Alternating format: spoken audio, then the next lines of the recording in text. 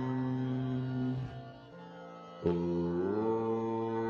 Nithyananda Paramashivoham. Om Nithyananda Paramashivoham. Om Nithyananda Paramashivoham.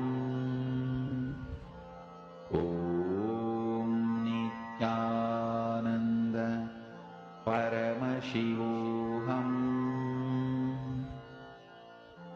Om Nithyananda Paramashivoham.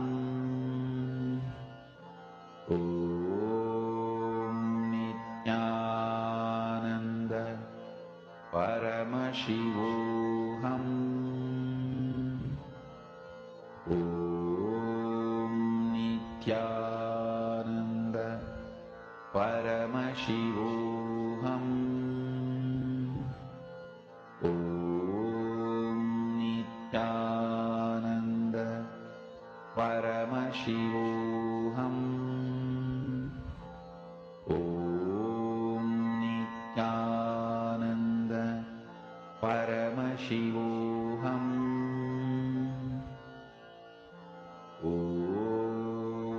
Nithyananda Paramashivoham. Om Nithyananda Paramashivoham. Om Nithyananda Paramashivoham. Om Nithyananda Paramashivoham. Om Nithyananda Paramashivoham. Om Nithyananda Paramashivoham. Om Nithyananda Paramashivoham. Mahamahavagya, spiritual lullaby for Samadhi, and Suprabhatam, wake up call, wake up song for Paramashiva. This Mahamahavagya is spiritual lullaby for you to fall into Samadhi. Suprabhatam, wake up song for Paramashiva to wake up in you. Just remember this one powerful cognition. This Mahamahavagya puts me in Samadhi.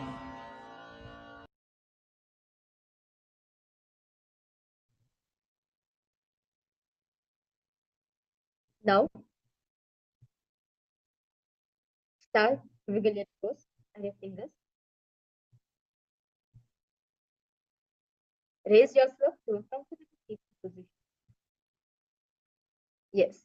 Congratulations to all the participants. You have finished the Prathama sequence. That's wonderful.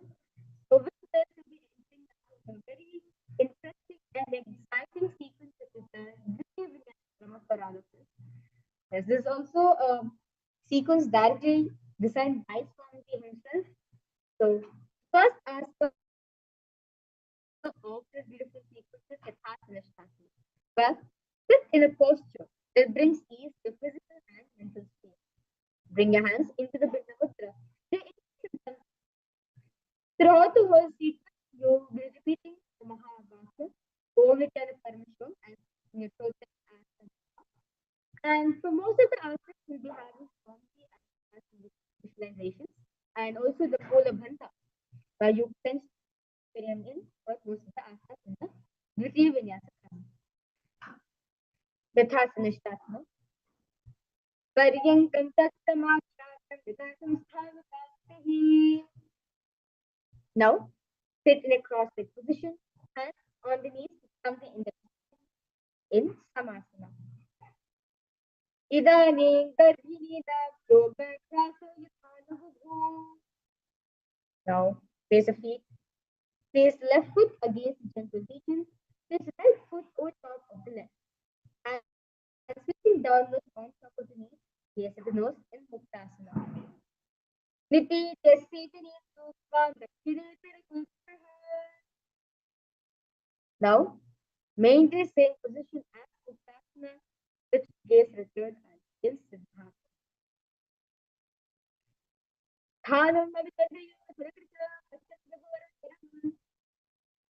Next asana is Siddhyasana.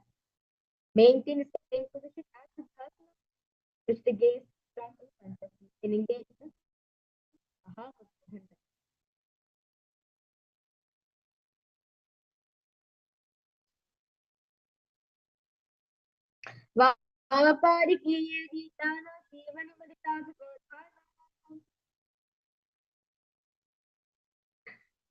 Now, keep the legs in the same position as Siddhyasana.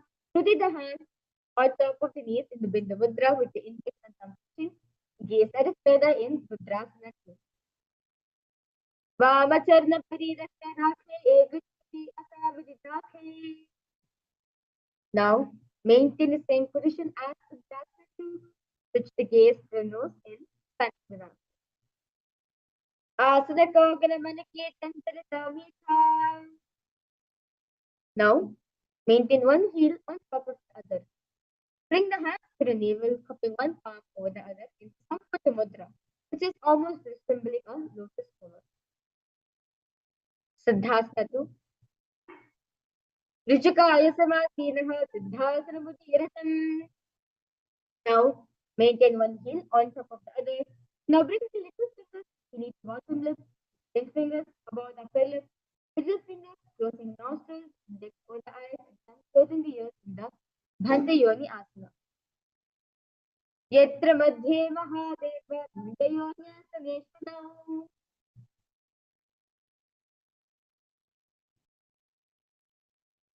Now, place one foot on the thigh, another foot under the opposite. Thumb the index touching together in the Bindu Mudra and place them on top of the knees in Virasana. Ekam Padamadhe Tasmin Divyaswan Kantaha. Now, bring your left heel to your right side generative organ, toes under the thighs, and right foot on the left side toes by the knees. Hands on the knees, something index touching. Gaze at it further in Paramashivoham.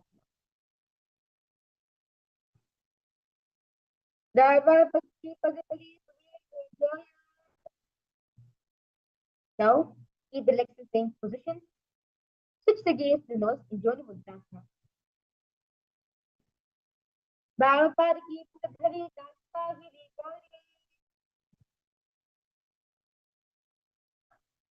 Now, keep the feet and hands in the same position. Switch the gaze to the third eye in Yoni Asana. Yoni Asana. Now sit, bring soles of the feet together, holding with both the hands in the Parishudha Shambhavi Mudra. Bring the knees down, gaze at the nose in Bhadra and 3.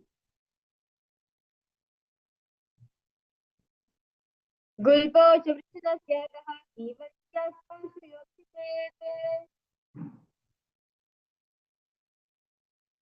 Next asana is Aghorasana.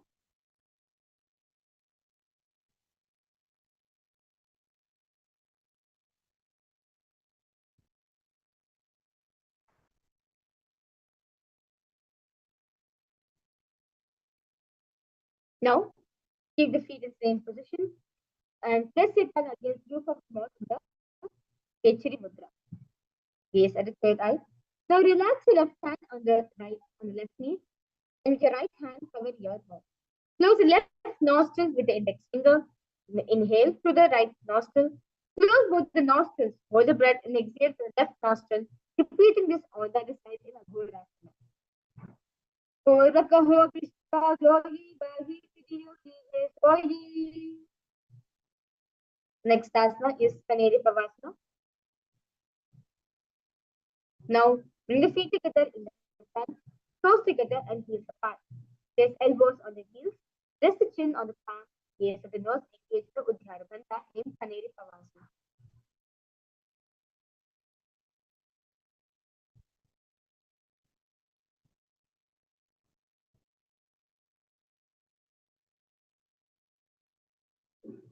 Gavali Pavasana Kashtahe Se Yaho Me Dare Vidite. Now sit with knee raised, arms between the thighs and the calves in the Parasmudra. Place the fingers, lift the feet up on the mat in Parasana. Geography करके Now interlace the fingers around the feet, toes as glove in the throat, heels touch the chest, chin in the hands, gaze to the nose in good Dandasana.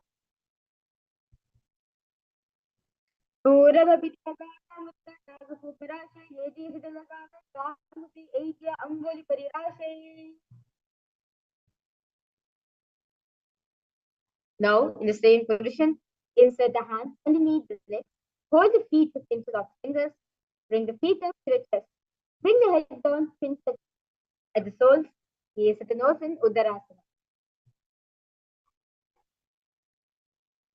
Dobu pagatali son pagatane, obehasti urte hitane. Now, sit with feet together.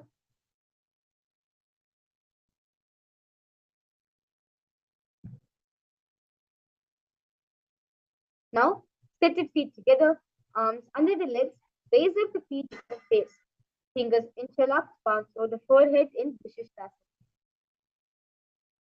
Dobu pagatali chori sampatare, haatho vaga bichi anikale. Next asana is Bhujasana. Now from seated position, lift both the legs over top of the respective shoulders. Bring the arms underneath the legs and up, interlacing the fingers. Interlacing fingers around the back of the neck in Bhujasana.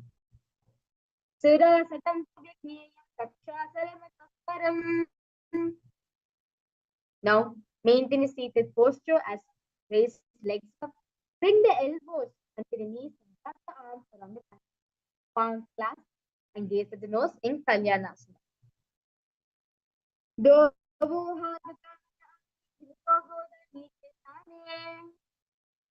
Next asana is Pancasana. Now with the right knee on the back, place right foot flat and place perineum on the raised heel. Now,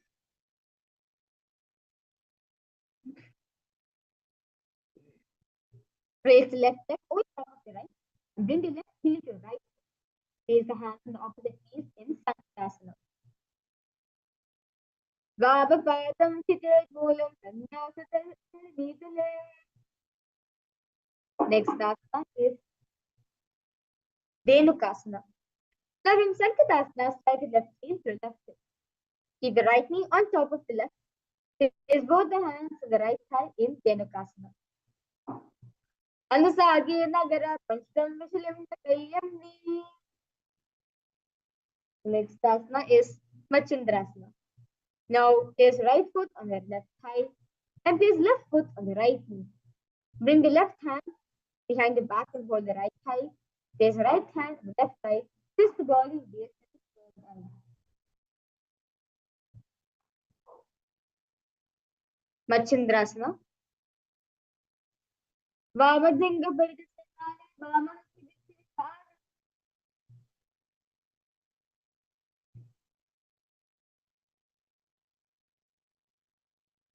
Next asana is Machindrasana. From Machindrasana, untwist and hold onto your respective big toes. Lean your forehead should touch the ground and the chest. Ground and chest should touch the knees in Machindrasana. Pratama Jimano, Erno Joy, Now maintain the feet in the same position, interlace the fingers and place them on top of the knees in Guruvasana as you engage in the Mahamudra.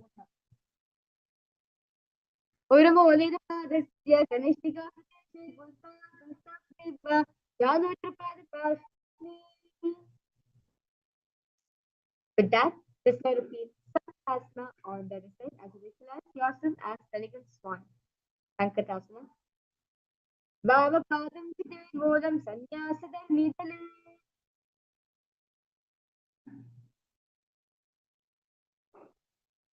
Devakasana on the other side.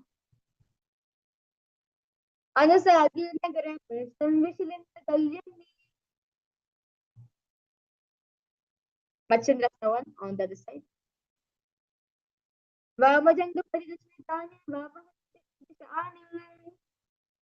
Machandrasana 2 on that side. Prathama Jivano Tanudori Vamajanga Paridasmitani. Guru Asana on the other side. Urumoledapadasya Kanishkapadesha Gulpa Sanstapiteva Anudrapada. Next asana is Parshasana. Now sit with feet flat on the ground, knees against it. Just hold the hands, hold the opposite knees.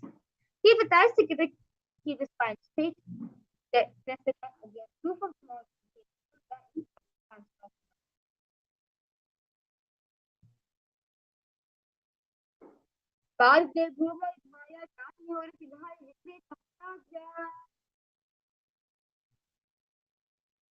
The next step is Bodhisattva. So we see the position, place feet flat on the mat, and back hands on the neck, and hold on to the opposite. Place it in onto the knees, gaze the nose in Bodhisattva. Dovo Pradhari Bhupradhari Korumahile Sekare. Now, proceed get position, place feet flat on the mat, and place arms on the knees. And hold on to the opposite elbows, gaze the nose in Trikata. Dovo hands combined, Koda.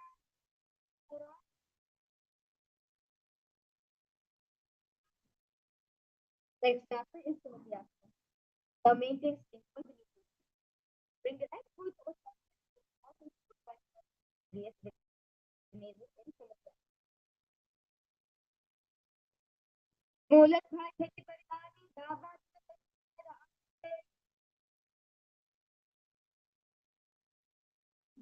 Now, excellent feet out straight and stay straight over the head. Increase fingers, hips pointed outwards. Engage long vipakas, gaze the nose in Dandasana.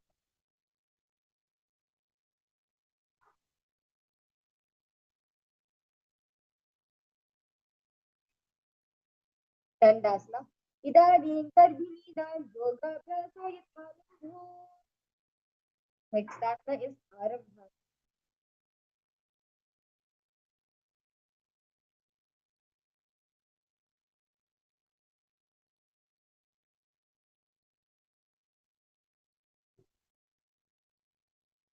Next asana is Arambhasana. Chest forward and down, with the knees. Hold the big toes with the index and the middle fingers in Arambhasana. तो वो bug मिला सारी पका कागड़ा पकड़ी लात गोद लगावे. Next asana is Vidokasana. Now sit the legs straight, extend knees slightly up. Maintain one hand distance between the heels. Now bring the shoulders down, wrap the hands around the legs. Fold the soles of the feet, gaze the third eye in Vidokasana. प्रथमे भेषतो पापसारे कच्चा ऊर्ध्वको फुर्दोधारे. Now extend both the legs out with feet together. Extend mouth, nose on the heels. Insert the hands below the legs and keeping elbows together on the ground along with the fingers. Palms facing upwards, gaze at the nose in Janandari Pavas.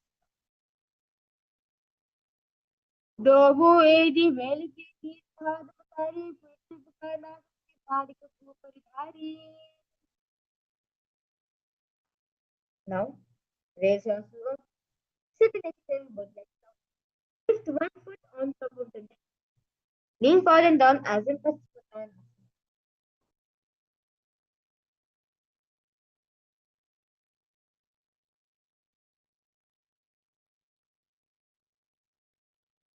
Urdhva Paschimottanasana on the other side. Urdhva Paschimottanasana.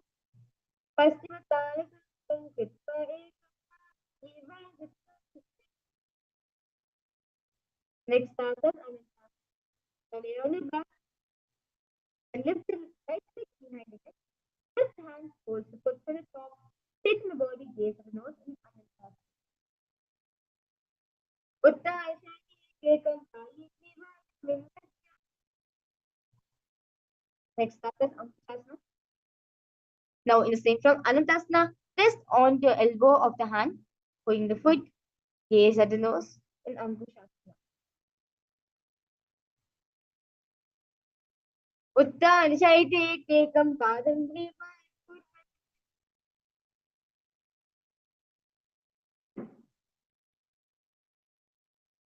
Now lie down on the back, bring the knees rigid, and circle tight massage with the arms. Work your left and right in Drishasana.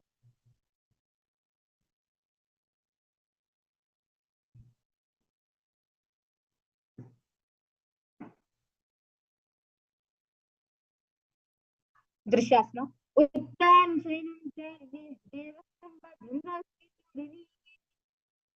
Now raise your shoulders 7 feet. Udh Paschimottanasana on the distance.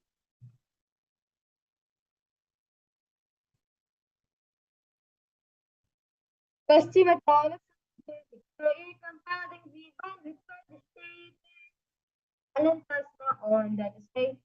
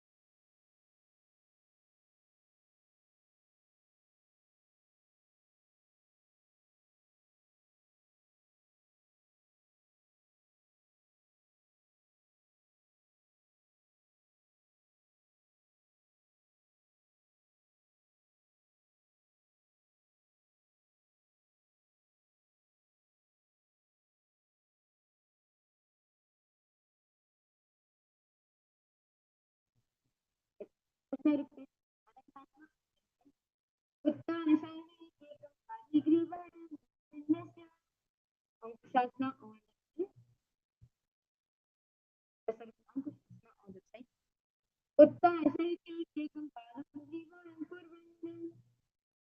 Next part is yoga nidra. Now, lay them back one by one. Place the head behind the head. Hands, hold the hands behind the back. Gaze at the nose in yoga nidra. Adabhyam vesekam adabhyam tishtavandhanam. Lower leg on the back. Gaze like this. Tap the hands around the leg. Fingers interlace fingers.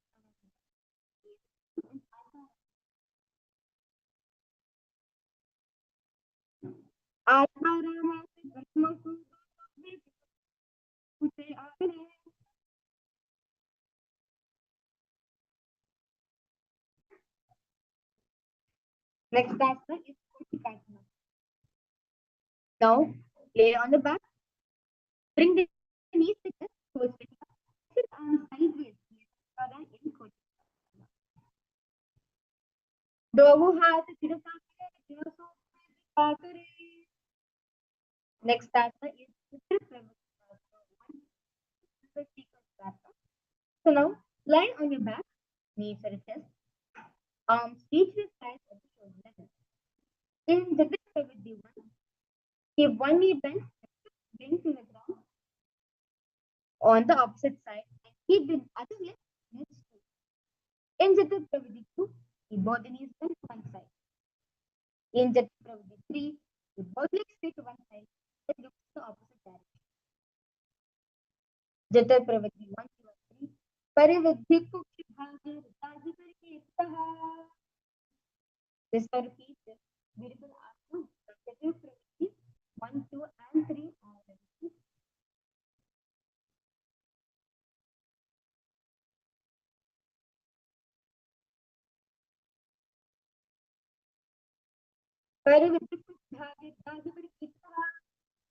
Next answer, breathe fast. Now, lie on your back, bend the knees and place feet flat on the ground. And hold the ankles and lift the hips up. Gaze at the nose and breathe fast. Pradikriyayitam dandra pitam. Now, the same position. Keep the arms over over the head. Place the hands flat on the mat with fingers pointing towards the feet. Lift the entire body up off the ground in Aryan Kasana.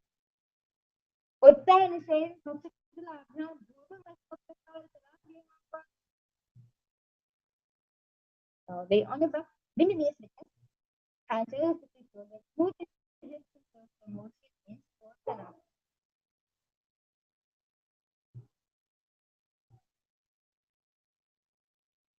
Shavavastairam Sunstapa Sami Samira Navo Amnija.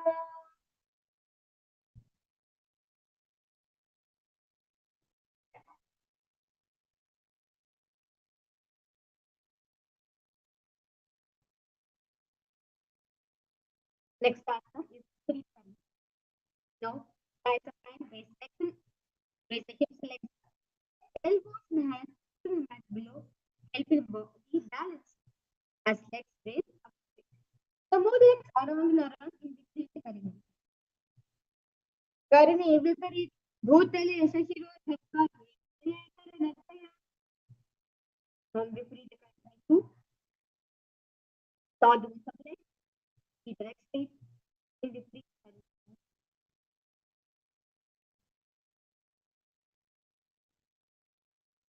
Karani विपरीत भाग Now, take the feet over the head, toes on the floor, hands touch the ground, hands in the Paramashivoham in KAILASA.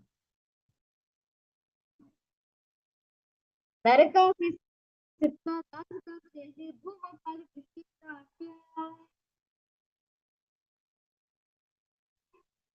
Next asana is Langhalas. Shayita Pustakanasana. Now, bring the hands to the hold the toes. Keep the arms and legs straight in Shayita.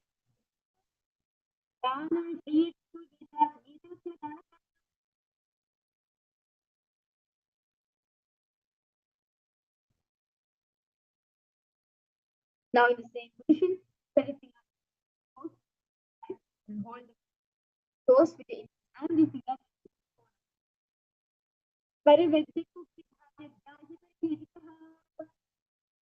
Okay, the legs together.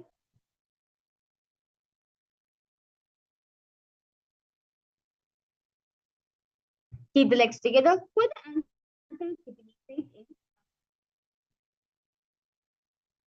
Shavasana, Pada, Kushana, Safara.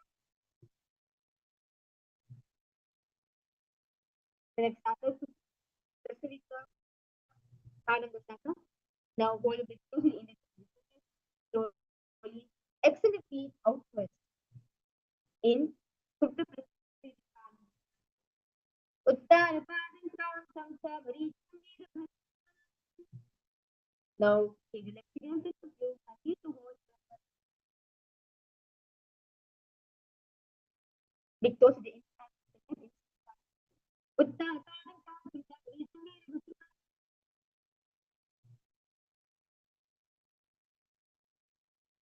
Next answer is Now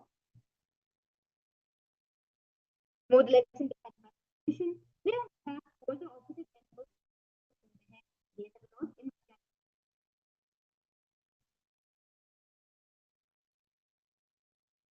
Mukta Pattasana Kritta Uttanasana. Next answer is Paramashivoham. Now play back side of the right hand onto your left palm. Gaze at the nose in Paramashivoham.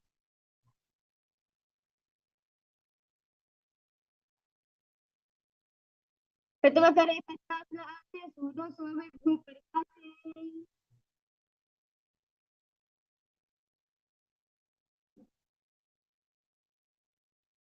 Next up is Paramashivoham. While lie on the back, legs up. Lift the hips and legs up. And support the hips. Elbows on the floor. Tuck the shins. Okay, back to you.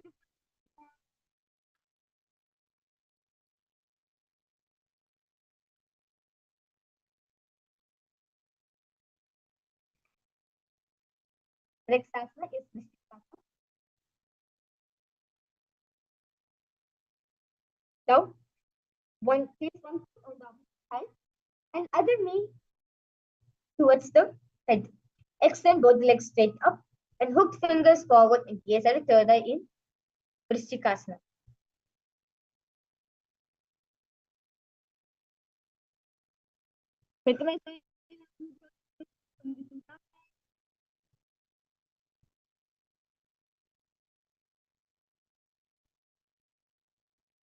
Vrishtikasana on the left, Vrishtikasana on the right.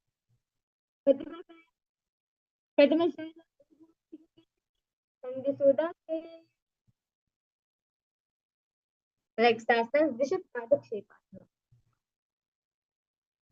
Now, lay on the back and place the fingers around the neck. Lift both the feet off the ground and extend one leg straight and other knee to the chest. Alternate extending and raising the knee again and again in Vishapadakshepasana. उत्तानशयनं कृत्वा अनुलोमभिः कन्दरावद्वा कूर्ममृत्वानितं then. Next asana, Smaruttanasana.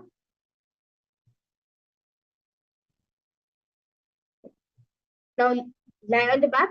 Lift the legs one by one. Lift the legs one by one, touching the ears with the thumbs. Touching the ears with the knees in Maruttanasana.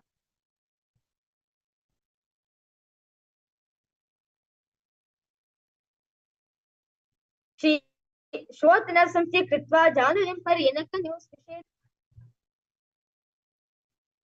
Maruttanam Bhavati.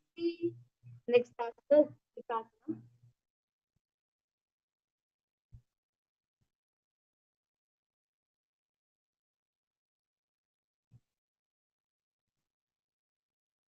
Next asana,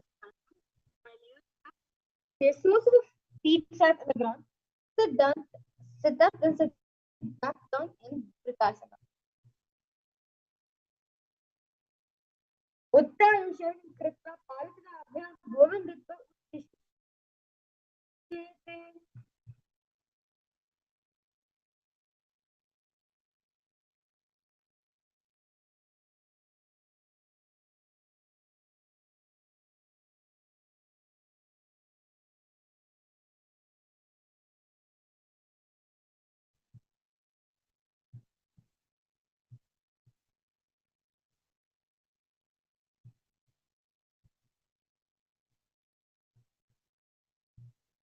Suthasana. Next asana is Suthasana.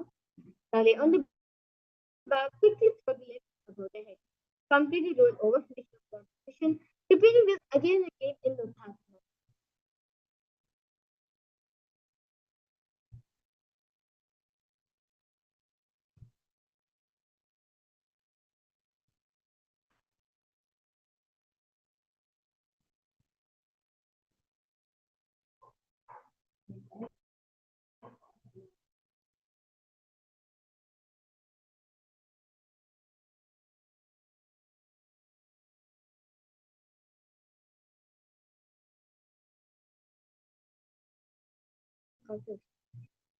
Luthasana.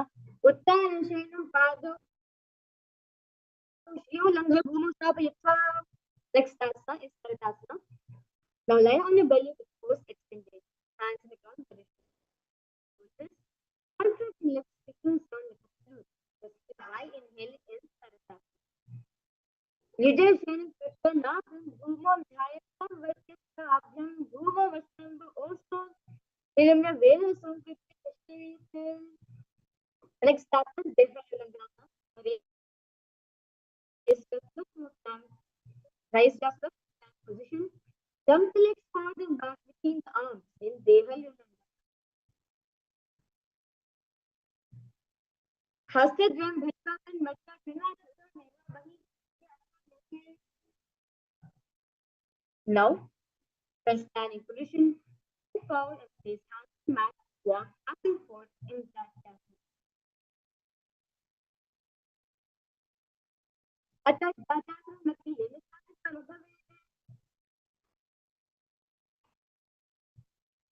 We will empty into the first center of beautiful sequence is slowly people correct.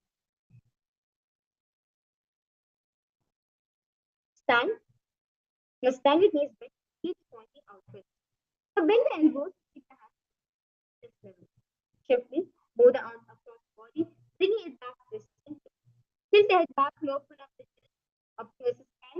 Open the head in all directions in this beautiful.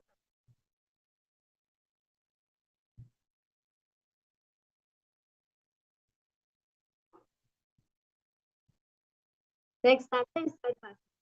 Now stand erect, cross, arms to the sides, splitting the thighs in Shambhavi Mudra. Sarpasana.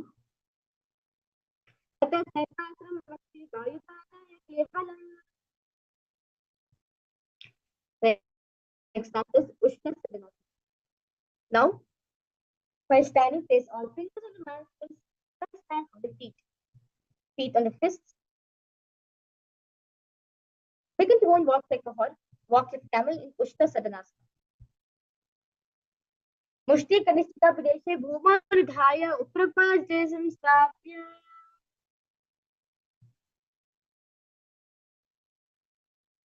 Now remain same position. Begin to walk like a horse in Ashwagandha. मुष्टि कनिष्ठिका प्रदेशे भूमोर्धाय उप्रपाद्य संस्थाप्य. Now stand straight, feet together. Interlace the fingers behind the back and open them up. Towards the front.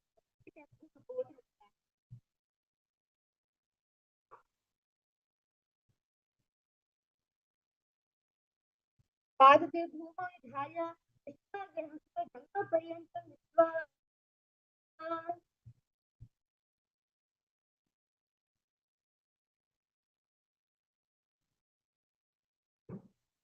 Next, you are entering to Karana, which is a Paramashivoham Karana. Stand tall with palms together and the Namaskar Mudra. Now, gently bend the knee and keep the toes pointing outwards. Simultaneously open up the palms and raise one heel off the ground. Slightly lowering the waist and shoulders at the heel. Visualize you are holding a bouquet of flowers in front of you.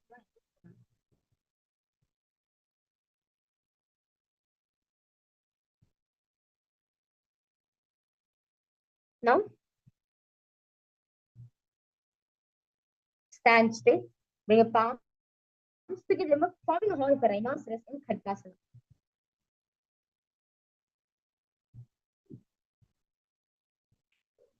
Vijay says, smile, next task is Uttanayotana. Now, sit down all the way you can. You can go to the ground, stand up, do this again and again in Uttanayotana.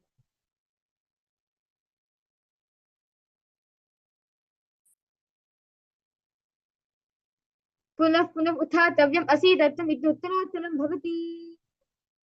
Now stand up straight, raise the arms over the head and jump repeatedly in Musalasana. Saran Sutta Udam Padake Koran Bahum Nay Varamvar Nidhan Krishna Nayet. Next asana is Uchishaka. Now stand in position. Pull the sole of one foot onto the opposite on. Pull the soles of one foot towards your belly. Lay the other leg. Sit down and stand up. Alternate for the side. हस्ते द्वयं रुक्त्वा तिष्ठेत् उच्चैः भवति.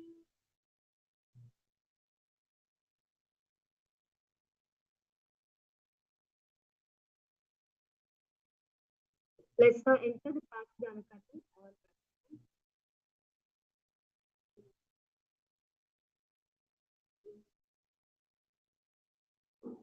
Next, we were entering the first Karana, the next Karana, which is the Parshajana Karana. Now, stand and keep one leg stretched in ten, and with toes pointing to the side. Now, bend the lip up the knees towards the chest and pointing the toes down. So, keep the arms rolling the knees close to the chest. Let the opposite hand be placed on the thigh. This distance and fingertips pointing in the center of the body in this Karana.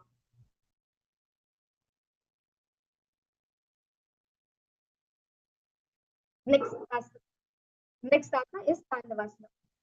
Now on one leg, lower the body to a man and stand straight, lifting the raised leg powers high in Tandavasana. एक Tandavasana bhavati. Now, place a left foot on the inner right thigh and elevate the mat to rod and relax the hand in Brahmanasana. Brahmanasana bhavati yasya bhavet. Garudasana on the other side. Next task is Garudasana. Now stand tall, tap the left leg over and around the right knee. Tap the left cross on the right side of the right calf. Simultaneously, cross the left palm below your right. Bring the palms together in Garudasana 3. Uttani Koru ki Nitya Se Devata. Now, stand straight on the right leg. Left foot on the opposite side and right by the knees in Ekapada. Daksha.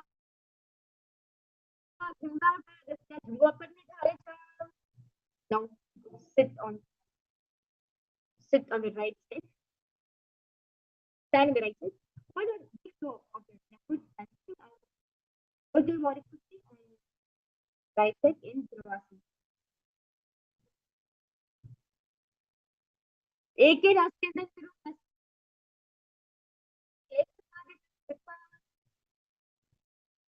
The next asana is Trivikramasana. Stand on the right. Lift left foot behind the neck and stand tall, altering the sitting and standing in Trivikramasana.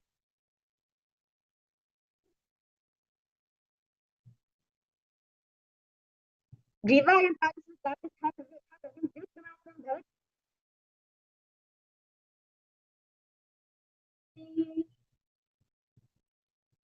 Let's repeat the Parshadana pattern on the other side.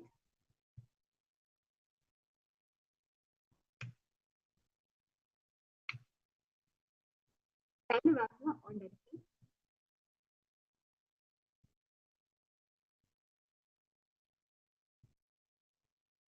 एके पादस्तातव्यं तान्दवासनं भवति. Brahmanasana on the other side. Brahmanasana bhavati yakritva brahma bhavite. Garudasana 3 on the other side. Uttani Konuti is the same place for the Vevata.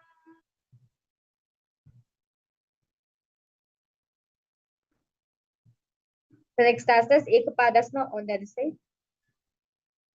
Daksha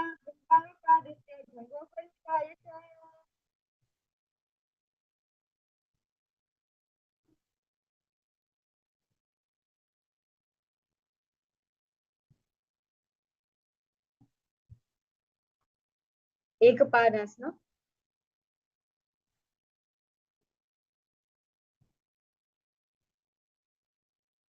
Dhruvasana. Let's repeat Dhruvasana on the other side. एक दिन हंसते दिन बस एक से पार Trivikramasana on the other side. Griva and Palms start. Now stand feet close together. Close point is slightly out. Keep both the hands at the sides of the body. Relax your whole body completely in this Karana. Samanaka Karana.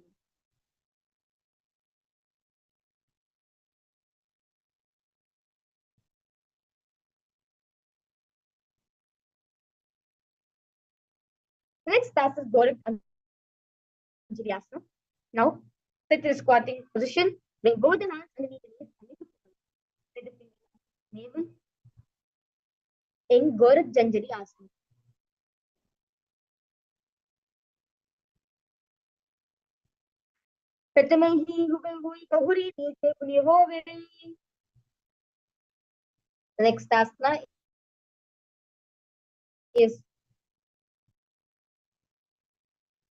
Next asana is Kancha. Now continue the sitting squatting position. Insert the hands between thighs and calves and back, and then wrap it around behind the body. Keep the chest upright in contrast. Uravaidya Hastani Vashritam Bandritva. Next asana is Bhairavasana. Now,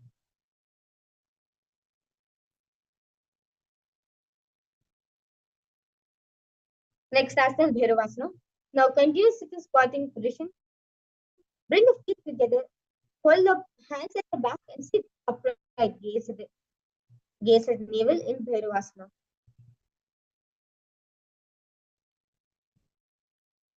दो भगवान की ताली की माही कोई मिलागी Varahasana on the next asana Varahasana. Now continue sit in squatting position. Bring your elbows up close to your head. Palms joint over back, facing downwards in Varahasana.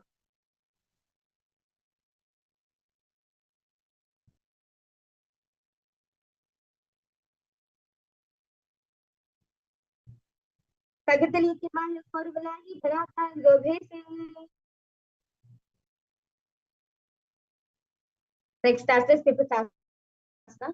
Now with your hips to the same level as your knees. Let the fingertips touch the mat in front of you. Vipassana.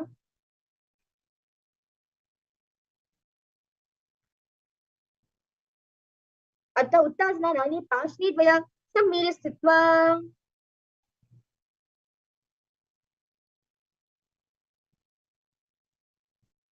Next asana, Vipassana. Place hands on the mat with fingers wide. Place your next asana, Vipassana. Now place hands on the mat with fingers wide. Place your knees on the back of the arms. Eyes forward and down. Lift the body up in Bakasana. हस्ताभ्याम हस्तभ्य प्राणचरणाभो सम्मील्य झंकारिणी संस्थाप्य. Next asana is Shishtanga Kapalyasana.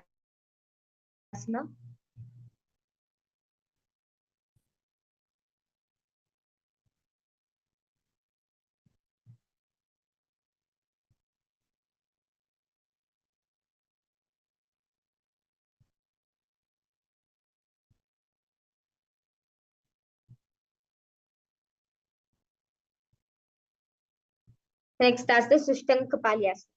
Kneel down, head on the ground, palms spread for support. Raise the body on your head and legs into Padmasana position.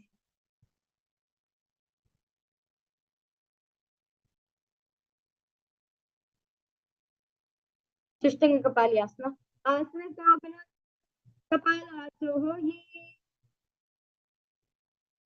Next asana is Guptasana. Sit down between the feet. The gaze come outside the hip and knees. Straight gaze nose in Guptasana. Jana Varantaryatada Kritva Paro Jagopayet. Next asana is Vrikshasana.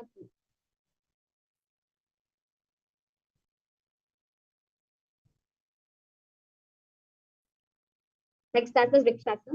Now hands on the ground, fingers wide. Lift the body up straight. Vrikshasana.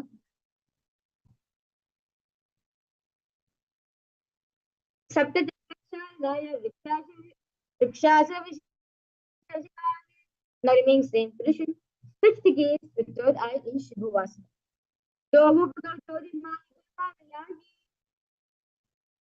Next asana is Now from Bakasana, jump the legs back onto the hands and your feet.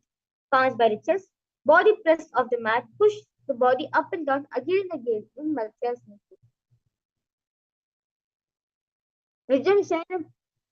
Vijay Sharan Kor Pura Pasha Bhagay Mudak Sitya.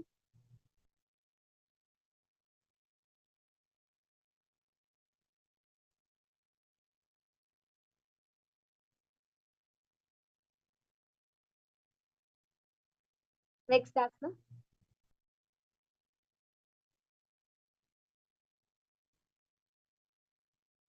Next asana is Sarpasana. The light tone on the belly, hands on the hips. Extend the legs, join the ends on the toes. Lift the chest to the left, right and left like a snake. And Satyasana. Nijam Shani Kripa Hasta Nittamam Samstapya.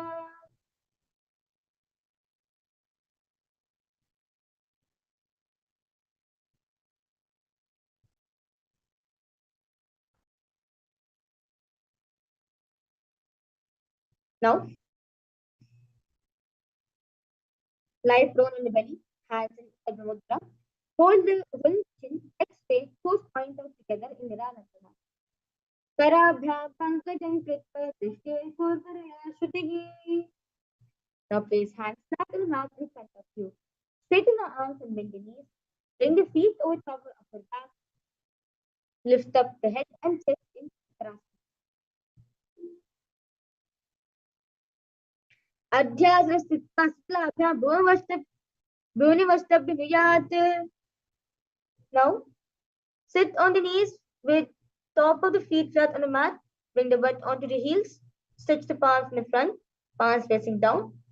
Place forehead on the mat in Vajrasana. Idanim garbhininaam yogaabhyaso yatadhuhu.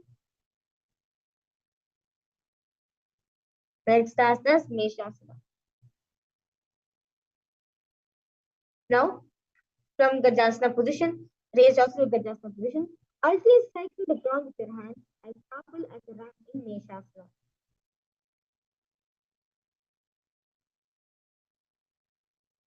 Gajasya संस्थितो एकैकं बाहुं भूमौ ताडयेत् तेषासनं भवति.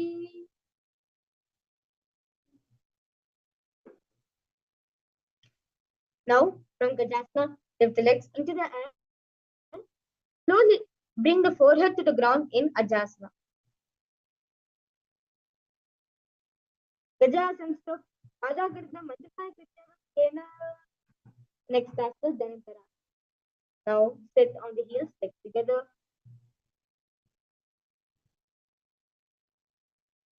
Place the hands to rest of the knees. Keep the spine straight, gaze and nose in Dhanantarasana. Saurabha Bhutipalihaki Kakasesha Panasharamodi. Next asana is Angamotana. So you place your fingers in front and behind you. Stretch arms forward, crisp sides and backwards, give massage to various different parts and joints in your muscles in your body. Angamotana. Hastayor Anglir Bhadvad, Hastayor Sarva Gurushka Sayitra Dishte. The next asana is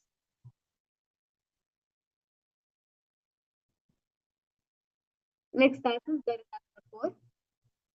Now, sit on the heels in Vajrasana. Feet turn out to the side. Thighs and knees rest on the ground. Keep the spine straight. Hands on the knees in Garudasana. Garudasana 4.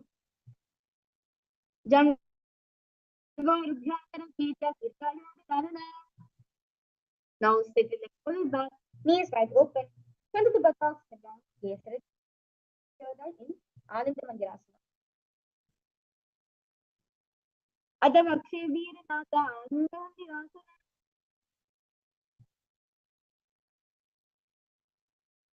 Now, raise knees wide, sit on hands underneath knees, gaze at the nose in Mandukasana 2. Prishtam Mandukasana 2. Prishtam Sampedapulpabhyam Ramange Salyakatihi. Next asana is Now keep the toes on the mat, heels up together and press perineum on the heels. Now place palms on the ground. Spread the fingers wide, gaze at the nose.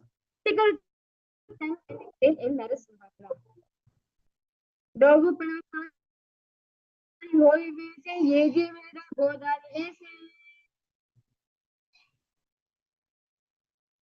Now in the same position, sit straight. Break a hollow palm and place it on the mat. Keep the tongue and teeth under the lips. Gaze at the nose in Shakasana. दो बगा की ये दी जो ही गोदापनम vanum kuni hoyi. Now, keeping the feet in the same position, bringing the fingers to your armpits as if monkey is catching. Kesarichara in Makadasana. Dobu pagatri sambadane, tiniki bishti bhuma parithane. Now, stand on the knees. Stand on the knees, soles of the feet together. Sit on the heels, knees wide open, off the floor. Hold the elbows behind the back, gaze at the nose in Vajra Sandharasana. Pratama Panapani Hoyu Besi, Dobu Yedi Guda Nivese. The next asana is Kanjanasana. Now, keep the toes down, ankle crossed behind, and sit on the heels. Place palms on the mat to the sides in Kanjanasana. Kanjanasana vakshe yaktitva sustiro bhavet. Now, with toes flat, cross feet, and place perineum on back of the heels. Keep the knees wide on the floor. Rest the palms. Rest the hands on the knees in Kurmasana. Gulpo Chavrishanasya Yukramena Samahito. Now in the same position, gaze at the nose. Visualize the supreme pontiff of Hinduism in your inner space in Yogasana. Gudam Niyamya Gulpabhyam Yukramena Samahitaha. Now,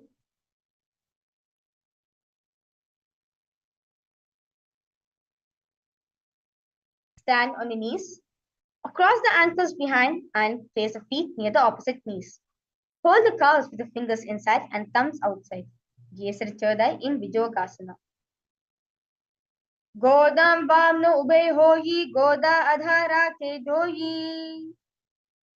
Now in kneeling position, bend backwards and hold the ankles with our hands.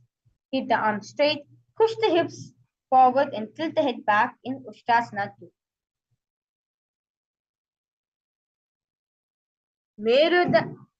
Ushtrasana 2. Merudantagradhi dhari samipadi sufkumane. Next asana is Jatyasana 2. Now with heels. Now hands on the soles of the feet. Slowly lean back. Place your elbows and back of the head on the mat. Gaze the nasal in Jatyasana 2. Dobu edi sambad kare sole mooladwar tirde. Now, the support of hands if needed. Raise yourself up. Then lean back and touch your back to the ground. Do this again and again in Virathasana. Janga abdi bhumo nidhaya jangodurno urni samstapya. Next asana is Kapotasana. Now for Virathasana, raise the hips higher. Bring the forearms on the mat and hold the back of the heels. Bring the knees. Bring the head in between the feet in Kapotasana.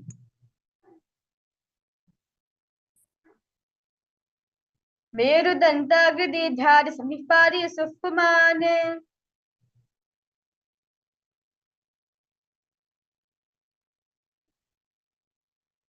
Now, stand upright on your knees with toes tucked. Hold the arms with the opposite hand. Gaze at the nose in Varasana. Jani bhumo sanstapya hastadhyam bahu parasparam dritva. Next asana is Varahasana 2. Now, keep knees together and toes tucked. Lean forward and bring elbows to the mat. And hands holding the head. Just head on the hands and heels on the butt in Varahasana 2. Surya Chandrambira Asnani Khatyante.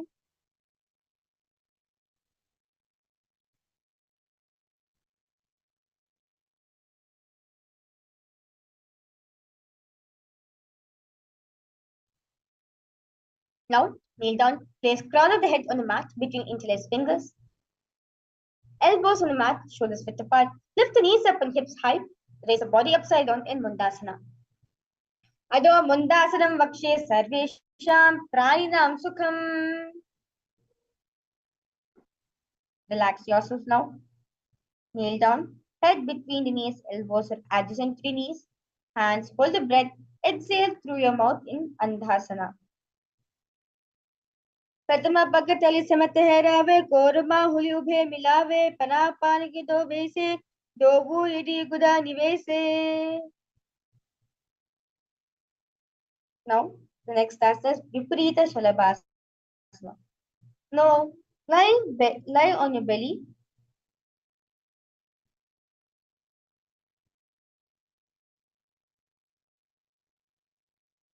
Lie on the belly, arms extended straight out.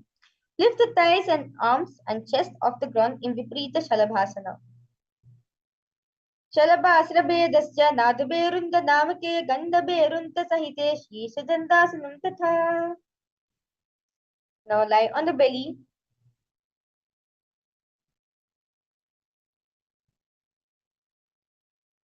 Lie on your belly, arms to the side, palms down. Keep the forehead on the mat, keep the chest on the mat. Lift the legs up together in Kapalasana. Kapalam bhumo nidhaya uttapadam nage Kapalasanam bhavati.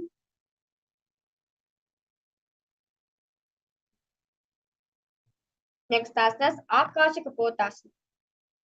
Now, in this position, lift the legs up over the head and slowly place feet on the mat in front of the head.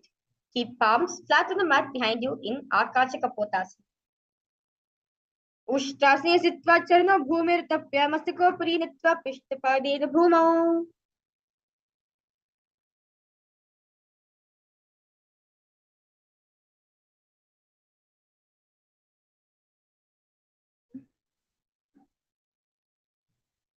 Now, rise on your knees. Bring the chest down so navel touches the knees. Keep the hands flat on the mat and forearms on the ground. Be sturdy in Chatakasana. Kur paraparyanto hasto dharamastamba januni.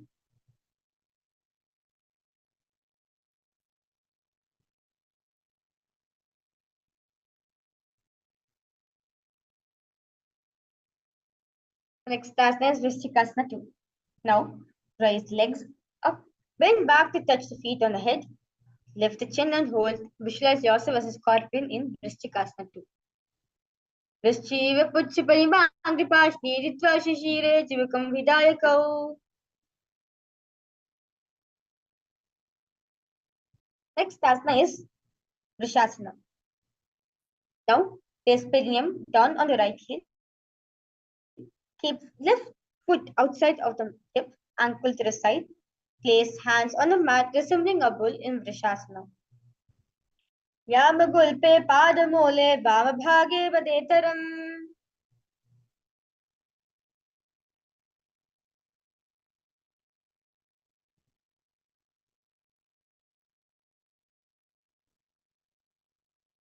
Next asana is Lolasana. Now from kneeling position, place hands flat on mat in front. Lift the knees off the ground and cross the toes with the left foot over top of the right and balance above the mat in Lolasana. Lolasanam sada kuryat vayu lola bagatanati.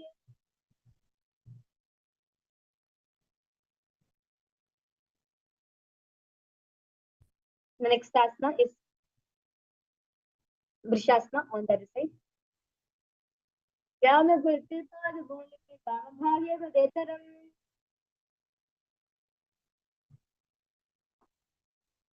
The next asana is Paramashivoham. Now, place left close on the ground and sit on the heel of the left foot. Now, place the right foot flat on the ground with the knee raised to a sit. Palms to respective knees. Maintain an upright position. Visualize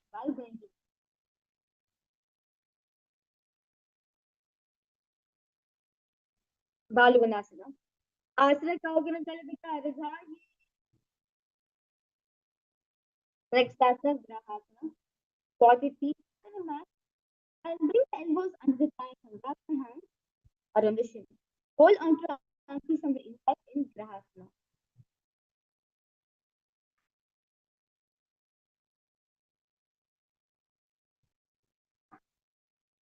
Padule Bhuma Sanskapitana Madhya Guru Hastabhya.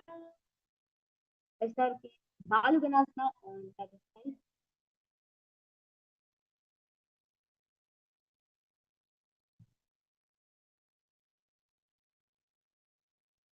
Asana Kavanajala next person Uttasana.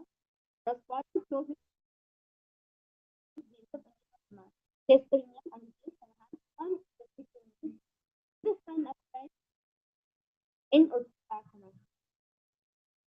You just see your translate particle.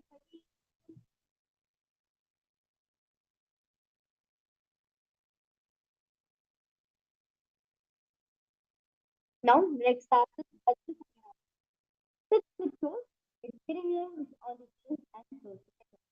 Keep the knees tight and arms on the ground and hold the opposite elbows behind the back.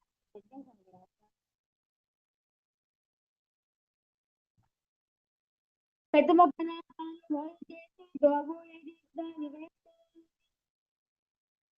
asana is Anilasana. The squat with feet hips, heart, hands under the soles of the feet from inside and palms down. Arms straighten, elbows together, navel gaze the nose in Anilasana.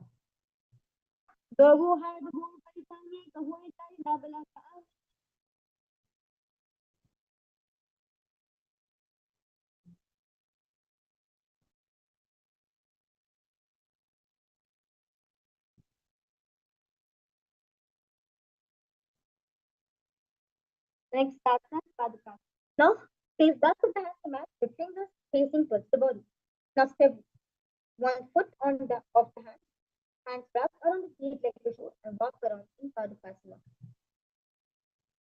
Hastir Angulir Krika Krishna Gatsya Padukasana Bhavati. Next asana is Kukudodana. Now, place palms on the mat and raise both the feet upwards into the air and let them fall back down. Do like this again and again in Kukudodana.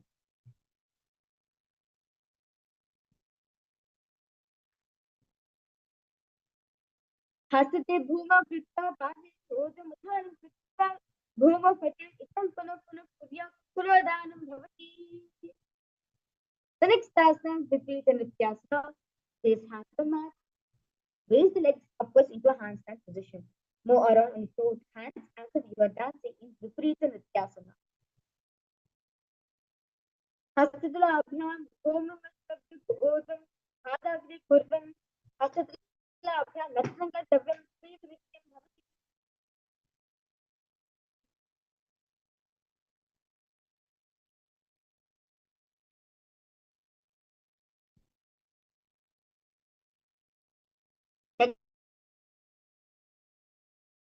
Next asana is Siddhasana. Now, separate the feet, this one, palm down on the mat with the other side. Bring the opposite hand to the head, be stable in Punjanasana. Adavakshe Mahadeva Punjanasana Vaksana. Now let's repeat Punjanasana on the other side. Adavakshe Mahadeva Punjanasana Vaksana.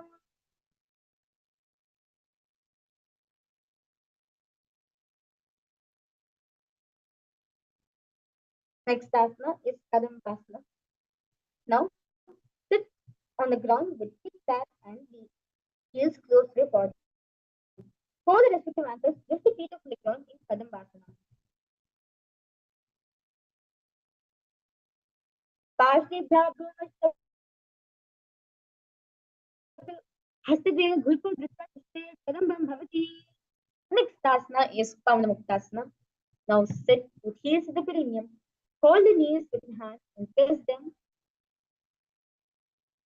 towards the chest. Pavanamuktasana. Dalyo Supadayo Pani Rata Suspani Sampake Yaramieva Saga Padratikara Bandhani.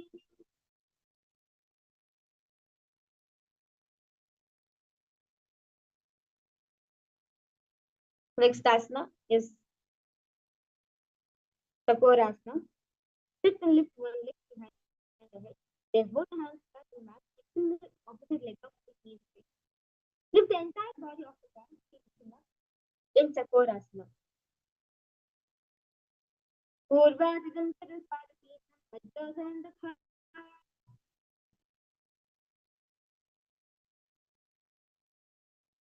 Now, next task is Dhanurasana 2. Sit on the ground, hold the left toes with the left hand, index and middle finger, and pull the foot to the left ear. So extend the right leg out, keeping it straight. Move the big toe with the right hand. Visualize yourself as a bow in Dhanurasana 2. Padam Gushtodipanidyang Grihita Shavadavati Dhanurakarshika Kastam Dhanurasana Miritam. Next task is Ashtavakrasana.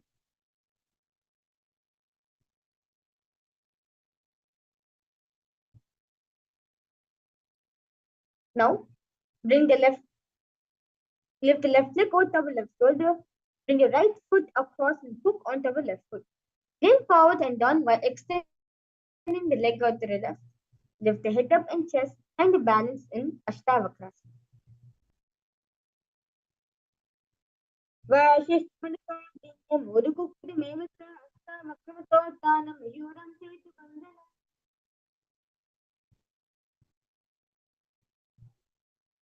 Now, next asana is Pranasana.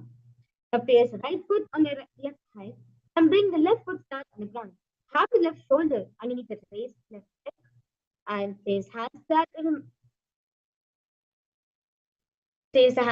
the ground in Pranasana. Etat prabedam aslami karoti as tamaraha.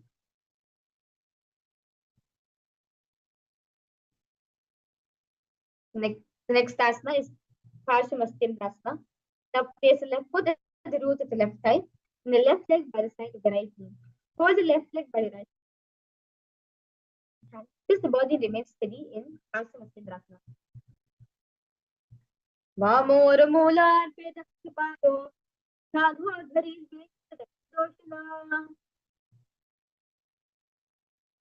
Next asana is Taporasana on the side.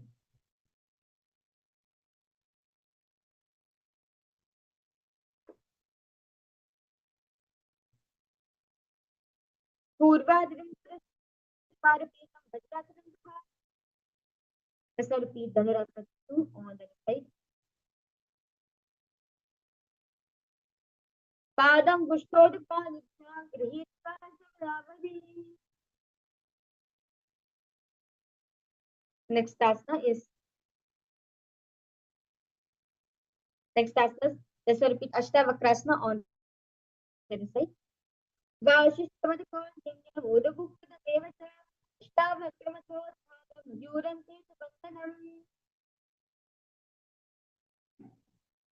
Now, place right foot on the left. Place right foot on the left side and bring the left foot flat on the ground in Pranasana on the other side. Etat prabedamaslami karoti tamaraha ekapadamuno bhajja khandenyatpadaraksanam. The next asana is Paramashivoham on the other side.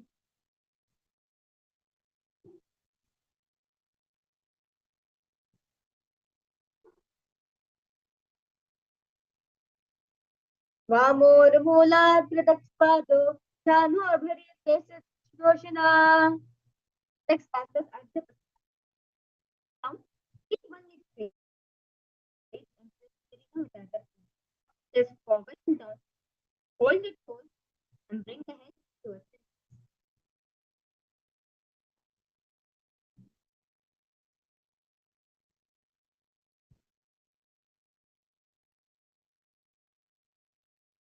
Ardha Pasupatana. Ekam padam vasaya, ekam padam vasaya. Next asana is Counter. Place your left ankle outside the hip. Hold the soles of your right foot and lift the leg up towards the forehead. Keep the knees straight, gaze and nose. Visualize yourself sitting in Counter.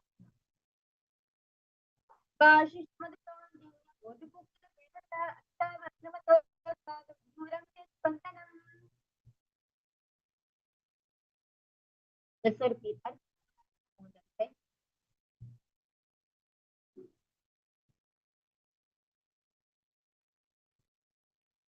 Ekam padam vasaya, ekam padam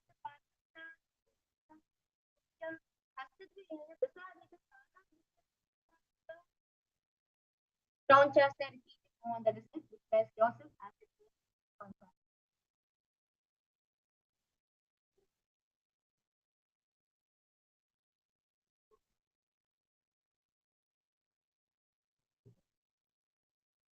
Bashish Malakon,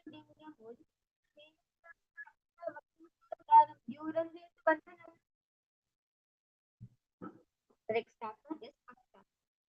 Now it shows between the sides in the car.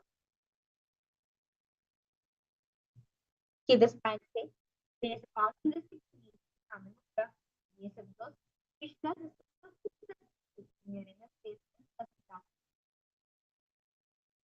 Jano Gorantari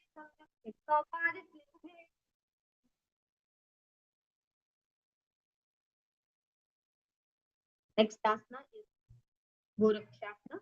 Like take a seat in the same position from the heel to the at the feet.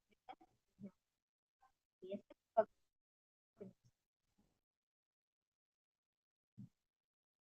Jano Gorantari Pado, Uttana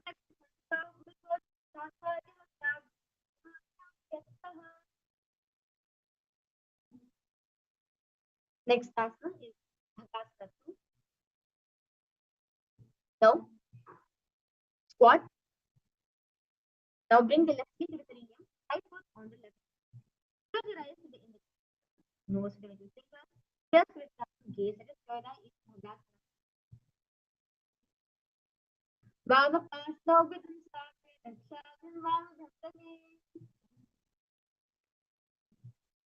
next asana is Yogasana. Now in move the leg in the position, keep the spine straight, gaze Yogasana.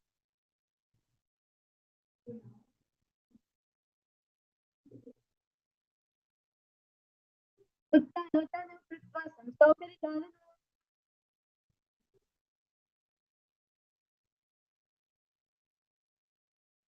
The next asana is Urdhva Kukutasana. From Padmasana is body, right?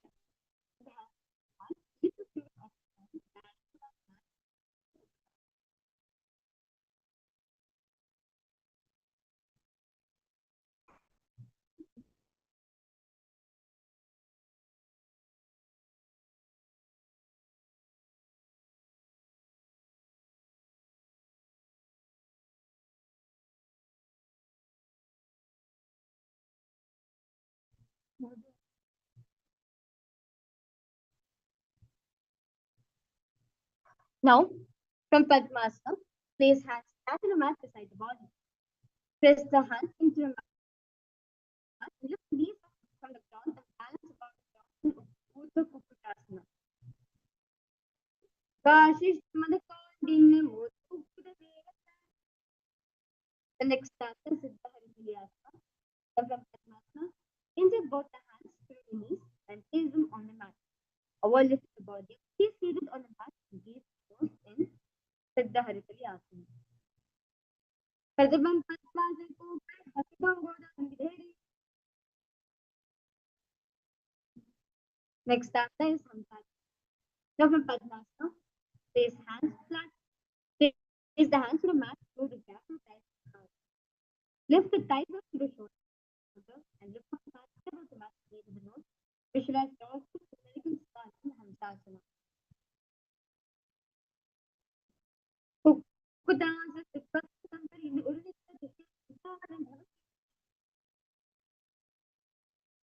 next asana is Karmakasana. From Padmasana, place the hands between the thighs. While sitting, reach the hands behind the body and insert the fingers in the Paramashivaham. Bring the forehead to the floor, gaze at the nose in Paramashivoham. Pratamam Padmasana Kare Goda Sandimani Karide.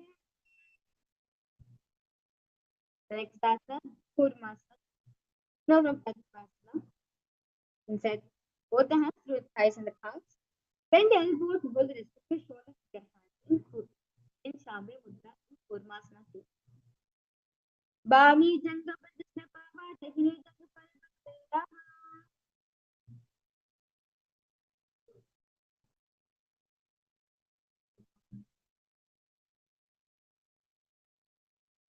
Next asana is Bhansirasana. Now, in the same position, bend the head down, in the Chandra gaze at the nose. Granthi Vedasana. अथवा अक्षय नीलकंठ गंधपेदासना राग रुद्रोपवित सुवायु सेवना.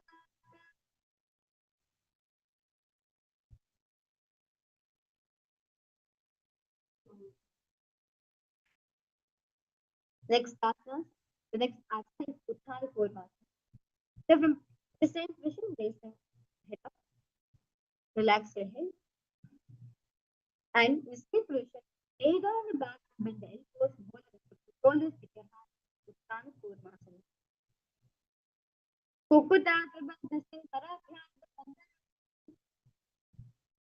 Next asana is Pangu Kukutasana. From Padmasana, raise both the hands with the upper side. Place one hand up in hand and holding its wrist with the other hand. Lift the body up and hold in Pangu Kukutasana. Kukkadasana.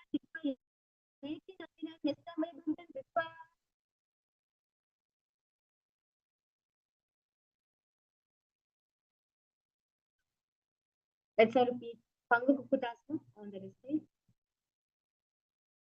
Kukkadasana.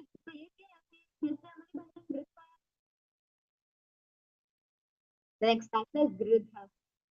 From Padmasana, place elbows on the toes and increase the flexion. Rest the chin on the knuckles. Rest the thumb on the toes in Gridhasana. Jana Varantarikada Uttana Vyakti Sangita Bhuti Chaitanya Uttana Abhyasa Yachita.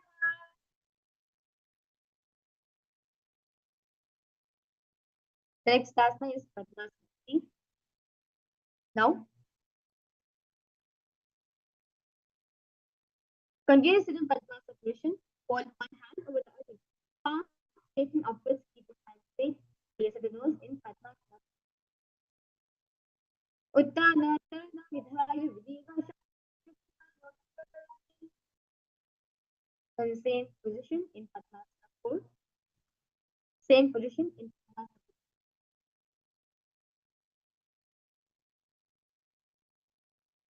Place palms on top of the knees.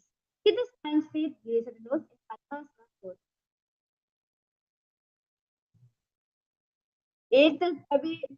एतत् पद्मासनं कुर्यात् प्राणवाय प्रसिद्धये शुभासनं सदा ध्याये पूरयित्वा पुनः पुनः. Next asana is Paramashivoham. Now from Padmasana, hook the right hand index and fingers around the right foot. Left arm, lift the bow, lift the elbow, as if pulling a bow back, and move the big toe around. Now place the left hand opposite knee, bring it straight, and repeating this on that. Paramashivoham.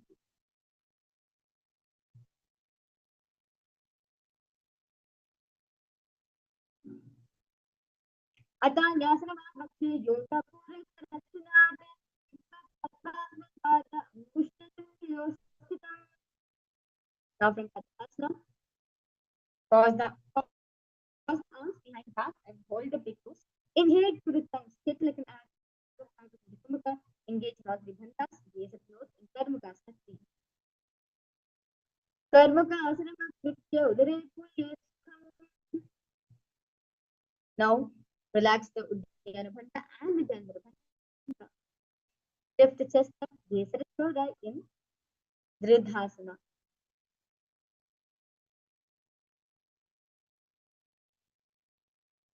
Urubhyamopri Sthapya Padayugbam Prayatnitaha. Now in the same position, lie down on your elbows, gaze at the nose in Agra.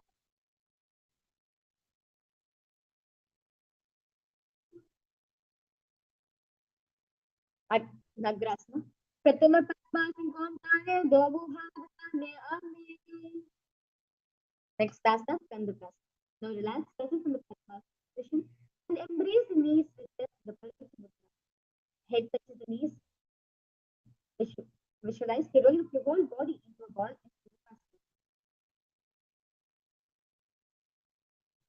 वेत्रास्मि Hastapada निष्कोशमोटं नये पृष्ठवाञ्चेन भूमपति कन्तुकासनं भवति.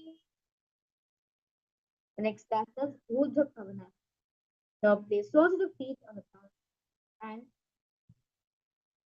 hands interlocked under the head, gaze at under the head, gaze at the nose, and Urdhva Pavana.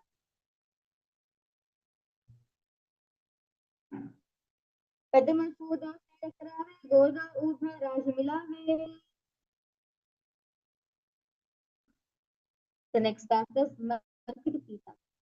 The same position, face up and palms under the heels. Lift the hips up in Markita Pita.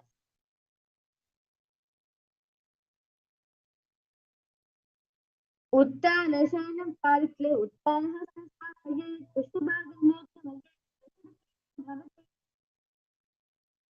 The next starter, Uttanasana. Now raise the hips up, support your hips, hands face the waist, elbows by the weight of the body, chin presses at the throat, gaze at the nose in Uttanasana.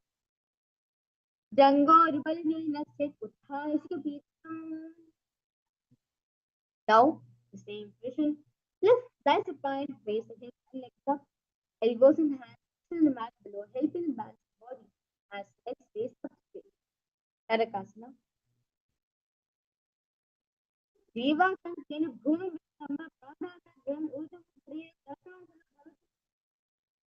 the next asana is Kriya. Now, bring the hands to lower back, keeping elbows on the mat. Raise legs vertically, then slowly lower and handle them, keeping your foot engaged in Kriya Naukasana. Now cover sit to Urdhva Pada Kriya negate Kriya Naukasana Bhavati. On the same position, relax the hands and the elbows on the mat. Keep the legs vertical and hold in Pratasana. Kriya Naukava Jiva Pushtikorparahi Bhumastamba Kalakshena Padavriddham Urdhvam Nariye Pratasana Bhavati. The lines of fire complete relaxed muscles or watching movements of the body. Visualize the supreme pontiff of Hinduism. Pomji is the great. Bring awareness to every single part, every single moment in your Pratasana. Uttanam Shavavad Bhumo Shyanam tu Shavasanam Shavaharam Chitta Vishranti Karakam. Paramashivoham Om Nithyananda Paramashivoham Om Nithyananda Paramashivoham Om Nithyananda Paramashivoham Om Nithyananda Paramashivoham Om Nithyananda Paramashivoham Om Nithyananda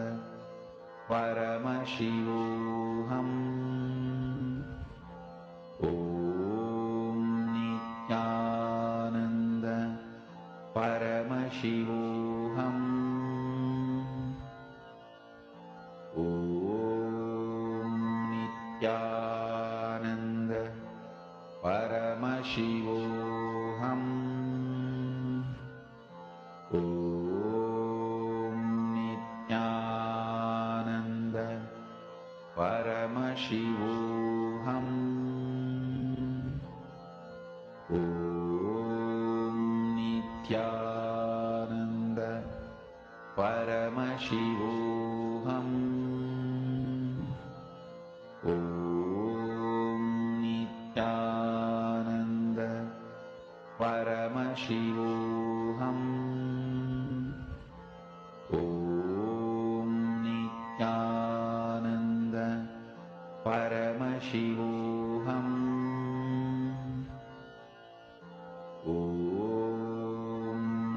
Nithyananda Paramashivoham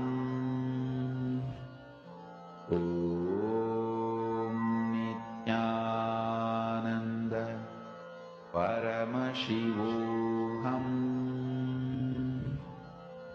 Om Nithyananda Paramashivoham Om Nithyananda Paramashivoham Om Nithyananda Paramashivoham Om Nithyananda Paramashivoham Om Nithyananda Paramashivoham Om Nithyananda Paramashivoham Om Nithyananda Paramashivoham Om Nithyananda Paramashivoham Om Nithyananda Paramashivoham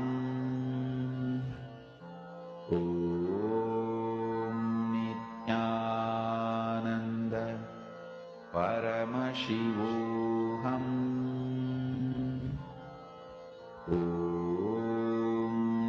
Nithyananda Paramashivoham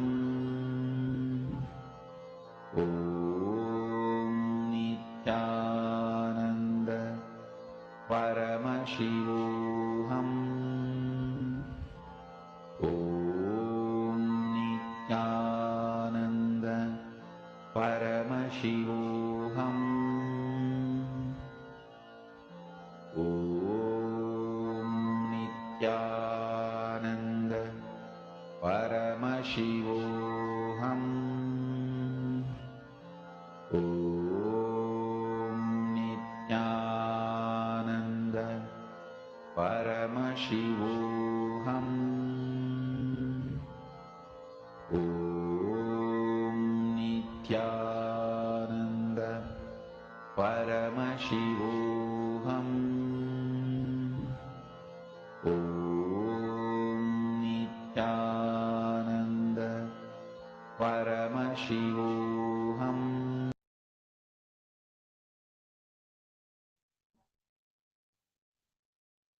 Now, start to wiggle your toes and your fingers. Raise yourself to a comfortable seated position. Congratulations for all the participants. You have finished the Did you win as Prava sequence? That's wonderful. So right after this, we'll be having a powerful, intense palm manifestation session because all of you just stay back for that. So with this, I thank each and every single one of you who have joined this live for the Nithyananda Yoga. Thank you so much, everyone. With this, let's now end this beautiful session with the Purna Mantra. I request you to sit in a cross-legged position with your head, neck, and spine in straight line. Bring the palms in front of your heart, Namaskar Mudra. Close your eyes. We are chanting the Purna Mantra. Om Purnamadah Purnamidam Purnat Purnamudachyate Purnasya Purnamadaya Purnamevavashishyate Om Shanti Shanti Shanti Hari Om Tat Sat Sarvam Bhagavat Shri Nithyananda Paramashiva Padukar Panamastu Om Nithyanandam.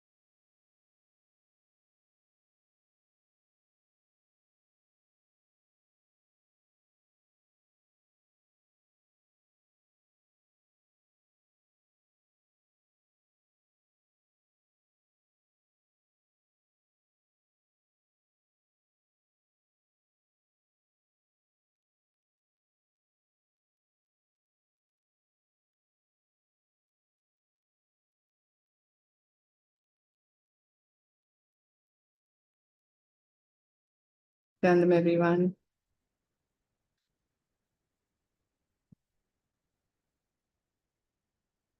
And Wong Junji, Jessica, all the participants, viewers, welcoming all of you to day 21 in Paramashivoham Level-1.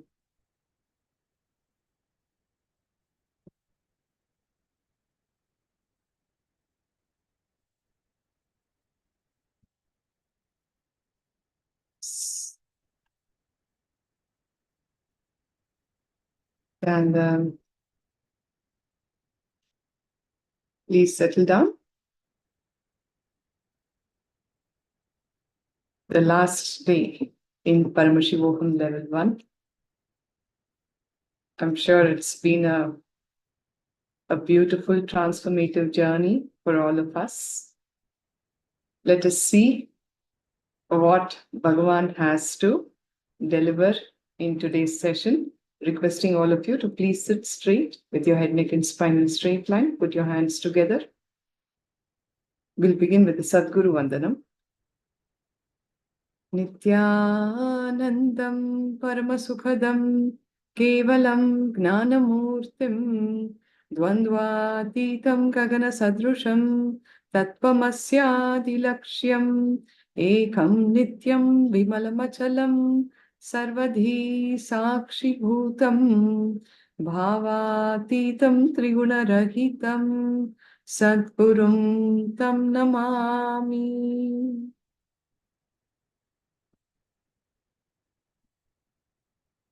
And one of the most beautiful aspects of this tradition, the Hindu tradition, is the way you are introduced about you to yourself. You are not a sinner. You are not the child of an act of sin. Hindu tradition calls you as Brahmanyam Bahuputratam, which means you are the favorite inheritor of the cosmos. You are given the right introduction about yourself. All the masters who have happened so far have always spoken about how you are actually divine. You are that.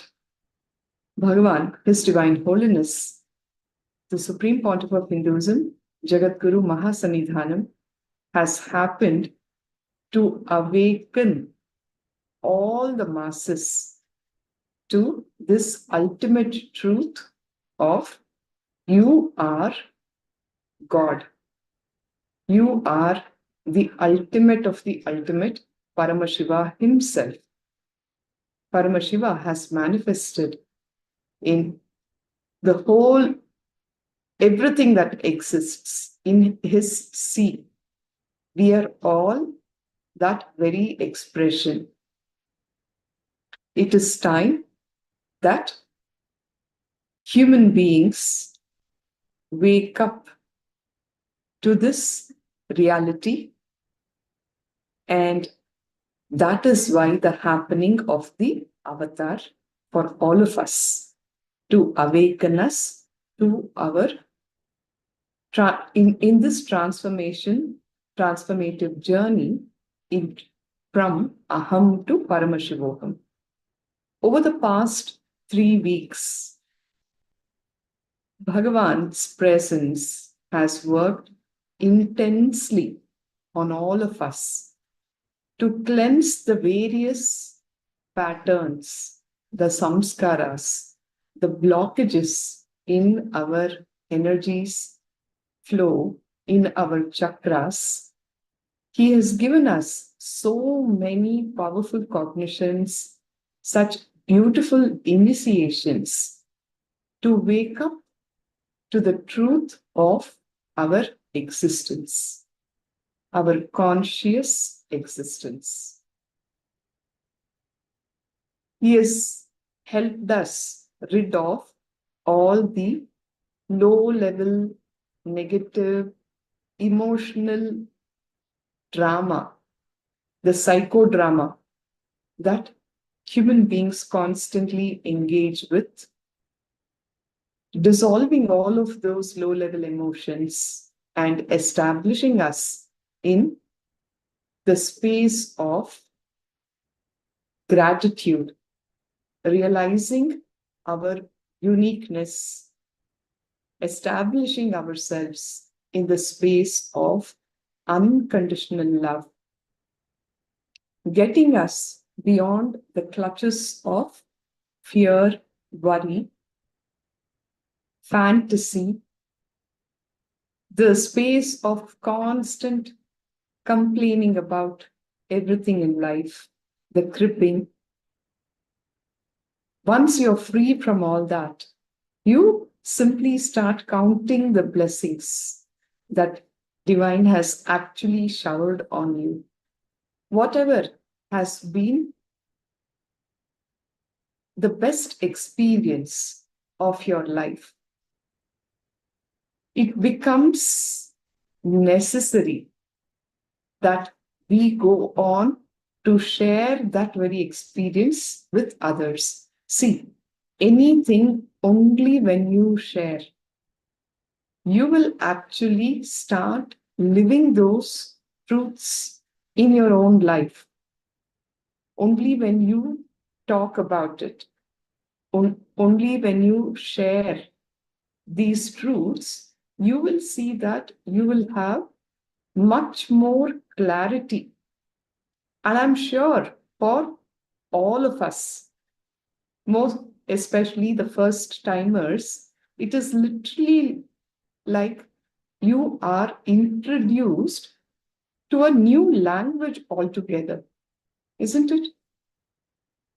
Cognitions, samskaras, biomemory, engraved memories, and people who have attended this program from different cultural backgrounds and traditions, you will also be new to the concept of rebirth, this truth of Paramashiva, our own divinity.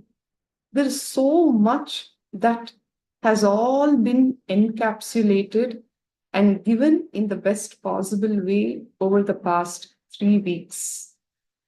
I'm sure you need to take time to chew on all of these truths, digest them, and start living and radiating them in your life. See, we are not attending some personality development course, nor have you attended some academic session where at the end of it all, you'll be given a question paper and you will sit and answer it all and you will be scored for that. No. Paramashivoham is your very own journey, your journey into superconsciousness. It is your own journey into superconsciousness. So you are going to be the best judge of how much of a transformation has happened in your own life. Right? And Bhagavan will continue to handhold each one of us till the very end, till the time that each one of us achieves enlightenment.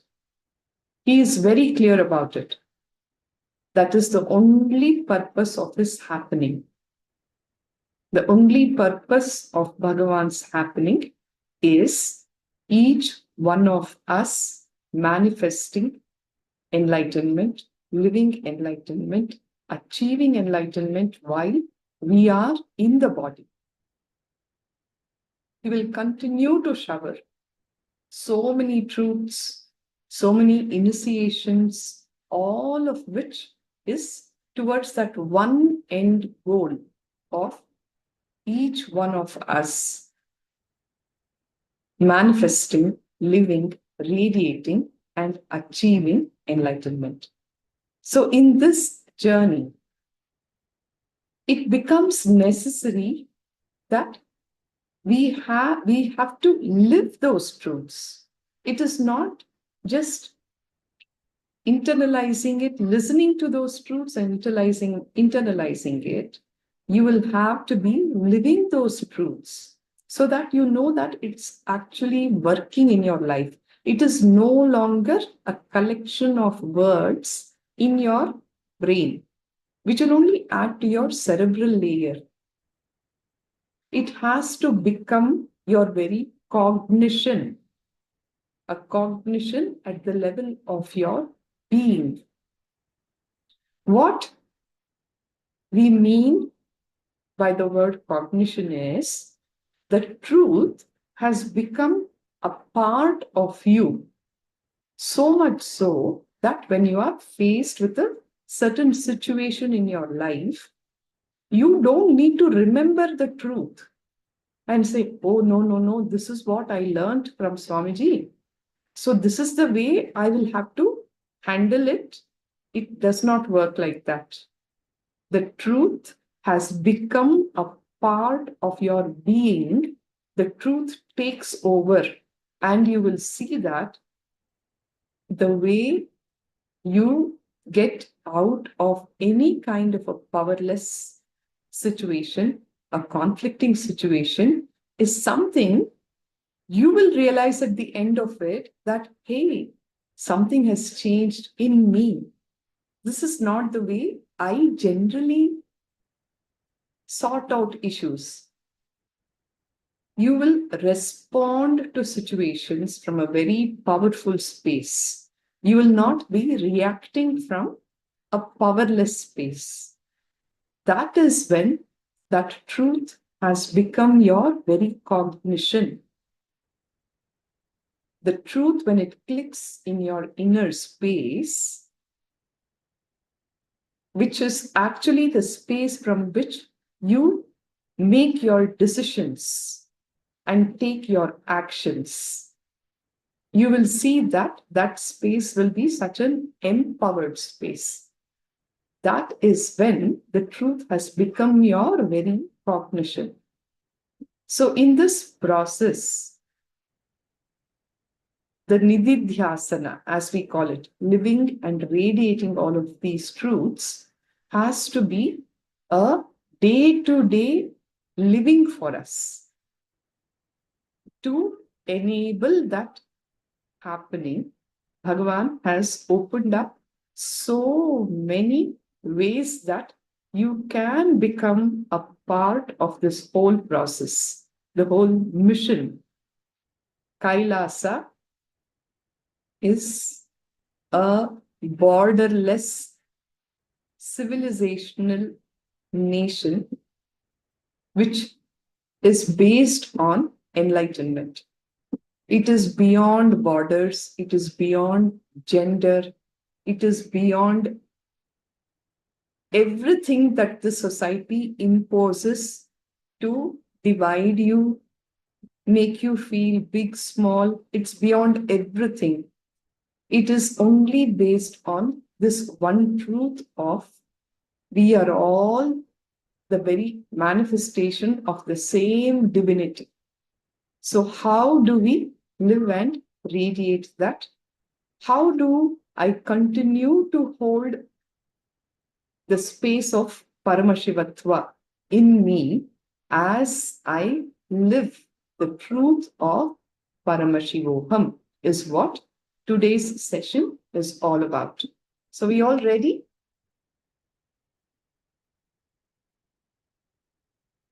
Yes.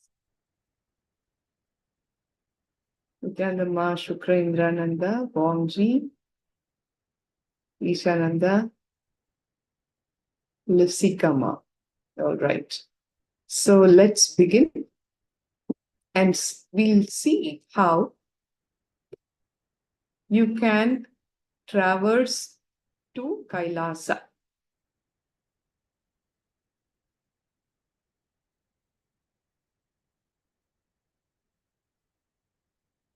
traverse to Kailasa through activism is the first session today. The training from Bhagavan Paramashiva's messages directly from Mahakailasa, revealed through the living manifestation, the Paramavatara of Bhagavan Paramashiva, the Supreme Pontiff of Hinduism, Bhagavan Nithyananda Paramashiva. Welcoming all of you to this session. Yes.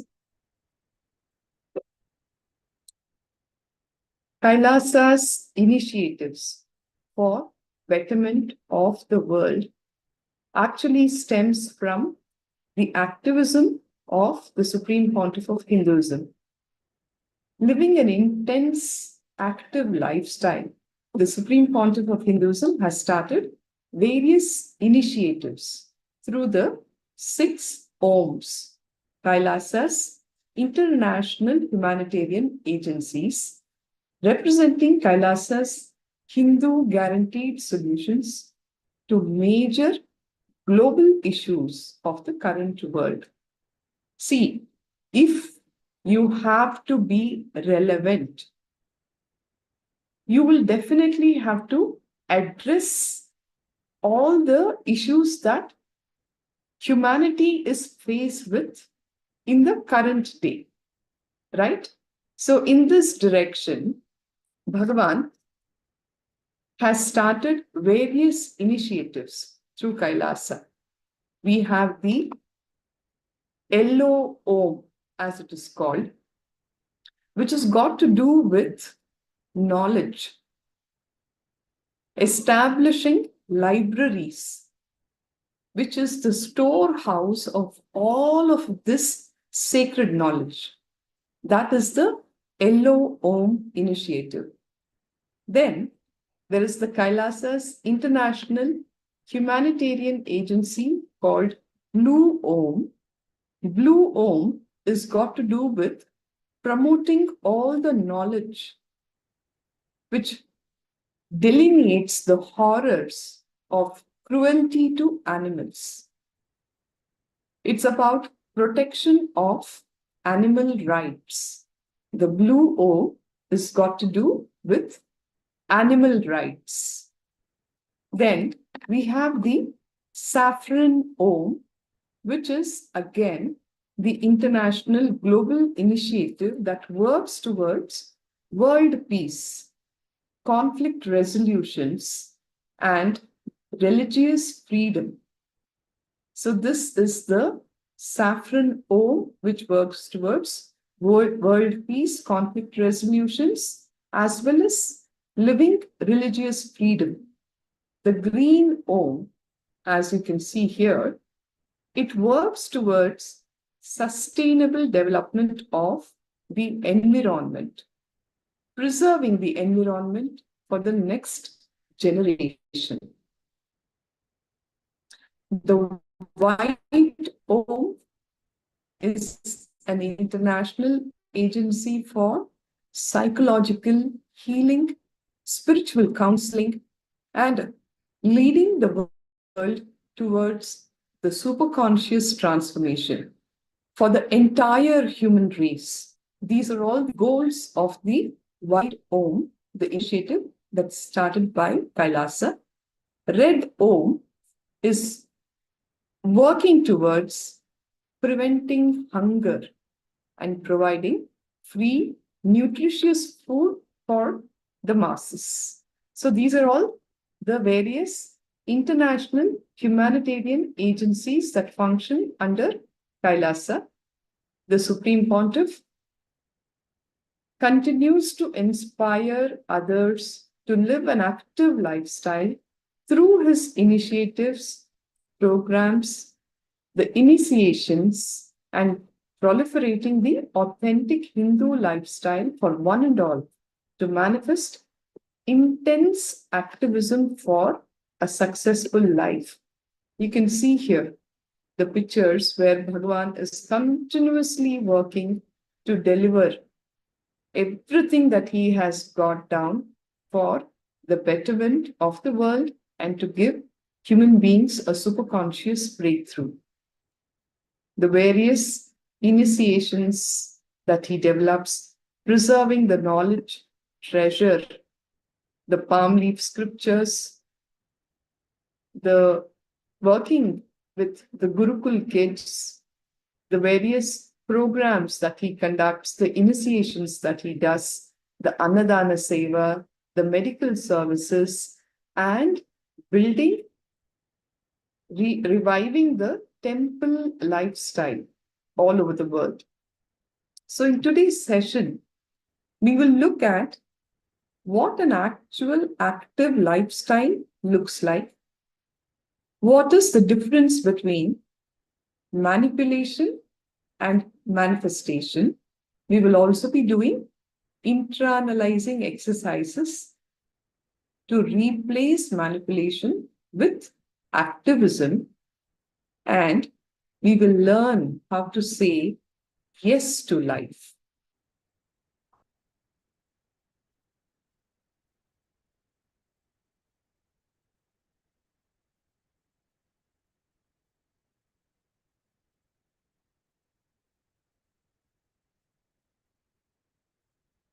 Bhagavan repeatedly says, life is intense activism, Chit Chaitanya, consciousness. Life is intense activism. The intense activism automatically manifests as Tyaga. Intense activism will never happen to selfish, manipulating people. Manipulation is grabbing from others. Tyaga is the space of giving. Sacrifice is a very small word, poor word. The real Tyaga happens when you do not even perceive that you are giving. You do not even cognize that you are giving.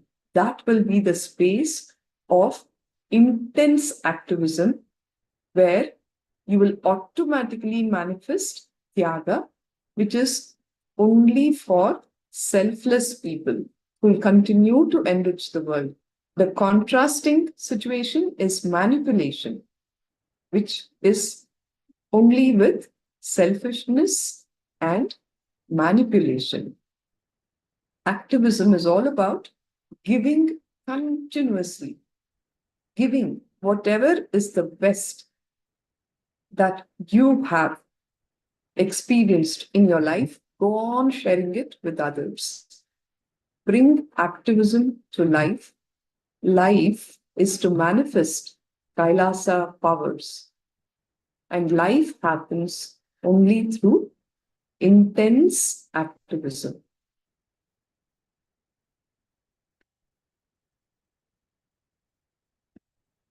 How you live, your child is going to follow the same thing. If you manipulate the child, your child is also going to manipulate you. When the child grows up, he is going to manipulate you because you are teaching manipulation is okay to your baby. Your children will only emulate your body language. How you live, they will also live. You cannot be doing something selfishly and all the manipulation and expect your child to become a great giver or a big hero tomorrow. No, he's only going to live what you lived. He's not going to follow what you tell. So, how you live is also very important. Teaching the lessons of intense activism as life is the best thing that you can give to your kids. Teaching them that activism is wealth. It's not only about the zeros in your bank balance. When you are active, that will automatically follow. There is no doubt about that. But your children should know that wealth is the after effect of your activism. Life is not only about making money, it is teaching your children that activism is wealth. Decide constantly for life and for activism, says Bhagavan.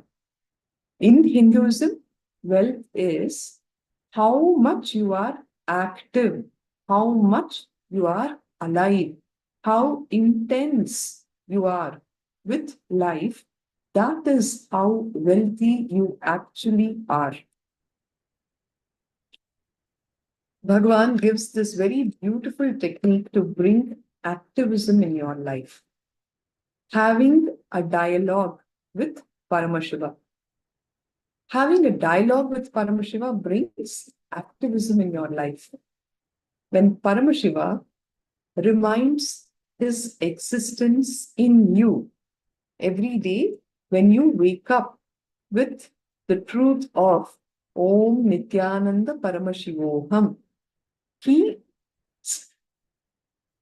reminds you of his existence in you and starts waking you up. Then your intense prayer is nothing but having a dialogue with the higher existence. Upasana, it is called.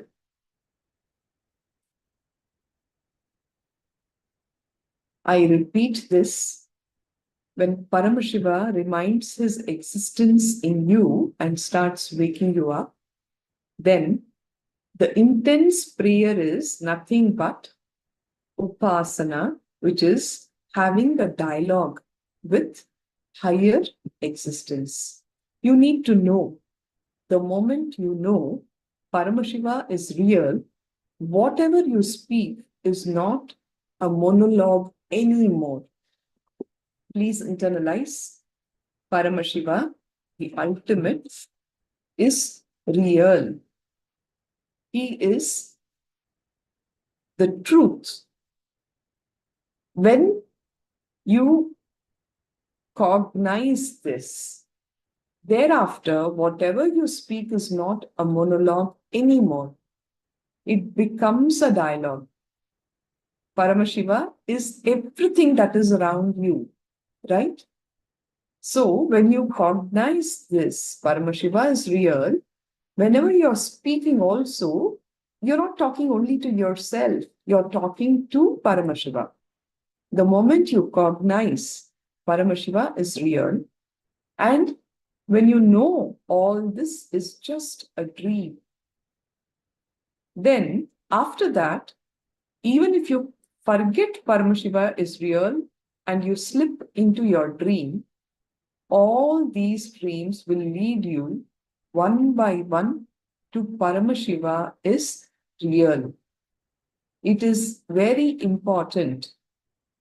When you cognize Paramashiva is real, even if you forget it and slip into your dream, because you know that it is the reality, because you know that to be the truth, even your dreams will lead you one by one to the truth that Paramashiva is real. Bhagavan says, when you start talking intensely to Paramashiva, having that dialogue with Paramashiva, just remember these three things. Paramashiva is real. Start talking to him. You can be complaining, you can be enjoying, you can be angry, you can thank, you may be in aggression, surrender, screaming, anything is okay. It is not that you always have to sit in that prayerful mood and gratitude and thank him. No, you have a problem, you want to have a fight, go fight with him. You want to complain, complain to him. You want to enjoy your piece of cake, have it with him. You go to sleep, say, come Paramashiva, let us go to bed. You put him to sleep, put your Atmalinga to sleep, and then you sleep. Before you brush your teeth, brush Atmalinga. When you take bath, give your Atmalinga also the bath. Anything and everything. Start living with God. Start talking to Him. Know that He is real and go on internally talking to Him. Even before sipping a cup of coffee, say, Swamiji, here is sweet coffee. Enjoy. Just know that He is older than the sun and fresher than the breath that you are taking inside. As old as the sun and as new as the sun rays, the sunrise every day. That is Paramashiva. Go on and on and on talking to Him. Once you feel you are dreaming, after that, even if you slip into the dream, all those dreams will only lead you to the waking state, isn't it? Even if you slip into a dream, after a point, whether it is a nightmare or it is a wow moment, too good to be true kind of a dream, you will wake up. Even if you don't wake up and fall and slip into the dream again, every dream will only lead you to wake up. You will only wake up. Like that, each one of us have slipped into the dream of our human existence. Bhagavan has given us enough cognitions, initiations, techniques to wake us up from the human existence to our divine existence. Like how after you fall into, or rather slip into a dream, you have to wake up. Like that, this kind of having a dialogue with Paramashiva consistently will wake you up to your own reality. The independent intelligence who is creating, sustaining, renovating, rejuvenating, pulling you out of delusion and liberating all of us and this universe is Paramashiva, and He is real. Understand, the Godal, as we call, the one who creates, sustains, renovates, rejuvenates, pulls you out of delusion and liberates all of us and this universe. That independent intelligence is Paramashiva, and He is real. We are blessed because He is walking the planet Earth now while you are here walking the planet Earth. Paramashiva is available in the form of Nithyananda Paramashivam to all of us. Cognize this fundamental truth, this fundamental principle, and go on talking to Him. Every word you talk to Him will bring tremendous completion. Stop talking to yourself and start talking to Paramashiva. Stop talking to yourself, start talking to Paramashiva. When you talk to yourself, you will see it will bring in more frustration, anger, incompletion. The internal conversation that we have with ourselves will always have negativity to it. The mind, the inner chatter, is always rooted in this kind of a negativity, which will bring more and more incompletion, more and more frustration and anger. When you talk to Paramashiva, you will experience extreme joy, patience, and activism. You will get Paramashanta, a state of extreme patience, joy, and activism. Paramashanta gives you activism in life. All of us mistake activism as aggression. We're not talking about that kind of aggression or activism. We are speaking of Paramashanta, which is flowing in the positive direction as activism.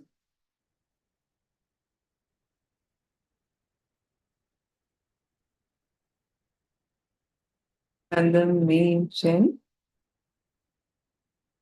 Nithyananda. Chunyu, Nithyananda, Sukruti. Are you all with me on these understandings? Warm Junji.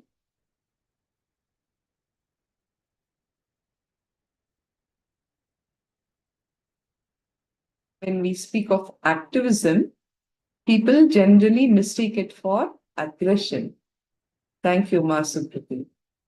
But from the space of Paramashivatva, when you continue to have that dialogue with Paramashiva, he will keep you in the space of joyful activism, which is flowing in the positive direction, Paramashanta. Activism is Paramashiva flowing for life, pro-life. Aggression is anger, violence, frustration, and anti-life, flowing towards life negatively. They are two opposite streams. Many of us may ask, why do I need to learn from a master? I can learn from life. Bhagavan says, learning from the master is a very sweet experience, a very joyful experience. The master gives you the anesthesia of love before he starts his operation on the tumor of your ego. You may say that I can learn from life, but trust me, we are not that smart, we are not that intelligent. You'll only continue to make the same mistakes again and again. Very few people may actually learn those lessons from their life and work towards enlightenment, but this very experience, the state of enlightenment, has to be given. It has to be given as a gift from the one who has already achieved it. So the whole process, he makes it very joyful and a very sweet experience for us. He will give us the anesthesia of his love before he starts working on our ego. All of us have held on to our ego for dear life, thinking that this is what I am. So when he performs that surgery on the ego, it is very, very painful for us to let go of our solidified identity, our personality, but he performs it very precisely, giving us the anesthesia of love. So it is better that you learn it from the master. In the process, the cognitions that you hold matters. Understand? If you are every day believing more and more that by contributing, you are going to become more healthy, happy, richer, stronger, and powerful, you are Deva. Deva means God. The gods are called Devas. If your cognition is by contributing, I will become healthier, happier, richer, stronger, more powerful, then you are a Deva. Every day, more and more, if you start believing, no, just by my cunningness, my cheating, my exploiting, my lying, manipulating, blackmailing, all these kind of silly strategies, I will become more and more healthy, happy, overflowing, fulfilling, if you believe that, then you are a demon.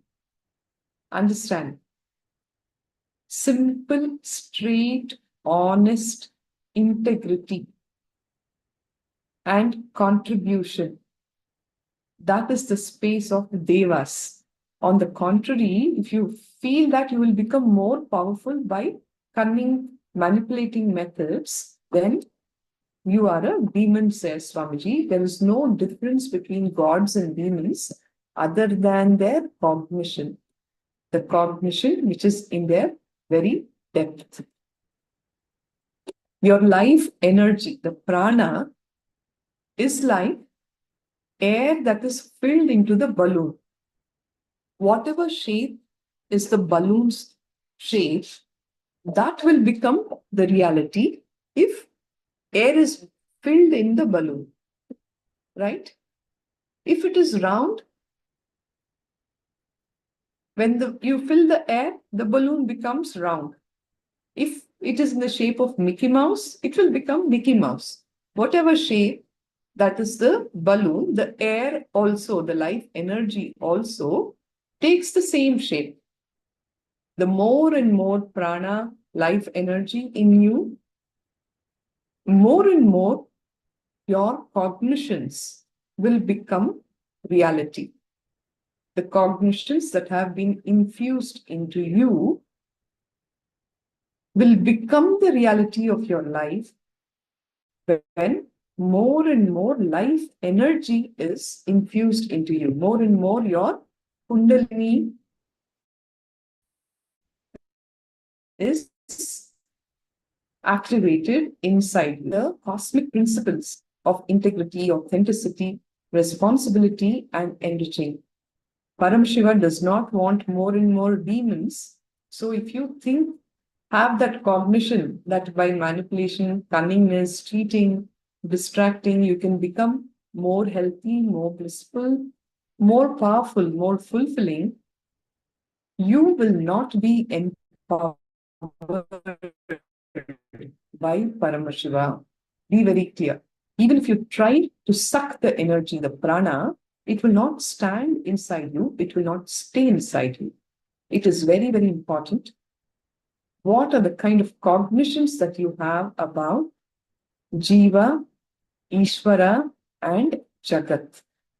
The cognitions that you carry about you,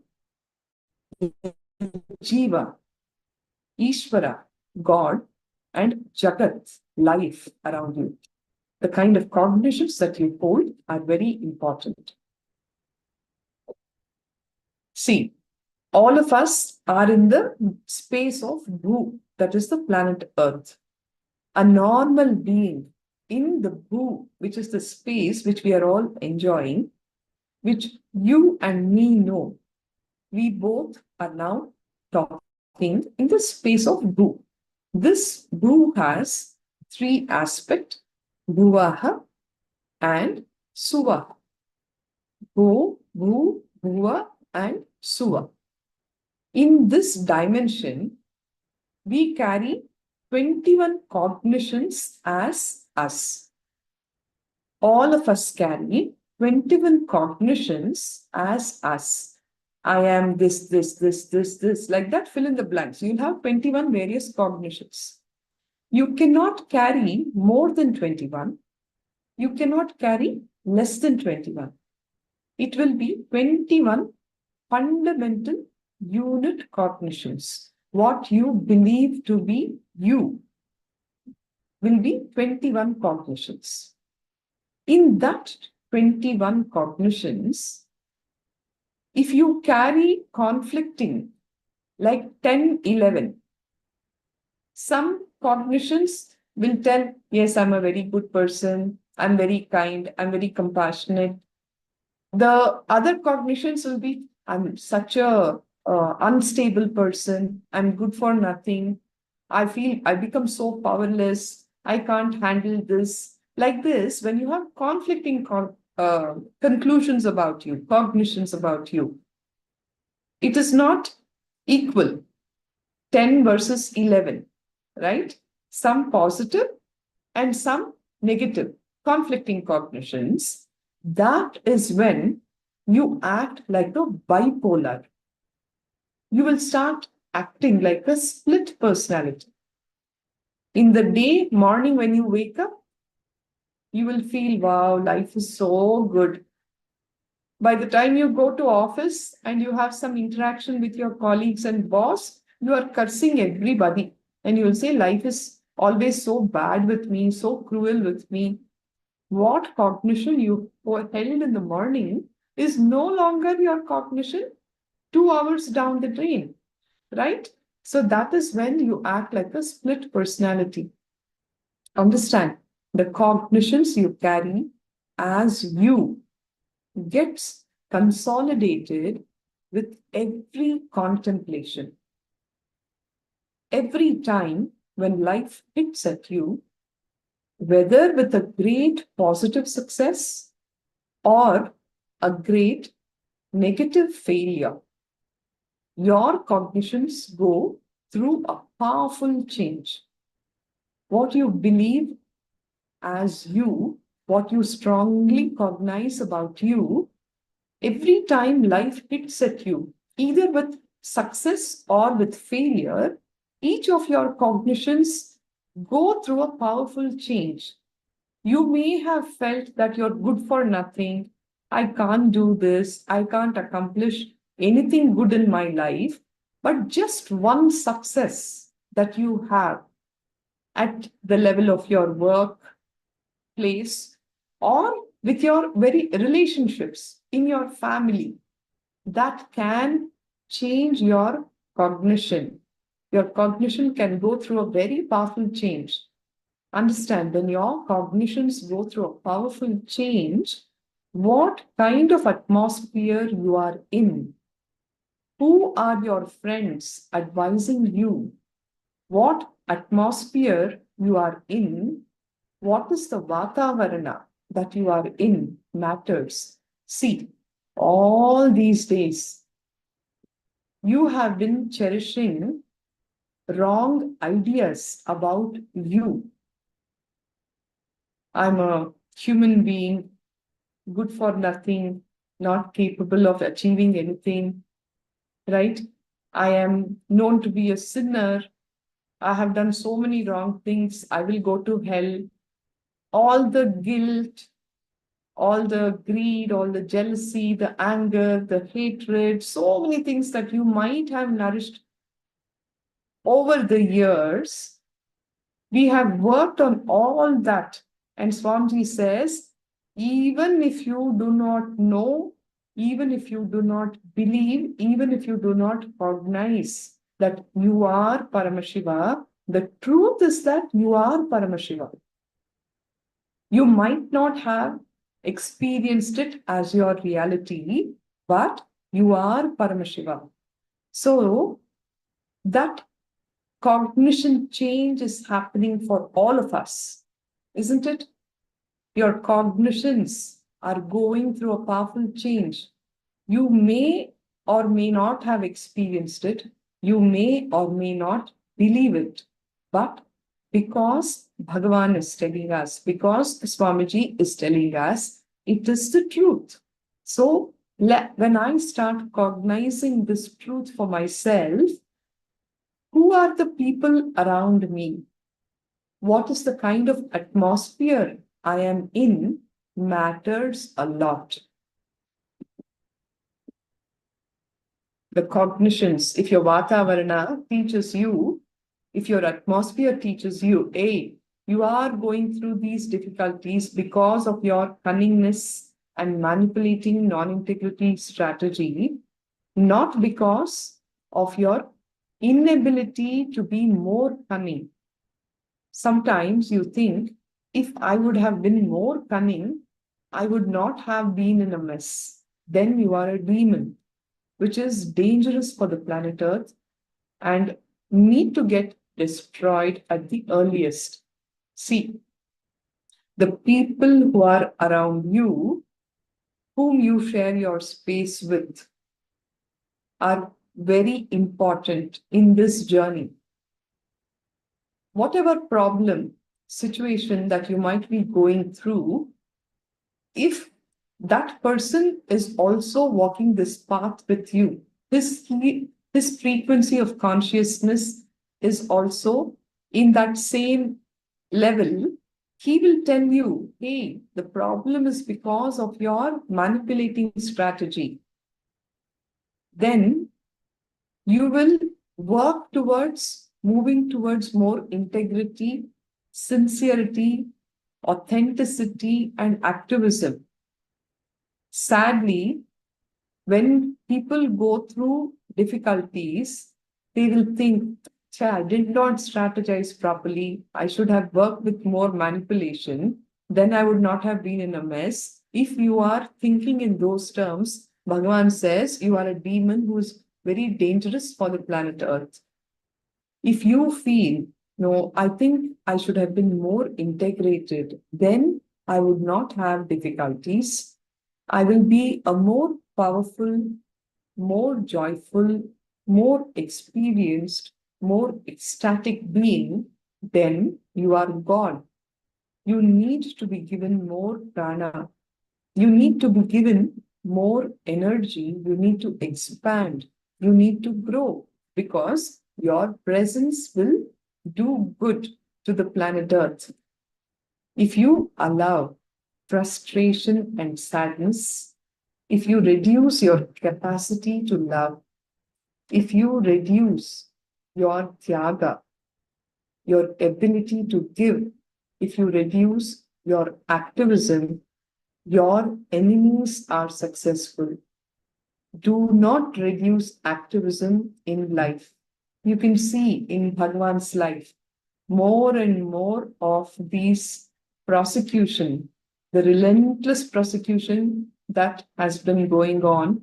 He is just coming and giving us more activism, so much more he is showering the world with. So do not allow your activism to reduce for anything in life. Kailasa is all about active lifestyle. This multi-dimensional activism will remove your brain fog, even your stomach fog. The way you put on yourself, most of you have arrested yourself with your fears, destroyed your life with extreme selfishness. Understand, there is a brain fog in all of us when it comes to activism. Oh, how will I do it? Most of humanity is caught up with extreme selfishness or the fears about how you're going to make it happen, and you have arrested yourself.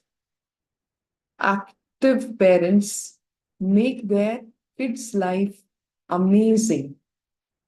We've seen that happening. And you'll also see how criminally negligent parents make their kids' life hell. When the parents are criminally negligent, they teach the same cunningness to their kids also. The active lifestyle of Kailasa, the activism that we are talking about, takes away tons of suffering. In Kannada, which is the local language here in Karnataka, there is a very beautiful proverb which says, Kayakave Kailasa, which means activism is Kailasa. So, the way you will all traverse to Kailasa is making your life active.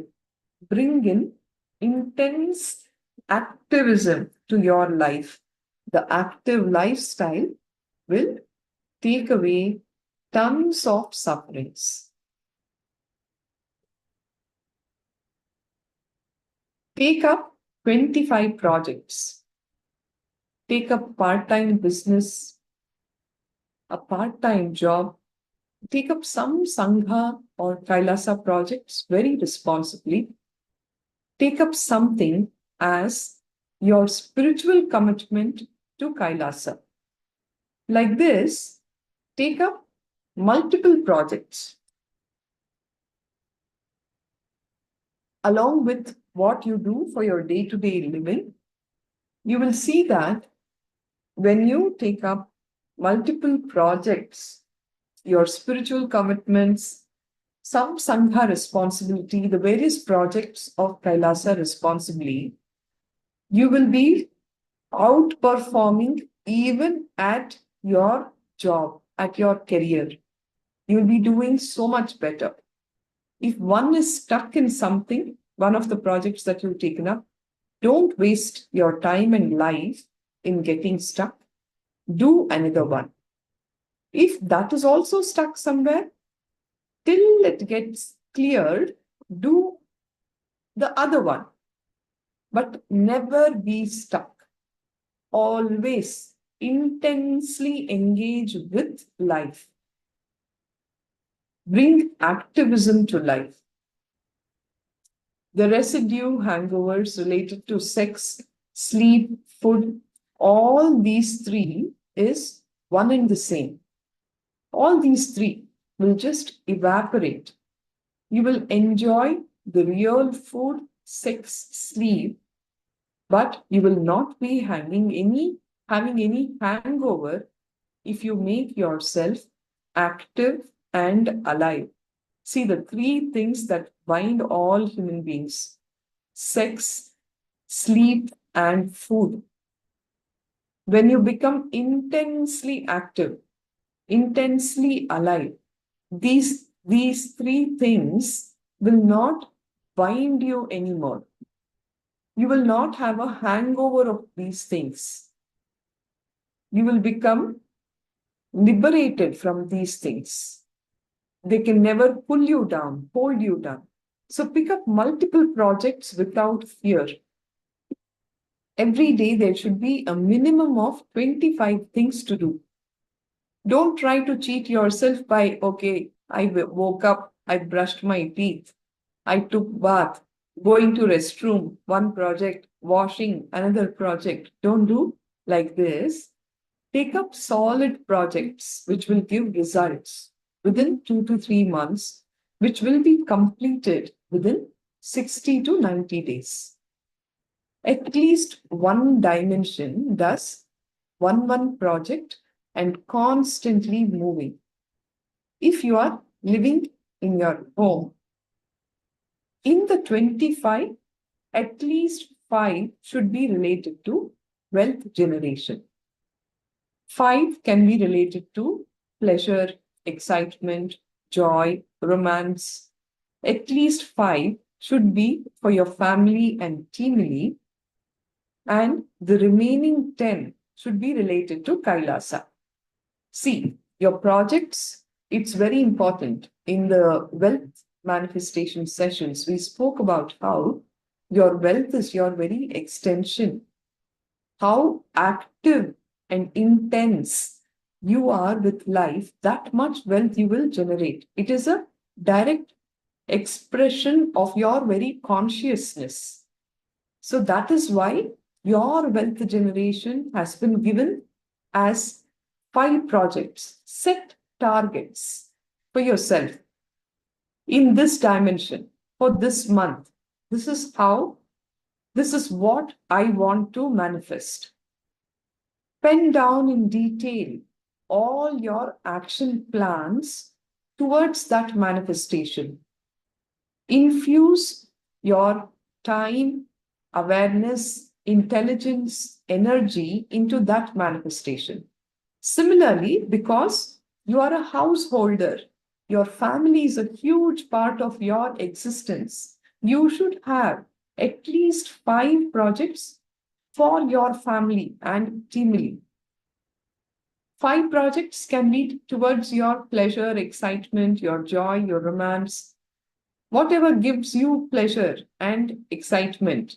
5 such projects toward in that direction. It could be going on a holiday somewhere, meeting up with your friends, buying a car that's going to bring you pleasure. All of that is also necessary. So chalk it all down and work towards manifesting it, set up goals, and get active, intense, and alive to bring forth that manifestation.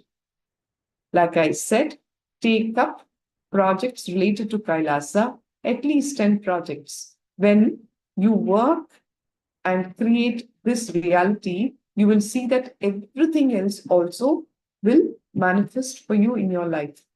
Start practicing 10 minutes a day, Nitya Puja.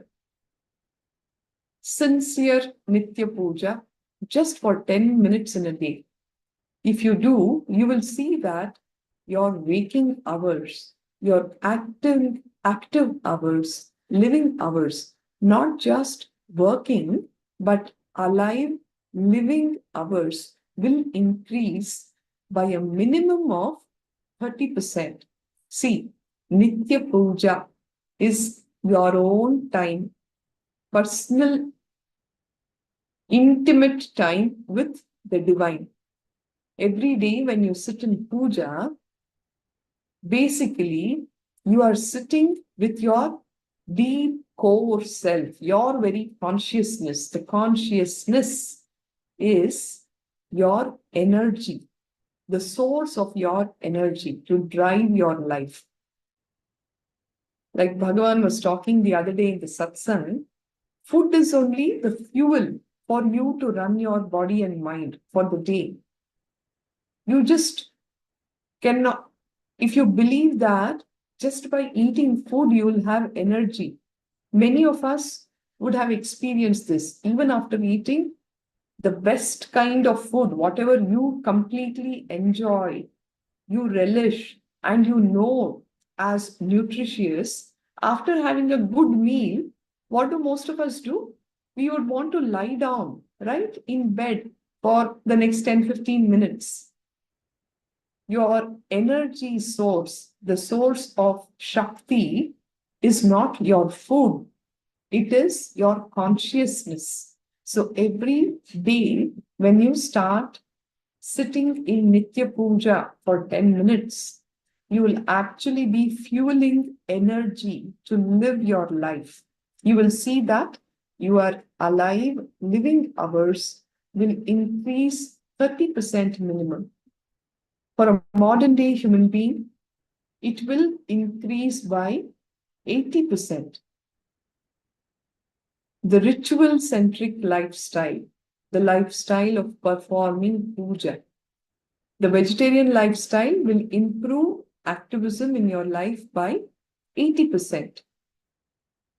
When you eat sattvic vegetarian food, you will see that you will be so much more active.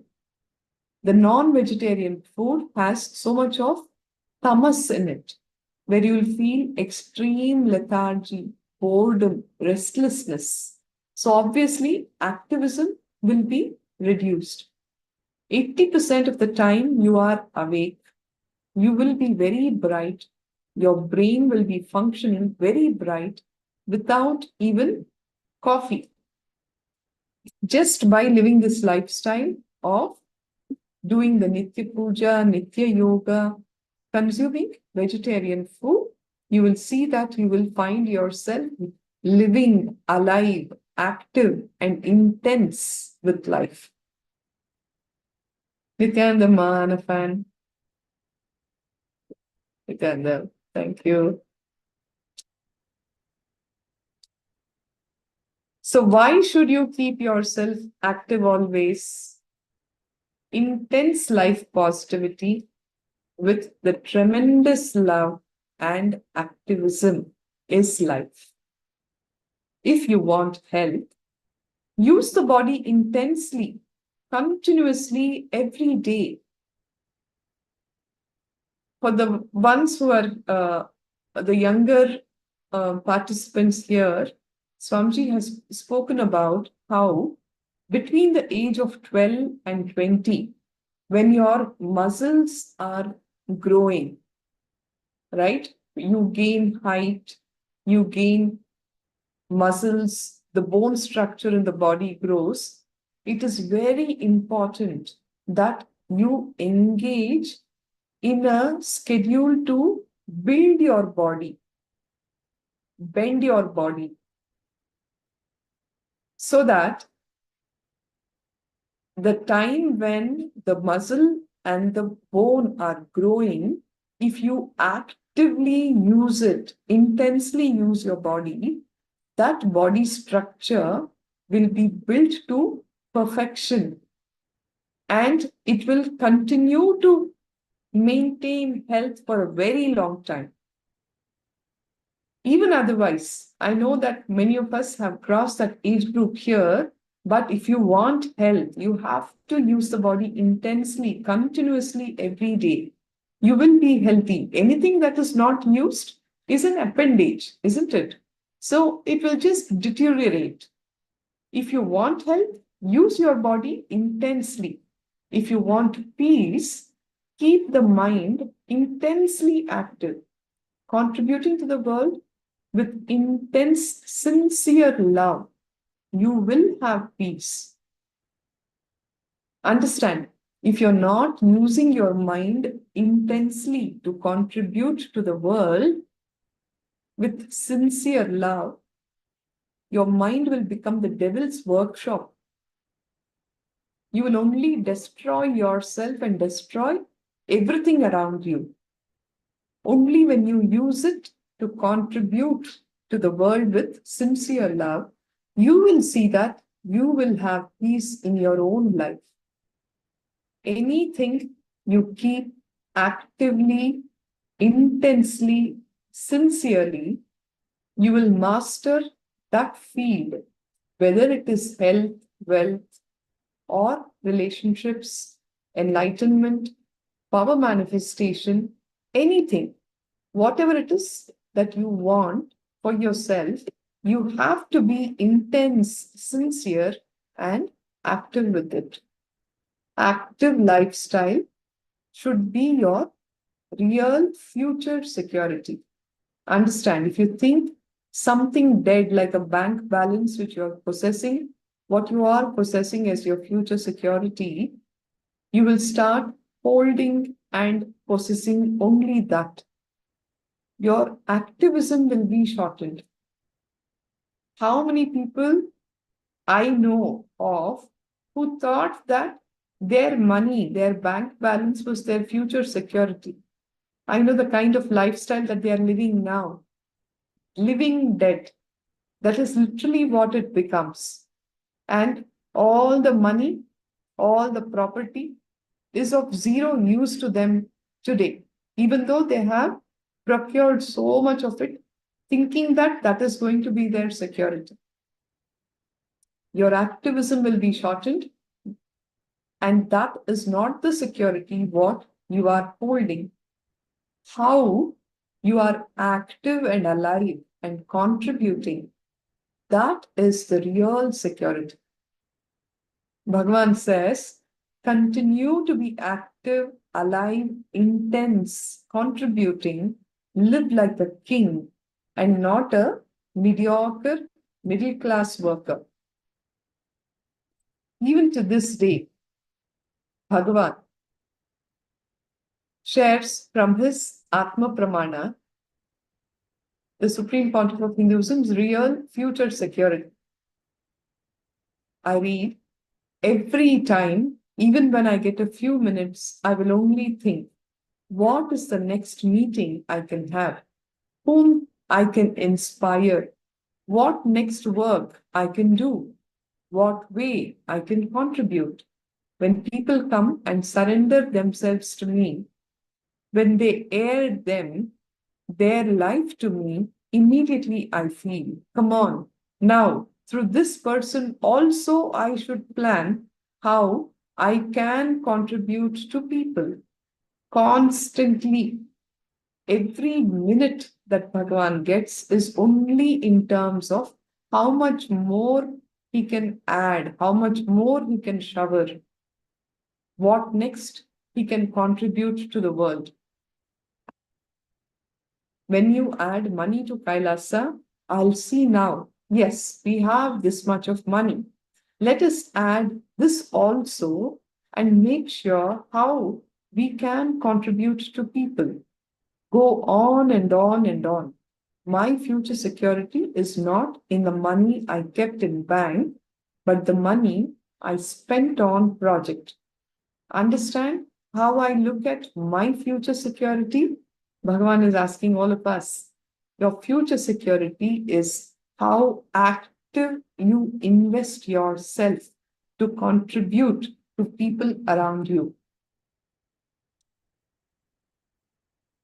Bhagavan continues to say, how I see my future and security of Kailasa, not the money which is sitting in the bank, but the money I spent on the projects and the projects through which I am contributing to people, whether it is the various initiatives that he has been doing from so many decades in terms of the knowledge that he shares continuously free to all of us, in terms of the Gurukul that he runs to raise an enlightened civilization, in terms of the Annadan, the medical care, the free medical care, all of that. Continuously, the contribution that he does is what he looks as the future security. That is what I see as my future security. If you want to create, learn this secret. Look at your activism as the future security, not anything dead as your security, including your bank balance, the properties that you make, the life insurance that you take, the mutual funds that you invest in. Nothing of that is going to be your future security. It is your activism that is going to be your future security. Bhagavan continues, even in my life, the love, the energy I shared, the amount of people I inspired, the amount of people I made active, made them all successful, and the number of people I helped to unclutch and experience Nirvikalpa Samadhi, the number of people I helped to achieve complete completion and be more alive and active and in life, the number of people I healed from physical diseases or mental diseases, the number of people I helped to come out of frustration, tiredness, boredom, the number of people I help to manifest powers. This is what I clearly see as my success, and that is what I see as my future security. Literally, when you reach out to contribute to people from wherever you are, you would have actually planted yourself in that person. And that is what becomes your future security. Understand, as long as you are caught up with the selfishness, you will continue to stink. You'll continue to stink with your own incompletions, your problems, your patterns. It's a never-ending cycle. Break free from all that. Make your patterns, your incompletions, your sufferings irrelevant and redundant to your life. Step out from that zone and see how you can make a difference to life around you.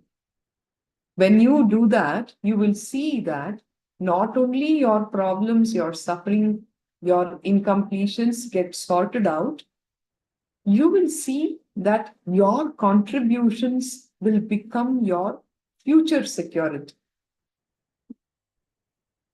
Bring activism to your powerful cognitions, says Bhagavan. We look at what diverts you from being active. Boredom is the worst powerless cognition that you can carry. Everyone is caught up with this disease called boredom these days. Bhagavan says boredom is nothing but giving up on yourself. Tiredness is giving up on your body. Understand? Boredom is nothing but you deciding to give up on yourself. Contemplate on this truth. Whenever you have experienced boredom with life, just see what is happening inside. You have lost the inspiration to live life in that moment. Whenever you have experienced boredom, you have decided to give up on yourself. And that is what boredom is all about. And if you're trying to address your boredom with diversions, oh, okay, I'm feeling so bored. So let me go out and party with my friends. Let me go watch a movie. Let me go and do some shopping. If you are doing these kind of external actions, I'm sorry, your boredom is going to continue to be there and harp on you at some point later. Boredom needs to be addressed inside. Whatever is bringing that boredom, if you are trying to look at the external situation, you are not going to address the problem. You have to address it from inside. Whenever you bring activism in manifesting your powerful cognitions, life looks so alive. So many powerful cognitions Bhagavan has showered us all with every day till it becomes your experience. Pick up any one cognition and start manifesting it, living it in your life. Bring activism in manifesting that cognition in your life. Life is to be lived from the space of gratitude. Gratitude is the only prayer that you must have in life, is one powerful cognition. Okay? Start bringing activism in manifesting that cognition. You will see how life becomes so alive. If like this, every day, pick up the different cognitions, the powerful cognitions that he has given, and start living them. Start working on those cognitions. You will see that life becomes so alive.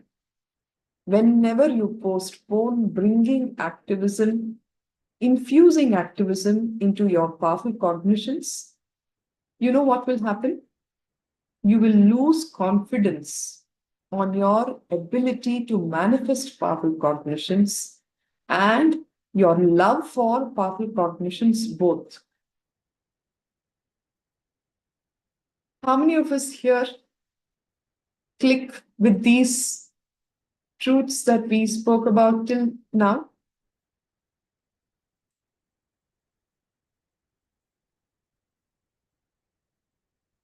Every time Bhagavan comes up and shares one powerful cognition, you feel, wow, this is so beautiful. And you'll start loving it. If you do not make an effort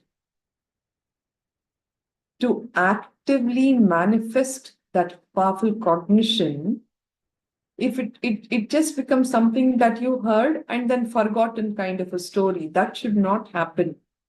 That would be the biggest mistake on the part of a seeker. Start working with those cognitions actively. You will see that you'll be living life in such a beautiful sense. If you do not do that, you will lose the confidence on your ability to manifest those powerful cognitions. And over a period of time, what was, wow, This is so beautiful. I love it. You will use that also. That is how you will fall off from that space. Do we all get it? Do we catch what's being shared here? Can I have some answers? Unless you bring activism into manifesting the powerful cognitions, you will lose the confidence and the love both. And that should not be happening. That is the worst thing that can happen to seekers.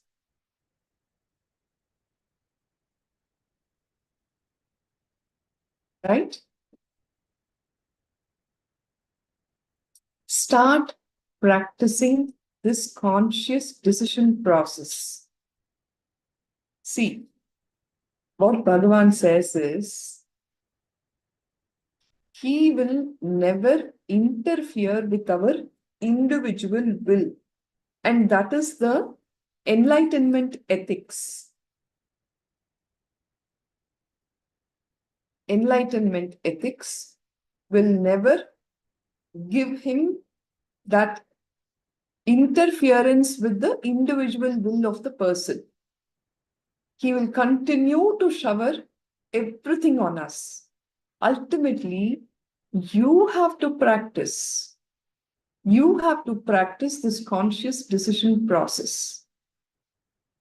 Immediately decide to manifest a powerful lifestyle, to manifest more and more powerful cognitions. If you infuse activism into your powerful cognitions, the moment you infuse activism into your powerful cognitions, life becomes alive, exciting, inspired, a real living Hinduism.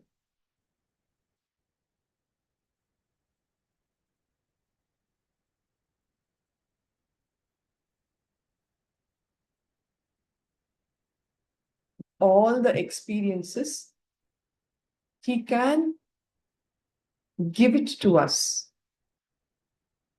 But whether you want it for yourself is the question that you need to ask yourself. If the answer is yes, start practicing it. Intensely decide to manifest more and more powerful cognitions and becoming excited, inspired to live this powerful lifestyle of Hinduism. All excitement, powerful, active lifestyle is living Hinduism, says Bhagavan. The source scriptures, the Vedas, Upanishads, the Agamas, which is the essence of all these sacred scriptures, is living active, energetic, inspired, powerful life. Understand? It is not just about being good, it is about being powerful. Please contemplate on this truth.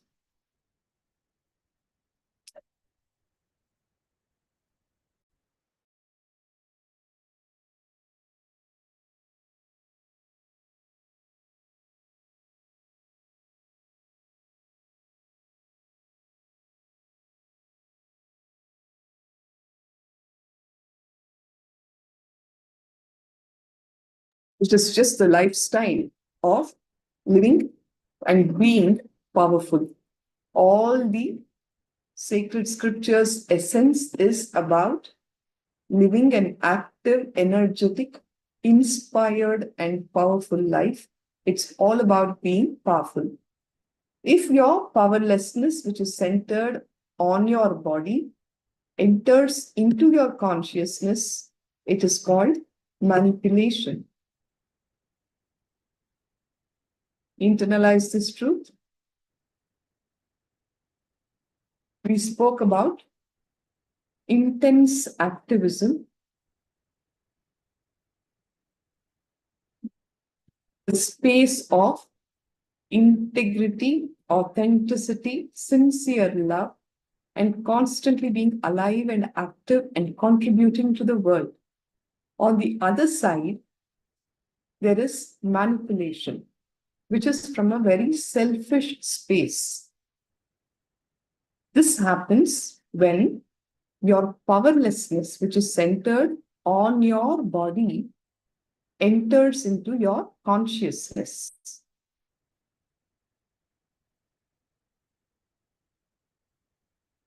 It is called manipulation. Manipulation is a sickness, it is not cured. And manipulation constantly shrinks you and suffocates you. Manipulation is sickness. Tyaga, which is the space of giving, is health. Tyaga is fresh life. Tyaga is activism.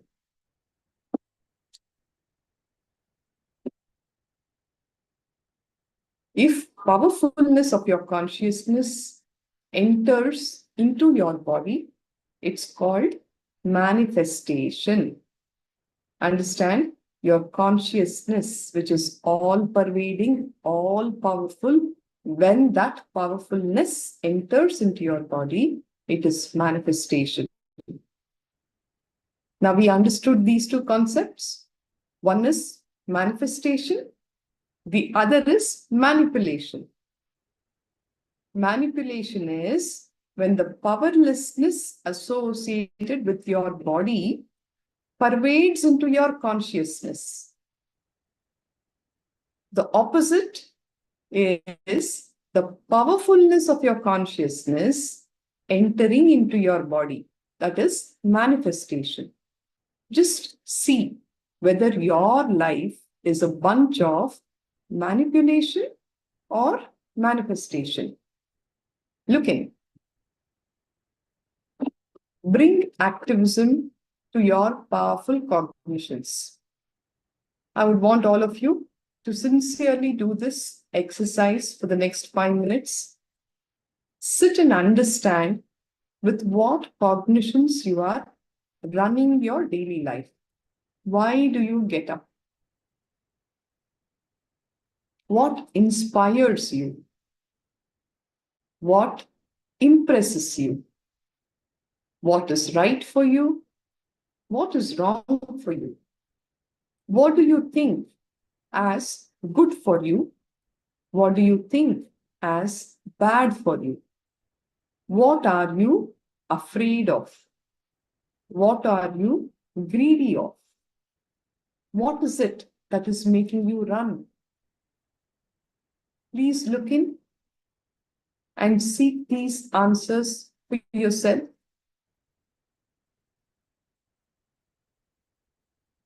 You will have major clicks.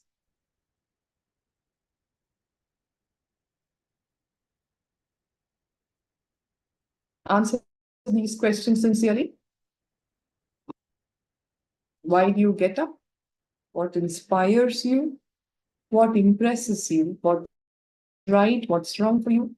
What do you think is good for you, bad for you? What are you afraid of? What are you greedy about?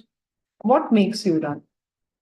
Look into your life and answer these questions.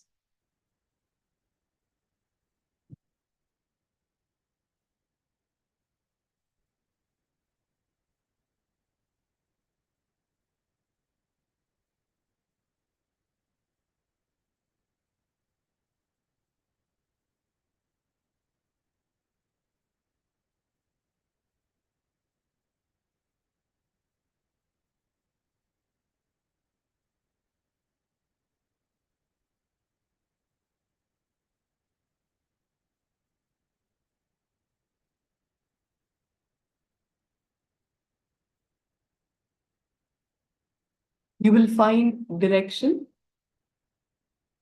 You will have so much more clarity into your life.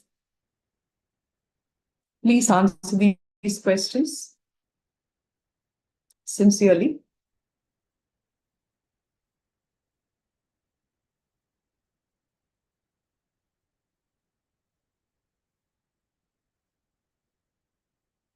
We are so caught up with the small talk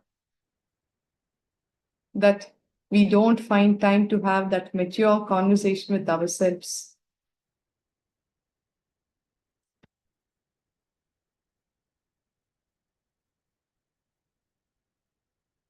Talk about weather, gossip about people, talk about celebrities, who married whom.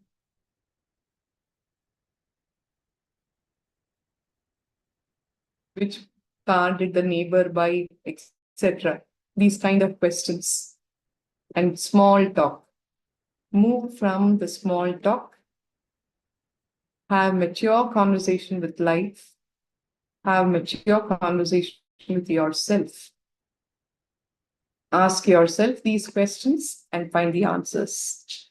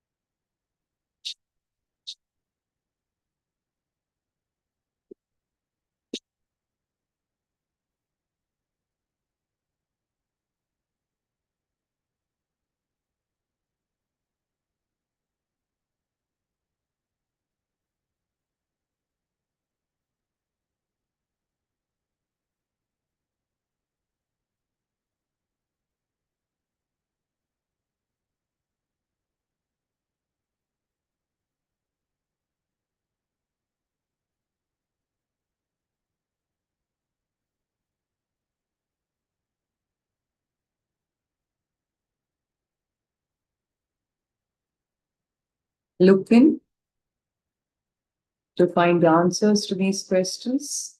Sit with yourself.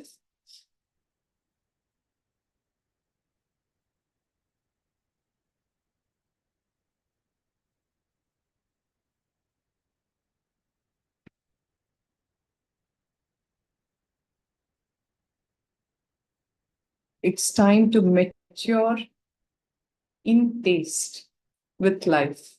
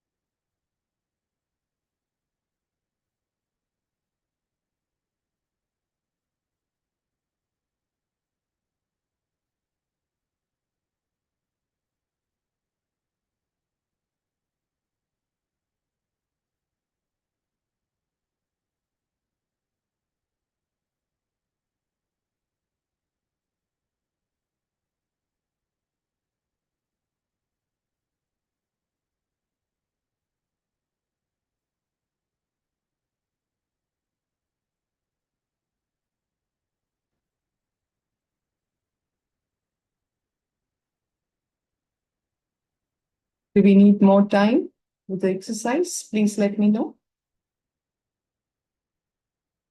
Very deep questions with life. I understand. You will have to sit with it for some more time to arrive at your answers. And these answers will also keep changing for you with time as you mature. But in the moment, whatever are the answers that you relate to, that you click with, please pen them down.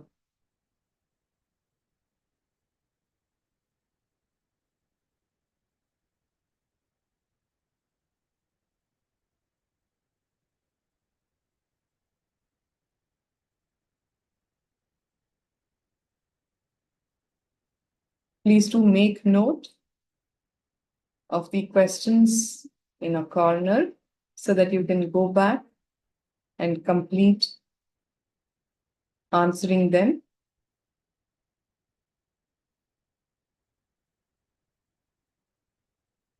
I will continue with the session. Day by day, are you making your body radiate consciousness, or your consciousness collapse into the body? Are you living manipulative life or manifesting life? Ask yourself this question and pen down the answers.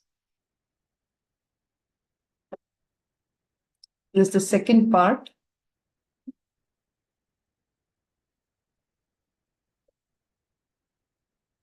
Whenever you are faced with situations, conflicts in your life, are you allowing the powerful cognitions to radiate, the consciousness manifesting in your body, radiating in your body, and standing up? Or are you collapsing under the pressure of the powerless words that you give yourself? We are human beings, right? We are life forms, not some stones. Obviously, you will be going through ups and downs in your life. Whenever you go through those moments of your down, your so-called troubles, conflicts, suffering, are you making your body radiate consciousness and standing up to the truth of, hey, come on, I am Paramashiva. How can I suffer? Or are you collapsing? Is your consciousness collapsing into the body? Going through the same rut of pain, suffering, torturing yourself, torturing everybody around you? Are you doing that? Are you living a manipulative life or a manifesting life? Ask yourself this question and pen down the answers.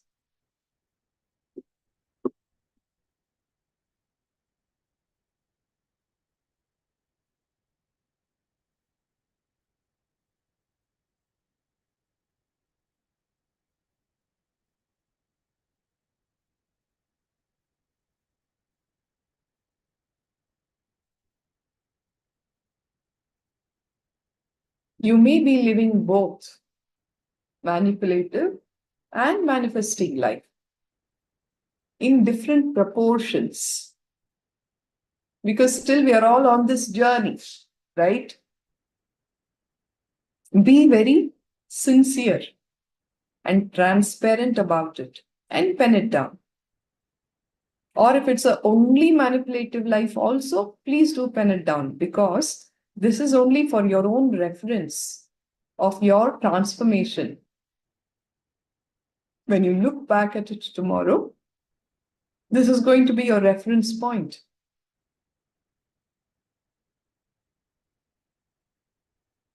From where to where?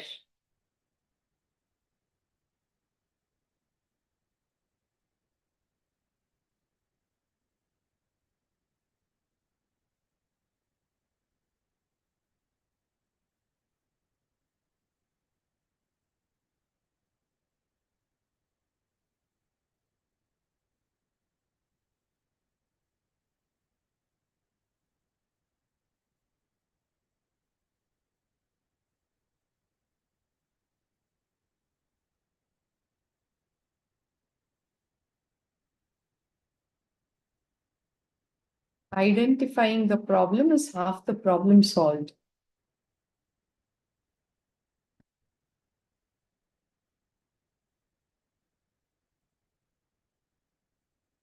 Being ignorant of the problem will continue to multiply like cancer inside us.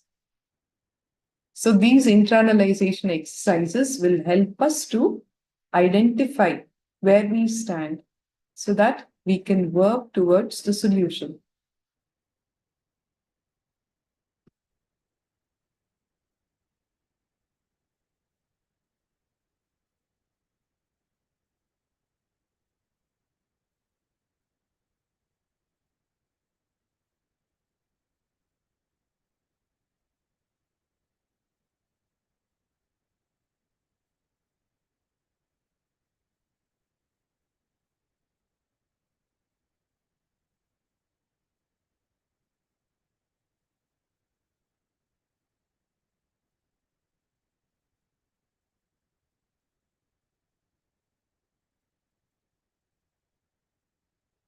Mana, fine. Can I continue? All right. So just analyze everything. If all these are body-based powerless cognitions entering into the consciousness affecting it, it means it is manipulation. If all these are powerful conscious-based cognitions entering into the body, it means manifestation. I'll give you an example. Bhagavan says, there is nothing called pain. Pain is a lie. Okay. One of the Gurukul kids cognized this truth of pain is a lie. He actually had a fall and he had a fracture. Just know that fracture is one of the most painful things that a human body can experience.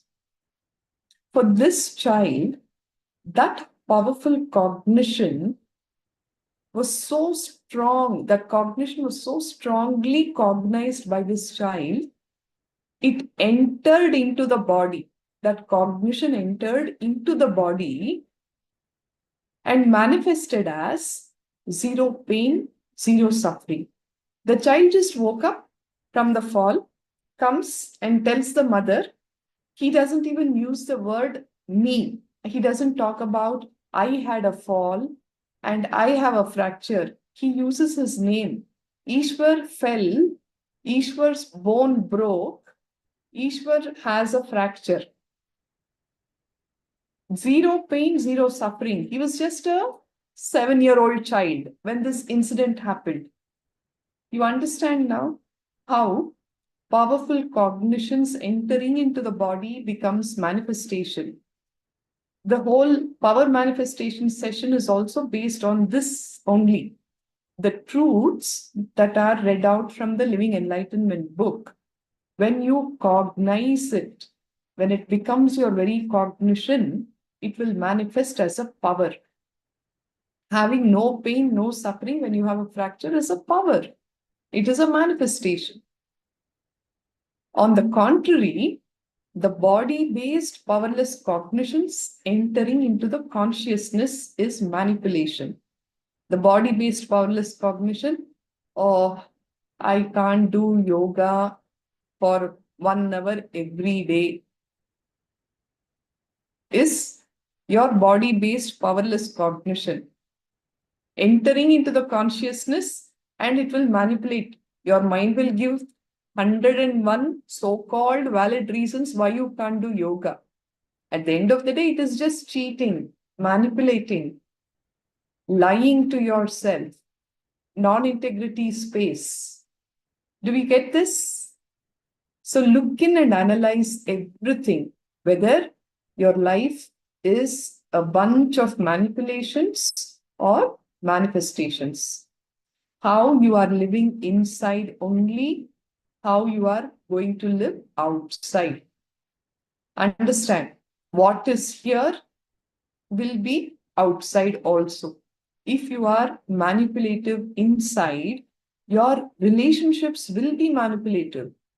If you are manifesting inside, your relationships will be manifesting. Everything is around you is a mirror to your existence. If you're only seeing problematic people around you, just know they are a mirror to what is inside you. Life is very simple and there is no hypocrisy in life, says Bhagavan. Life has no hypocrisy.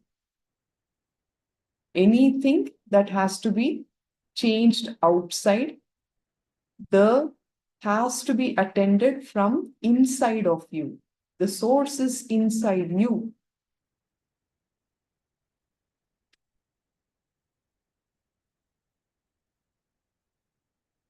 End of the day, it all boils down to how much you feel you are consciousness. How consciously you feel you are consciousness and how alive you feel in your cognitions. That is what it matters. Feeling alive when it starts manifesting, it manifests as a coincidence, will persistence. You know you can make it. And powerful strategies, powerful interpretations of life.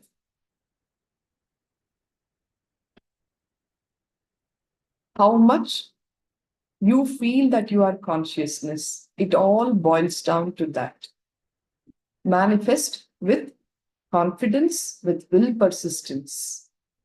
Make them your powerful strategies for life.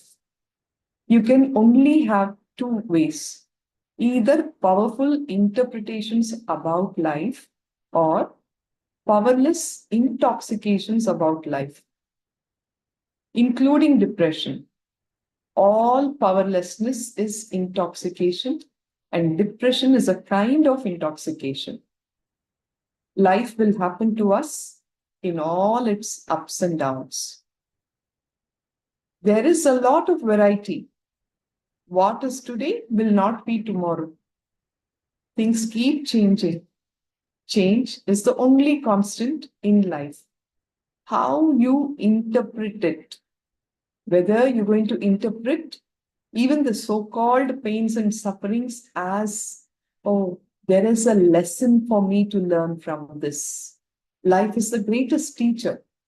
What can I pick up from here? Whether you're going to look at it like that and interpret it powerfully, or you're going to get powerless and intoxicate yourself into depression.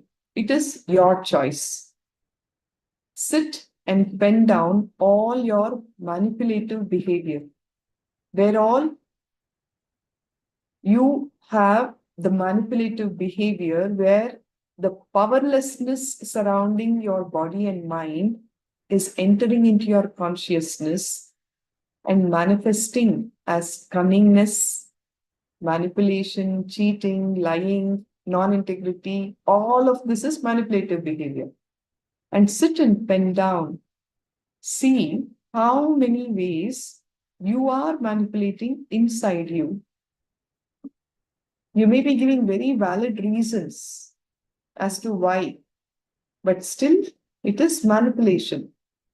When you're not allowing the consciousness to express through your body and mind and manifest, if that is not happening, it is simply manipulation, says Bhagavan. And see in what all ways you are doing it.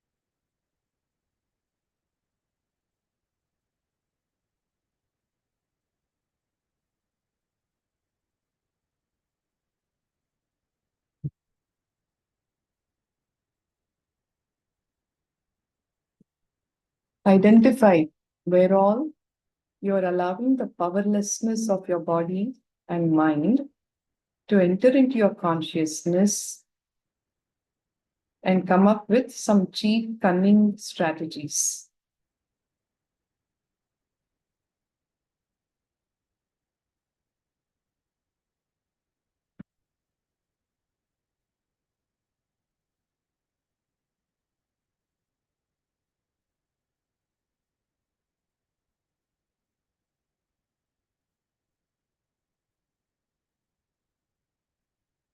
And this is exactly what blocks activism in life.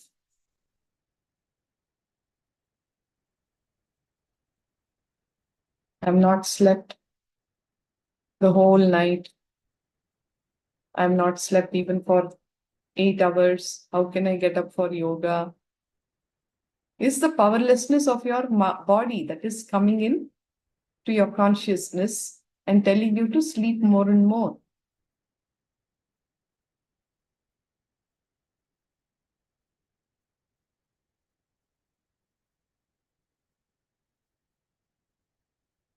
In any aspect, not just your spiritual life, but even your relationships, your wealth creation. See where activism is not happening because of your manipulative behavior.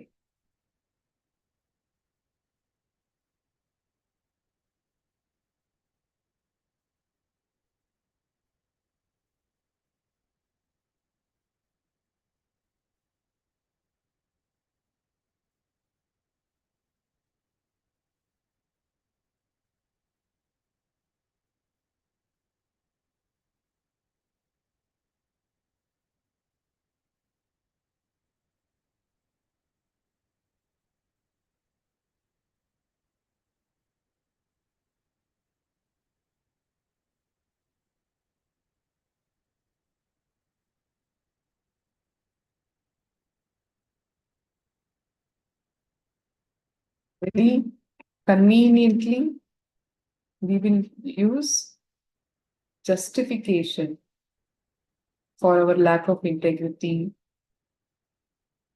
the cunningness. We come up with a lot of valid reasons why, but still it is simply manipulation. Diagnose that manipulation in the different aspects of your life and see how many ways you are actually manipulating inside you.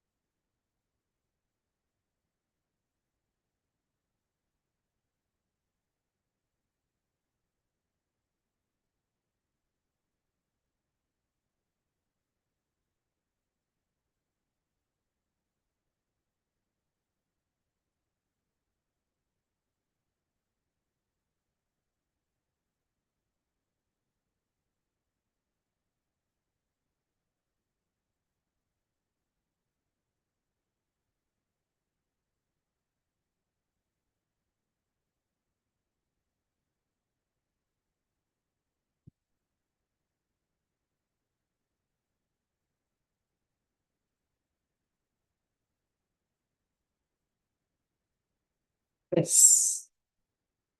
So you just know how to do this exercise. Please do complete the same a little later. And now we will enter into the next truth of how only responsibilism, activism, and aparigraha will make you wealthy. Understand? We spoke about activism. The next truth is responsibilism. Responsibilism is living all the cosmic principles of integrity, authenticity, responsibility, and enriching. That is responsibilism. Okay? you will see that when you live integrity, when you live authenticity, responsibility, and enriching, you will be wealthy. Aparigraha is the third truth here. Aparigraha is the Sanskrit terminology which refers to living with minimal things. Sounds like a paradox. How can aparigraha make me wealthy? We will see. Aparigraha is living with minimal things. Bhagavan says, whenever abundance gathers around you, you should be empowered with responsibility, not with laziness. See, when wealth happens, when abundance gathers, don't become lazy. You should be empowered with responsibility. The moment wealth gathers around you, if you become lazy, it is a curse on you. Wealth, abundance is called Shri Devi in Sanskrit. Lakshmi is also called Shri Devi. If you don't become responsible with the abundance, if you fall into laziness, it is Moodevi. Moodevi is the term which refers to people going anti-life, falling into laziness, boredom, depression. That is what happens if you don't become responsible.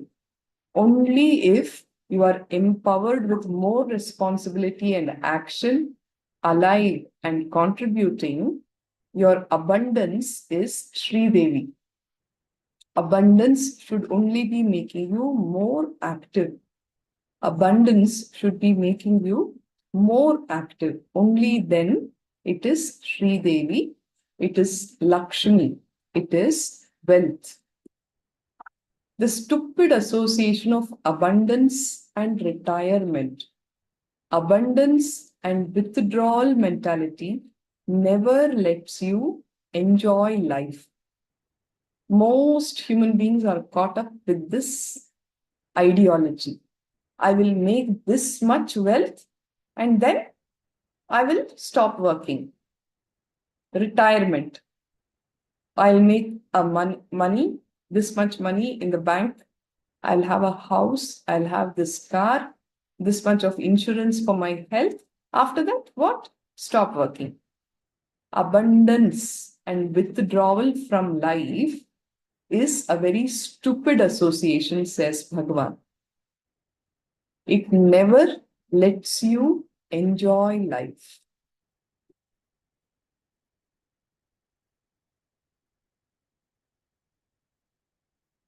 The answer to the question, what is abundance? The more time that you are alive, healthy, active, contributing, that is all is abundance. In how many more things you are passionately involved, in how many more things you are passionately alive, in how many more things you are passionately living, that is abundance. Abundance is activism. Responsible activism is abundance, says Bhagavan.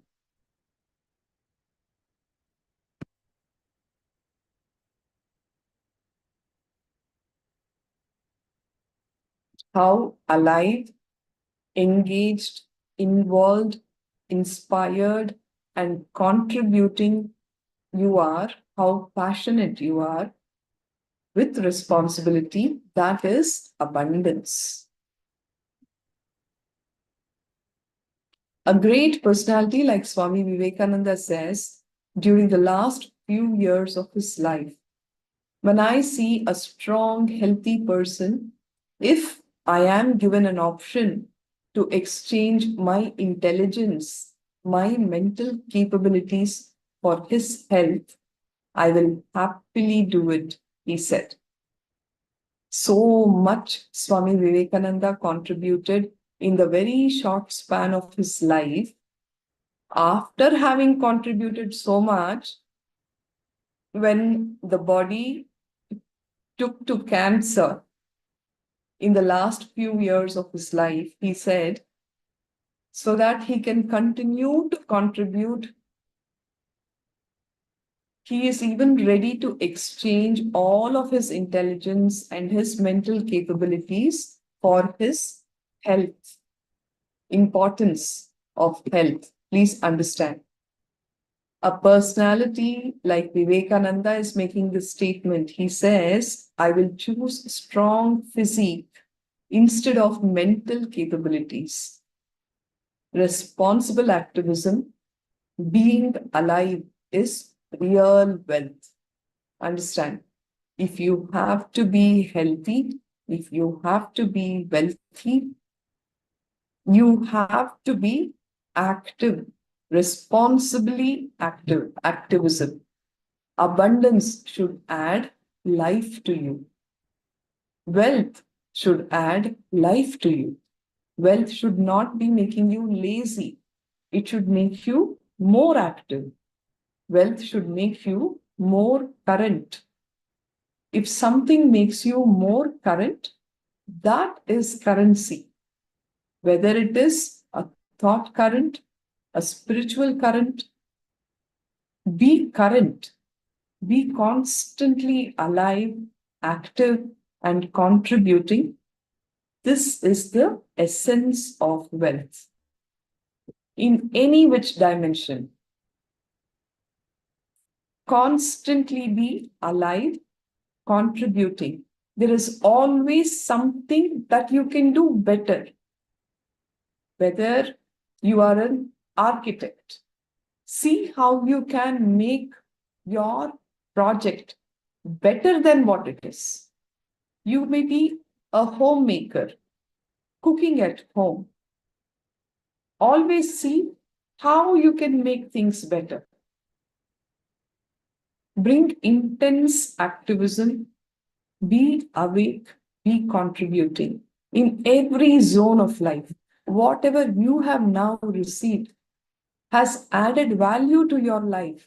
Make sure that you become a channel to share the same that you received with others.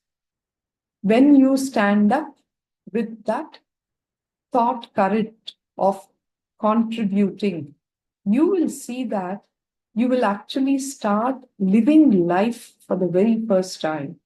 You will fall in love with yourself and you will radiate love with everyone around you.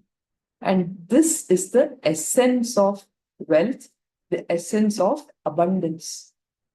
Neither socialism nor chronic capitalism or communism, no ism can make the world wealthy. It is only responsibilism, activism, and aparigraha which will make the world wealthy. With all the abundance, if there is selfishness attached, it's neither are you going to enjoy it from your poverty consciousness, nor people around you are going to enjoy. When you have and you give, that will become a parigraha. You enjoy as much as you can, but also know to give. And that is what is going to make the world wealthy. It is the concept, the principle I stand for, aparigraha. That is throned, jeweled, worshipped, weighed with all the precious metals. Bhagavan says, it is the concept that I stand for. I live, I manifest, I radiate, that is worshipped, that is revered, that is responded. Nothing else. Thousands and thousands and thousands who live, love this great principle of aparigraha continue to radiate the power of life. This is Bhagavan's satsang dated 30th of July 2017, where he spoke about how when people look at the throne that he's sitting on, the golden jewelry that he wears during the satsangs, including the crown, you must know that for him, it really doesn't matter with what jewels is the concept, the principle of aparigraha, living with minimal things, that is even worshipped with all the jewels that he wears when he's delivering all these great truths to the world. The principle is what is worshipped by putting it on the golden throne, by jeweling it up with all the jewels that goes on when he is delivering these great principles. And that is what we all worship. Life, whether the wealth is added or not, if you are constantly growing towards more and more activism and responsibilism, you live aparigraha. Even the wealth is added, it is only going to be more responsibility for you. Then you are living the real aparigraha, says Bhagavan. Understand, wealth getting added or not, if you are living the life of responsibilism and activism, you are living aparigraha. If wealth is getting added in the process, it is actually more responsibility for you, and that is living the real aparigraha. A person who feels luxurious inside only can do charity and share his wealth. And he is worthy of receiving the wealth and the blessings of wealth. He is worthy of being showered with abundance. See, only when my stomach is full, I will even give food to the others. Like that, only if you are feeling abundance inside of you, when you are experiencing luxury inside you, you will even do charity.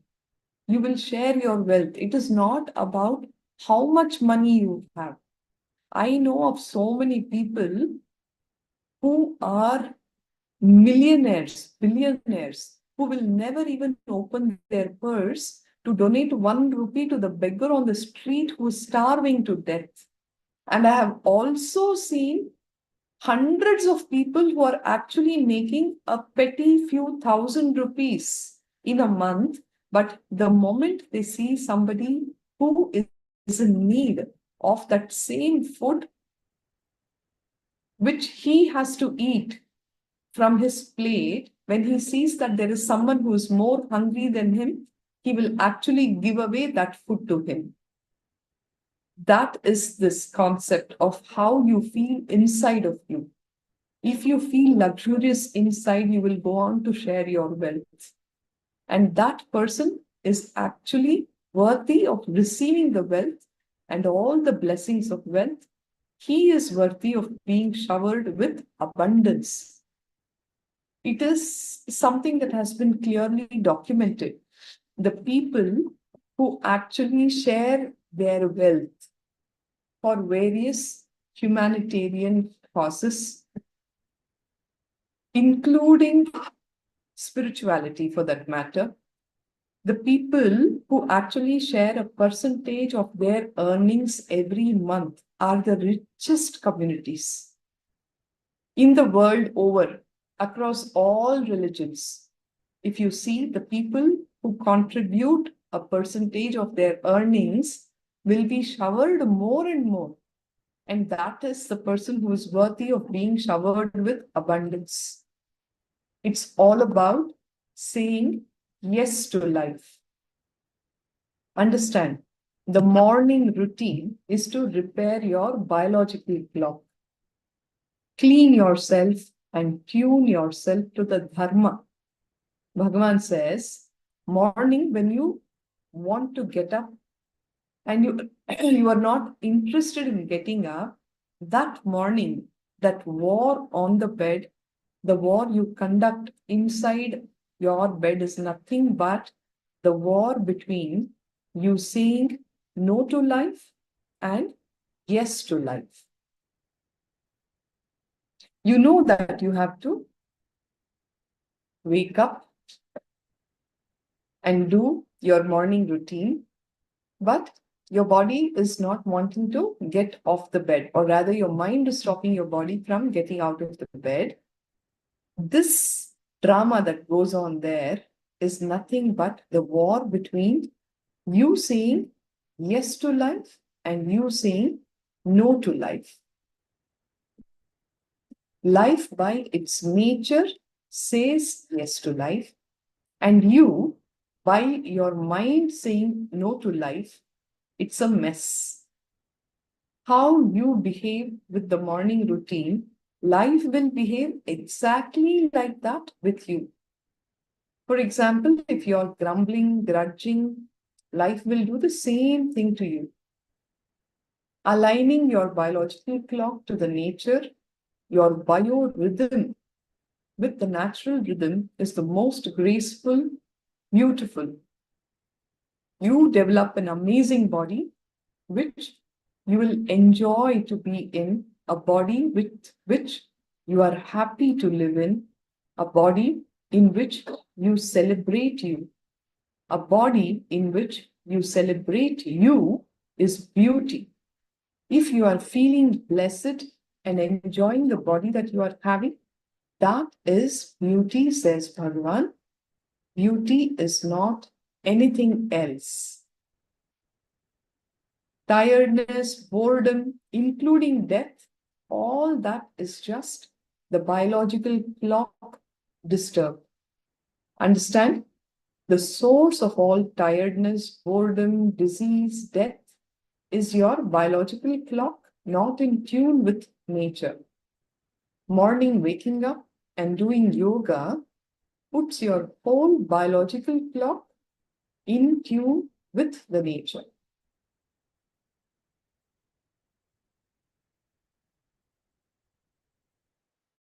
Are you all with me? I don't see the translator. Ma Gnanaguru Prasadini.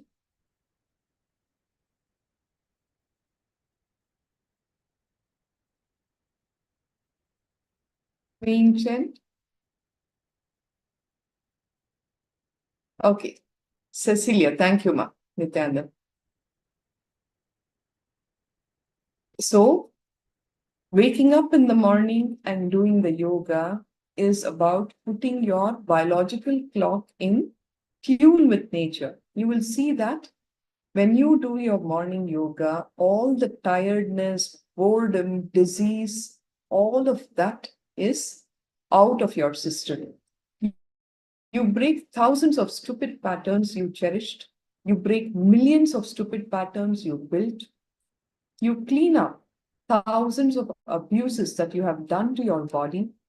You clean up thousands of mess you have done to your body by the wrong food, wrong thought currents, wrong thinking style, wrong cognitions. Your biological clock needs to get healed, and healing needs to happen. All of this is possible when you wake up in the morning during the Brahma Muhurta and bend your body with yoga. When the sun rises, your body should automatically become fresh and alive. Only then the right chemistry is happening in your biology. Along with the sun, the activism should increase. When the sun sets, beautifully the body should wind itself. So this was all about bringing activism into life and traversing into Kailasa. You can go and download these books, the Insights from the Avatar, Volume 1 and 2, available at www.nithyanandapedia.org. So with this, we come to the conclusion of this session. We will now be entering into the next segment, which is about having a conversational relationship with the Guru. How do we have a conversational relationship with the Guru? What is conversational relationship? Why we should have a conversational relationship with the Guru? How do we have a conversational relationship with the Guru? We will also look at the sacred Hindu references of having a conversational relationship with the Guru.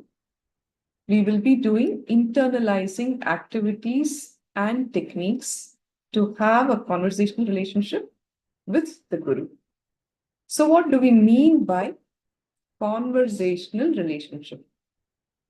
A conversational relationship is where the Guru and the disciple can have a conversation, and the Guru is able to tell you the truth as it is.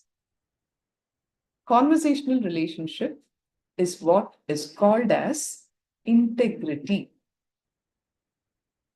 I repeat, conversational relationship is where the Guru and the disciple can have a conversation, and the Guru is able to tell you the truth as it is, without any dilution, without any modification. It is called as integrity. The Guru should be able to have a direct conversation with you without the fear that you will go and harm yourself or the people around you and life. The greed, the fear, the violence, nothing of that should be there. He should be able to have that kind of a direct conversation with you. A conversational relationship is where the Guru can explain things and have a straight talk. Guru will think only for you, and he will work for you in multi-layers, not just the level of life that you know, what you know as life. That and every layer of your life, the Guru will work for you.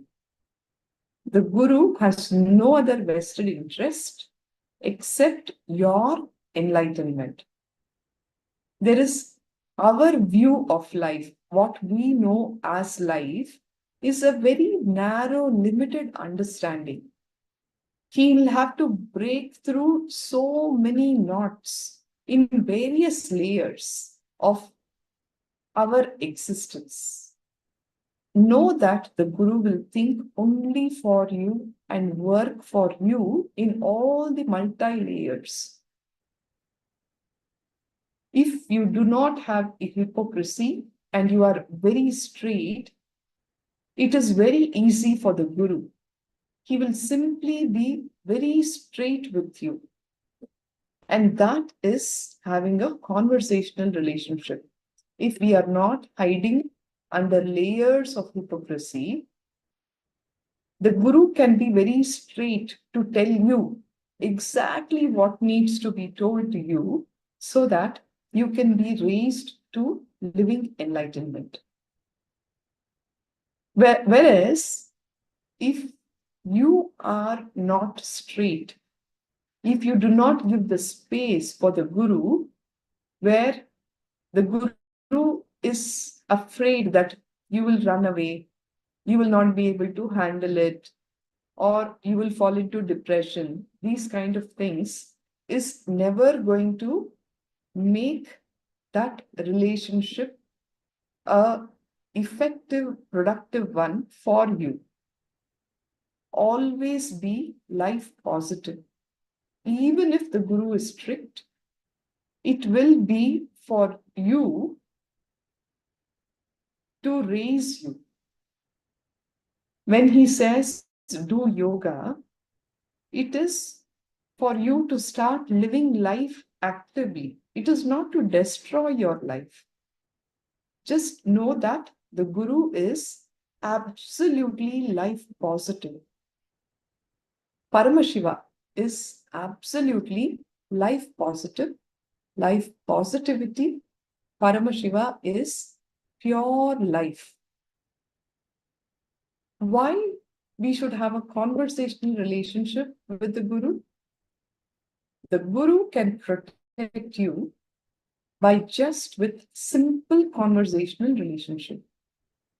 When you have a conversational relationship with the Guru, the multi-layered happenings of your life, of your mind, how you make your decisions, how you will think, what will be the results, how you will make friends, how you will make enemies, how you will put yourself into problems, and how you will pull yourself out of problems.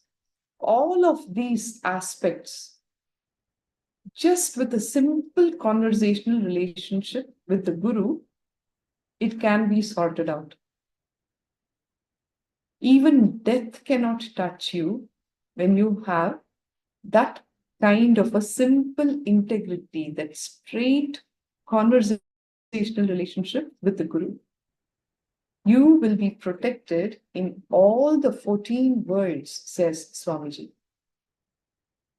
Retain your ability to have that kind of a direct conversation with the Guru. Nothing will touch you.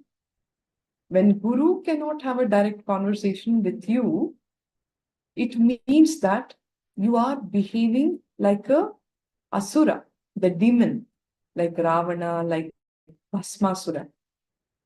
When Ravana was greedy, he was trying to take away the whole Kailasa under his control. When Bhasmasura was greedy, he was also trying to control Paramashiva. You must know, Bhasmasura was one of the asuras, highly integrated with his tapas. So Paramashiva happened to grant his boon. At the end of the day, Paramashiva will look for that kind of an integrity from the devotee. So when he comes and he asks him, what boon do you want? Bhasmasura says, on whomsoever I put my hand on, if I touch his head, that person should be reduced to ashes. And what happens? Bhasmasura, out of his greed, actually wants to test the power of that boon by putting his hand directly on Paramashiva's head. Understand? These kind of cunning, manipulative behaviors is what will stop you having that kind of a direct conversation with the Guru.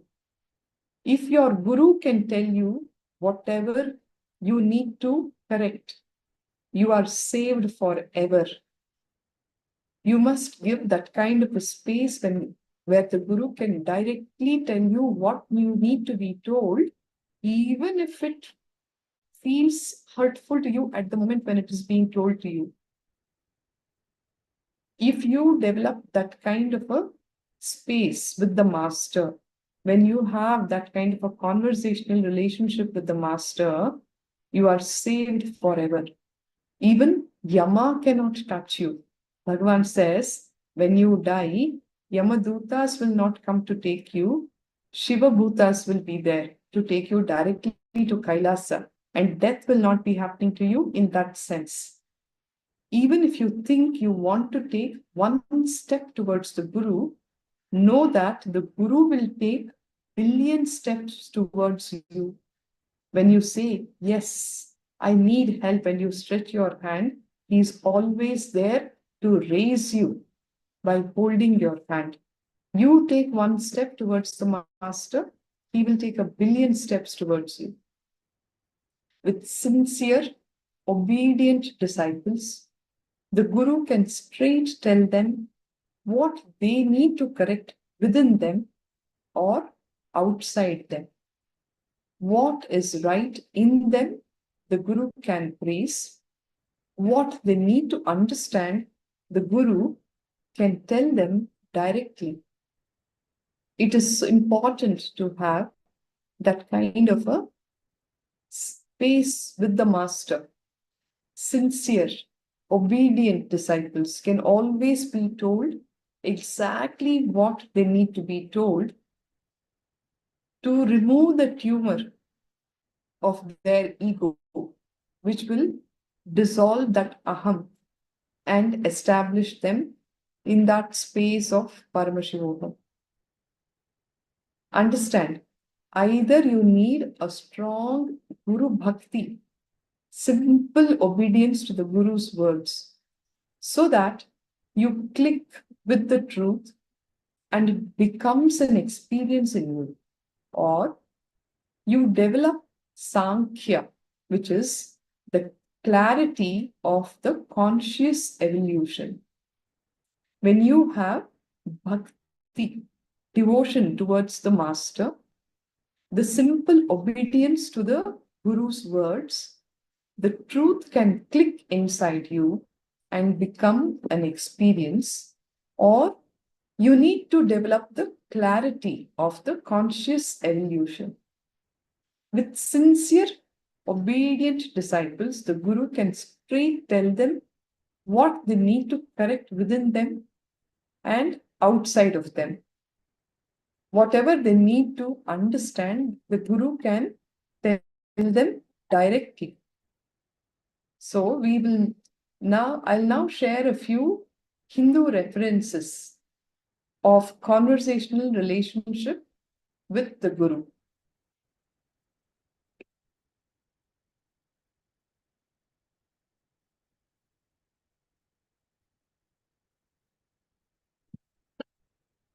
The Shastra Pramana.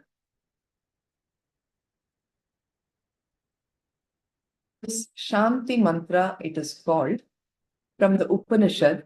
It says, Om Sahana Bhavatu Sahanau Bhunaktu Sahaviryam Karavavahai Tejasvinavaditamastu Ma Vidvishavahai.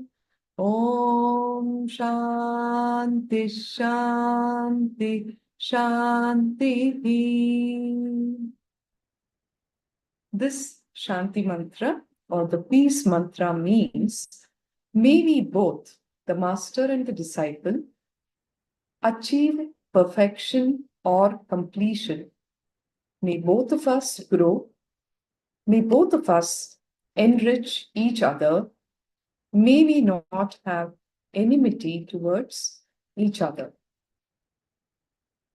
Both the Guru and the disciple are praying to the ultimate. Let both of us stay together with each other till the ultimate happens. Let both of us get fulfilled. Let both of us grow together. Let both of us expand, help each other. Let us not both hate or hurt each other. Let both of us have auspicious feeling connection towards each other. Let this feeling connection remain strong till we complete the education. Let this feeling connection protect both of us. It's very important to retain that feeling connection with the master till the ultimate final experience is solidly grounded in us, till we complete the education. This is the exact verses chanted before the education starts, before the transformation starts for the disciple. Guru and disciple both chant these verses because in the Vedic education system, education happens with a strong feeling connection. A strong feeling connection with the master is all that is needed, and the ultimate will always be granted. We look at Arjuna's conversational relationship with Lord Krishna. When Krishna listens to Arjuna, in the initial stages, if you look at the Bhagavad Gita, Arjuna goes on talking. He's pouring out all his depression, his confusion, his dilemma, all of that. Krishna listens to Arjuna. He's interested in Arjuna's real problem and not what Arjuna is complaining about. Krishna is not interested in just expressing what Arjuna knows. Krishna allows Arjuna to speak into his listening so that Arjuna can go to the root of the problem and address the issue. Understand? You need to internalize this truth. Whenever you are told to do all these internalization exercises, you will be listening to yourself first, even before you read it out to the master. When you start writing it down, when you start penning it all down, you will be listening to it first. When you talk, you are the person who are listening to what you talk. In this whole process, clarity will start happening for you. In fact, when we go up to Swamiji and he says, "What do you want?" Many people will say, "Swamiji, you know everything, so you just give whatever you know that I want." Swamiji says, "No, I know what you want, but it is important for you to know what you want." Like that, whenever the disciple, the devotee, speaks out into the listening of the master, the devotee can actually develop the clarity so that he goes into the root of the problem and address it. Because Arjuna was listening to himself when he was speaking, he started thinking with integrity. When we bring integrity into our thinking, the first thing is that we will know what is happening inside us.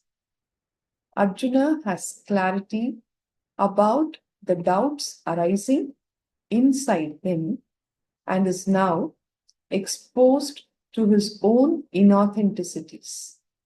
When that kind of a clarity, the integrity to your thinking happens, you will actually start throwing light on your own inauthenticities. Arjuna's actual inner image, his whole mamakara, was hidden from him. Understand, Arjuna was one of the greatest warriors of those times. He is known to be such a great warrior, fearless, always successful, very, very brave. These are the kind of belief system that he and everybody else also have about him.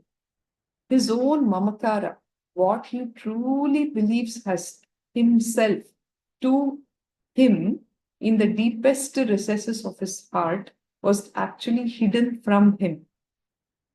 His root pattern was one of attachment. He was so attached to all his family, his relatives, whom he considered his near and dear. When he had to fight the Mahabharata war, the Kauravas and the Pandavas are lined up in the battlefield. Krishna is Arjuna's charioteer who is leading him into the war. And they just have to blow the conches for the war to begin. And at that moment, Arjuna falls into a deep depression. He says, "Krishna, what for are we fighting this war? I don't want to fight the war.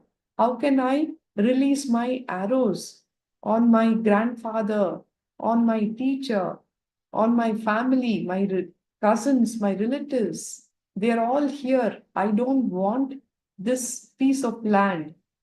It was not about the piece of land. It was all about establishing dharma, righteousness on the planet Earth. It was all about diffusing all the major atomic weapons that the unconscious negative masses had accumulated at that point in time. If Krishna had not interfered, the planet Earth would have been destroyed. Having lost the right context, Arjuna is caught up with his root pattern of attachment. He had a deep fear for expansion, and all of his inauthenticities. He's standing there in the battlefield and he says, I don't want to fight the war. Arjuna is allowed to express all of his dilemma, his doubts, his fears, all that into the listening space of the avatar, Krishna. When you speak, when you have a conversational relationship with the Guru, all such inauthenticities get exposed, which is exactly what was done by Krishna when he continued to listen to Arjuna. The transformation that Krishna led him to over the 18 chapters of Bhagavad Gita is the revelation of the truth not only to Arjuna but to all of humanity. I'll now go on to share another Apta Pramana about the conversational relationship with the Guru. Swami Vivekananda, in his pre-monastic days, his name was Narendra. That was the name given by his biological parents. He had just lost his father and he was in a lot of debt. Once, Ramakrishna Paramahamsa, his master, was talking with Narendra and a few other disciples. During the conversation, Ramakrishna said to a devotee who was rich, Narendra has lost his father and his family is in trouble. It would be great if his friends help him in this time of need. Narendra was a young boy. He has lost his father. It was those days of the colonial invasion in India, where the country was literally robbed of all its wealth. The artificial famines were created in Bengal. Millions of lives were lost. It was that situation where the family needed financial support of Narendra, and Ramakrishna Paramahamsa goes on and speaks to a few disciples where Narendra is also sitting, and speaks to one rich guy and he says, see, he's lost his dad, father, and he would need some assistance. It would be nice if your friends help him in this time of need. After that rich fellow left that place, Narendra, who was angry, said to Ramakrishna Paramahamsa, why did you have to tell him all that? He was angry for his pride and his family's esteem were hurt. Understand? He was so hurt that his family and he were shown in a lighter space, as in their esteem was hurt, their family pride was hurt by reaching out and asking for help. Seeing Naren hurt, Ramakrishna, with tears in his eyes, said, Naren, don't you know I'm ready to do anything for you? I will go from house to house begging for you. Imagine Ramakrishna Paramahamsa, being a Paramahamsa, the enlightened person, has no problem in going door to door begging with a begging bowl. Whereas Narendra, the unenlightened one, still, who has not had that ultimate experience, he is feeling belittled when the master is actually asking his friends to help him out and pull him out of that financial crisis. Naren knew his master truly meant it when he said, I can actually go out with a begging bowl door to door asking for help for you. Don't you know that? And Naren actually knows what his master said. When he says that, he actually means it. And he's so touched by the love of the saint that he actually wept and he felt ashamed of his behavior. See what happens when you have that kind of a space with the master, when you have a conversational relationship with the guru, your own inauthenticities get exposed, and that very space of the master will actually help you complete with all of those incompletions. One another person, another story from Bhagavan's life.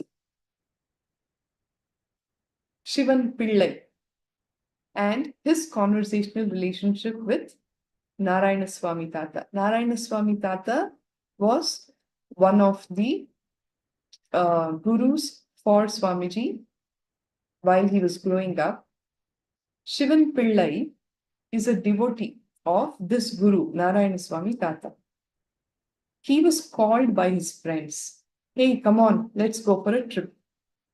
They all took him. But his friends did not tell that they were planning to commit a certain crime and they were taking this fellow along with them for their crime, mostly as a protection. Shivan Pillai doesn't know about it, and he just goes with them, saying that, okay, let's go for a vacation with my friends. Now, this particular gang was actually planning for a crime. Narayana Swami Tata is the guru for Shivan Pillai. He had an extraordinary ability. He knows exactly what is happening in any corner of that town. See, whenever there is a particular crime that happens in that town, the police, when they are not able to find the thief or the culprit, they will actually go to Narayana Swami Tata. And he has a mirror in which he will see exactly what has happened. He will identify the culprit and he will guide the police.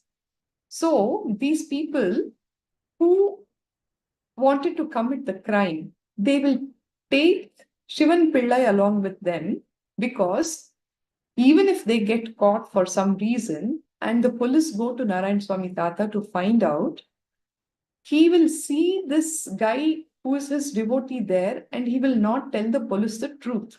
This is what this gang has planned. Okay. If Narayana Swami Tata's devotee is a part of that gang, then the Narayana Swami Tata may actually save the gang to save his devotee.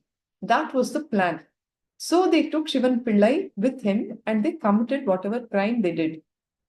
Understand, Shivan Pillai was not a direct part of that crime. He did not participate in the crime, but he was just there in that team.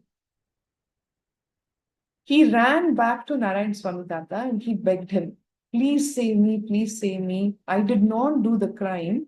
They all lied. They did not tell me that they were going to commit this crime. They just took me with them. Even though I did not do the crime, I am still now a part of the whole thing. I was a part of the team when the crime was committed. So this is the story which goes on to elucidate how having a conversational relationship with the guru will always lead you to the next level of your spiritual journey. Narayana Swami Tata said only one thing when Shivan Pillai goes back and tells Narayana Swami Tata that I didn't know, I just accompanied them. I was there as a part of the team when the crime was committed, but I did not actually do it. When Narayana Swami Tata heard this, he said only one thing. All right, go and sit. He particularly mentioned one cave in Arunachala Hill. He just said, go and sit in that cave. don't come out of it. You will get food inside. As long as food comes to you, don't come out. Just eat, stay, don't worry, don't come out. Simple, straight instruction. No questions asked. He just tells him that Shivan Pillai is such an obedient disciple. He just went and did the same. As usual, the police came to Narayan Swami Tata to resolve the crime. And Tata gave all the instructions. He showed all the team fellows, and all of them got arrested, other than this one devotee. Now, those fellows got arrested and they were jailed. Swamiji has seen all of this happening. As this boy growing up around the masters, he has seen this. He was seeing the whole scene. And when Shivan Pillai came and cried to him, Supreme Pontiff of Hinduism was a witness to both the scenes, when Shivan Pillai came and cried, and when the police came and reported the crime, and he resolved the whole crime. In both scenes, Swamiji was there. He has witnessed it all. Having seen this, the Supreme Pontiff asked Narayan Swami Tata, Tata, you could have just saved Shivan Pillai because he did not commit the crime. He was only there in the scene. He was just a part of the team, but he did not actually commit the crime. You could have just saved him. If he did not tell his name, that was enough, right? Why did you just ask him to go and sit in the cave? The police is not going to go and arrest him if you don't take his name. Then why did you go and why did you tell him to go and sit in that cave? Then Narayan Swami Tata told Swamiji he was supposed to get arrested in this graha. The star constellation is such that he was supposed to be arrested. And that is why this whole thing happened also, where those friends come, they take him with him, they perform whatever, commit the crime, everything happened because the stars were such that he would have to be arrested. The situation was such that instead of jail, he changed it to Bandhana Yoga. Bandhana Yoga means withdrawal from the society. Sitting in the cave, he was meditating. The same punishment of being in the jail is now transformed into tapas, where he is not going to have anything to do with the society. He will just sit in the cave and meditate. His food will go to him on time. Until the master tells him to come out, he's not going to come out. He's going to use that time for his betterment. Do you understand how? The master can interfere. This guy who sat in the cave and meditated, he got some powers only because he obeyed Guru Vak. Whatever was told to him as a direct instruction, he followed it obediently. If Shivan Pillai had gone to jail, he would have been physically, mentally broken. He would have lost all the best things that he had in his life. One experience of being in jail, the guy will be shattered for life. You understand that? Bandhana, which is imprisonment, got converted into Bandhana Yoga by the Guru's grace. And he got all the best things in life. He got powers, he got blessings of the Guru, he got saved from going to jail, and all the other social stigma associated with it, everything. He got all the best instead of the worst. That is what happens with Guru's grace, with Guru Bhakti. That fellow was so deeply devoted to the Guru, he just obeyed whatever the Guru told him. Bhagavan goes on to talk about his own conversational relationship with his Guru. He says, My guru-disciple relationship with my guru is choiceless, optionless, absolute, sweet, simple surrender and obedience. That's it. It's neither difficult nor easy. He's talking about his own relationship with his guru. Choiceless, optionless, absolute, sweet, simple surrender and obedience. My guru-disciple relationship is simple because I chose it and I decided to live it. It's neither difficult nor easy. It is simple, says the Supreme Pontiff of Hinduism. When I choose to connect with my gurus as they introduced themselves to me, I inherited all their state, space, powers, being, superconsciousness, KAILASA, everything, said, unsaid, everything theirs I inherited and it started manifesting in me. Understand? Please listen and internalize this truth. Interpolate it into your own life. When you choose to connect to your guru as how he has introduced himself to you, you will naturally inherit the state, space, powers, being, superconsciousness, the Kailasa, everything said and unsaid, everything that belongs to the master is all yours. This is the take home from this statement here. Bhagavan's own Atma Pramana. When he chose to connect with his gurus as they introduced themselves to him, he naturally inherited everything that was the master's. Everything said and unsaid in them started manifesting in Swamiji. He says, whoever connects with me with the introduction I am giving about me inherits everything I received from my Guru Parampara and me, and it starts manifesting in you all also.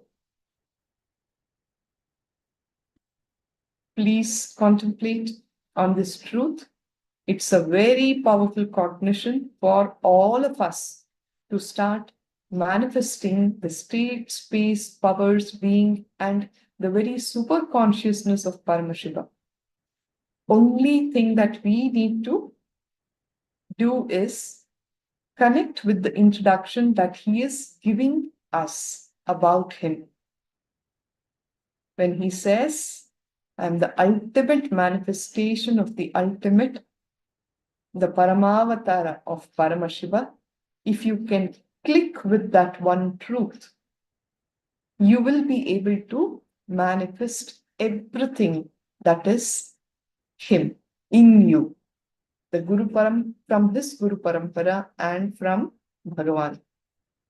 If you choose to connect with me as I introduce me to you all as a living manifestation of Paramashiva, this is my introduction to you all. Paramashiva fully manifesting himself to revive the Kailasa ecosystem on this plane as this Nijavatara Nithyananda. He himself is manifesting, and this is the introduction I am giving about me to you all. These are the direct words from the Supreme Pontiff of Hinduism, Bhagavan Nithyananda Paramashivam. Take a moment and connect with this truth.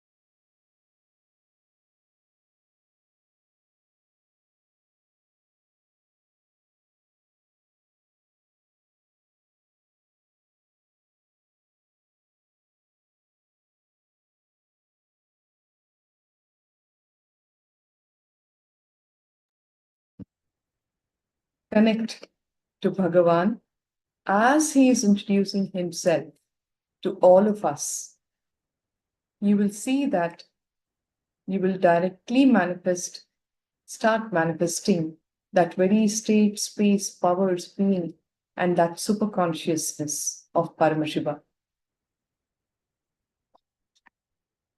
Whoever chooses to connect with this introduction, feel blessed. You inherit everything I received from my Guru Parampara, from Paramashiva himself and Paramashiva Shakti, and my whole Guru Parampara. Whatever I received, you are inheriting all of that. And this is the science of inner net.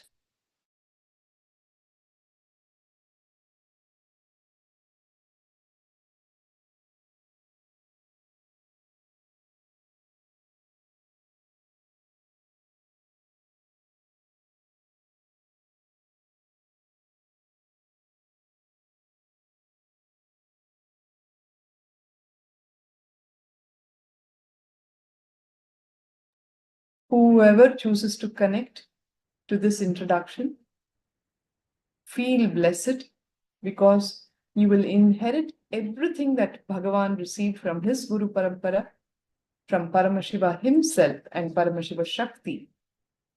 Whatever I received, you're inheriting all of that, he says. And this is the science of inner net. The inner net that is more effective, more powerful than the internet. Understand? Having the right space to have a conversational relationship with the Guru. The deep feeling connection and the obedience with the Master. So, let us now look at the internalizing activities and techniques to have a conversational relationship with the Guru. Please pen down all the times that you felt simple obedience to the Guru was difficult to follow. Please pull out your paper and pen. Start penning down all the times that you felt simple obedience to the Guru was difficult to follow. For example, Swamiji told all of us, wake up in the Brahma Muhurta every day and do the Nitya Yoga. You have told many a time, I don't have the energy to do yoga today. Attend the Nitya Satsang. I can't attend Satsang because I'm very sleepy. Like this. Simple instructions. You have missed out on simple obedience to the Guru. Pen down all those instances.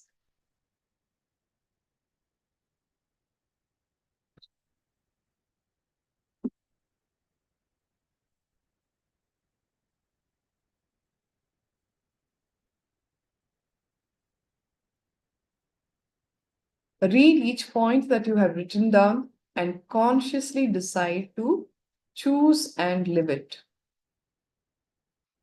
First instance, pen down all the occasions where you have missed out on simple obedience with the Master, to the Guru. You thought it's difficult for you to follow. Pen them all down.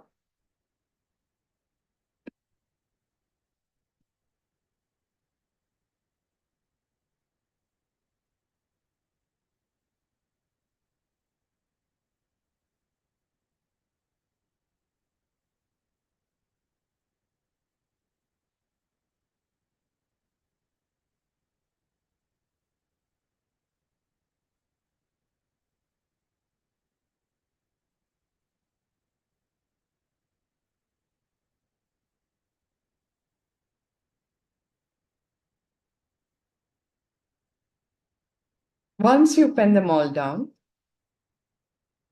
read each point and consciously decide to choose and live it. Simple obedience with the Master, having a conversational relationship with the Guru can actually raise you higher and higher in this transformational journey.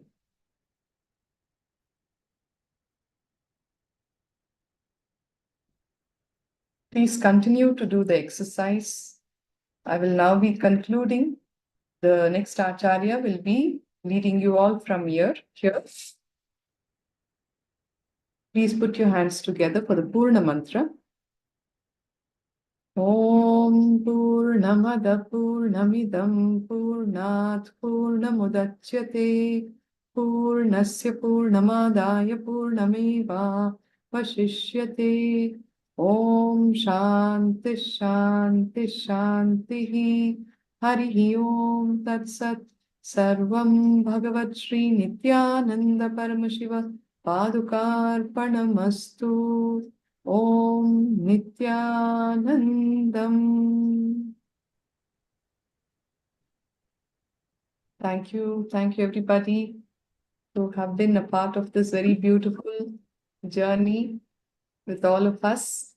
And I also recommend and request you to enroll into the next level, Paramashivoham Level 2, Level 3, and there will be so much more clarity, deeper understandings, and you will enjoy this transformational journey. I sincerely thank each one of you personally also from the bottom of my heart for giving me this beautiful opportunity to walk the path with each one.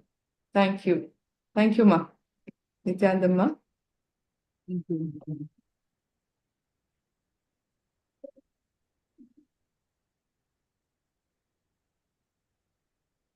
Nithyananda, everyone. So let's start our session with the power manifestation. Now we're going to do the third eye power manifestation. We are going to do all the powers one round. So starting with third eye power manifestation. So you can post your powerful cognitions, whatever you have learned from the Living Enlightenment book. So just post quickly your powerful cognitions. By now, last 21 days, Instagram generated so many powerful cognitions. You can post any one of those quickly, 1 minute.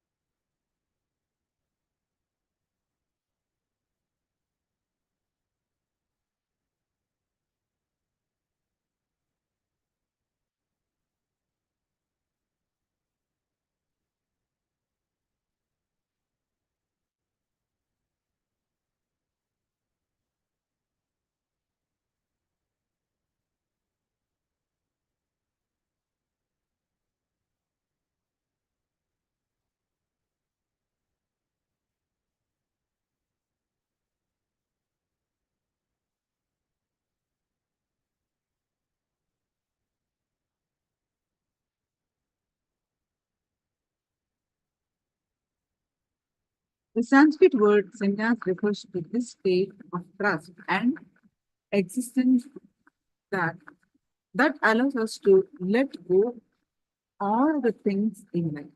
Wonderful. So now please sit straight with your head neck back straight line.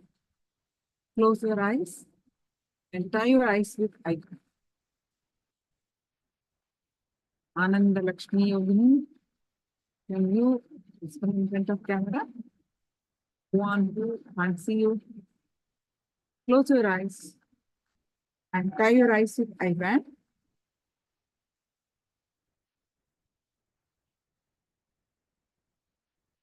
Bring restful awareness to your third eye. Bring restful awareness to your third eye.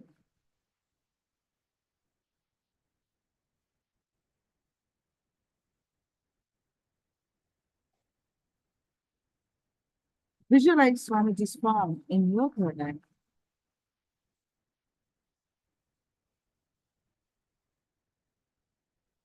With the context that Swamiji is Paramashiva, meditating on the form of Swamiji will awaken your Kundalini, awaken your consciousness.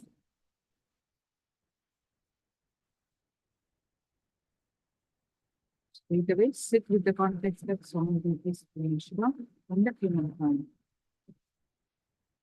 With this context, any thoughts that are coming, let it come, let it go. You bring your awareness back to your third eye again and again. And start chanting the Mahavakya. Om Nithyananda Paramashivoham. Intensely chant the Mahavakya and experience the space of oneness. With that space of oneness, scan through your third eye and manifest the power of third eye. All of you, make sure you close your eyes, you tie your eyes with eye band. I'm going to project the picture.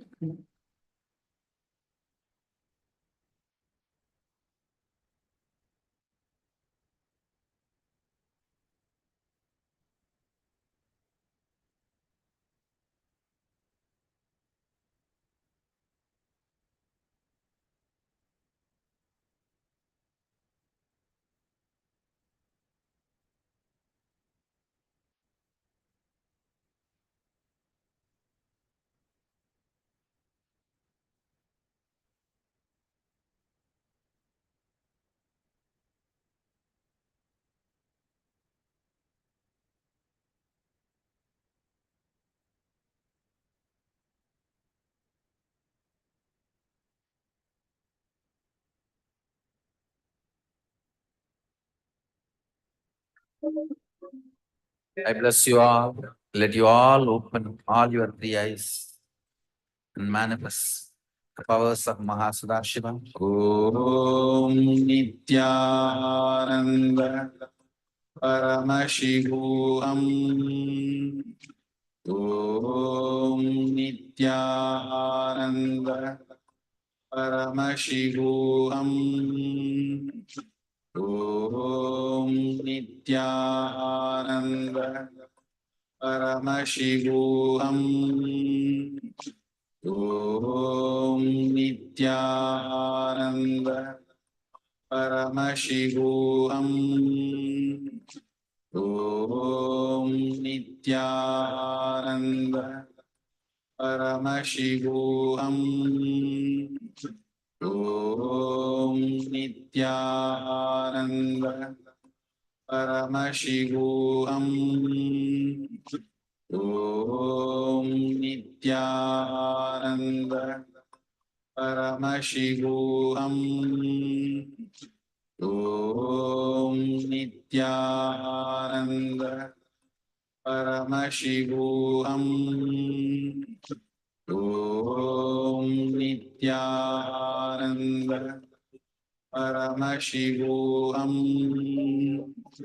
Om Nithyananda Paramashivoham. Om Nithyananda Paramashivoham. Om Nithyananda Paramashivoham.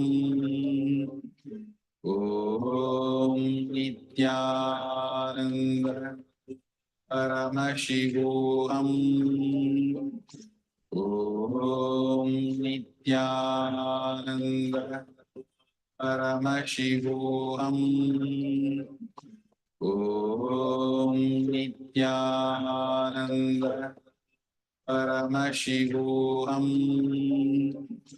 Om Nithyananda Paramashivoham. Om Nithyananda Paramashivoham. Om Nithyananda Paramashivoham. Om Nithyananda Paramashivoham. Om Nithyananda Paramashivoham. Om Nithyananda Paramashivoham. Om Nithyananda Paramashivoham. Om Nithyananda Paramashivoham. Om Nithyananda Paramashivoham. Om Nithyananda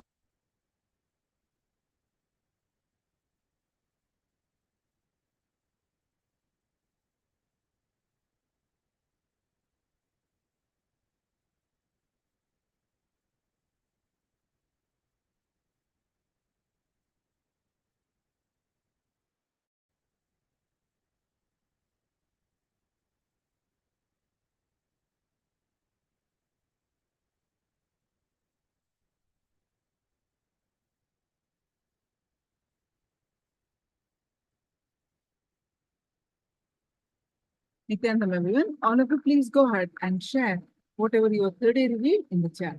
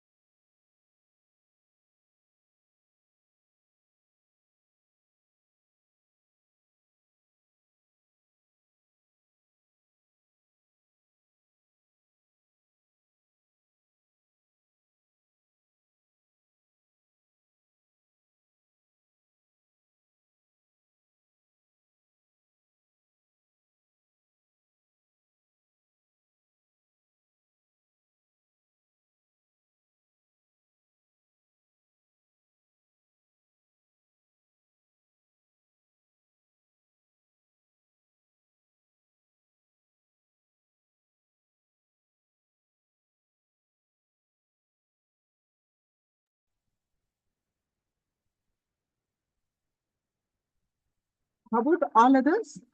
Please go ahead and share. I'm going to project the picture now.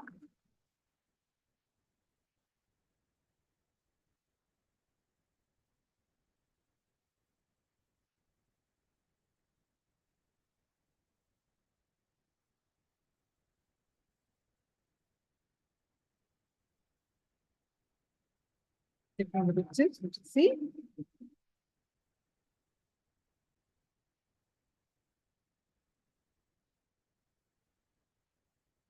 This is what I have projected. So let me read your responses.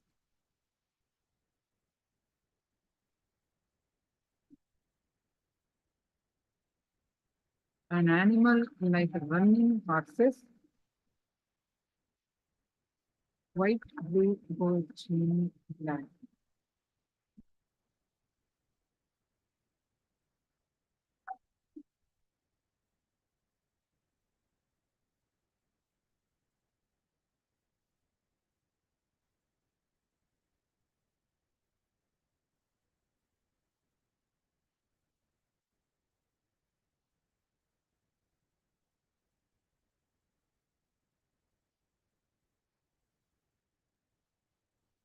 Now let's enter into our next session.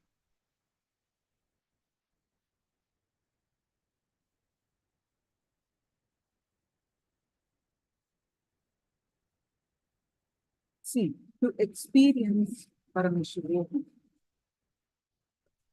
to experience our highest consciousness, one of the major aspects we have learned about Tyaga and many other things, connection with the Guru, intense conversational relationship with the Guru, and about KAILASA. All that we have learned. Now, some more powerful cognitions, let us learn. There are many things that we need. We're going to learn about intensity. What the main quality that we need is intensity. Then, to be able to contribute. One of the major things, Kailasa like the experience Paramashivoham is, you are not just you alone, but you're all, everyone put together. You are in everyone, and everyone is in you. When you have that cognition,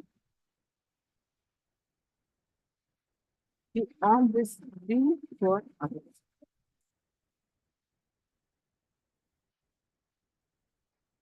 When that cognition is not there, what is there in me, why should I move my body if I'm not getting anything, if I'm not getting paid for it? Then you're far from it. You're far from experiencing Paramashivoham. Experience Paramashivoham. One of the major aspects is to be able to contribute, to be able to live for others. When you have the cognition, life is for others. You start manifesting, experiencing Paramashivoham.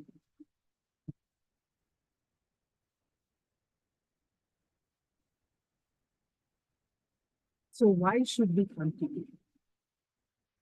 This is, let us understand, if we have still, it is, for example, finance, you take, this is my hard-earned money, why should I contribute? I have only limited time. All my time is going for my work and my other things. When will I have free time to enjoy? So I don't have any time to contribute to anyone. If my skill set, if I give it freely, how will I get paid for it?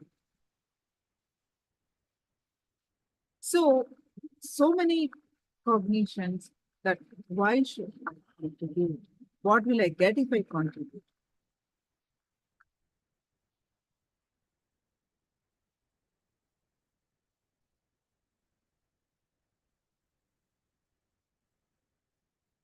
Understand, if you want to experience Paramashivoham,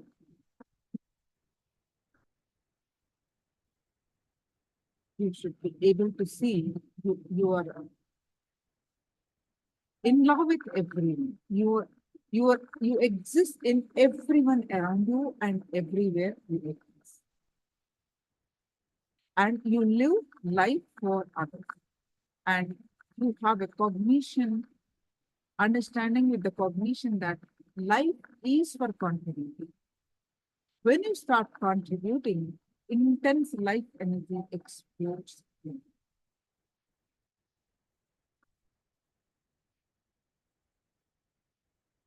The Jiva, Jagat, Ishma.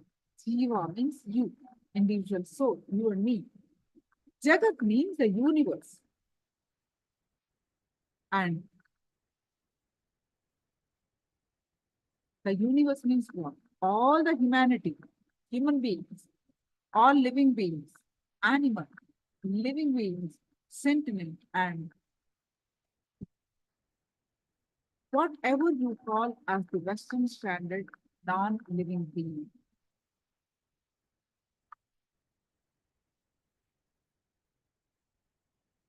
In Hinduism,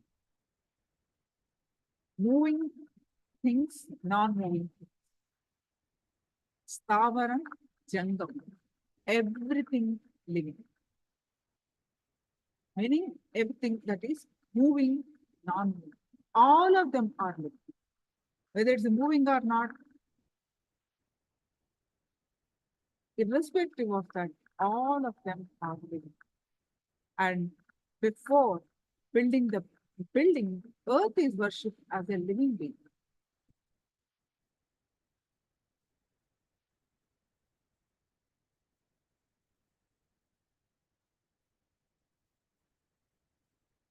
Understand?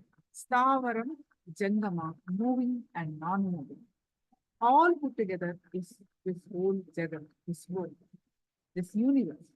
Ishvara, meaning the ultimate, Paramashiva, Parameshvara.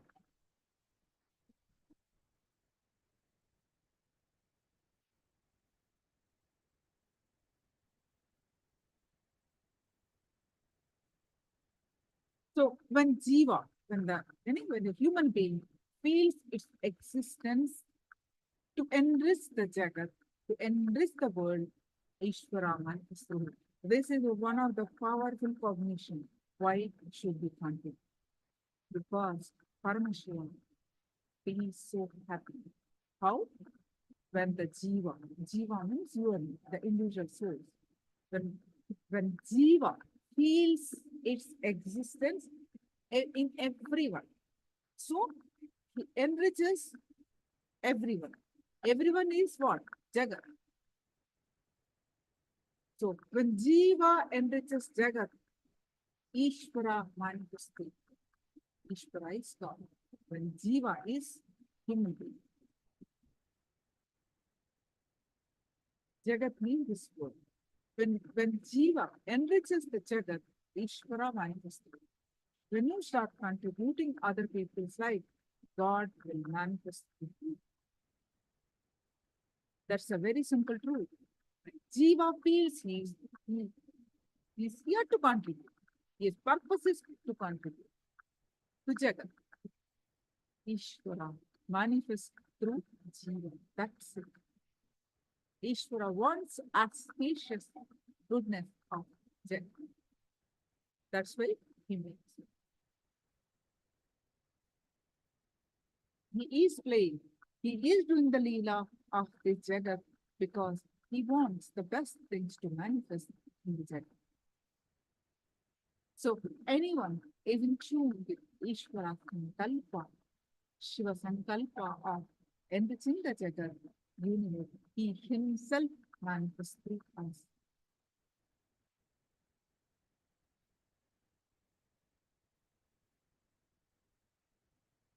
Hinduism is all about contributing.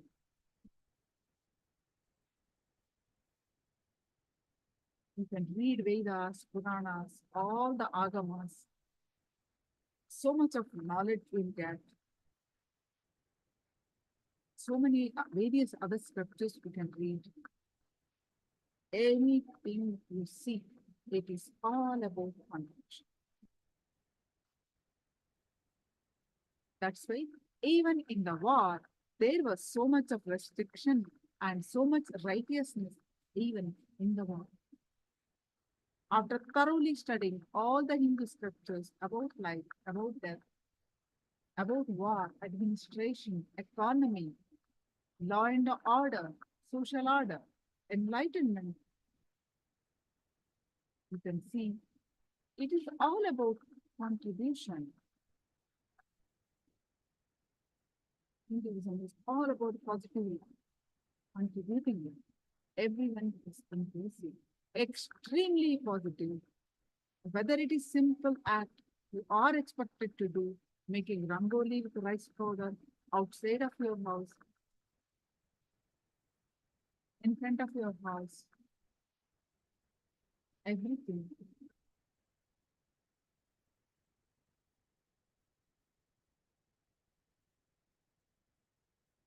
is positive, life positive. It is only life positive.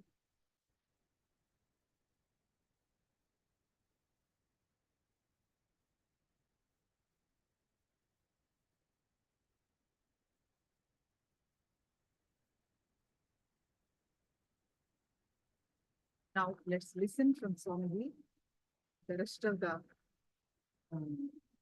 cognitions about why we should contribute.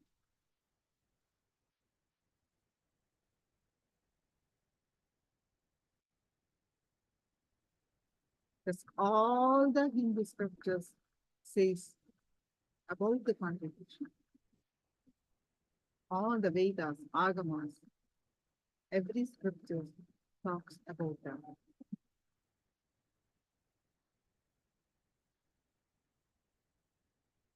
Listen to this Swamiji's words carefully.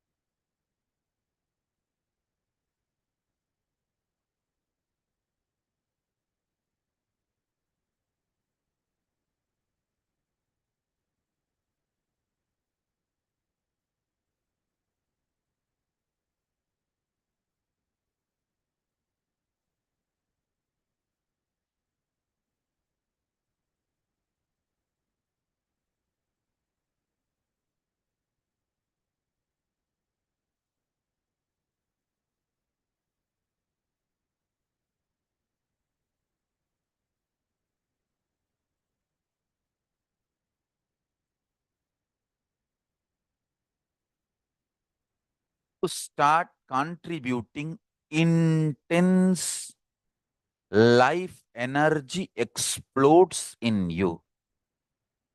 Jiva, Ishvara, Jagat. Listen. Jiva means individual.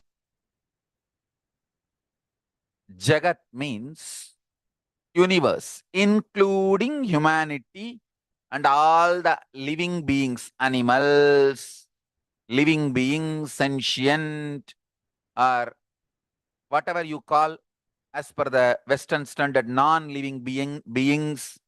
In Hinduism, Stavara Jangama, everything is living. Means moving, non-moving. All of them are living.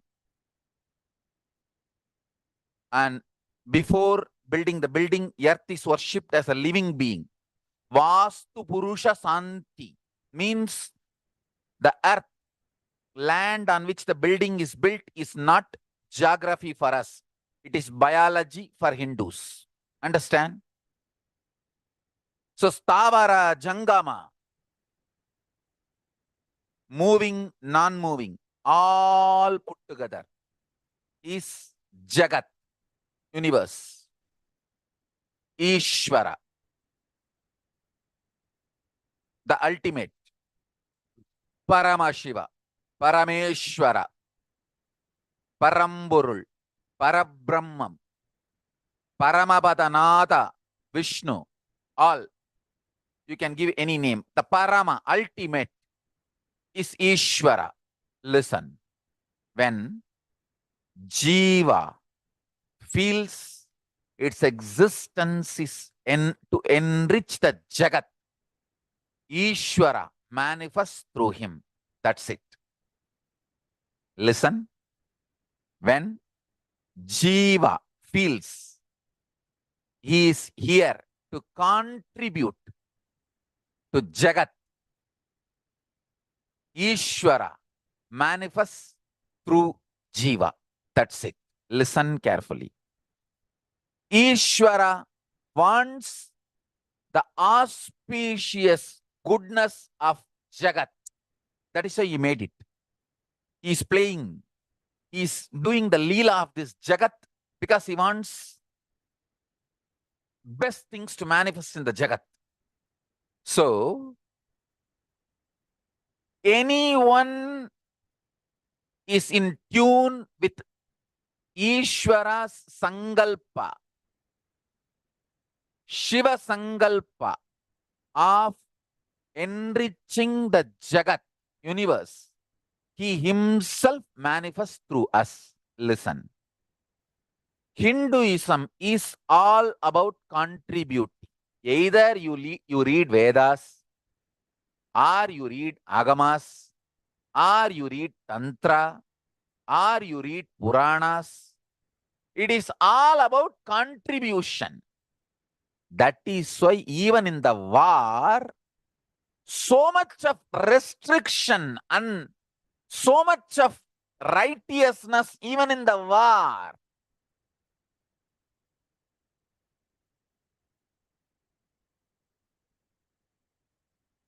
Understand? After thoroughly studying all the Hindu scriptures about life, death, war, administration, economy,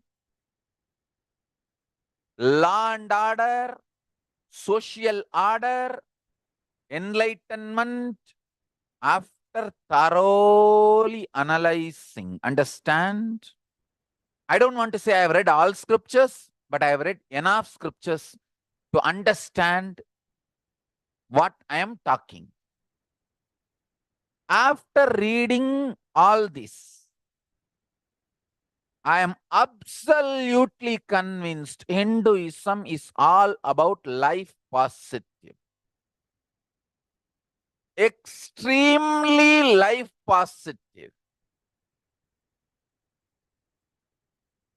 Whether it is a simple acts you are expected to do, making rangoli with the rice powder outside your house, in front of your house, or applying marudani in your fingers, mehendi, or applying the turmeric powder for your face and kumkum early morning. Everything is all about life positivity. Life positive, life positive, life positive, life positive. Go on contributing, contributing, contributing.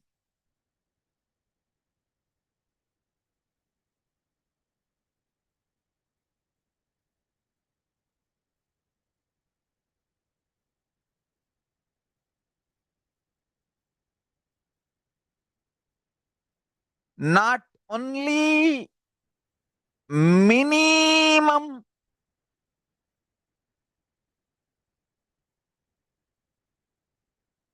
bare minimum, as low as possible, taking back from the Jagat, but giving as much as possible. Hinduism is all about that. That's it. I tell you.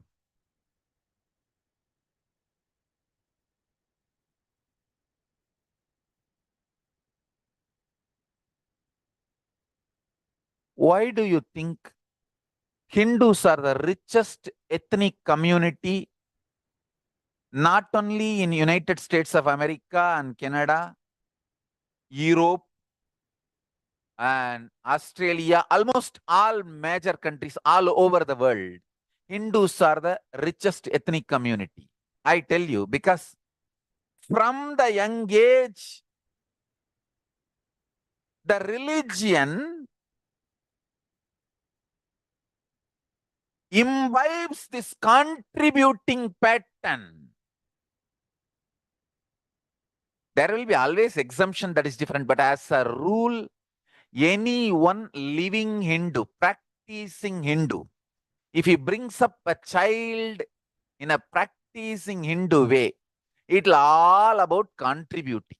I tell you, I am so happy. I had amazing examples of contributors in my life whom I can see and grow, and who taught me contributing makes Parameshwara manifest through you. I tell you.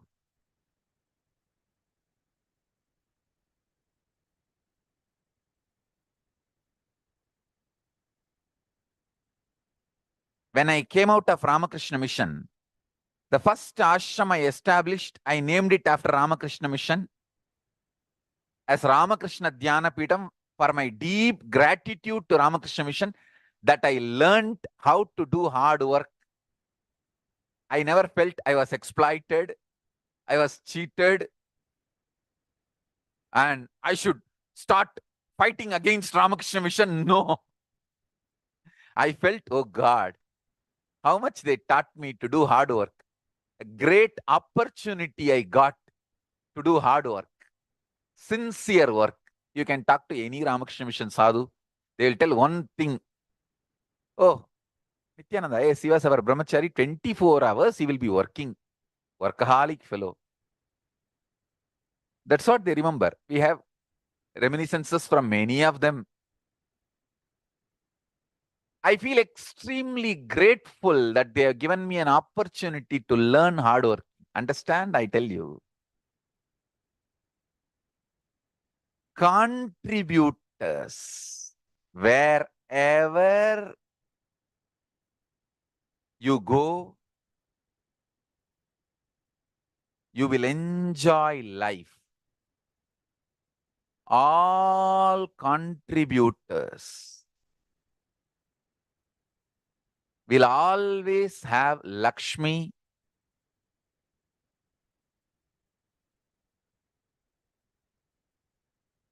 and I tell you, future is for practicing Hindus. Because the truth is becoming authority all over the world. Understand? All over the world, the truth is becoming authority. One of the best thing I realized in my life, when I am seeing so much of attack on me, the truth I realized is I am making the truth more and more as authority, and it is spreading all over the world.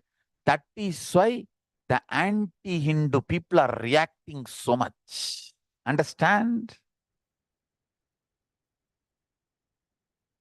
They may try to create a strategies. Oh, we are not anti-Hindu, we are only anti-Nithyananda. These are all anti-old strategy. AUNTY. They may create more strategies. But I tell you, I am establishing more and more truth as authority in every field. In the future, only contributors are going to survive. See, you can make fun of me, troll me for a few days when I said there is something more to E equal to MC square. When I make this kind of statements, like I'm saying that zillions of universe rays exist for zillions of years and dissolve, get pulled out of delusion and gets liberated. All this happening now without time gap. You can troll me for a few days. But soon, scientists are going to become curious about what I am talking. And they are going to understand I am making sense. And they are going to understand I am really contributing to their thinking and furthering their researches and their new breakthroughs, discoveries to make world better living place. Understand? Once people start understanding I am contributing and I am establishing the truth as the authority,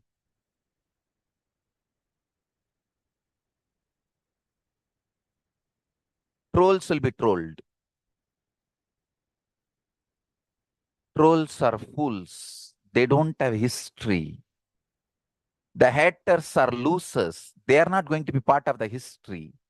Contributors are going to be part of the history. Understand? In every field, in the field of economy, 99% of energy should be contributing economy. Only 1% should be administration. Now, 80% of the people are trying to grab and administer. The bottom 20% people are getting destroyed, literally killed and sucked, forced to contribute. Understand? The Hindu economy is all about contribution.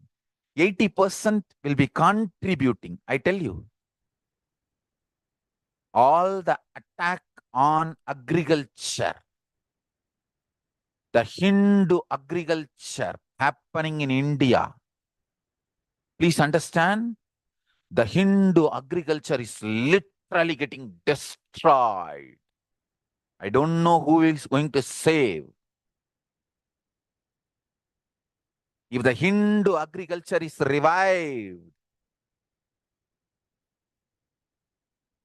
the economy of the world will boom, because the Hindu economy is all about intense contribution. It's not consumeristic. It's contributing economy. Whether in the field of economy or in the field of social stability, I tell you,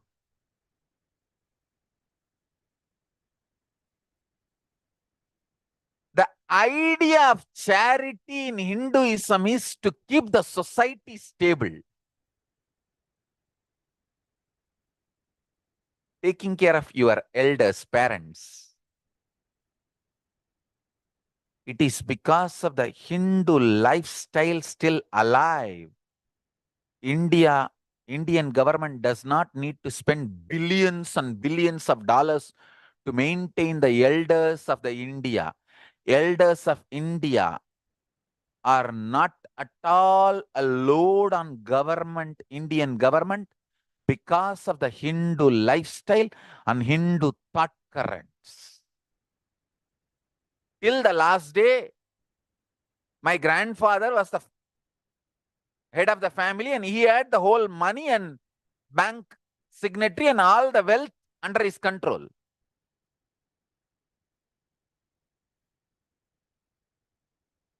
There's no retirement concept in Hindu family style. And I tell you, the Hindu profession is always father teaches to son, son teaches to grandson, specialization based.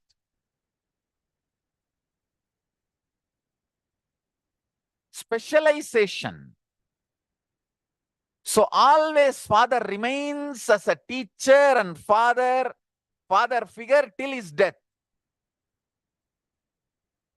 And you are always remembered by your father or grandfather.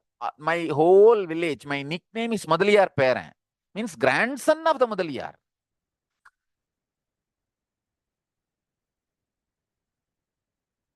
Understand the social stability. That is why it is now 10,000 years. Hinduism has faced 5,000 wars. What the simple foolish fellows trying to do some social media attack on me? Hey, we are a 10,000-year-old tradition. In 10,000 years, we have faced 5,000 attacks. All types of wars. And we stood, we won, and we are still thriving. And I am going to be alive for next 200 years. In the body, alive, teaching, initiating, enlightening people,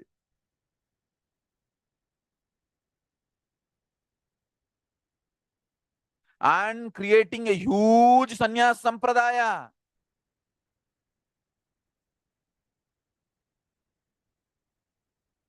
Building stone temples and universities all over the world.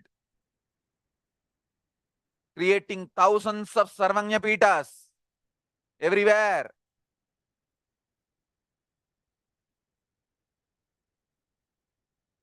I'm happy to announce one good news that we are getting a property in Sri Lanka. There is in 18 Adinams traditionally, Varani is one of the place. In that 18 Adinam, Varani Adinam is one of the important Adinams. Varani Adinam is the only Adinam outside India. In Sri Lanka, so in that Varani place, somebody is donating a place. We are going to revive that Varani Adinam. Now, I don't know whether that Adinam exists or not. We are going to revive Varani Adinam. There are well-known 18 Adinams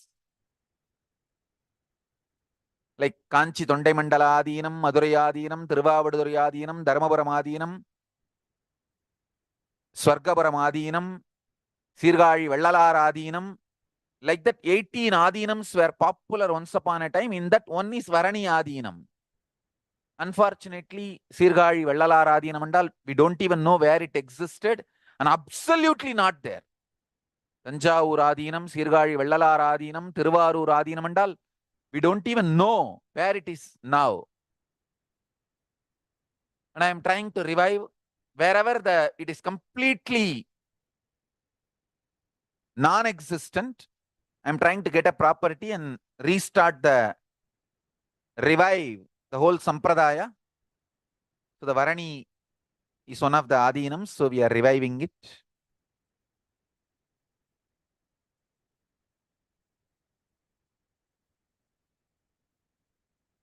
Go on contributing. Contributing.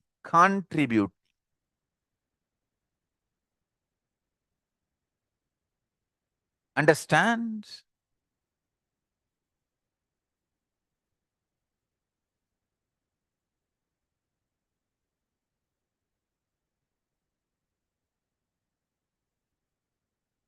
It's a contribution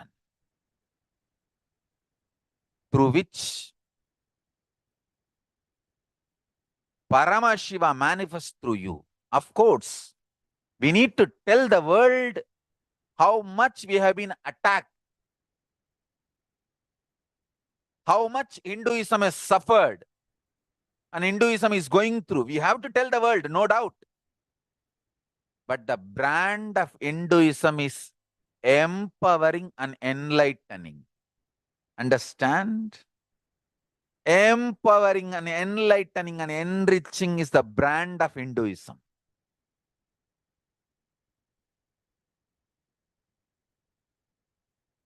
Contributing, whether social structure,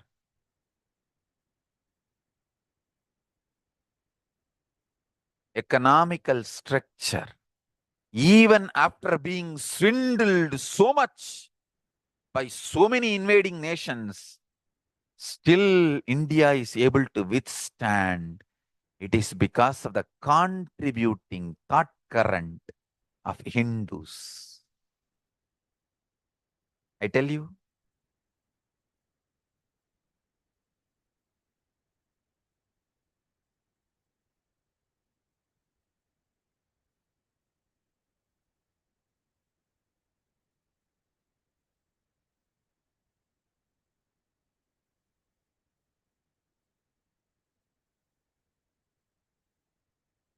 Charya Pada.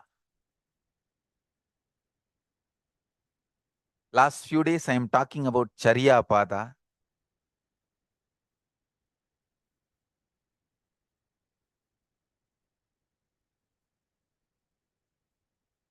The whole Charya Pada is all about just two things. Live long, blissfully enrich the world blissfully. That's all. Everything. Morning, waking up, the moment you wake up, you are expected to apply sacred ash on your forehead.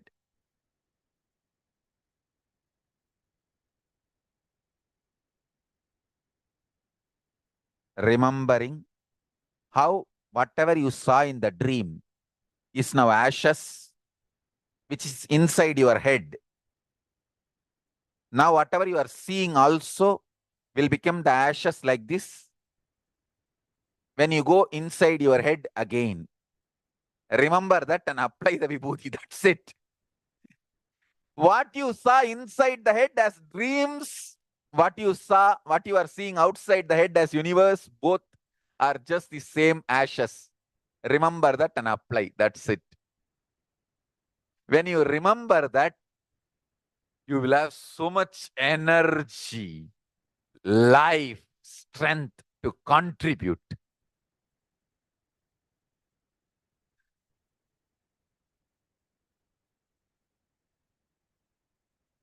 As long as we are alive, let's contribute, contribute, contribute. Morning, when you come out of your head to outer world, applying the ash, that is the first charya you are expected. And night, when you fall asleep, means when you are going from outside into inside your head, apply the sacred ash. From that to this, the whole charya pada, the essence is live long, healthily, happily, blissfully, and enrich, empower, enlighten, happily, blissfully. That's it.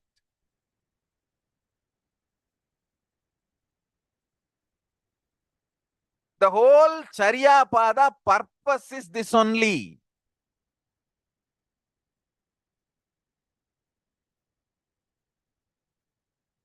Isha Vasyamidagun Sarvam Yatkincha Jagatyan Jagad Tena Tyaktena Bunjita Makridakasya Sviddanam Kurvan Nevega Jijivishecha Daggu Samaha Evam Twayinanyate Dostina Karma Lipyadena Re. Over. The whole Charya Pada. Live hundreds of years by enjoying renouncing.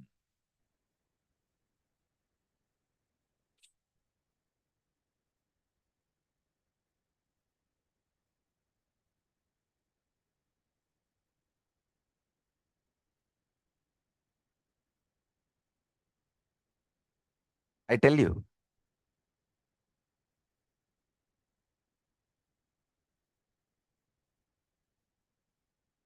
any problem you have in your life,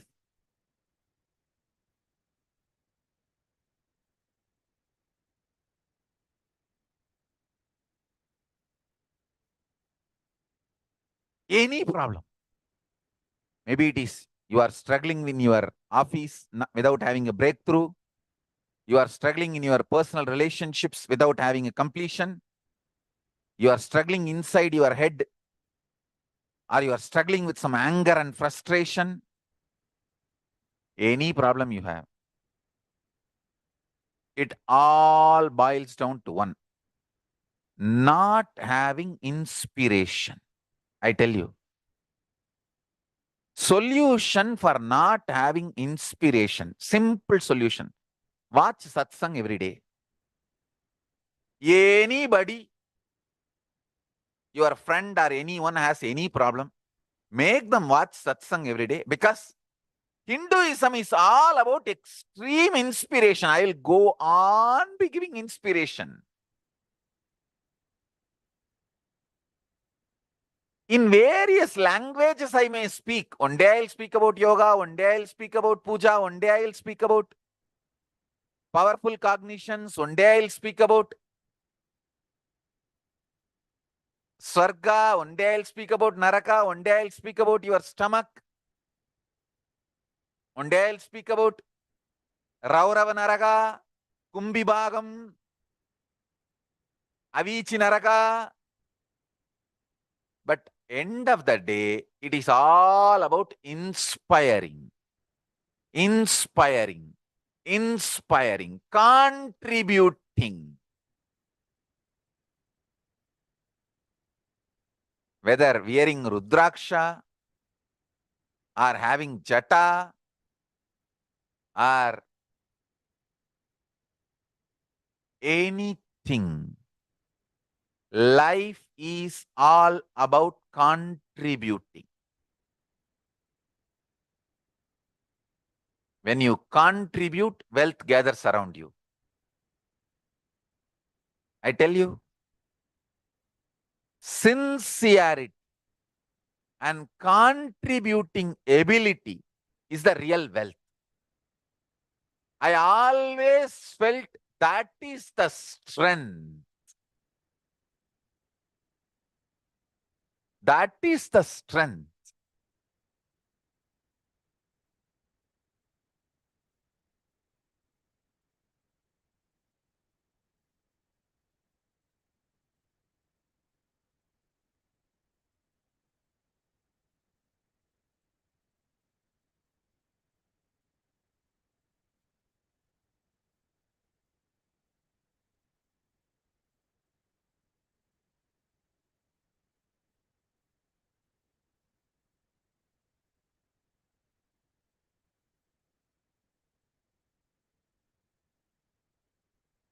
Wherever I saw sincerity,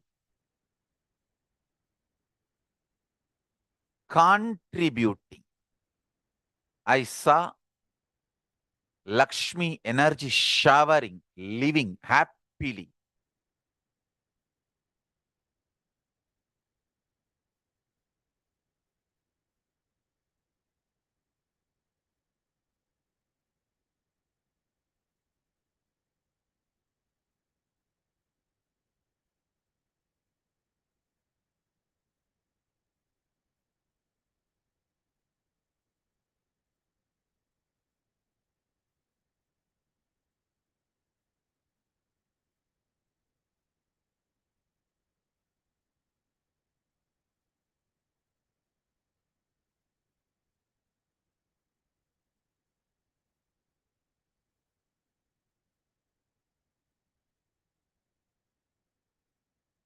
Understand?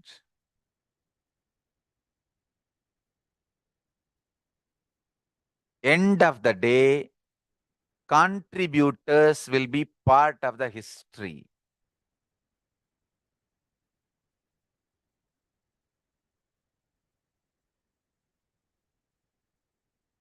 False allegations, accusations does not stand.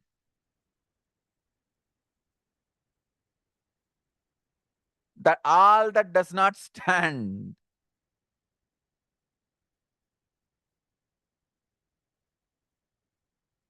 I have seen so many people. To become popular, they will attack some popular figure. So that along with that popular figure's name, your name also will appear. You become popular.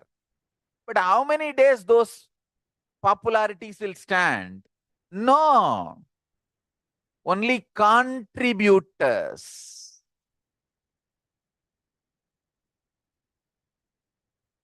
Stand in history. Understand?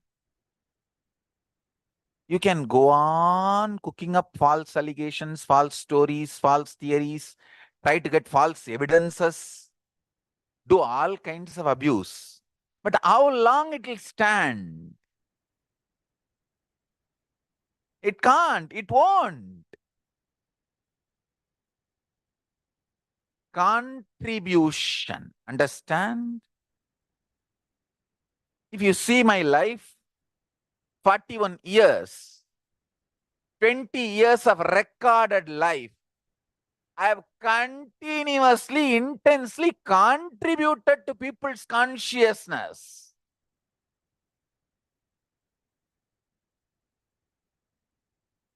41 years of life, 20 years is recorded, documented from 2000. It's almost documented. See the whole documentation.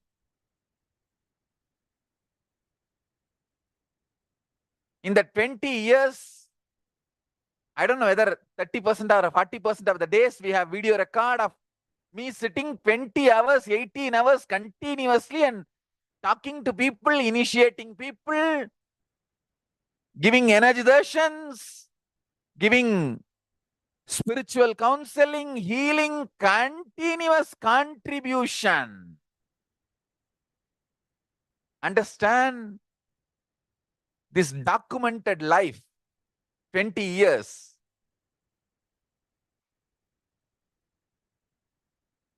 The amount of work I have contributed, and the temples, centers, ashrams built everywhere. Understand? Contribution stands. That makes you complete blissful.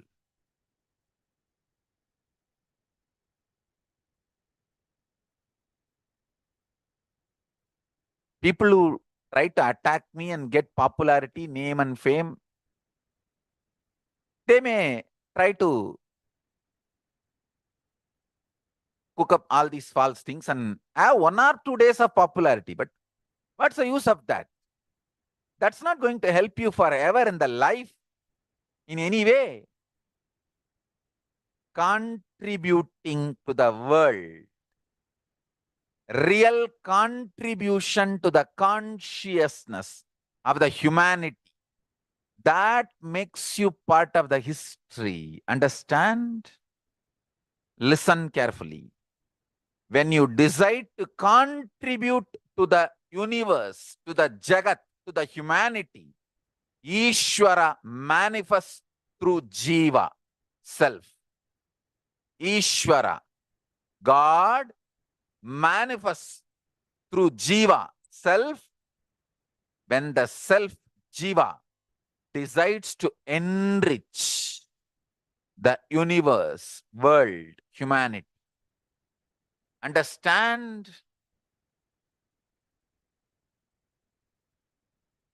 Enriching and empowering life positive is not just moral or good advice, good attitude. No, it is a spiritual methodology for enlightenment.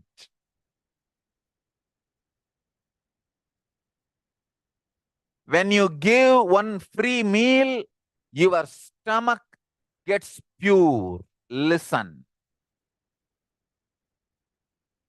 When you give one free meal, your stomach gets pure.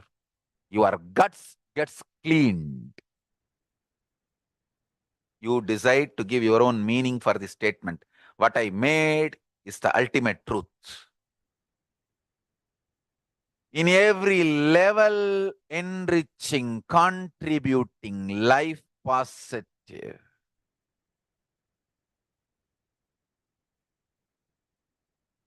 In your business ethics, in your relationships, in your responsibility, in your everything. Enriching, enriching, enriching makes you manifest powers. I tell you, it makes you manifest powers. It is a straight way to live in Kailasa and reach Kailasa. If you are giving a wake-up call to your brother, your friend, your teamily for morning Brahma Muhurta Yoga, see, morning 4:30 to 6 is Brahma Muhurta. Whichever country you are living, your time 4:30 to 6 means one Muhurta before the sunrise is called Brahma Muhurta. One Muhurta is 1.5 hours. 1.5 hours before the sunrise is Brahma Muhurta. best time for Brahma Muhurta is, understand, best time for yoga is Brahma Muhurta. Best time for morning yoga is Brahma Muhurta. Whether you give one morning wake-up call to your teamily person, waking him up or up for the yoga, or you do a simple enriching, inviting somebody to come and receive Atmalinga and start the puja, everything makes you manifest Kailasa space. Understand? All enriching. Or you just press a simple share button of Swamiji's satsang to your friends and family or somebody, all enriching. All enriching makes you manifest Paramashiva. Understand? The only problem Hindus have is we don't tell the world the good things we are doing, and we don't tell the world how much we are attacked and abused. That is the biggest problem. That is the only problem we have. We need to learn. We need to learn to tell the world all the good things we are doing and all the attacks we are going through. Enormous atrocity material generated on Hinduism, false allegations, abuses, name calling, cow worshippers, idol worshippers. Come on.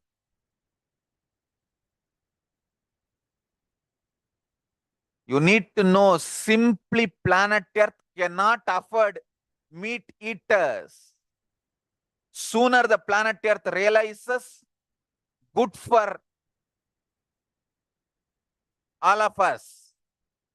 Simply planet Earth cannot sustain, cannot afford meat-eating lifestyle of human beings. Sooner the human beings realize good for the planet Earth, understand that.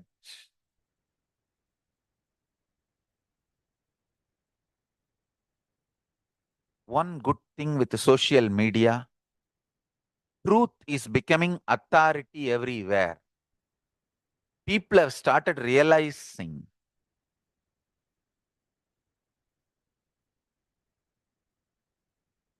truth is the only authority.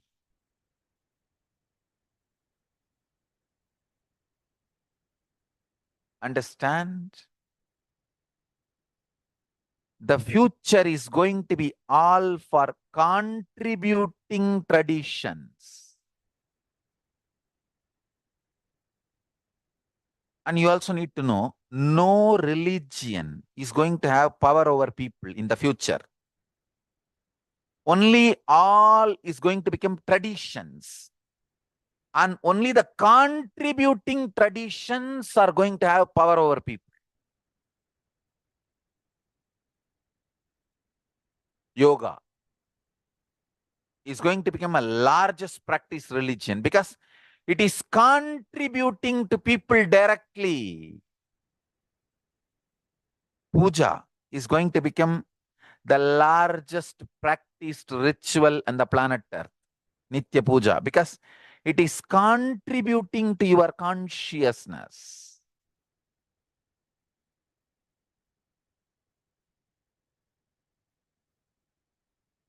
Powerful cognitions are going to become the principles for humanity very soon.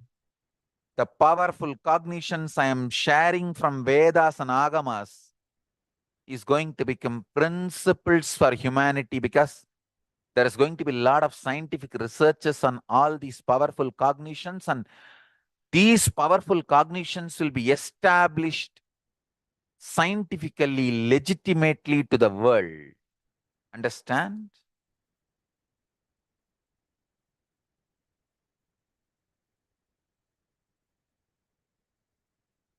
the job really Hindus need to do is to tell the world.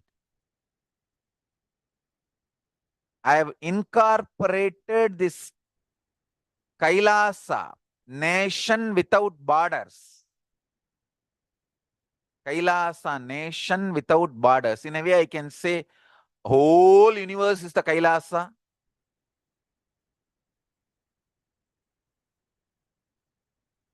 KAILASA, nation without borders. I've incorporated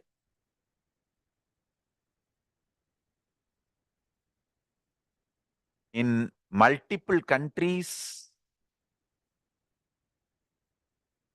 Each Kailasa will function in their own countries as per that country's law, within that country's law.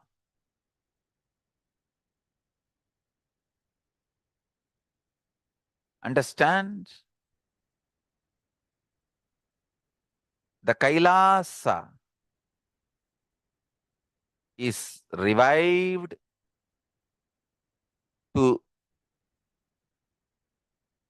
do contribution, uniting the nations for contribution. Hinduism, Veda Agamas have great things to contribute to the world.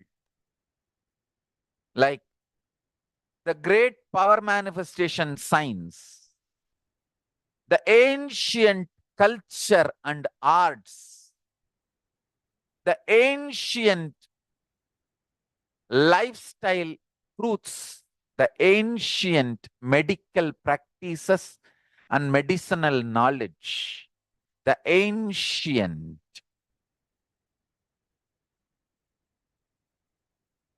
indigenous cultural heritage and jewelry, perfume, dance, music. In every level, Hinduism has so much to contribute. Veda Agamic traditions have so much to contribute. To share all this with the world, to contribute to the world. Many of the devotees, disciples are creating organizations, sanghas all over the world.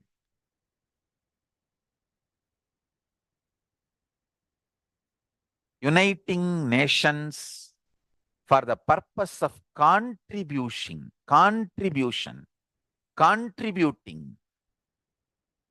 to work on religious harmony, to work on world peace, to work on preserving the ancient heritage, to work on protecting the ancient power manifestation sciences and ancient unique religions and traditions, because people are trying to destroy indigenous cultures, the racists and supremacists. Racist supremacists are trying to destroy indigenous cultures all over the world, calling them cult and calling them all bad names and destroying them. All those indigenous traditions have so much to contribute to the humanity and the world. All of them need to be protected. All of them need to be safeguarded. Kailasa is taking up the responsibility of uniting the nations for ancient heritage, uniting nations for ancient knowledge and scriptural storing, uniting nations for ancient sciences, uniting nations for animal rights, uniting nations for children and youth, uniting nations for enlightened beings and avatars, Uniting Nations for feminine empowerment and gender equality. Uniting Nations against lawfare. Uniting Nations against persecutions and genocides. Uniting Nations for global peace and religious harmony. Uniting Nations for mental health and development. Uniting Nations for monks and nuns. Uniting Nations for mystical and spiritual sciences. Uniting Nations for nutritious food and hunger-free world. Uniting Nations for persecuted religions. Uniting Nations for revival of ancient civilizations. Uniting Nations for unique religions. Uniting Nations for yoga. Uniting Nations for ancient sacred arts and ancient sacred sciences. Uniting Nations for consciousness studies and consciousness practices. Uniting Nations for enlightened cultures and arts. Uniting Nations for indigenous aboriginal nations and traditions and cultures. Uniting Nations for advocating peace. Uniting Nations for yogic sciences. Uniting Nations for family health and development. Uniting Nations for rights of the immigrants. Uniting Nations for safe and supportive entertainment. Uniting Nations for best right spiritual techniques and methods and technology. Understand? Uniting Nations for prevention of mass killings. Uniting Nations for orphans and abandoned children. Uniting Nations for furthering the researches to find cure for HIV/AIDS.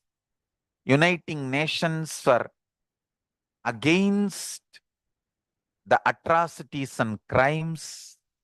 We are working in all this line, and devotees, disciples, volunteers are creating organizations in multiple nations to do all this good work. Soon, in the morning satsang, I'll be blessing, giving them spiritual blessings and announcing in which countries, which organizations are legally registered and started functioning. All over the world, work has started happening. Much is done. Soon, I'll be announcing more details. Understand? Hindus need to tell the world what they are contributing in every level. The brand of Hinduism itself is enriching and empowering and enlightening. Hinduism is all about enlightening the world, empowering, enlightening, enriching the world, contributing.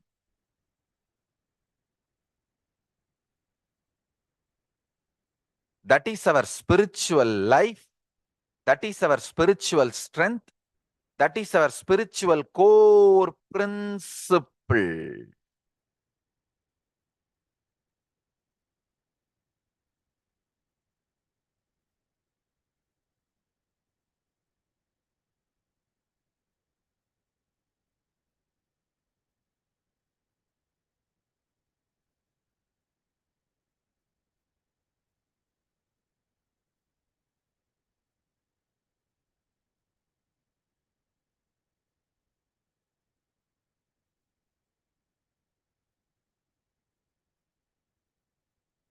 When you contribute, life explodes in your consciousness.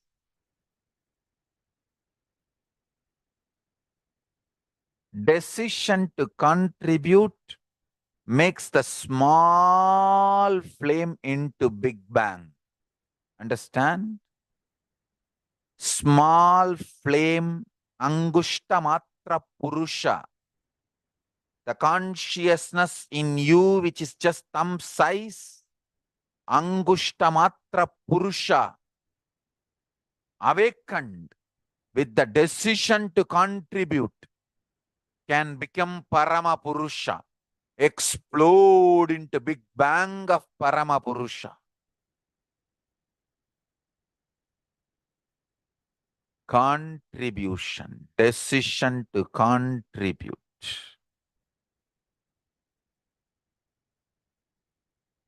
If you read my 41 years of life, 20 years of recorded life,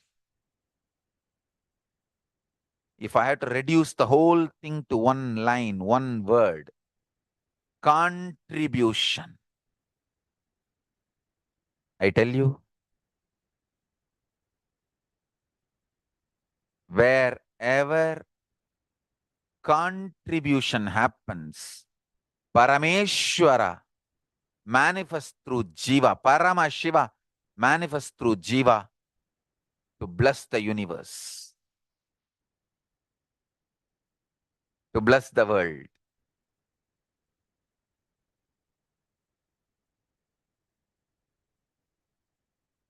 Whether in the field of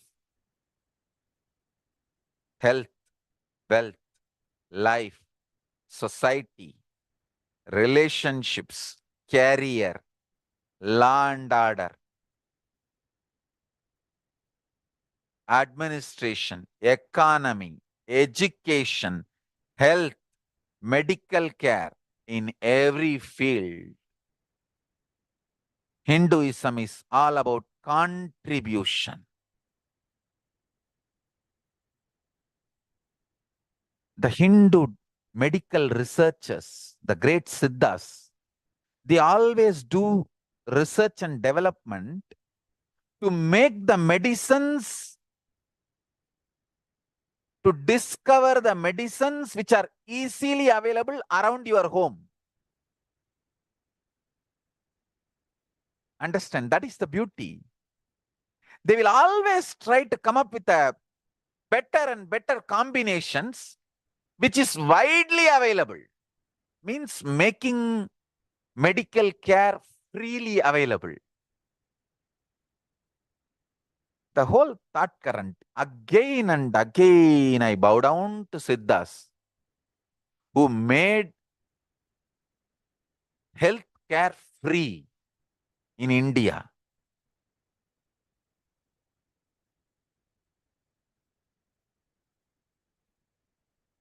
Till the time I grew up, I remember literally healthcare is free in the whole village because we all know simple 50 medicines which we can get from Tiruvannamalai Hill, which almost keeps 99% of diseases away from us. 99% of the city is kept healthy.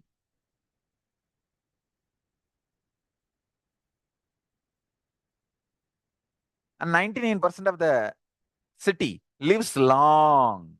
I have seen dying before 100 is exemption. Living till 100 is like a regular lifestyle. 90 வயசு தானே ஆச்சு, அதுக்குள்ளேயே வச்சது போயிட்டான். நல்லா தானே இருந்தான். Means, oh, only he's 90, he died already.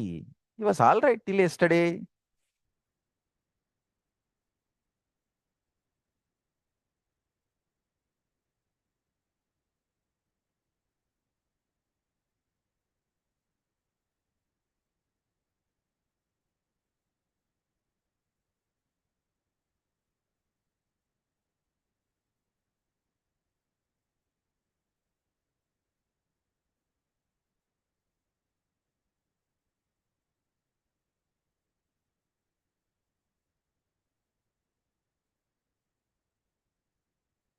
Fundamental principle of contribution was the core context, whether they do research and development on medical care, or they do research and development on law and order issues, or they develop a new law, or they develop the idea of what is valuable socially and what is economy, what for human beings should work, what is poverty and what is richness, what is having, what is not having. Even these definitions are framed based on the core principle of contributing. Who will be respected in the society and who will not? Who will have the best things of the society and who will not? All these decisions are made based on the principle of contribution.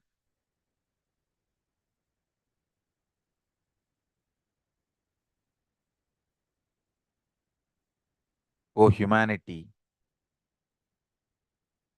I request you with folded hands, some one corner of the world, if you just give me few hundred acres, I will keep this whole science alive. Leave it for the whole humanity freely. Fortunately, Paramashiva has given me the power to decode all this Hindu medicinal system, Hindu judiciary system, Hindu social law and order system, Hindu power manifestation system, Hindu mental sciences system, Hindu yogic sciences, the sciences of Hindu biology, Hindu physics, Hindu psychology, Hindu physiology, Hindu chemistry, all this Paramashiva has given me the power to decode. Whatever the remaining scriptures are available with the humanity, Paramashiva has blessed me, and I have collected, not only I have collected and organized, I can decode. This whole science can be kept alive in any one corner of the world. Just few hundred acres are given for me to live peacefully and exist peacefully. I can store this whole thing alive and contribute it to humanity. Humanity can become better and better and better. I can make the planet Earth so much better place to live. I am here to contribute, and I will continue to contribute.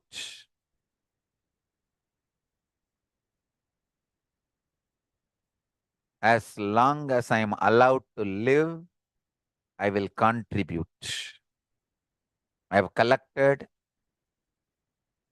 all the remaining available scriptures, maybe 2 crore books. 2 crore means 20 million, I think, books on Hindu physics, Hindu chemistry, Hindu biology, Hindu physiology, Hindu psychology, Hindu law and order, Hindu social system, the power manifestation sciences of Hinduism, yogic sciences of Hinduism. I have collected, and Paramashiva has given me the blessings and power to decode. I have decoded and continuing to decode them. If the humanity, somebody is kind enough to give me few hundred acres in one corner of the world and let me live peacefully, I can keep all these scriptures there and go on sharing with the world, revealing these whole sciences to the world, and go on contributing. I don't need anything other than one cup of curd rice every day. That's all.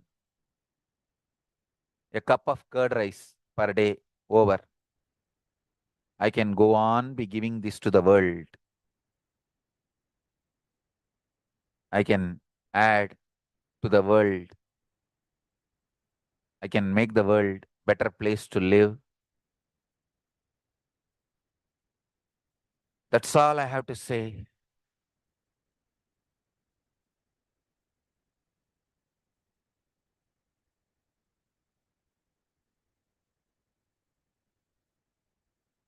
Thousands of medicines are described detail in ancient Siddha and Ayurvedic scriptures.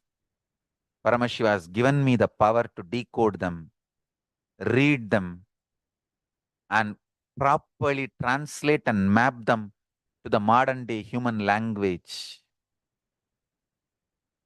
And I am ready to work 20 hours a day. I just need few hundred acres where I can sit peacefully and keep this library, run a Gurukul where thousands of people can learn this and share it with the world. Understand?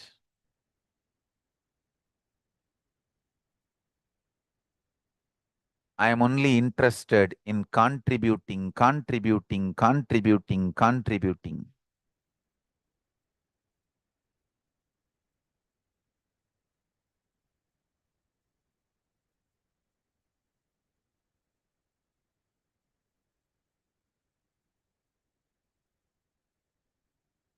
If we can decode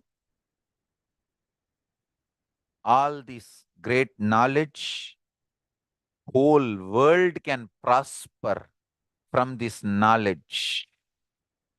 Whole world can enjoy from this knowledge. If I prosper, I will only create a university. I will not create anything else.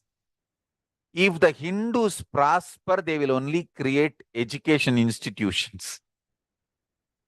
Because Hinduism is all about giving, contributing. If I prosper, I'll create university, that's all. Kailasa is all about university to decode the ancient sciences and share with the world. Understand? Every day I am sitting and going on decoding, writing notes on my books and writing details on my books. Whether it is making human beings manifest powers, and I have also now started downloading and decoding the science of making animals manifest powers. Whether making people manifest powers or healing,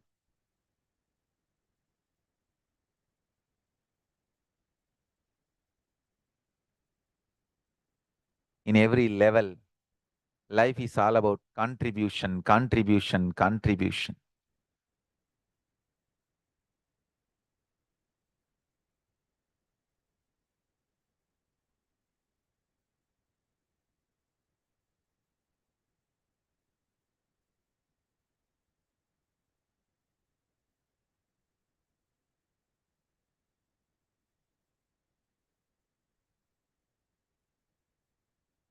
Hinduism is all about contribution. I tell you. I really tell you. I do not comment on politics, but this one line I want to tell. If Ayodhya Ram temple is built, India will become rich economically. Because the principles of Rama is all about contribution. If the principles of Rama is revived, if Rama Bhakti is awakened in Indian consciousness, it will become so much contributing. India will become wealthy, I tell you.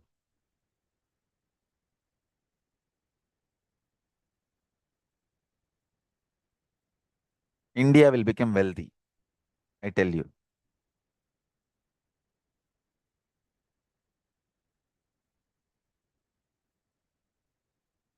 Anyone who gives money to build Rama's temple in Ayodhya is contributing for Indian economy.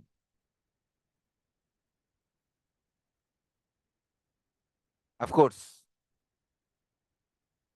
I have nothing. I am not even a member of any organization. But I'll strongly recommend my sannyasis, my disciples to contribute whatever you can to build Rama temple in Ayodhya in every way.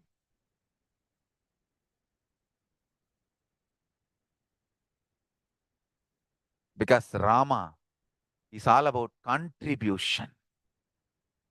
Rama is Tyaga Raja. His whole life he has contributed. Even he is sending Sita to forest is his Tyaga. Understand? He was in extremely love with her. Literally, Sita is part of Rama. Like how Parashakti is part of Paramashiva. Sita was part of Rama. But to keep the social stability, he sacrificed even Sita. It was more painful for Rama than Sita, understand. The modern day feminists go on abuse Rama for this one act. I tell you, Rama suffered more than the Sita for sending Sita to forest. It is sacrifice of Rama to keep the social stability.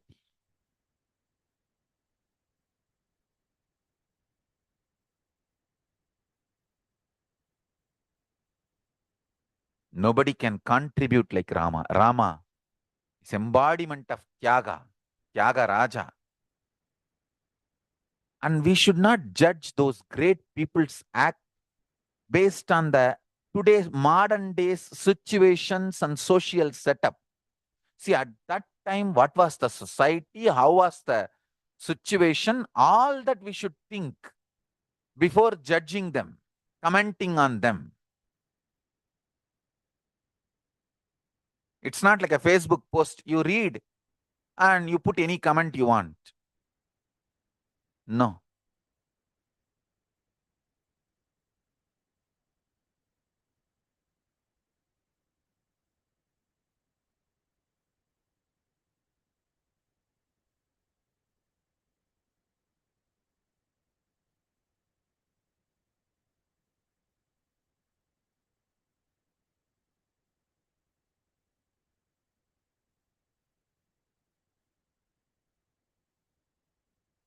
I'll contribute in my own way to Rama temple. I don't want to say I don't have anything. Lakshmi is with me. I know. So we'll contribute. We'll contribute in right way to build Rama temple.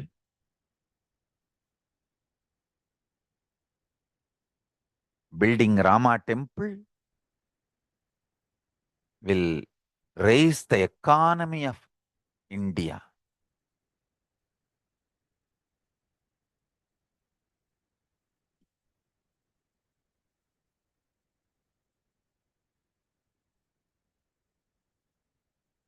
Rama Bhakti spreading is good for whole India in every level.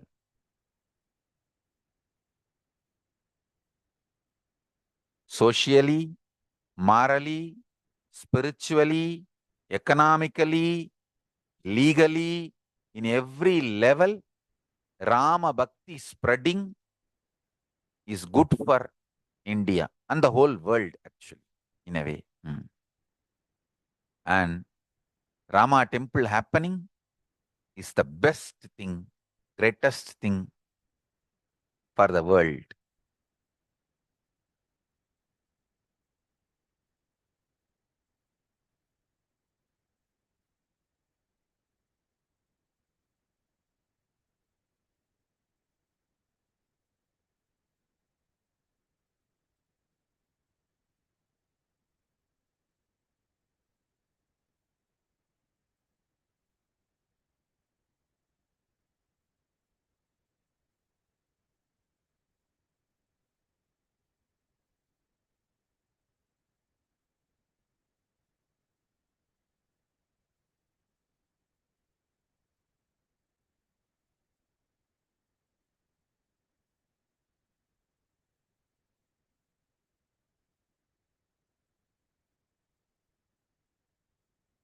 I want to tell this to my sannyasis.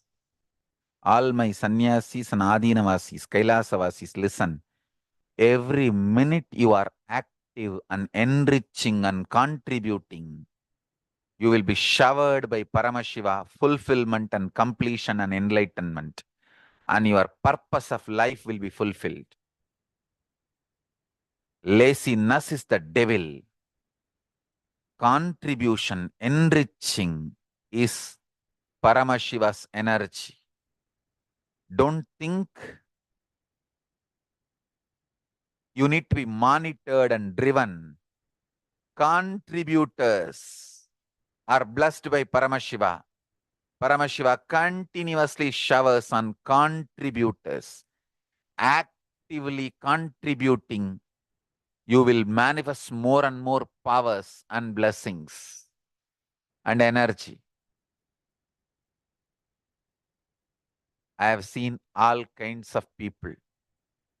I tell you, contributors are the best people to associate with.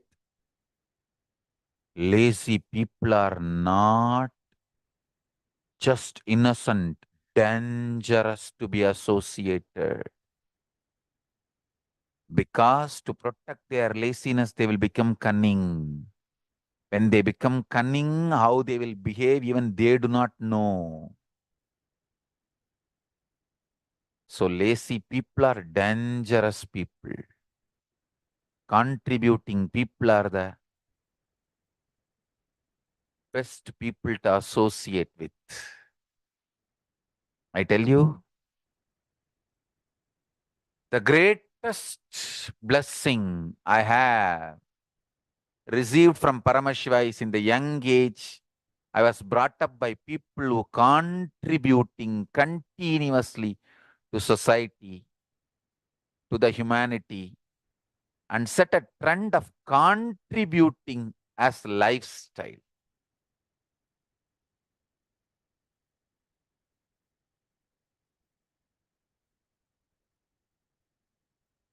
Just see the autobiography of the Avatar website. I think now almost 1,000 slides they have put, collecting, presenting all the different events. If you just see the 1,000 slides, you will understand. The whole 1,000 slides, one line caption if I have to say, contribution to humanity. Contribution to humanity. So today's essence of satsang, understand, when jiva, individual self, decides to contribute to the universe, Jagat, Ishvara, Paramashiva himself manifests through jiva. And example is my life, autobiography of the Avatar. Put this and share with the whole world. Autobiography of the avatar.org. And I tell you, today we will have Vakyartha Sadas in the Sri Nithyananda Paramashivam Facebook profile on how to contribute and make the Kailasa ecosystem around us. how all of us can contribute and make the Kailasa ecosystem around us.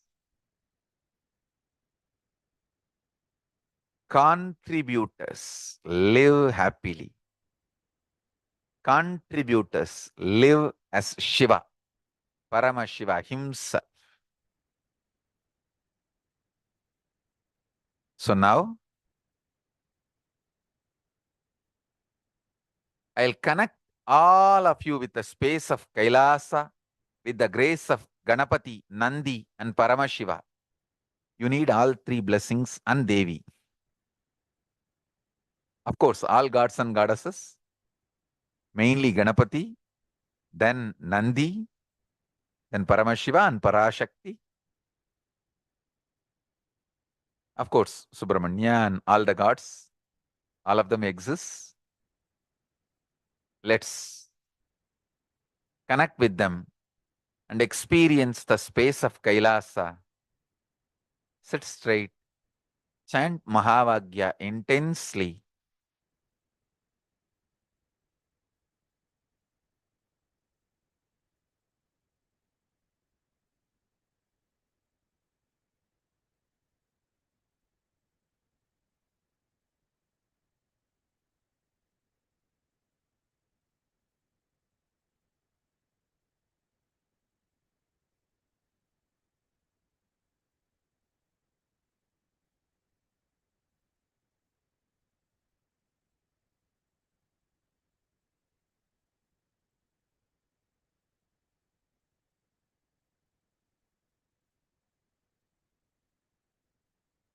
Om Nithyananda Paramashivoham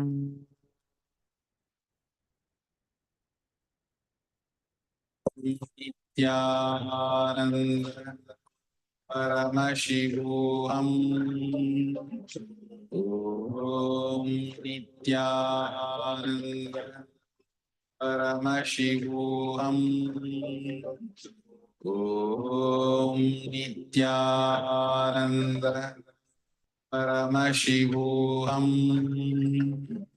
Om Nithyananda Paramashivoham Om Nithyananda Paramashivoham Om Nithyananda Paramashivoham Om Nithyananda Paramashivoham Om Nithyananda Paramashivoham Om Nithyananda Paramashivoham Om Nithyananda Paramashivoham Om Nithyananda Paramashivoham Om Nithyananda Paramashivoham Om Nithyananda Paramashivoham Om Nithyananda Paramashivoham Om Nithyananda Paramashivoham Om Nithyananda Paramashivoham Om Nithyananda Paramashivoham Om Nithyananda Paramashivoham Om Nithyananda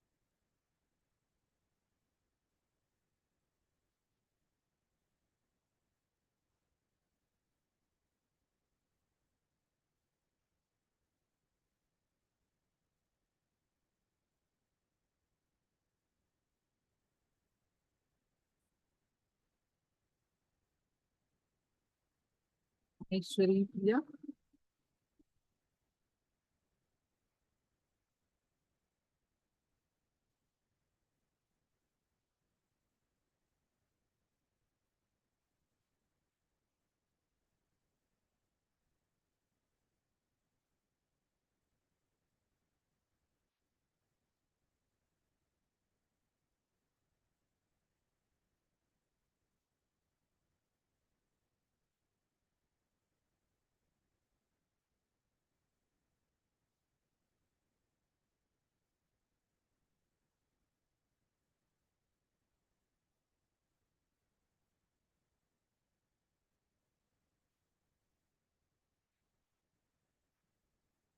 So you can bring in your objects, whatever level you want to do the power manifestation, you can do that level.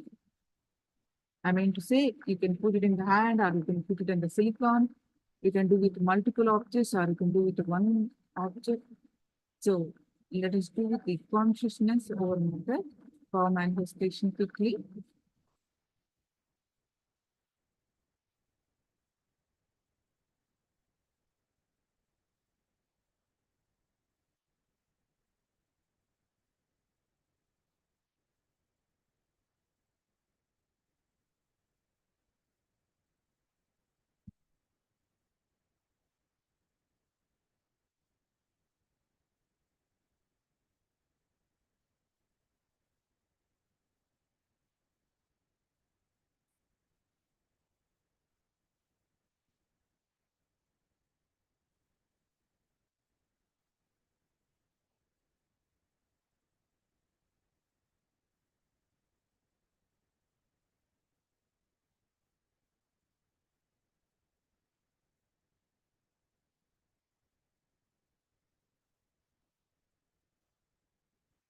Please be straight, put your head in back straight line and your object in your hand or in the silicon. Visualize Swamiji's form in your third eye. Bring in your restful awareness to your third eye. Any thought, let it come, let it go. You sit with the context of Swamiji is Paramashiva.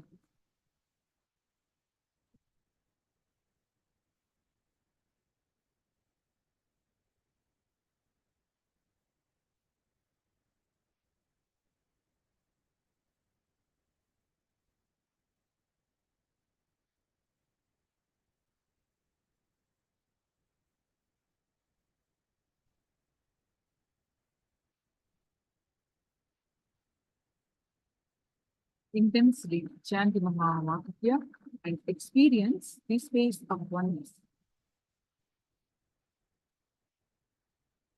With that space of oneness, declare the object on your hand to move,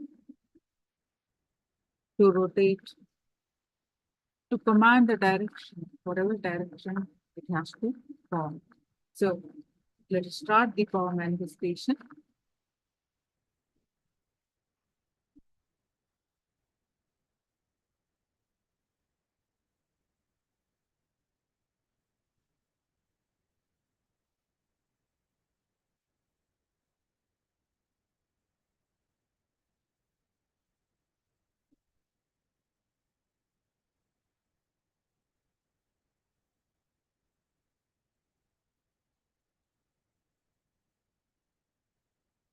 Powers of Mahasadashiva. Om Nithyananda Paramashivoham.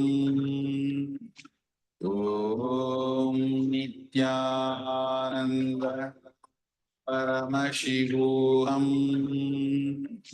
Om Nithyananda Paramashivoham. Om Nithyananda Paramashivoham. Om Nithyananda Paramashivoham. Om Nithyananda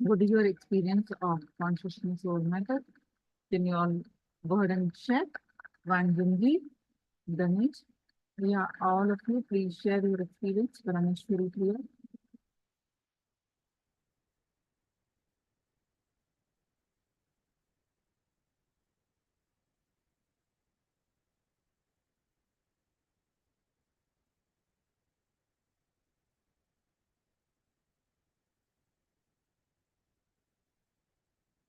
Vanjungi, manifested. How about others?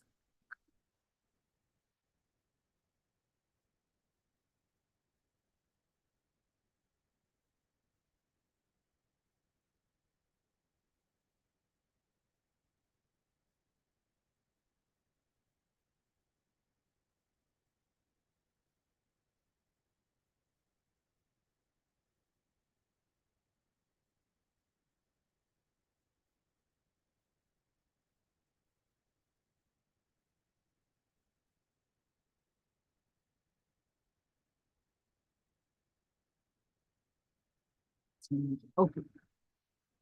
Now, how about others? Also, you can post your comments.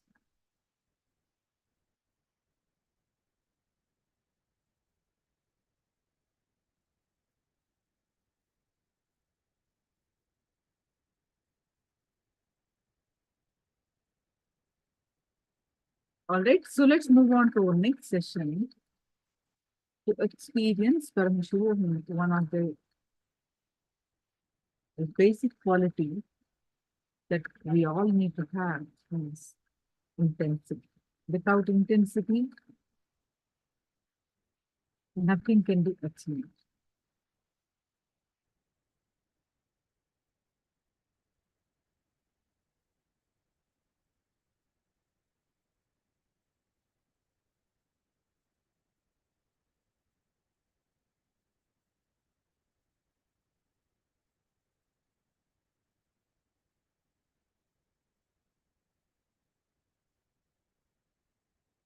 See, many of us understand intensity means working very hard.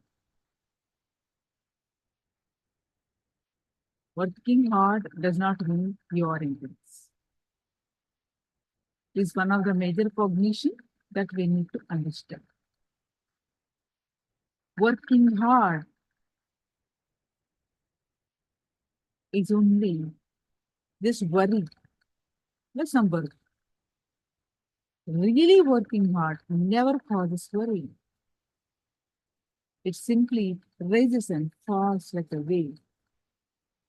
With great dynamism and intensity, it will never dilute itself with worry.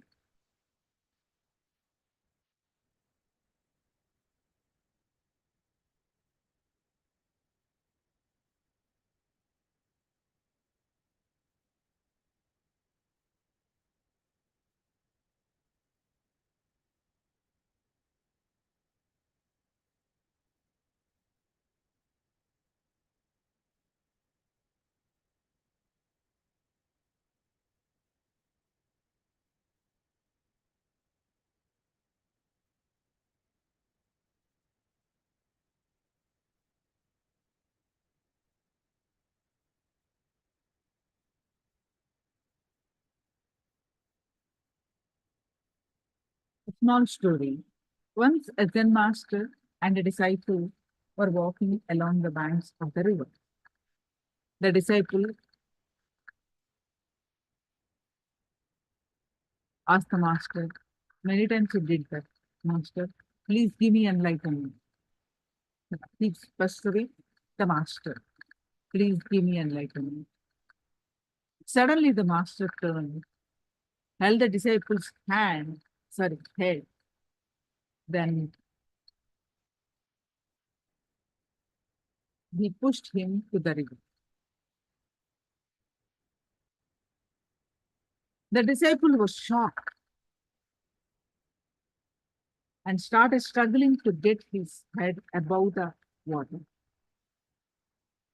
The master continued to strongly hold his hand in the water.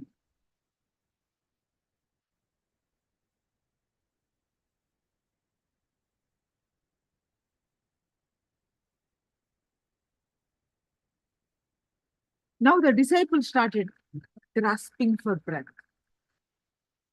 And the master then released the surprised and completely shaken disciple. The master asked, do you feel you want enlightenment with the same intensity that you felt you needed air to breathe when your head was in the water? Only when the urge becomes urgent, when the question becomes a quest, does the ultimate happen.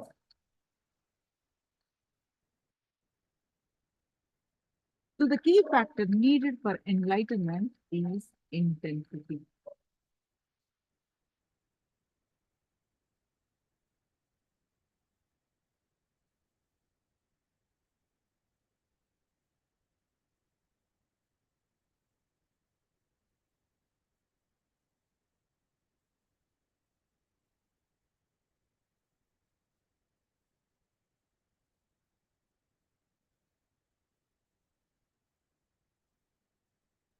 If you do not know what is happening, you do not know what should be done, but a deep dissatisfaction about what is there in the inner space is intensity. First thing which needs to happen is not satisfaction but turning of direction. The psychological revolution. Restlessness should become intensity. And if it is towards the outer world, if your consciousness is constantly moving towards the outer world, it is called restlessness. When it is moving towards the inner world, it is called intensity.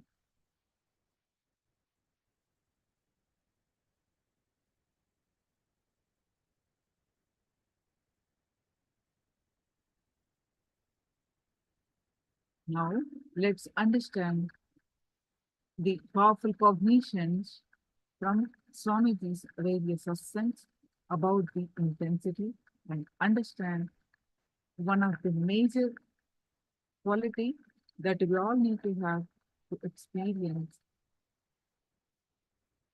Paramashivoham is intensity.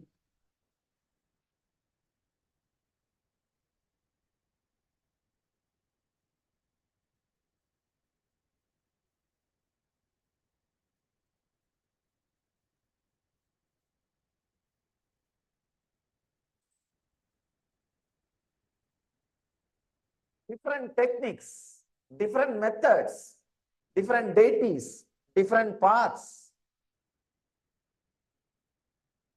Then what is the point that decides the person's enlightenment? Because in all paths, in all the ways, people achieve enlightenment. What is that it decides? Intensity. That decides the person's enlightenment, the higher experience. With intensity, whatever you do will be meditation. Without intensity, even if you meditate, it will be just a ritual. It will be just ritual. As I was telling, whenever I teach meditation to 100 people, I learn 100 versions of that same meditation. Success depends on the person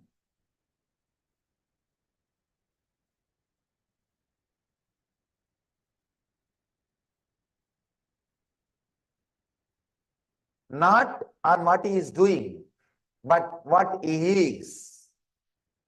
But what he is. It depends on the intensity which he carries. Patanjali says, based on the intensity, low, medium, and high, the success is achieved.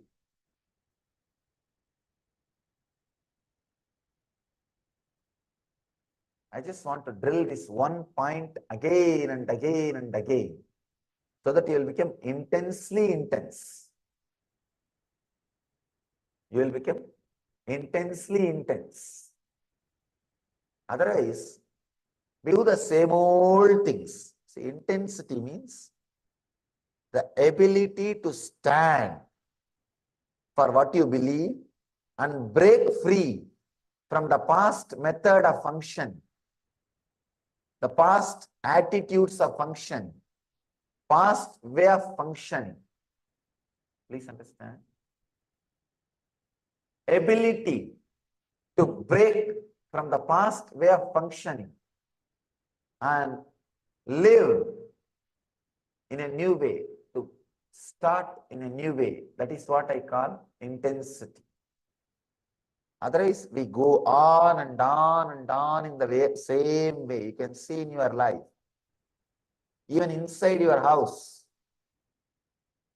you will walk in the same route, sit in the same sofa, go to your bed the same way, and you will lie down in the same way, and you will come back and sit in the same chair in the dining table. You will eat and come out to the garage. You will drive in the same way.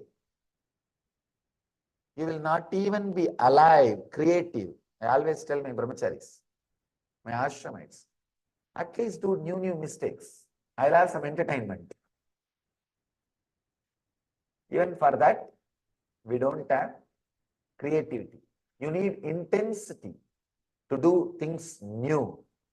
Otherwise, even your mistakes, same old, maybe a difference in quantity, little big or small, but not in the very quality. I have a story for you. A cowboy rode into town and went into the saloon for a few drinks. When he came out again, his horse was gone. He stormed back into the saloon and shouted, "Who stole my horse?" There was no reply. He was getting angry. Right. If no one owns up to stealing my horse, I am going to do what I did in Arizona. Still there was silence. The cowboy was fuming. This is your last chance. If no one owns up to stealing my horse, I am going to do what I did in Arizona. Just then, a lone voice piped up. What did you do in Arizona? The cowboy said quietly, I walked home.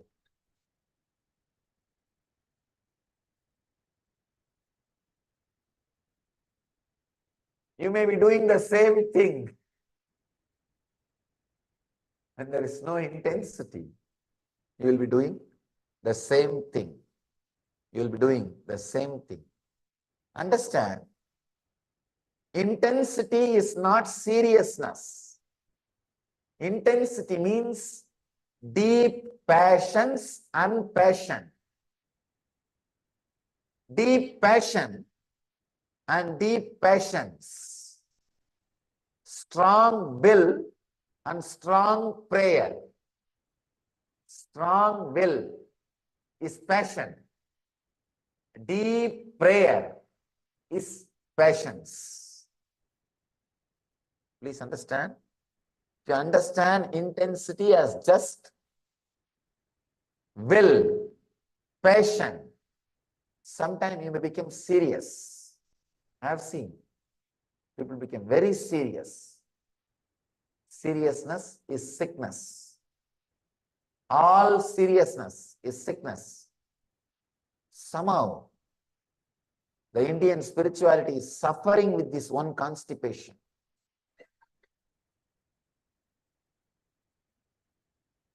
A long face. Yogi means a long face.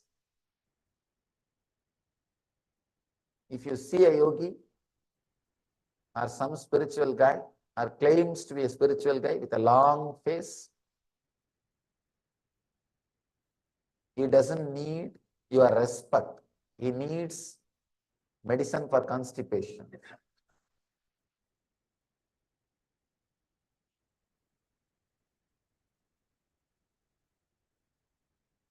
Really.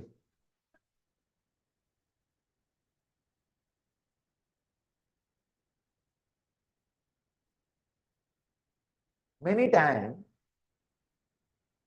somehow that seriousness is associated with intensity. No.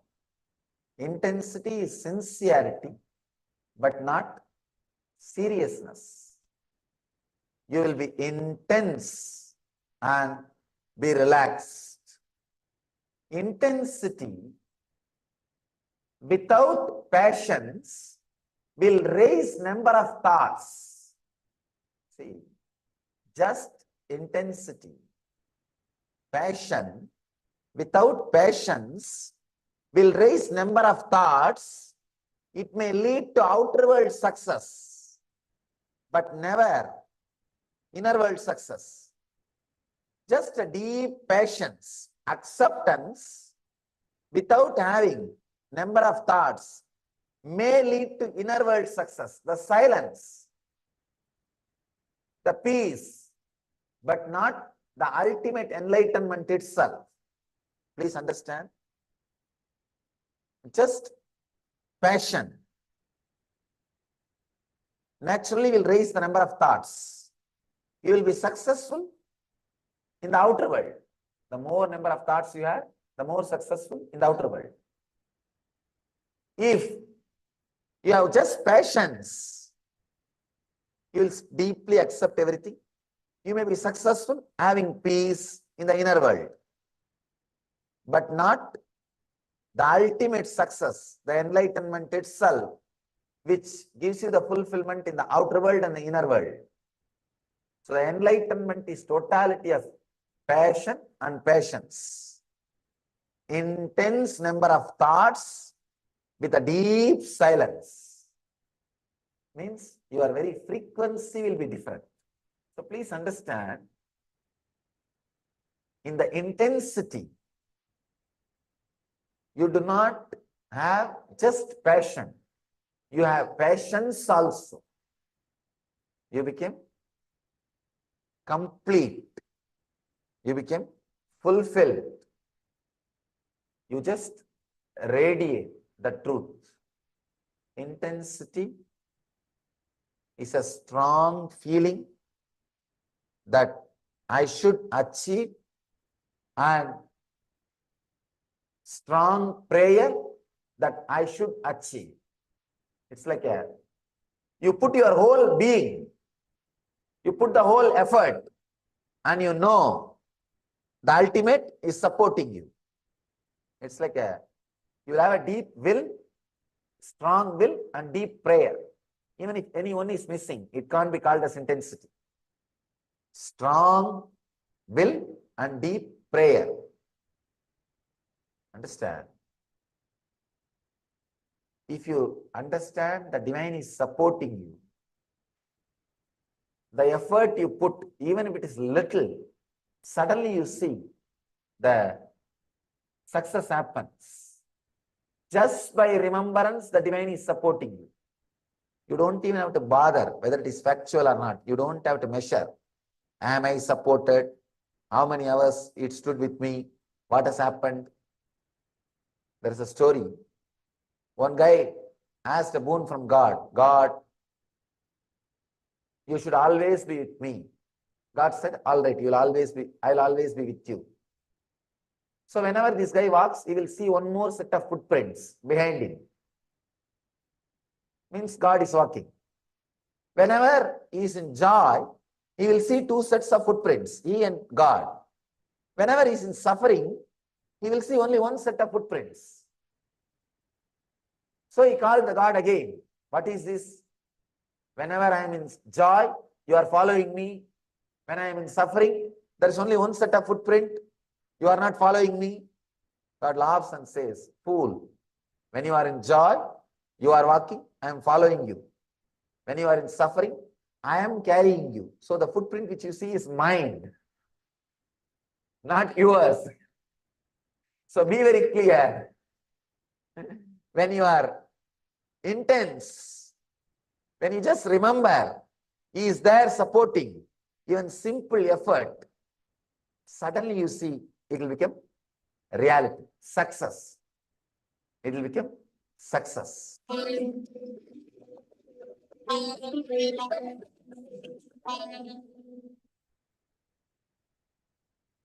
Understand the meaning of the word Ratri.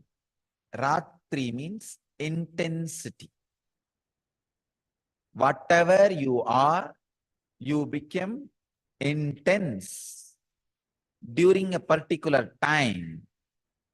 That is Ratri. Navaratri means 9 of such nights.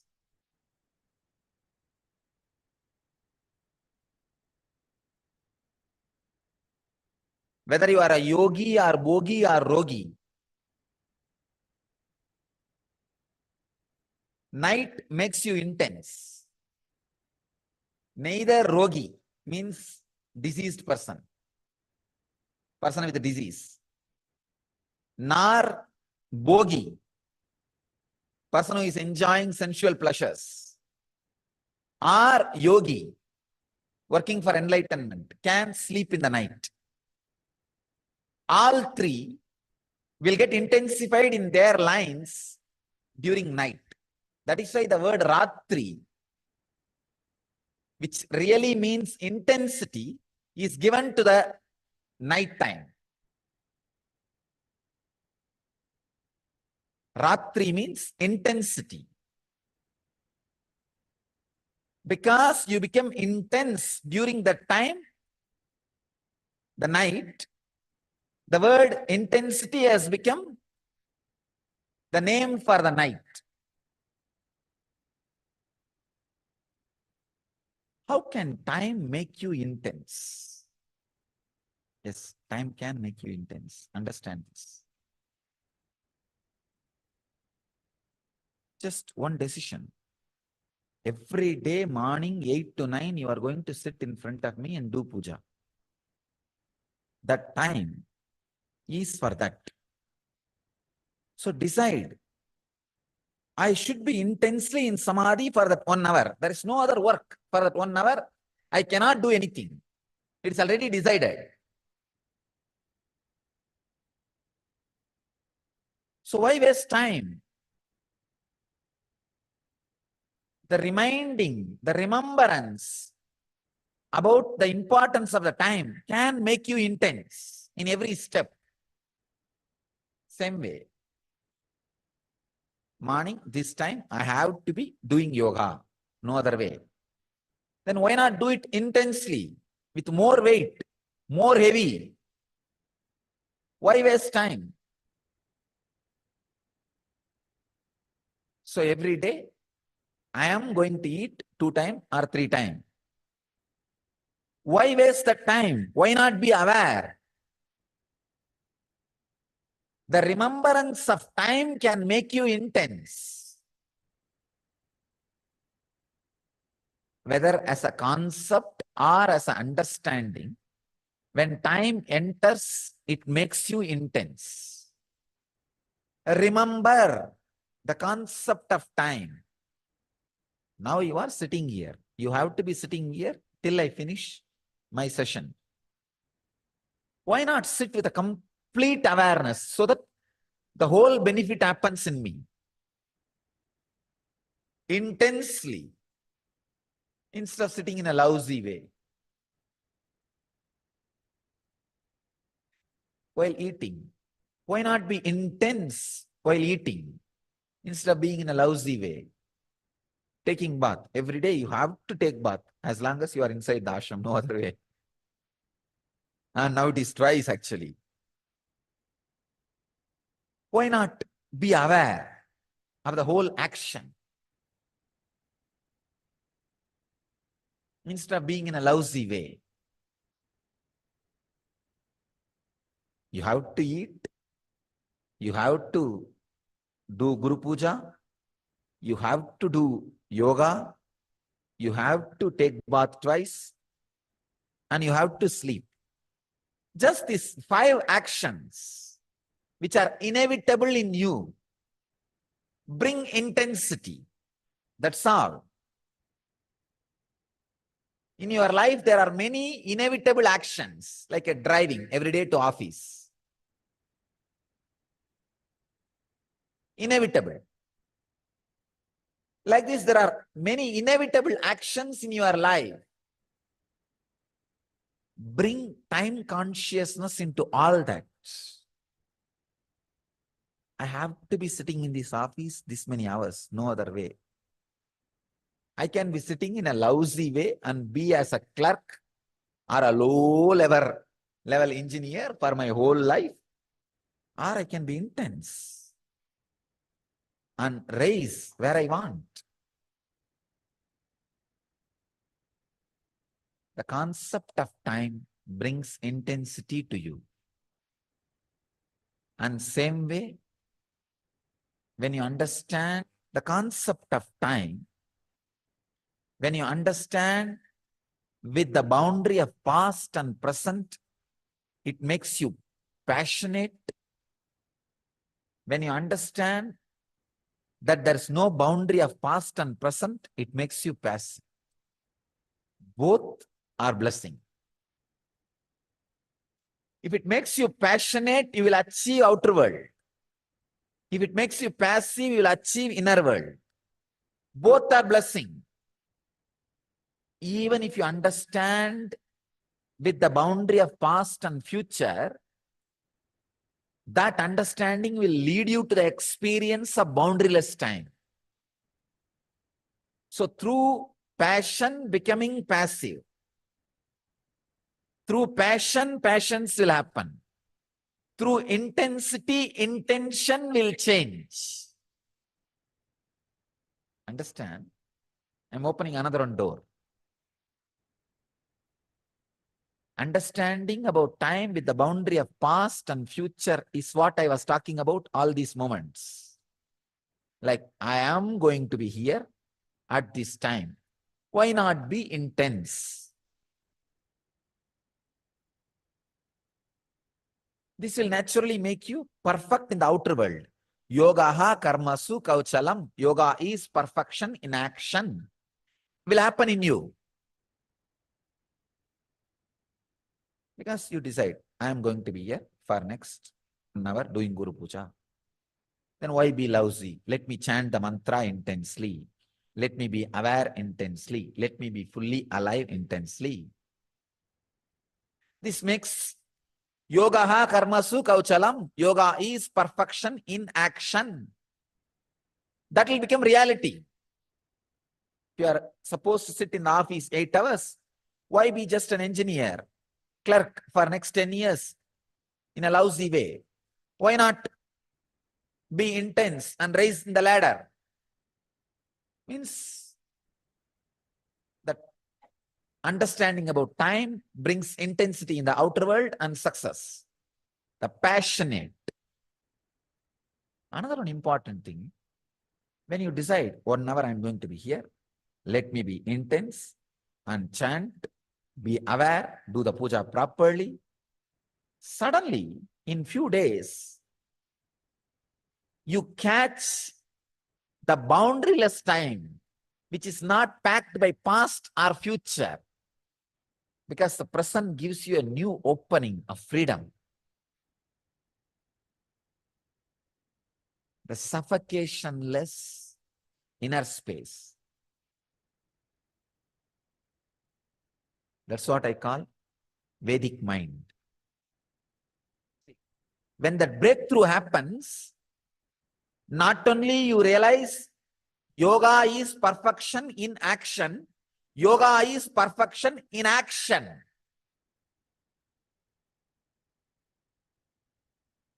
Not only yoga is perfection in action, yoga is perfection in inaction. Yogaha karmasu kauchalam, yogaha akarmasu kauchalam. Understanding of yogaha karmasu kauchalam brings outer world success. Yoga is perfection in action. Understanding yogaha akarmasu kauchalam. Yoga is perfection in inaction, brings you inner world success. When you understand time with boundary of past and future, it brings you the responsibility of being intense. When you understand the time without boundary, it brings you the tremendous freedom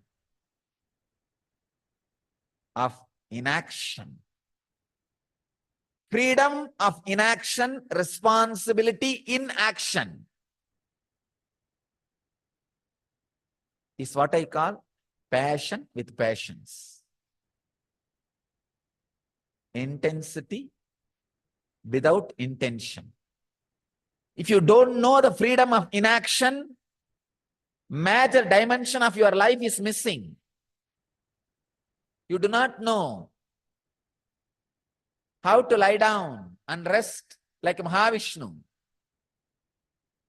in the Milky Ocean, being in Yoga Samadhi. Just being in Samadhi like Shiva in Kailash. Same way, if you do not know the responsibility in action, you don't know how to be like a Shakti, Devi, with 18 hands, fighting the greatest battle,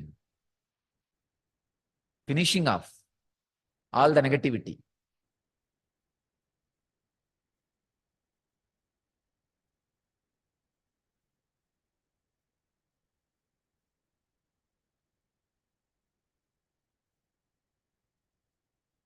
When you understand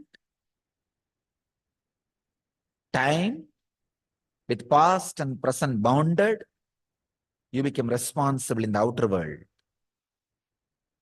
When you understand time without boundaries, you become free in the inner world. Perfection in action and in inaction. Freedom in inaction. Responsibility of action.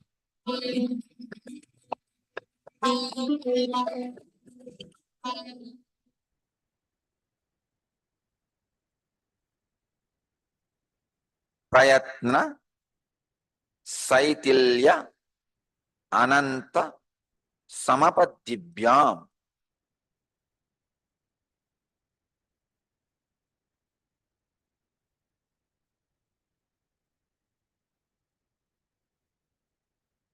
Each word is a technical term. The Orthodox translations say, through the lessening of the natural tendency for activity caused by identification with the body and through meditation on the infinite, posture becomes pleasant and firm. Let me try to give my insight, my experience. How the asana posture becomes steady and comfortable. How your body can be aligned towards superconsciousness, and how the posture becomes steady and comfort. Prayatna Saitilyananta. Prayatna Saitilya Ananta Samabhattibhyam.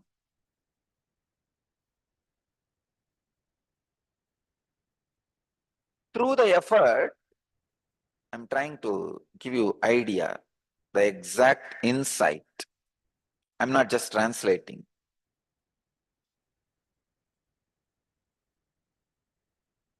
Through the prayatna and samabhaddibhya,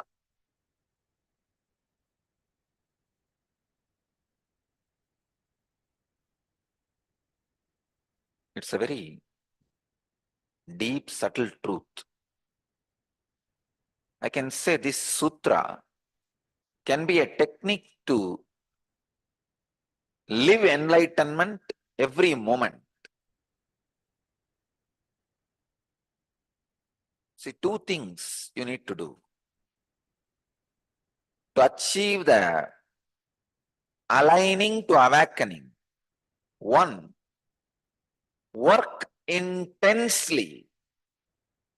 Second, continuously when you work, meditate on unending infinite cosmos, means unclutching. All your postures are to align yourself with the cosmos. If you unclutch and work intensely, you will just align yourself with the cosmos. That's it. If you unclutch and work intensely, you will automatically align yourself with the cosmos. Please understand. So prayatna, I am translating prayatna in a new way. Not just effort to sit in that particular posture. I am translating prayatna as a intense hard work. Work at least 12 hours a day. Let there be physical and mental activity at least 12 hours a day.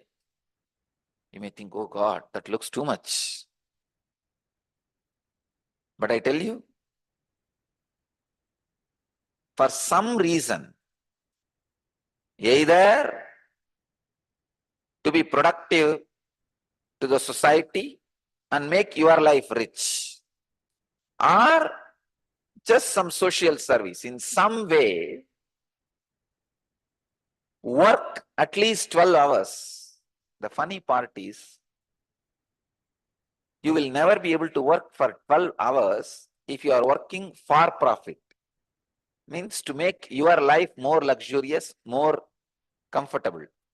Because your biomemory is such, it will give way. It will say after maximum 6 hours of work, it will say, no, enough. If I have to work more than this to make myself comfortable, I don't want that comfort. It will just do a strike. Then how to work for 12 hours? The remaining 6 hours? Decide to do some non-profit activity. I tell you, non-profit activity is the ultimate creativity. Seva is the ultimate creativity. You will never become tired.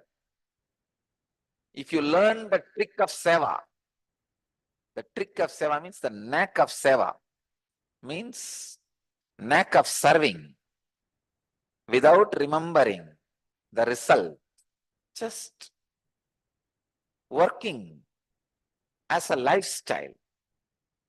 How? You don't breathe for purpose. You know it is your life. For life, you breathe. Same way. Prayatana, effort, just as life. Working physically or mentally or physically and mentally. 12 hours a day. Take this as a spiritual instruction. Try. You may think, no, I'll become tired and all that. No, nothing. Just try. Try for next 2 months. You will see the asana happens in you. Working for 12 hours a day in unclutched way. Whenever you remember, let the inner space be unclutched, the outer body be intensely working. You will see aligning to awakening happens. Please understand. Empty mind is devil's workshop. I tell you, empty body is devil's residence. Devil goes for work only for a few hours. He resides in his house for a long time. The lazy body is devil's residence. Empty mind is devil's workshop. Lazy body is devil's residence.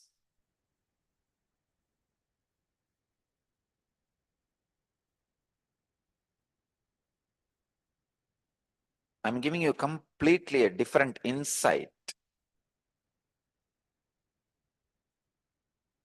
Some of the orthodox translations say that reduce the activity which comes out of the idea that you are the body.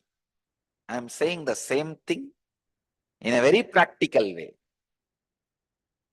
When you unclutch and start living, please understand, after unclutching, start living. Don't start waiting for death. I'm seeing so many of these Vedantis. The moment they learn a little bit of some Vedantic ideas, they stop living. They are just dragging their life, waiting for death. No. Unclutch and start living. Be active, alive, intense.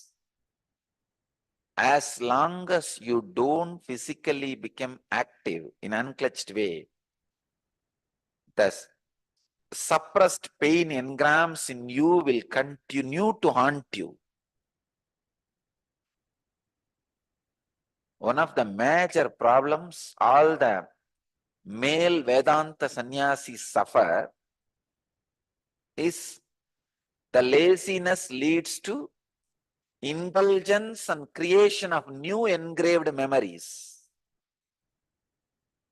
One of the major problems all the female Yoga Vedantis, sannyasis suffer is the physical laziness leads to the indulgence of the past suffering engrams. Please understand. All of you, followers of me, students of me, disciples of me, devotees of me, even if you are married, your mental setup is evolved to such a way you are Yoga Vedanta sannyasi. So if you are male, the major problem you suffer is due to the laziness caused by the non-appliance of proper unclutching creates indulgence and new engrams. If you are female, because of the non-appliance of proper unclutching, the laziness causes, makes you indulge continuously in the past suffering and engrams. So understand, the ultimate aligning to awakening happens by intense, please understand, intense working. Take up for profit or non-profit work, something. I tell you, in non-profit work, the seva, service, is the highest form of creativity. There you get all opportunity, possibility, everything to express your creativity.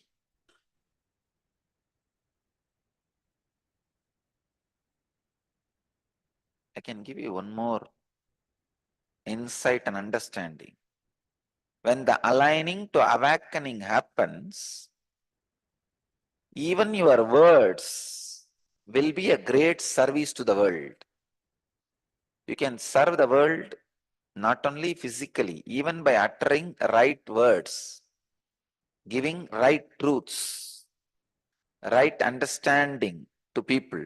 Even that can be a very powerful, amazing service to the world. So please understand, aligning to awakening some more deeper insights into asana.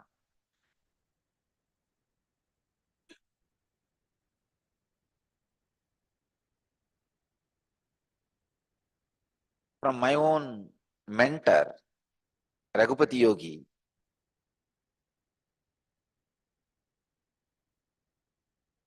When he was training me into asana,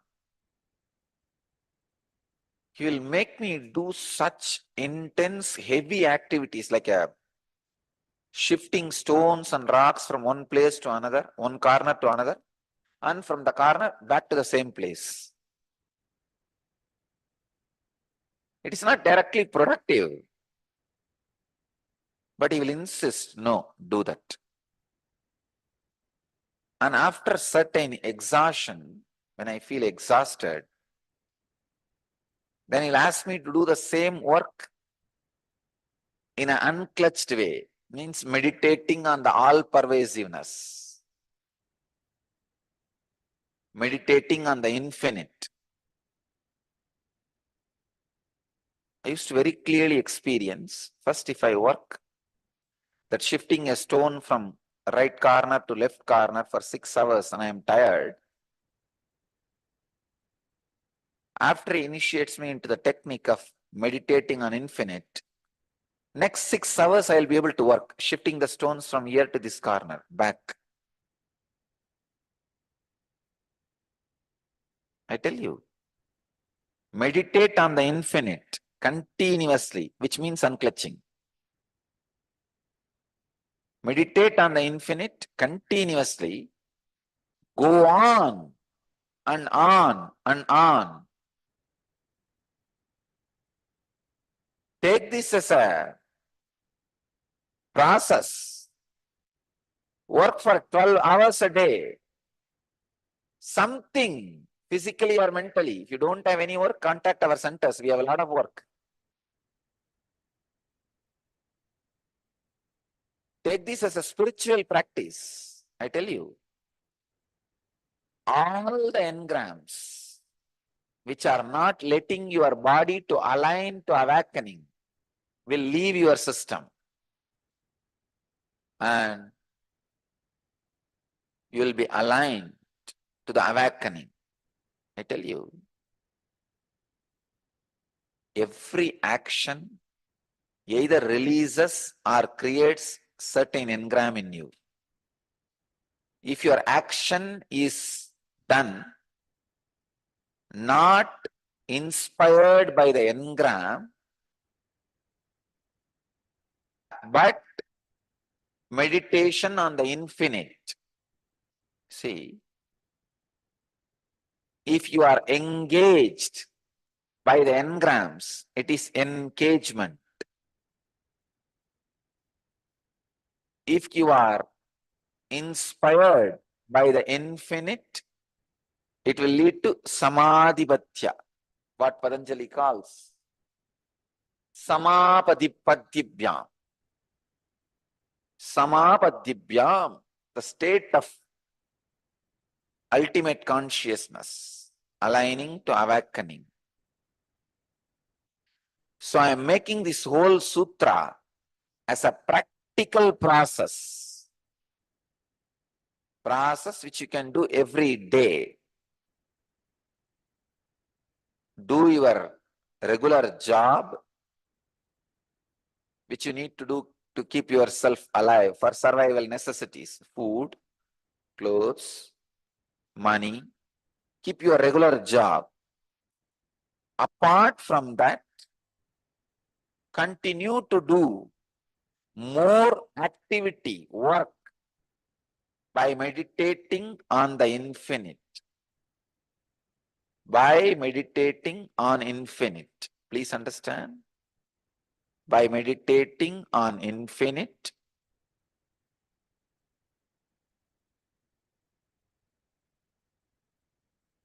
when more and more activities are performed, when more and more actions are done,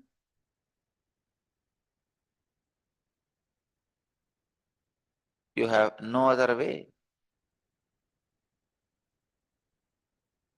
simply your engrams will leave your system. I tell you one small example. Every action releases some engrams from your system.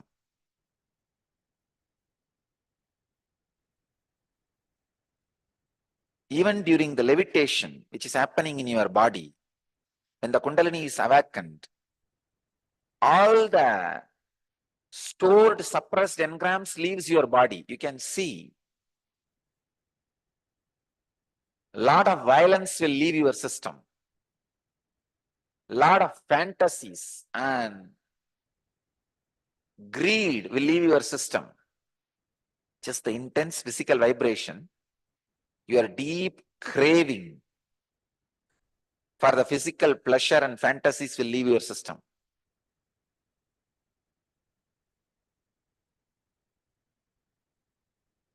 Intense movement of the body, your stored deep fears will leave your system.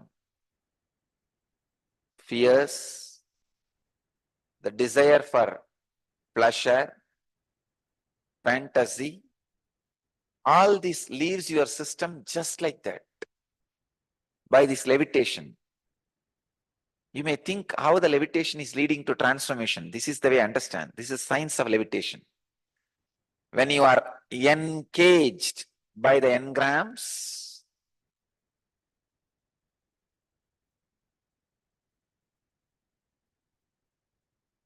you are gravitating means you are just pulled down.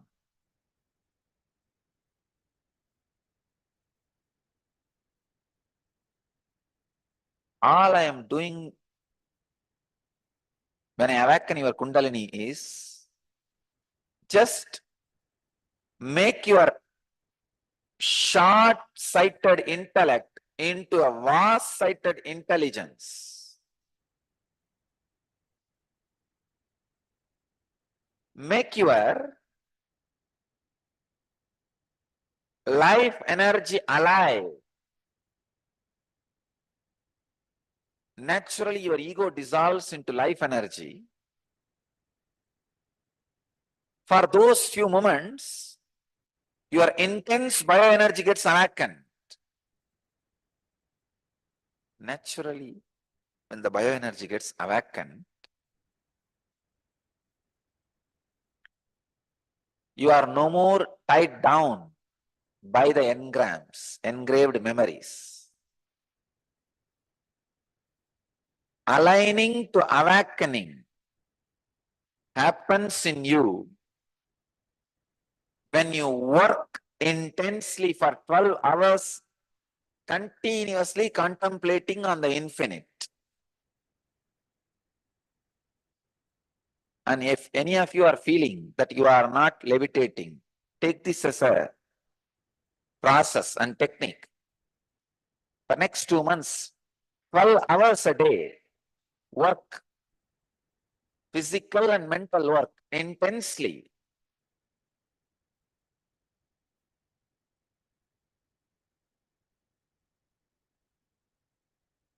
You will see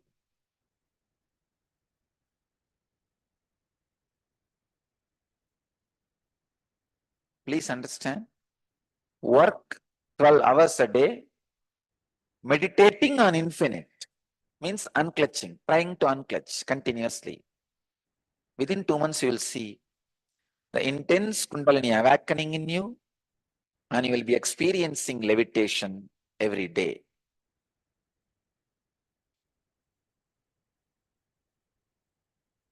The levitation is an intense conscious experience which removes all the engrams from your system.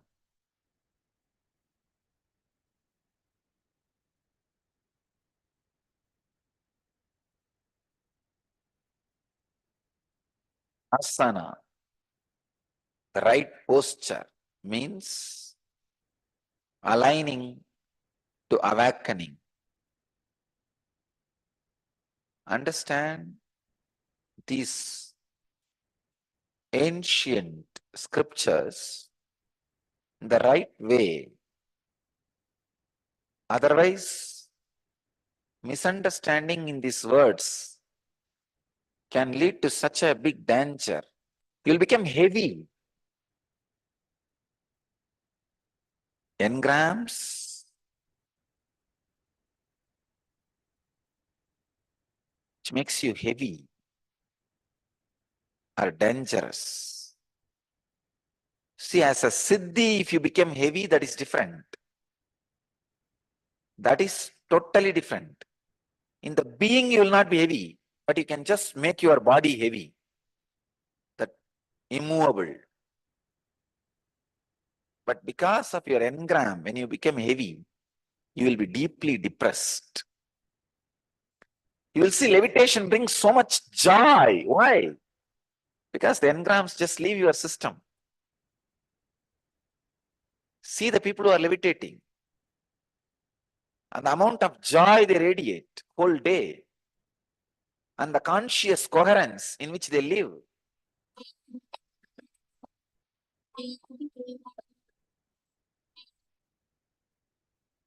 Yogo nashtaha.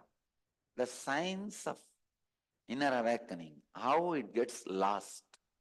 How the yogo nashtaha, as Bhagavan describes, loss of intensity, spirit, honesty.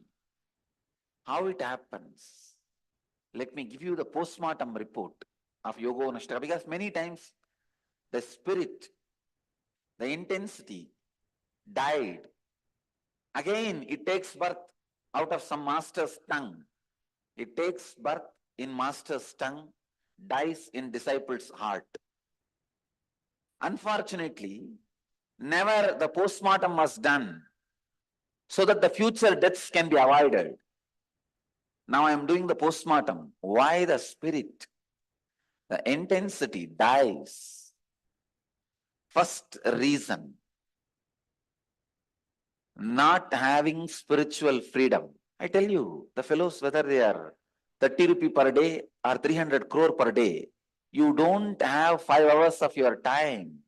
I am not even asking for 5 hours, even 1 or 2 hours of your time dedicated for spirituality. No, you don't have. One more very funny thing. Not dedicating or devoting time for that spiritual freedom, you call it as a freedom.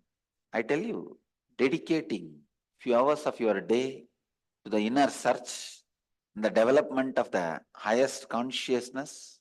And first thing, you need to understand the importance.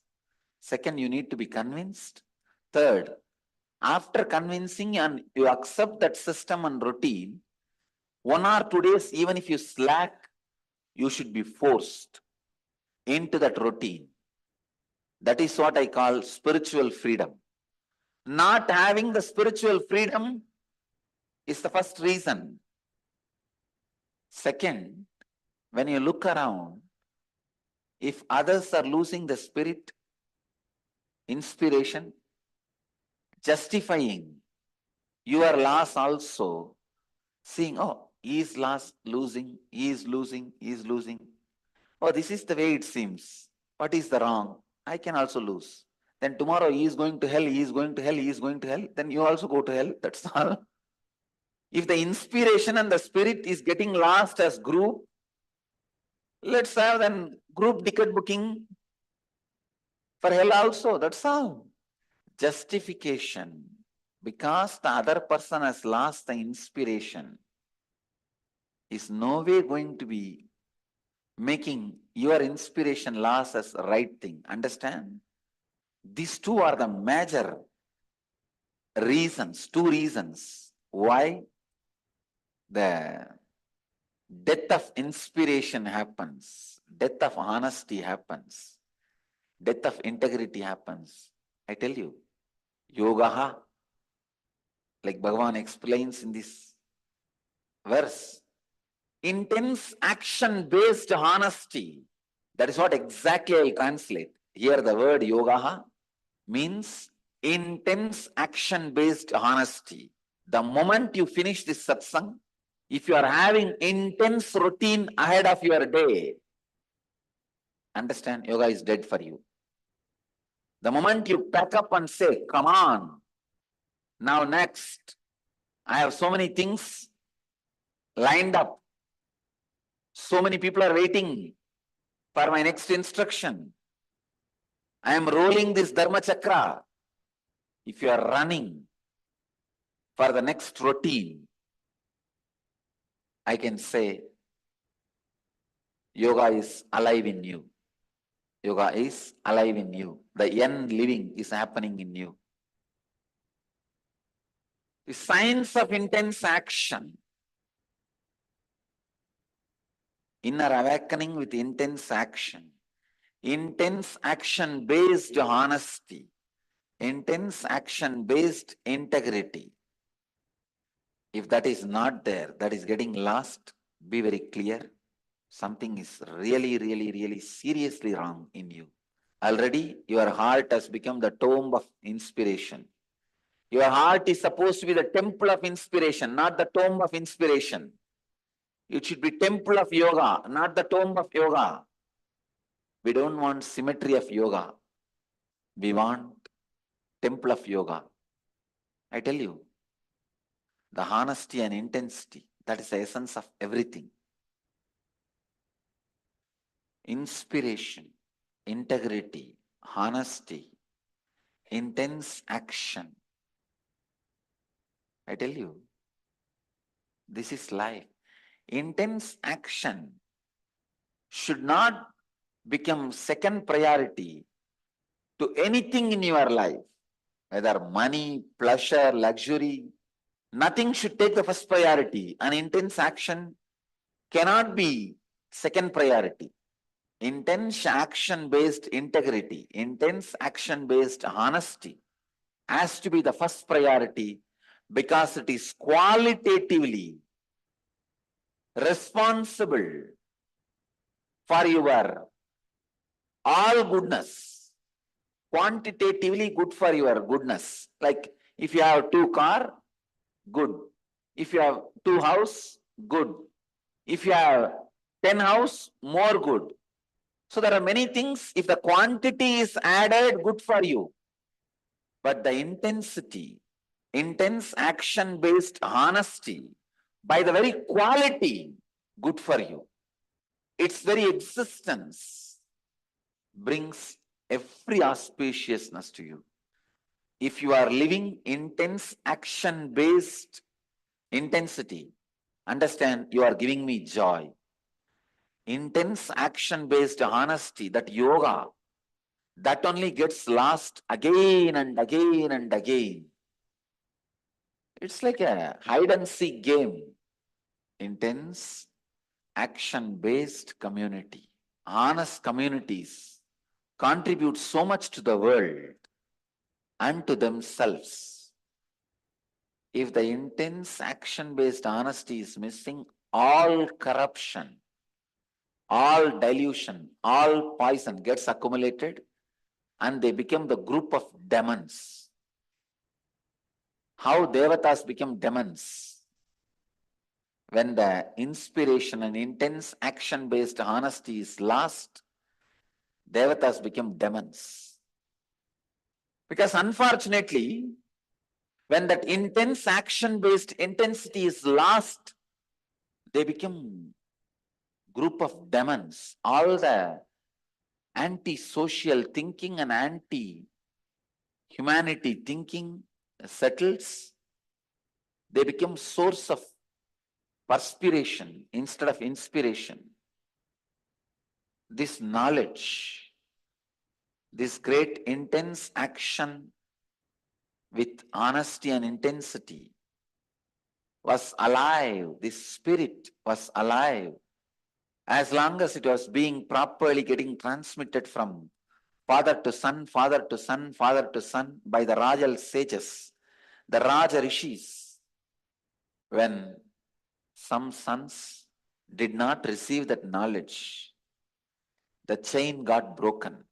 That is where the intense action-based intensity, this great knowledge, science of inner awakening was lost. The science of having health, wealth, leadership consciousness, radiating the intense life and living in your body and mind. The science got lost. Science of yogic body and Vedic mind and enlightened living. For this inspiration dying, honesty dying is justification by comparing with others. Oh, this person doesn't come to satsang. If that is tolerated, why not me? This person doesn't do yoga. If that is tolerated, why not me? Justification which you do for yourself by comparing with others.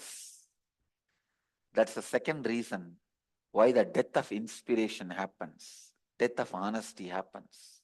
If you are not having intense action-based honesty, understand, you are not walking alone, you are carrying the dead body of inspiration and going around. The inspiration is given birth by master from his very tongue. He is master's child. You killed master's child. If you are not living it, you have killed the master's child. The master's gift to you. Take care, you don't do that in your life. Welcome to Inner Awakening, the most powerful personal transformation retreat you could ever experience. In just 21 days, thousands are already experiencing the shortest route to constantly high energy levels, visible anti-aging, healing of chronic diseases, fulfilling relationships, and higher states of consciousness. What is the secret behind this transformation?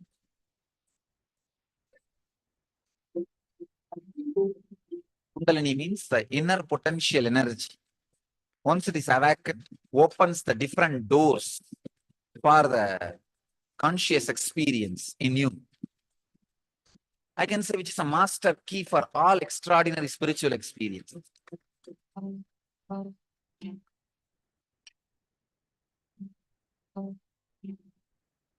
This extraordinary program is conducted personally by Paramahamsa Nithyananda in the vibrant atmosphere of Nithyananda Dhyanapitham Ashram.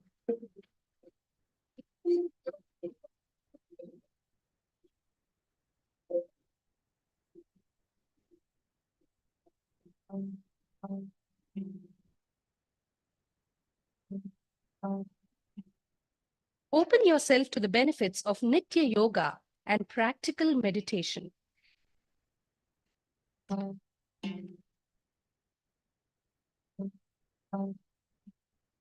Open yourself to the benefits of Nitya Yoga and practical meditation.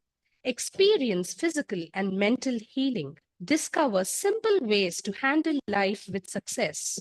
Above all, enjoy individual darshan and blessings from Paramahamsa Nithyananda every day. Take 21 days for yourself and carry home the transformation of a life.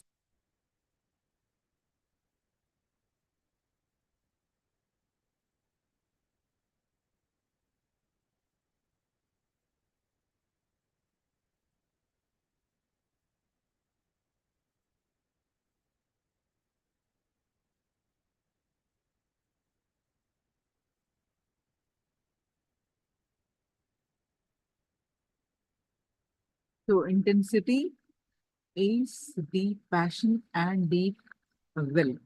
Intensity is sincerity. Wonderful. All others also put your understanding of intensity.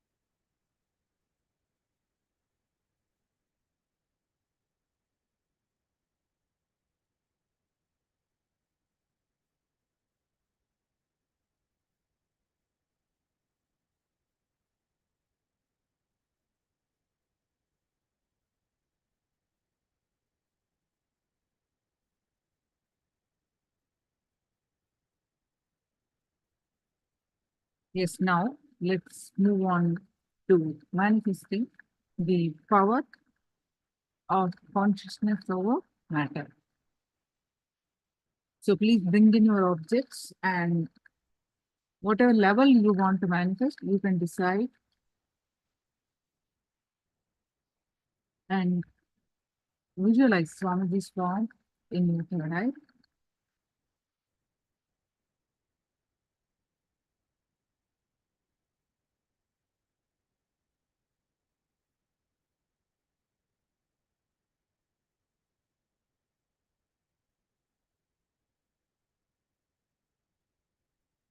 Any thoughts that are coming, let it come, let it go.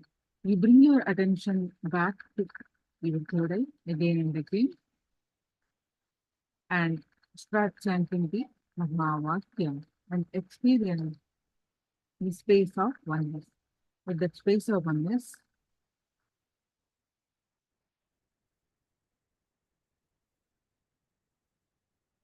declare the object on your hand to move, to roll.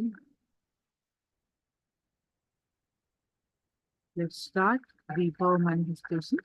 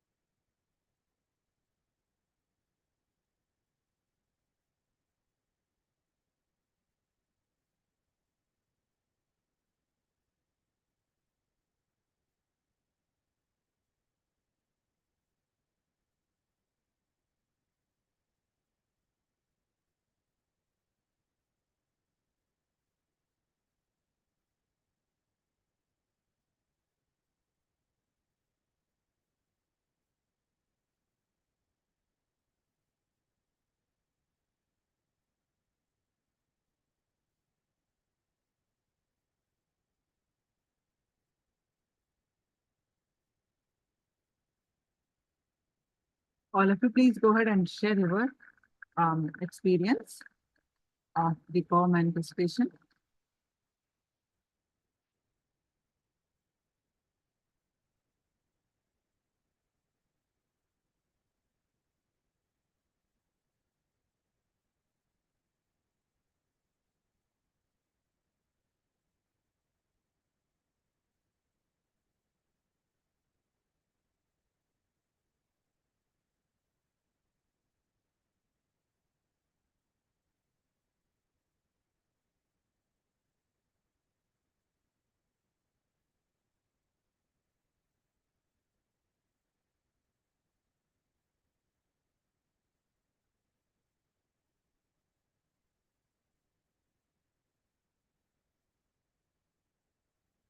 Please go ahead and share your power manifestation experience.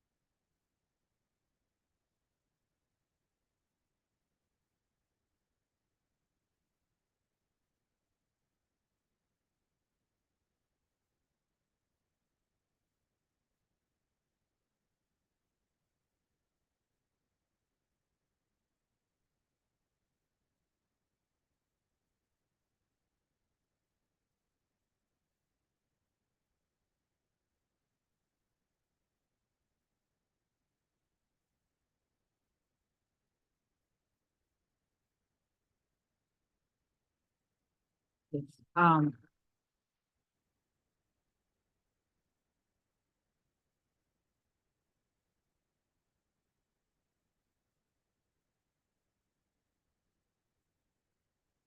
So we need to have intensity and to experience Paramashivoham. We just learned that we need to have intensity in everything that we do. And we just learned about it. The another aspect of experiencing Paramashivoham is constant seeking and Guru Bhakti.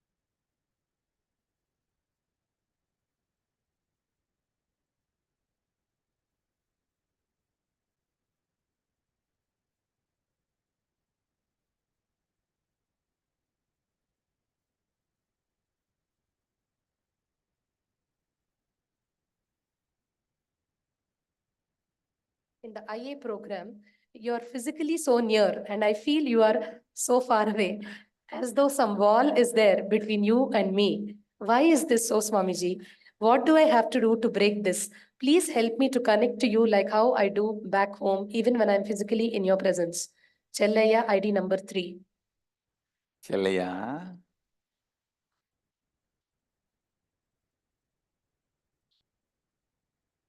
this is a very beautiful question. Right problem to have. See, I always used to tell there are some wrong problems to have and there are some right problems to have. Sometimes people have a problem, I have too many orders, I'm not able to supply. Sometimes people have the problem that I don't have any orders, I'm just jobless. Which problem is best to have? Having too many orders and not able to supply is the problem to have, good problem to have. See, listen. Now I'm expanding on some of the important truths. I represent your innermost soul, Atma, completion. Understand? I represent your innermost soul, Atma, completion.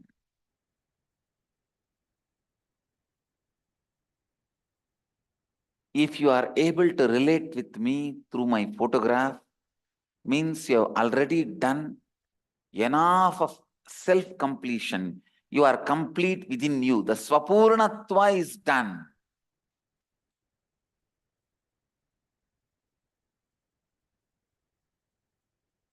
But if you have a problem, physically when I am around, not able to feel that strongly connected and close, means still you need to do Purnatva with others.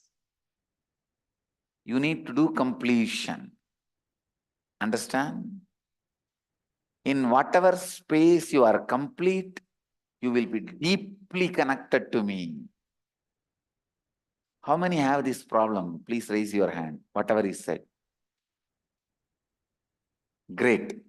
You have done a lot of completion with you, but even in the completion, you have not completely completed. If you completely complete it, even with completion with others, you will be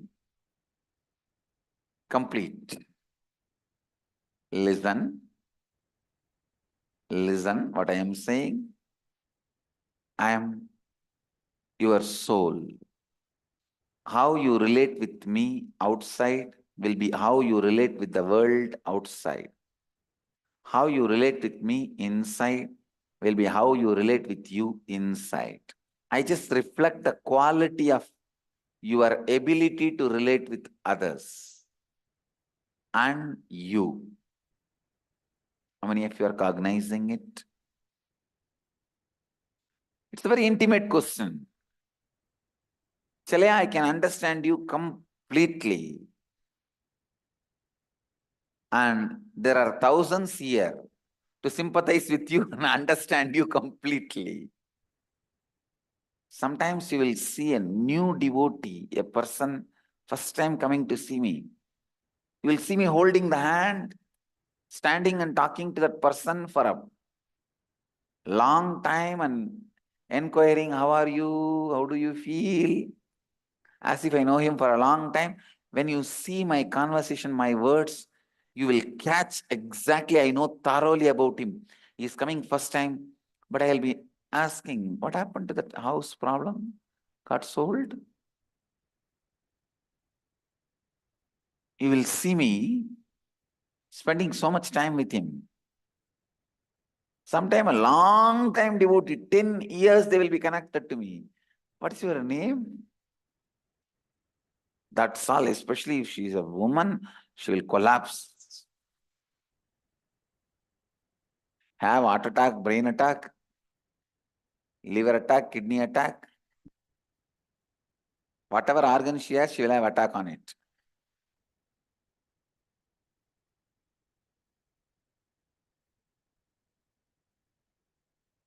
I just represent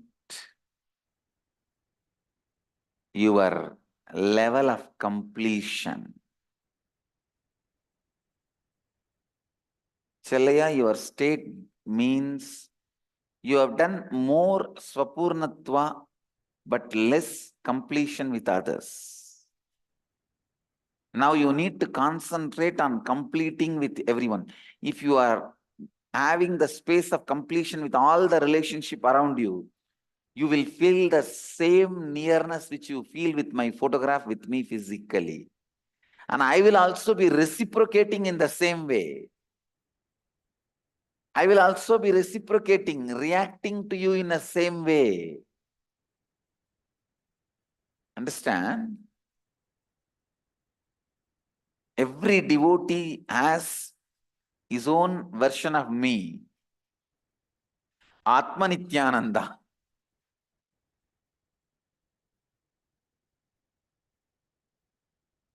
With whom they talk, they relate, sometimes talk back for me also. How many of you talk back for me? God, when I am in the body itself. And then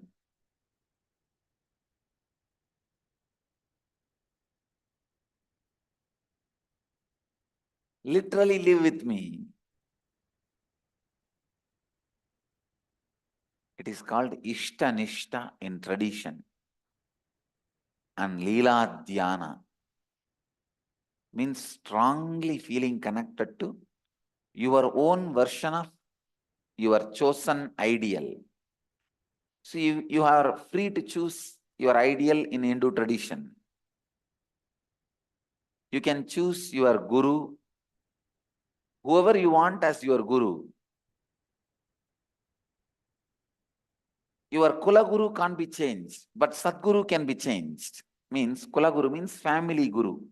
All family will have one guru, that community guru.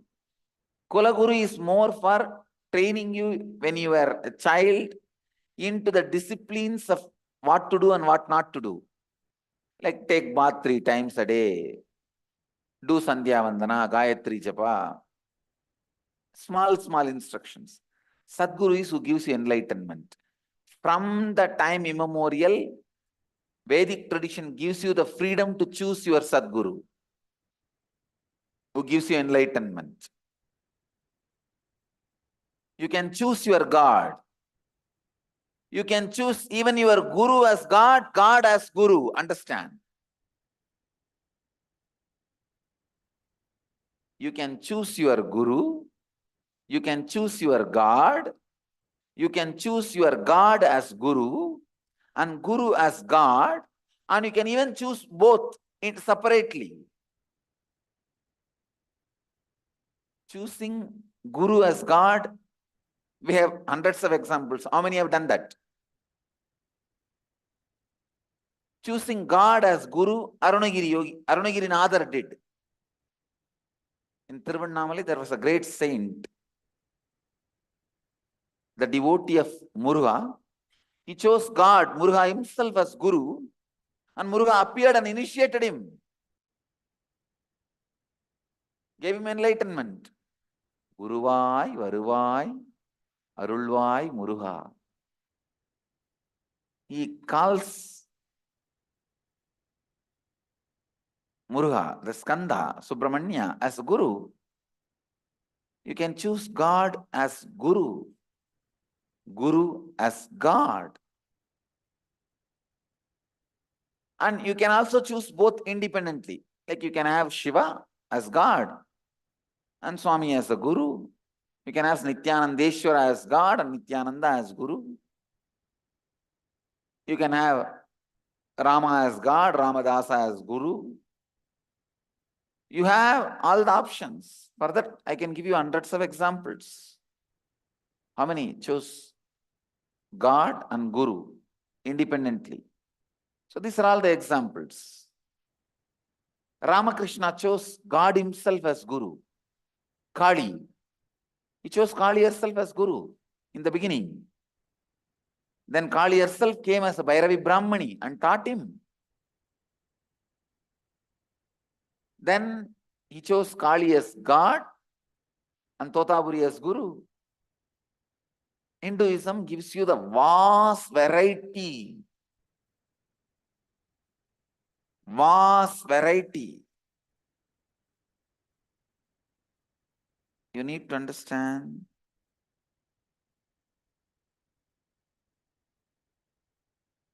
Living with your chosen ideal is called Ishta-nishta, Leela Dhyana. I have seen so many people, ordinary village men in India, living with their chosen ideal and living the highest enlightened life without even knowing the word integrity, authenticity, responsibility, and enriching and all that.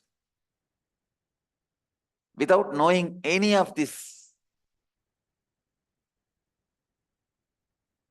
words, they are radiating.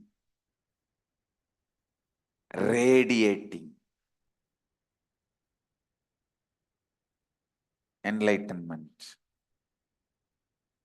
I tell you, just this one truth, Ishta-nishta and Leela Dhyana, made millions of Indian villages enlightened.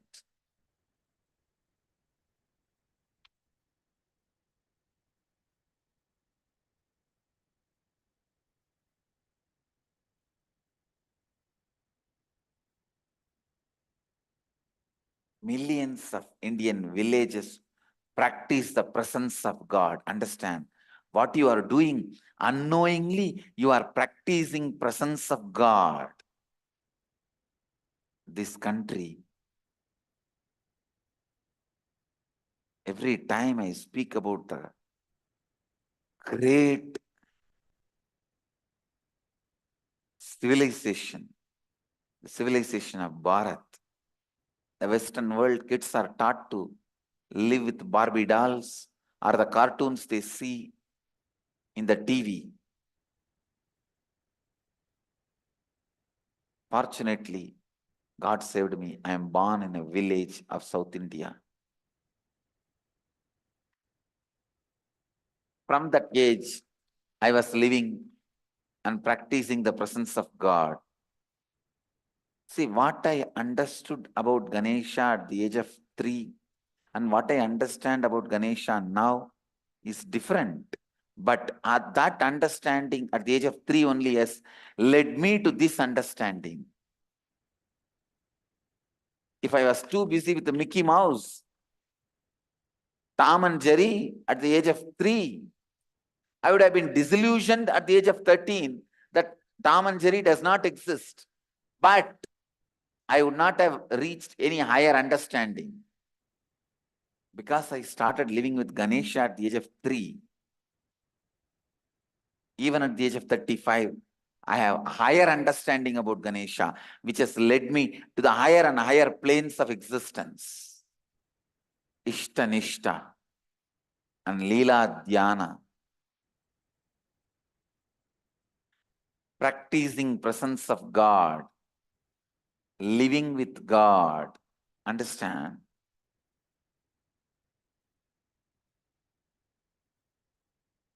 For every individual who want to achieve enlightenment through the path of devotion, who wants to make their life authentic, this is the best path. Shall I tell you that whether you want it or not, your life will continue to become more and more authentic.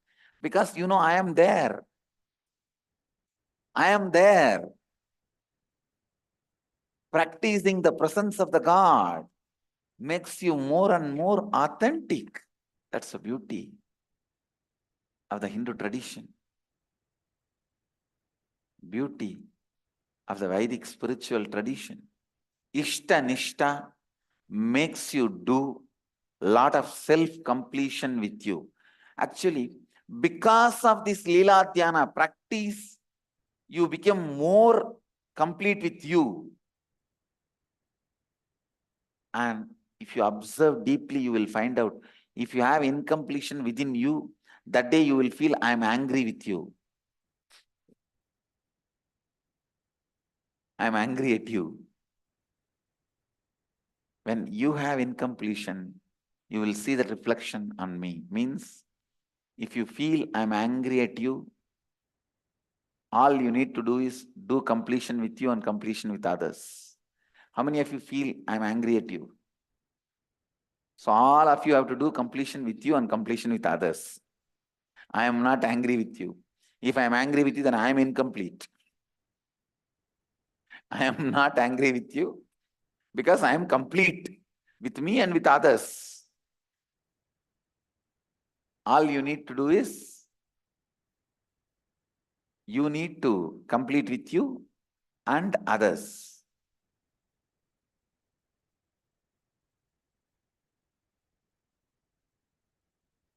Understand the completion you need to do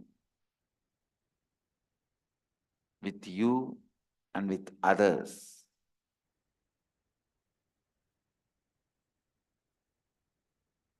Is responsible for how you feel connected to me outside and inside.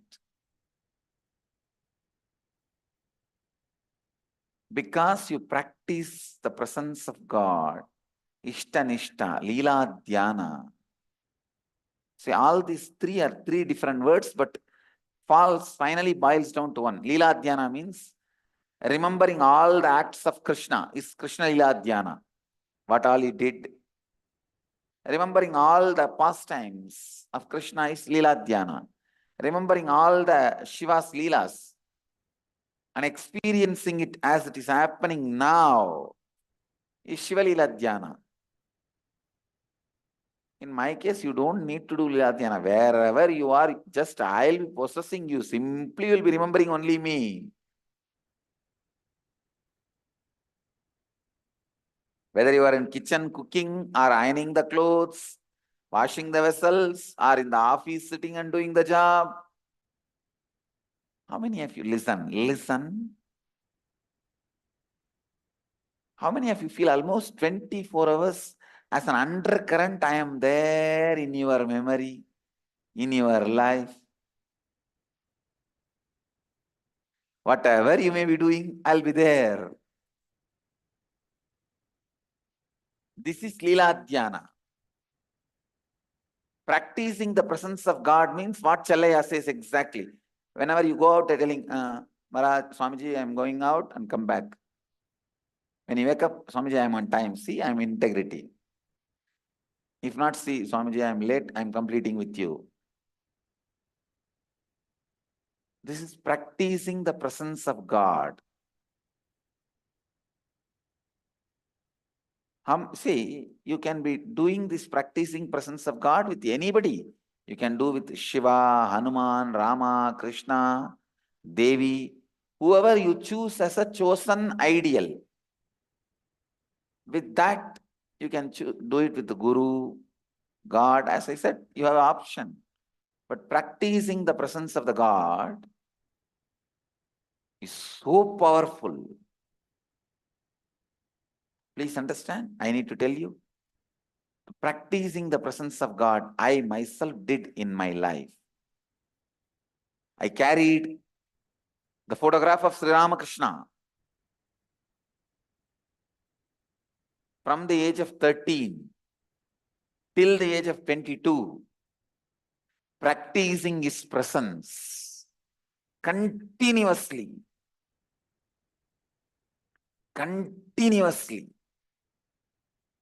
Continuously, whole day. I tell you, practicing the presence of the God is one of the most powerful methods to make you authentic and integrated. Practicing the presence of the God is one of the most powerful and integrated method for becoming enlightened.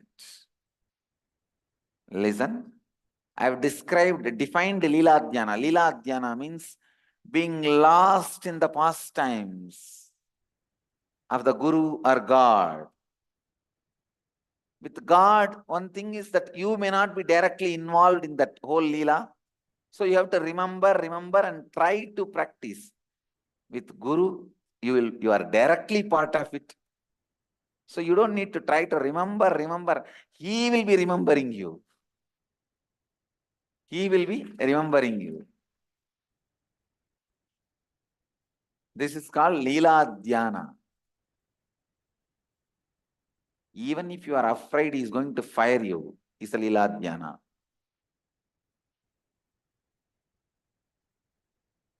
Then practicing the presence of God is constantly feeling you are with him, he is with you.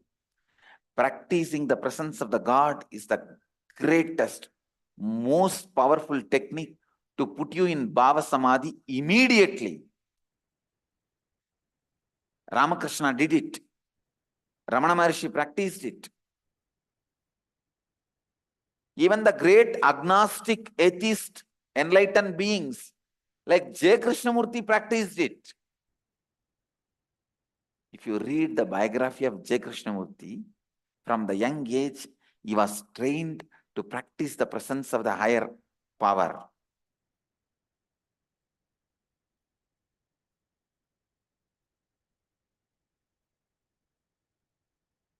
Other than the dirty mouth, U.G. Krishnamurti, fortunately, he died. Actually, I sent an email to him when I read his book. He was claiming enlightenment is pain. I sent an email to him that, come on, let's have a public debate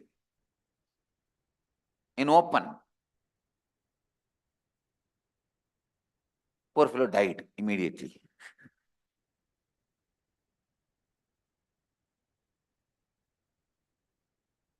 I told him, there is no arrogant thing that whether you win or I win.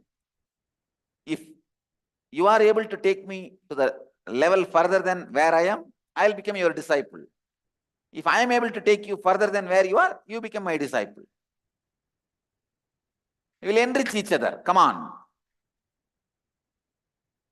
Fellow died before coming.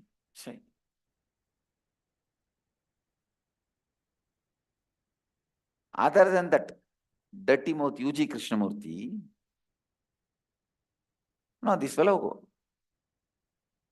fires everyone. And I wanted all these so-called modern gurus to know, I'm giving you a warning through national channel. No question of attacking, abusing any of the tradition and traditional masters. Don't think you are Osho. If that fellow was alive, I'll tear him to pieces.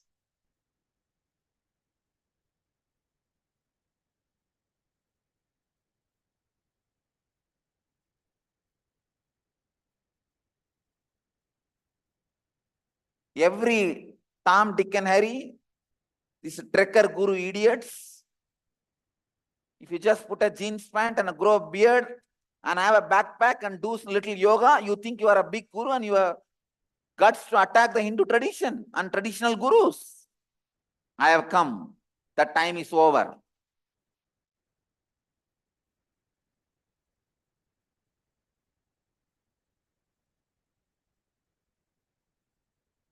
Keep your dirty mouth within you, maybe secretly open to only your close disciples, not to public.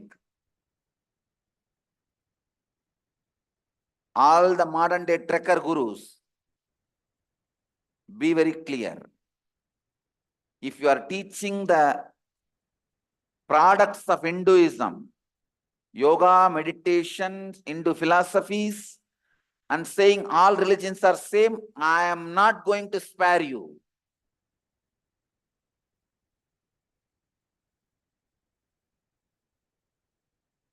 You teach Quran and say all religions are same, Muslim leaders are going to spare you.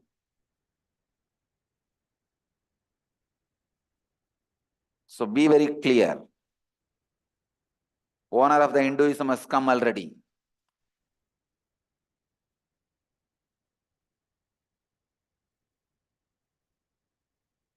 None of you guys will talk in the language of Osho. If you don't have respect for tradition, you live your life and die. We don't care. But no question of attacking. Osho made attacking these traditional gurus as a fashion. Attacking Shankaracharyas, attacking Pramukh Swami Maharaj, attacking Asharam Babuji, attacking all the traditional gurus. He made it as a fashion. Fellow fortunately died before I came, before I started my public life. Otherwise, I would have given him the same taste of his medicine. But only fellow saved himself by dying. All these fellows left and right abuse these practices like practice of presence of God. So because Osho set a trend, all the fellows till these Dadiwala gurus putting a jeans pant and having a backpack. And if you just stretch your hands, stretch your leg, blow your nose 3 times. If you know that, immediately you think you are a guru and abusing all the tradition. Flush your Vedas. One fellow has made a comment. One of the so-called guru. Flush yourself first. If you can't tell us, we will do it. Now it is time. All these so-called modern backpack trekker guru fellows, keep away from Hinduism. Don't try to attack Hindu gurus or Hinduism. I wanted to give this as a warning on a national channel. If you know how to talk, we will also know how to talk. Constantly hurting the religious sentiments, hurting the Hindu religious sentiments has become fashion. See, these trekker gurus have naturally little charisma and orating skills. Naturally, the traditional gurus, many of them they have spent all their time in meditating and growing spiritually. They may not have those few of those skills, those drama skills. So these fellows go on attacking them. I have come having both. I can do your drama and that drama, both.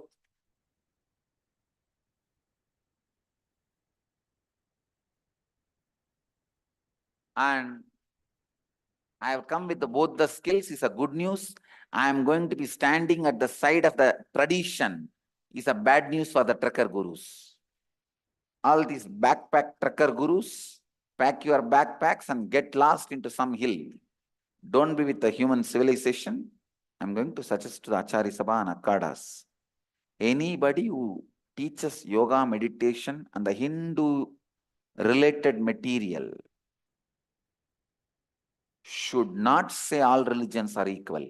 You can say all religions are unique. Because all religions are equal is that defaming, abusing statement towards Hinduism. How can a religion which tells people to go and kill others and the Hindu tradition which tells you to go and enrich others can be equal, can be same? I was already planning at least some 10, 12. These kind of common agendas should be formed and regulated. Understand, practicing the presence of God leads you to Bhava Samadhi directly.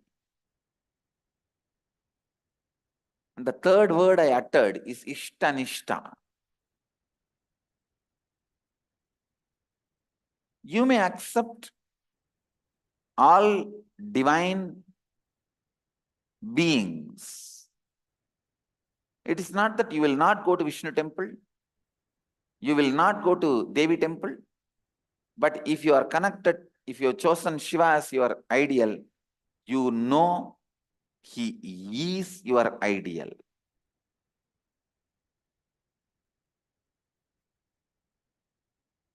Ramakrishna gives a very beautiful example. A woman in the house, she will serve everybody. She will serve the brother-in-law, sister-in-law, father-in-law, mother-in-law, husband's elder brother, younger brother, sister's husband, everyone she will serve, give them food, give them water to wash the hands, take care. But she knows her bed is only for her husband. Same way, you may bow down in front of any god or any deity or any guru, but you know you are bowing down only to your guru in this form.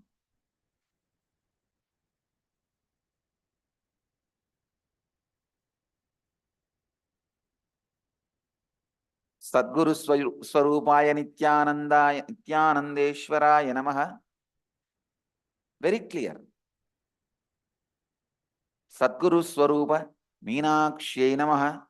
Sadguru Swarupa Ganeshaya Namaha.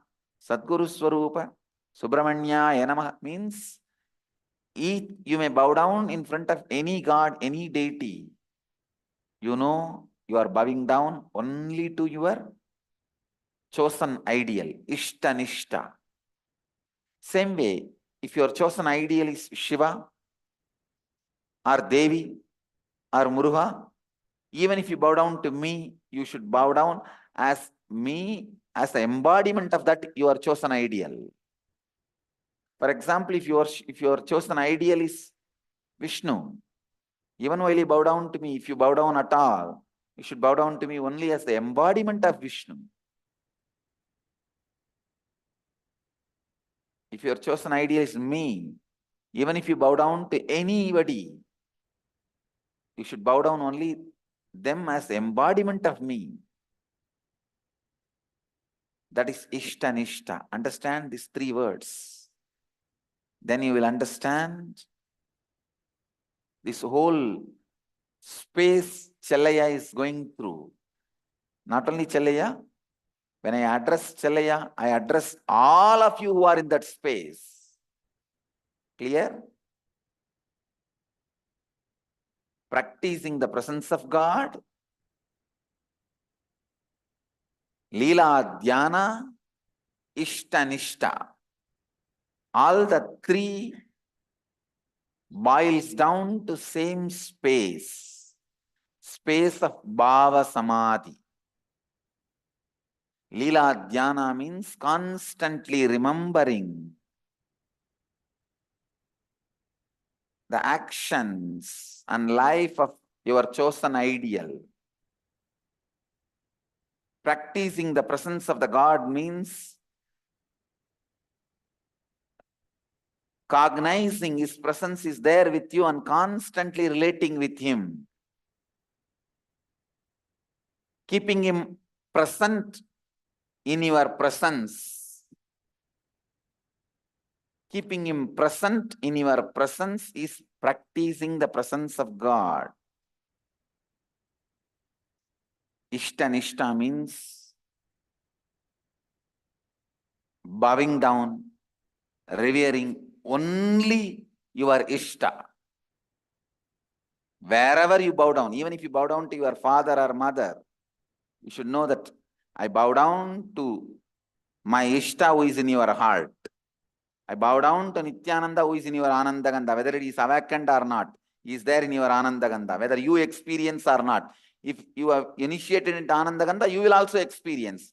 If not, you may not experience, but I can experience.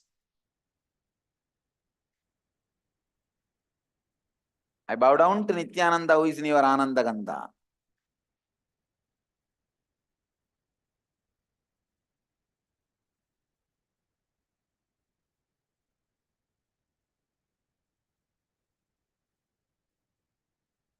Solution for this feeling close with the photograph and very distance with me is listen. Because you already practice the presence of God with my photograph. So you are feeling that intimacy. You are feeling the completion. But now you have to complete with everyone. In the outer space also you should be in completion. Then you will feel the same intimacy, same nearness, even outside you. And I will also be responding in the same way.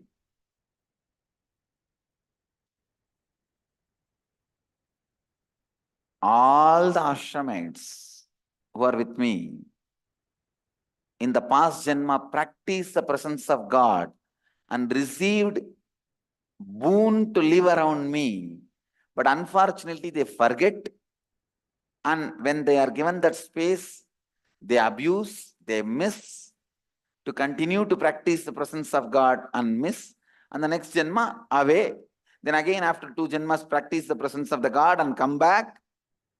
They are doing this, fallen into the same rut. If you complete outside also and catch the same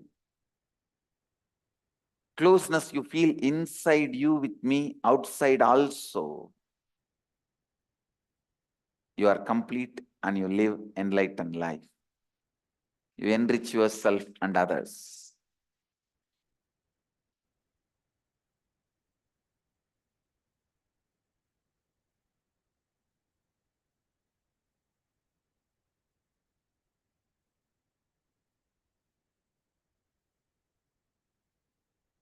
So all you need is more completion with others.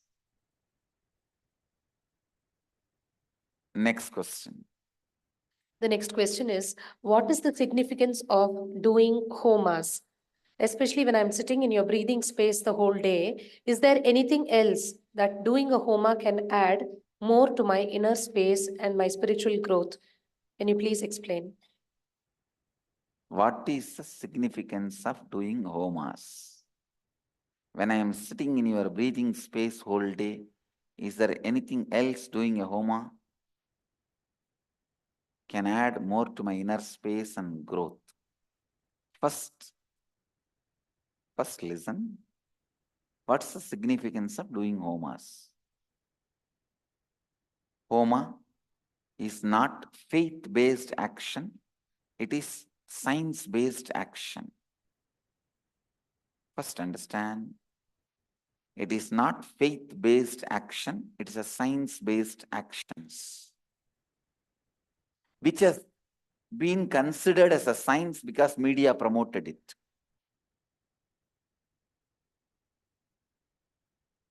For example, you think if you eat, you will become more energetic. This is considered as science because media promoted it. Why don't you eat McDonald's food every day and see? It is not science-based action. It is a faith-based action. Became science-based action because of media promoting it. All of you are getting it? I can give you millions of examples like this. If you take antibiotics, your cough will disappear. It is not science-based action. I am trying, it's not disappearing. Because media promoted it, it has become almost like a science-based action. Homa, yajna is not faith-based action. It is a science-based action. With integrity, a person who practices integrity, when he utters the word, iha gaccha, that space is filled with the presence of the deity. Divine energy is inviting, invoking. Especially all the homas happen in this campus. I am responsible for the divine presence to be there and receive what you offer.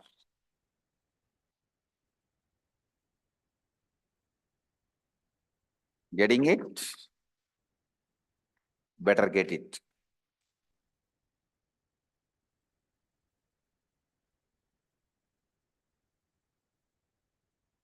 understand when you invoke those energies in the fire properly and procedures, divine appears and receives your offering.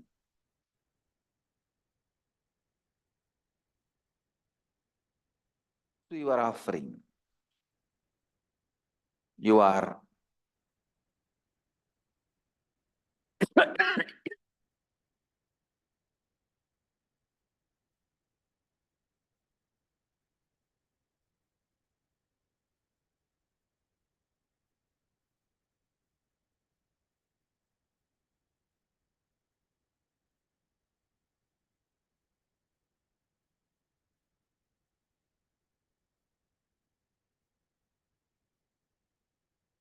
experience the space of the divine.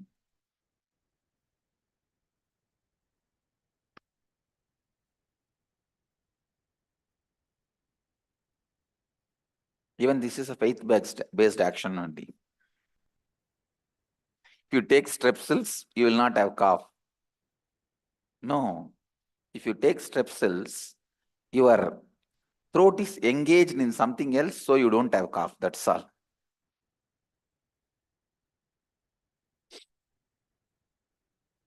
All right. Homas, yajnas, yahas, all of them are very powerful science-based actions. Tomorrow, Kala Bhairava Homa, you will see the presence. Literally, he will be there, receiving the offerings, responding to you.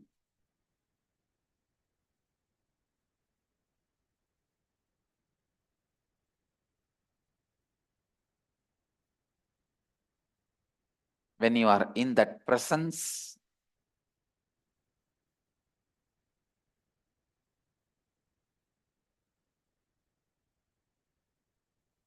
offering, please understand, he will be straight away, literally answering your prayers and giving you the boons. Homas are, if you do the scientific analysis and research, their percentage to ability to cure the disease will be more than allopathy. I challenge. Just the science of doing it with our integrity and authenticity is lost. That is where the problem is. We will revive now. We are reviving now. Especially, I am reviving it with my Gurukul kids. My Gurukul kids are the best integrated, authentic beings on the planet Earth.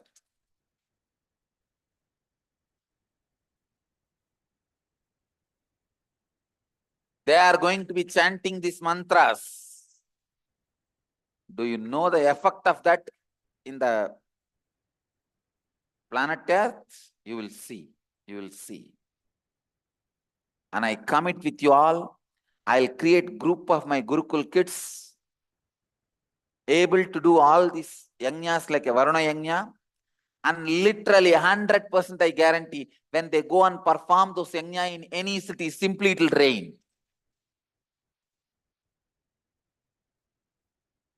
I'll demonstrate. Please understand. I'll demonstrate and show 100% result. For the yajnas like Varuna yajna and Vaidishwaraya homas, you will see. I'm training.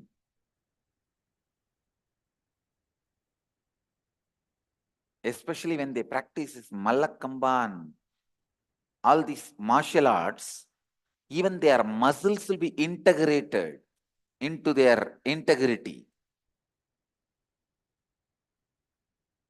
I'm training. Already I'm successful. But still I am training them with more details, including the how the Yajna Kunta should be created, yantra, everything will be so authentic. When they say, let it rain, it will just shower, only the water which showers from the sky can put the fire off. Nobody else can put it off. And it will shower and put the fire off. Only then the Yajna will end.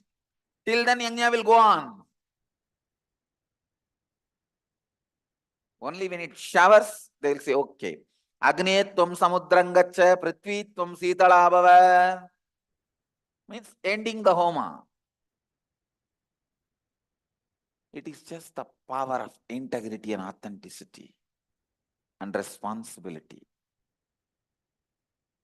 Decision to enrich.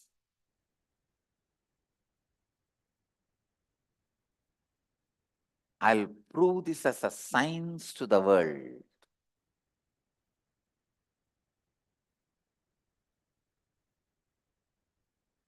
Science to the world.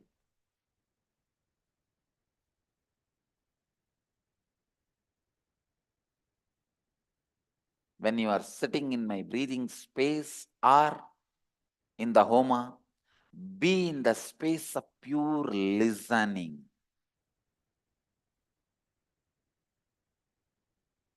Deities land in the homa. The presence opens up in the homa as a sound. Understand? Then they become fire. But the vehicle through which they land is a sound. So listen, listen. Be in the space of pure listening.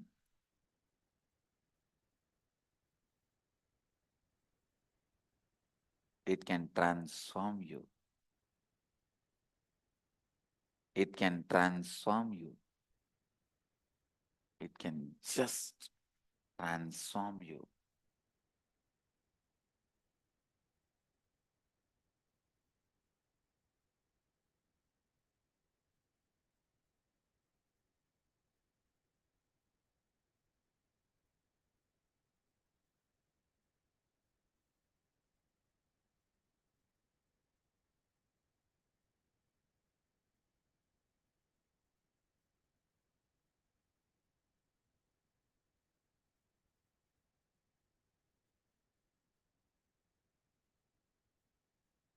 Homa is science-based action, not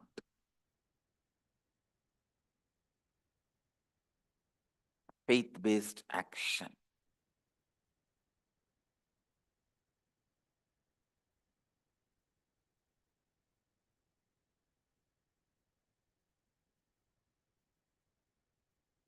With this, होमा आपके विश्वास पर आधारित नहीं है, होमा एक वैज्ञानिक कार्य है.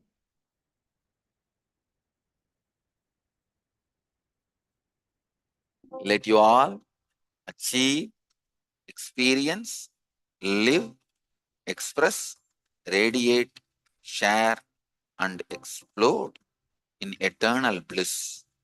Nithyananda. Nithyananda Dhyanapītam, Nithyananda.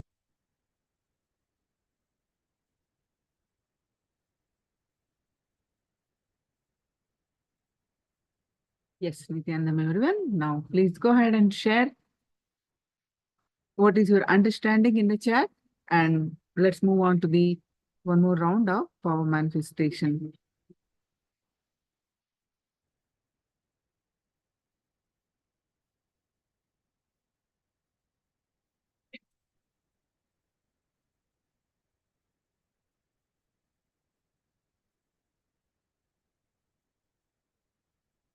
Now, let's do the one more round of consciousness over matter. So please sit with your objects and you can decide the level of manifestation that you want to do.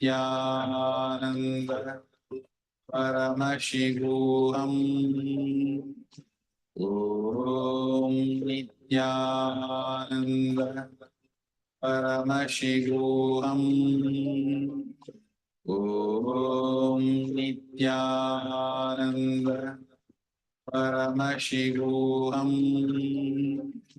Om Nithyananda Paramashivoham Om Nithyananda Paramashivoham Om Nithyananda Paramashivoham Om Nithyananda Paramashivoham Om Nithyananda Paramashivoham Om Nithyananda Paramashivoham Om Nithyananda Paramashivoham Om Nithyananda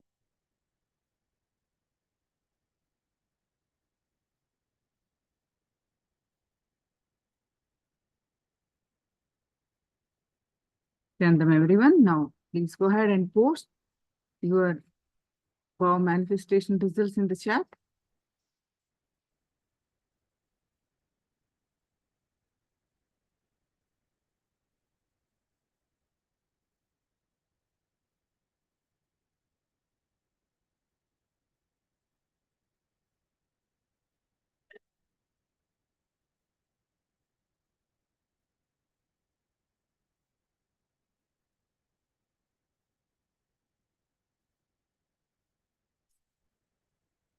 Maybe.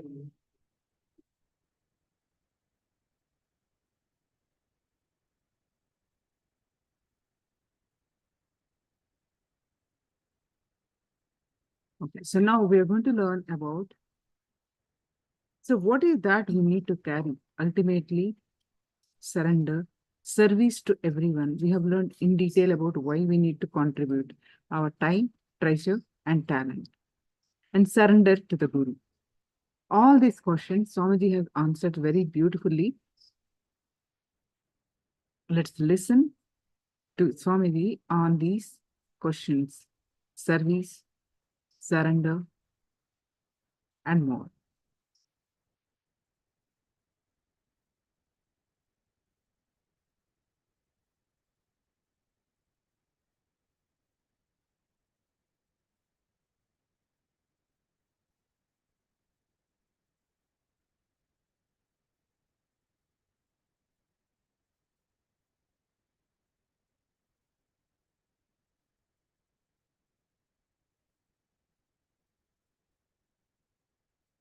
I'll answer every step. If you understand the truths again once more, many of these questions today's subject. I'll answer some of the questions from devotees and disciples around the world. It's from Chirantana Girish from North Carolina. Dear Swamiji, in your message, you said that most of us are stuck in Vishuddhi. Also, each chakra holds only 21 engrams, threads. Does this mean we are only 21 engrams away from living in the present, but we go into a seemingly endless loop recreating more engrams in the same state? Or do we also traverse up and down these threads? And do the threads go down into other chakras below too? Could you please explain the overlapping of the states further? How do we identify, comply with, and complete an engram in a chakra without recreating more engrams while doing so?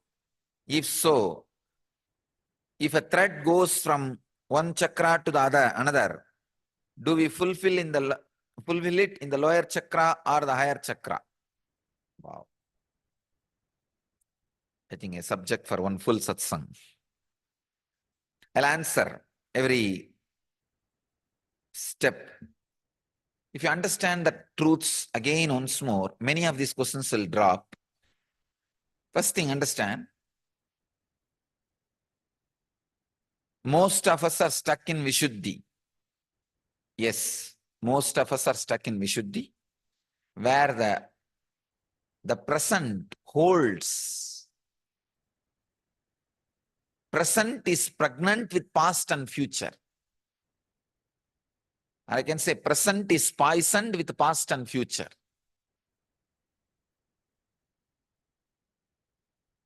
You are not enjoying the pure present. You are sitting here, but you are not enjoying this whole thing in pure present. You have your own worries related to past, related to future. So every moment comes with a dent created by the past and future.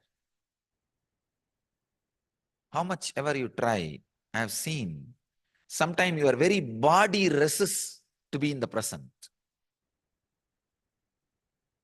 When you again and again make an effort, your very body feels, no, it's okay. It just succumbs to the past and future. So the present which you are enjoying is battered and shattered by the past and future.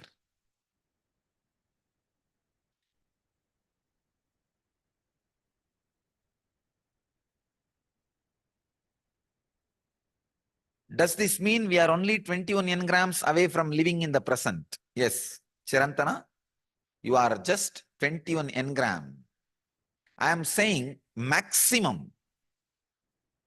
Each chakra holds only maximum 21. That does not mean everything has to hold 21. There are some of your energy centers maybe holding only 5 or 6. You are only maximum 21 engram away from enlightenment. Anybody is maximum only 21 engram away from enlightenment. So, but we go into a seemingly endless loop, recreating more engrams in the same state. That is what is the sad part. Not deciding. It is not even, I am telling you honestly, it is not even living in the present, deciding to live in the present. Deciding. That is where the problem is. We are not deciding. Somehow, we have a deep vested interest, very deep vested interest to be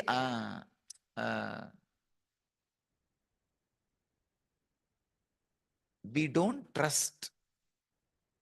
The restful awareness can give rest. We always tend to believe rest means forgetting things, being irresponsible, foregoing the things you need to attend.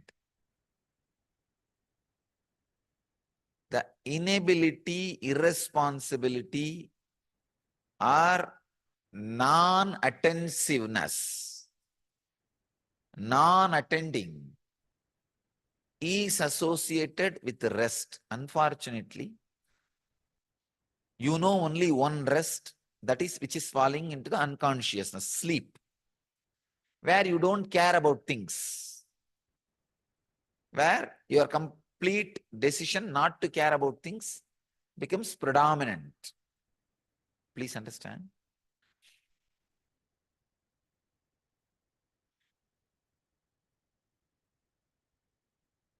You do not know any other rest.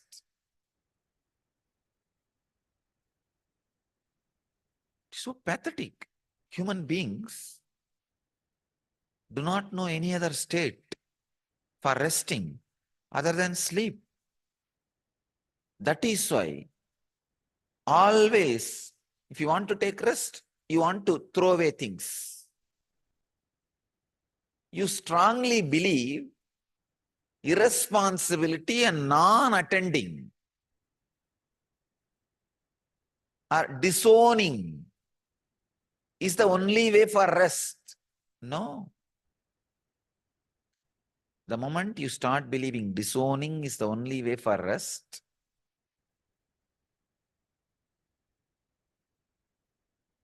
non-attending is the only way for rest,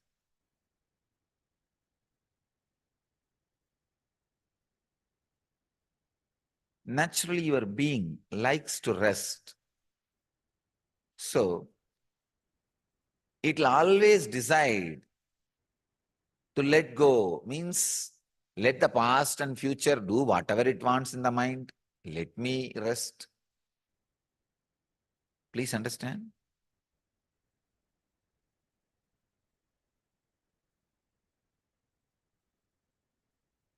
Awareness, trying to live in the present, looks like a load on you because of your belief system. Why you don't want to live in the present? Even though you know the benefit. You know the benefit. If you have lived 10 minutes in the present, you know how many benefits. How you are alive, aware, excited, intense, passionate, and joyful, successful. You know it, but you decide not to live in present because you have a deep, strong belief. Present means stress. Awareness means load.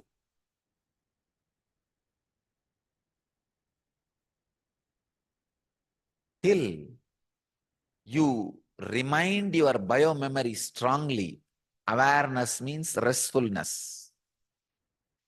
Being in the present means deep relaxation.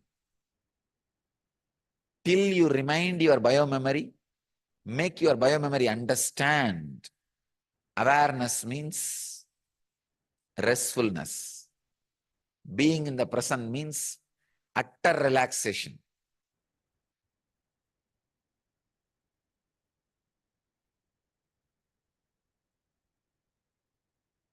I don't know how much you are going to take, how much time and how much energy you are going to take to remind your system. Awareness means restful awareness. Being in the present means deeply relaxed.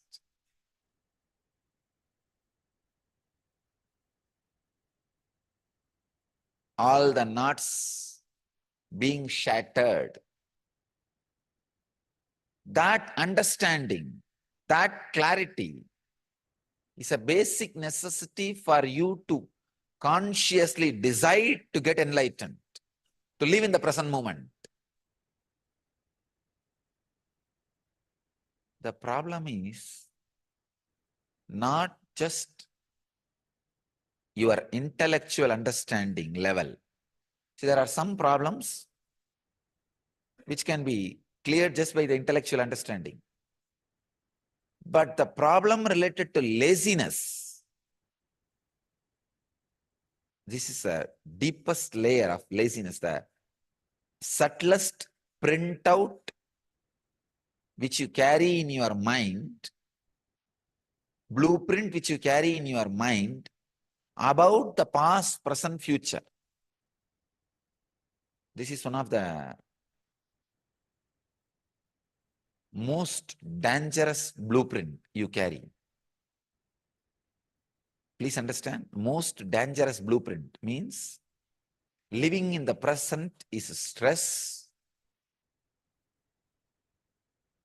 Just being pushed and pulled by the past and future is relaxation.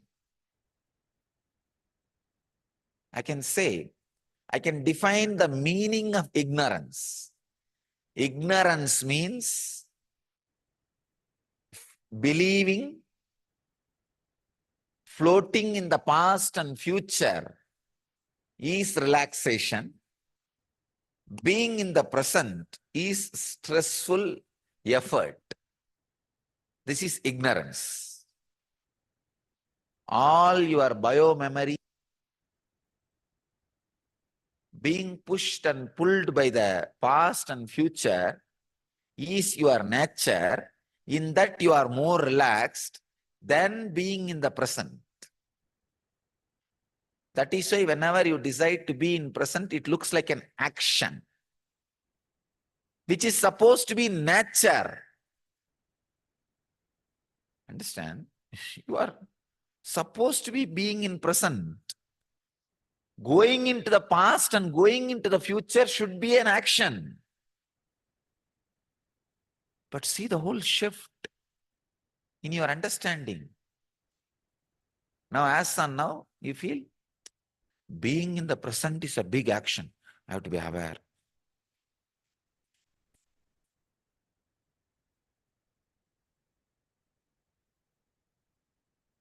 Being in the present, you feel that you have to be aware like a sniffing dog. I'm in the present. I'm in the present. Oh, already I'm in the past. No, no, no. I'm in the present. No, already I'm in the future. No, I'm in the present. I'm in the past. Unfortunately, your muscles are stored so much with the past and future. You are so habituated to feel the relaxation in the past and future. Your present is so much battered and shattered by the past and the future. You strongly believe being in the present is a continuous action.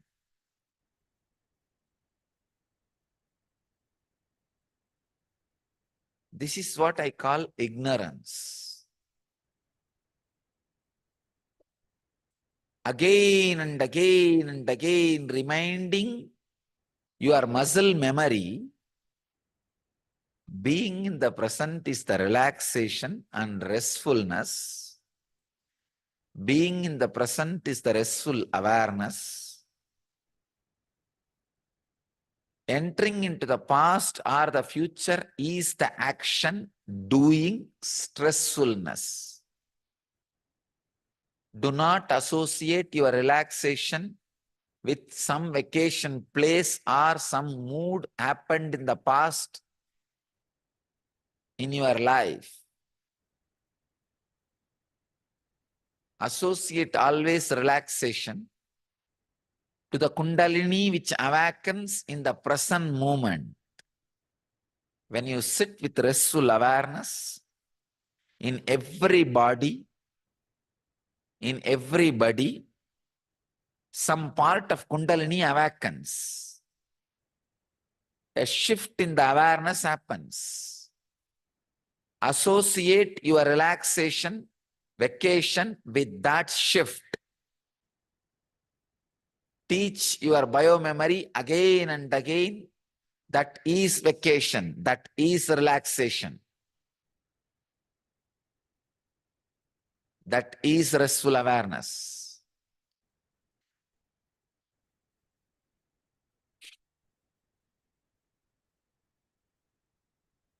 I can say this is sadhana. That is ignorance. This is sadhana. Chirantana. This is the worst ignorance with which you are suffering. Not only you, all human beings suffer. This is responsible for not living in the present, not deciding to live in the present, not breaking such a small thread. It's a small veil between you and enlightenment, made out of 21 small threads.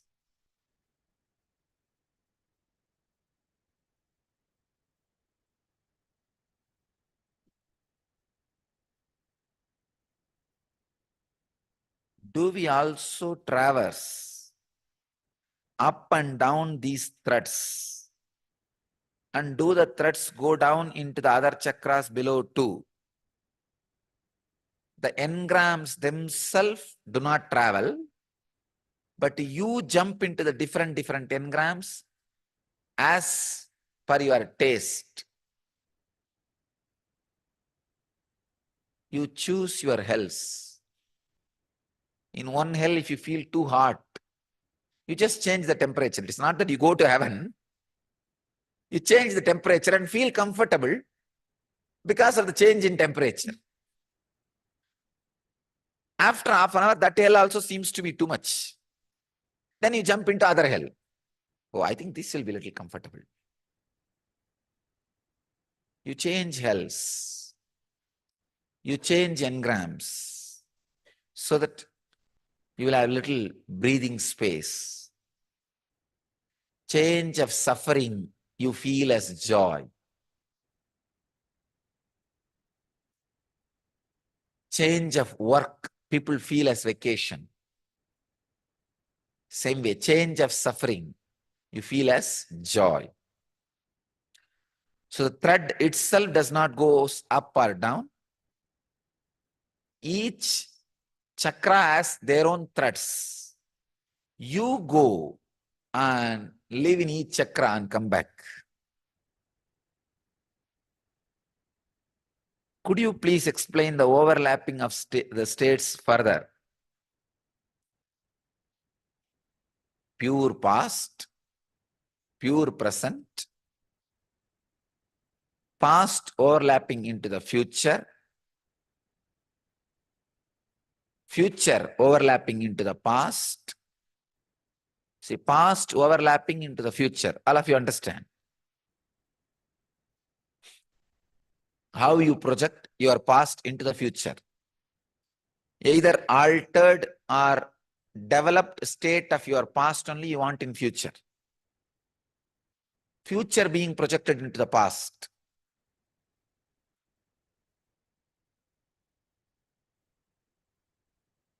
That is what I said. Not remembering the past as it happened. Remembering it as per the strategy plan you have for the future. Rewriting the history.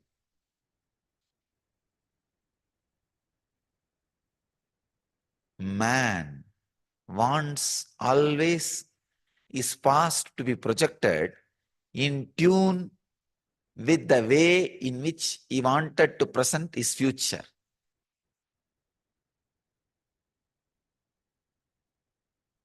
When you constantly look at your past, having the future strategy planning in your mind, you don't look at the past as it is. That day I was giving an example. You have been crazy, craving equally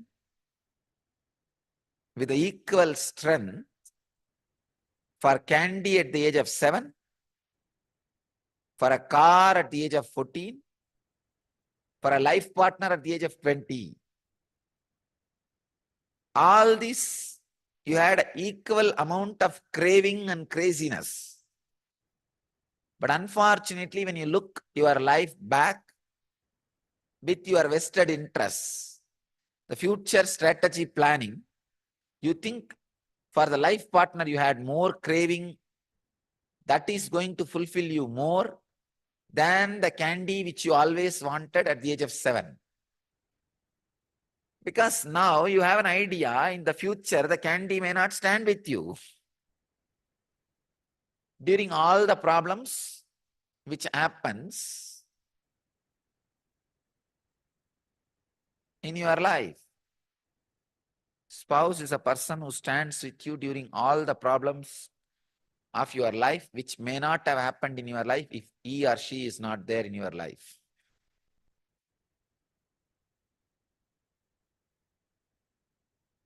So you have your own vested interests.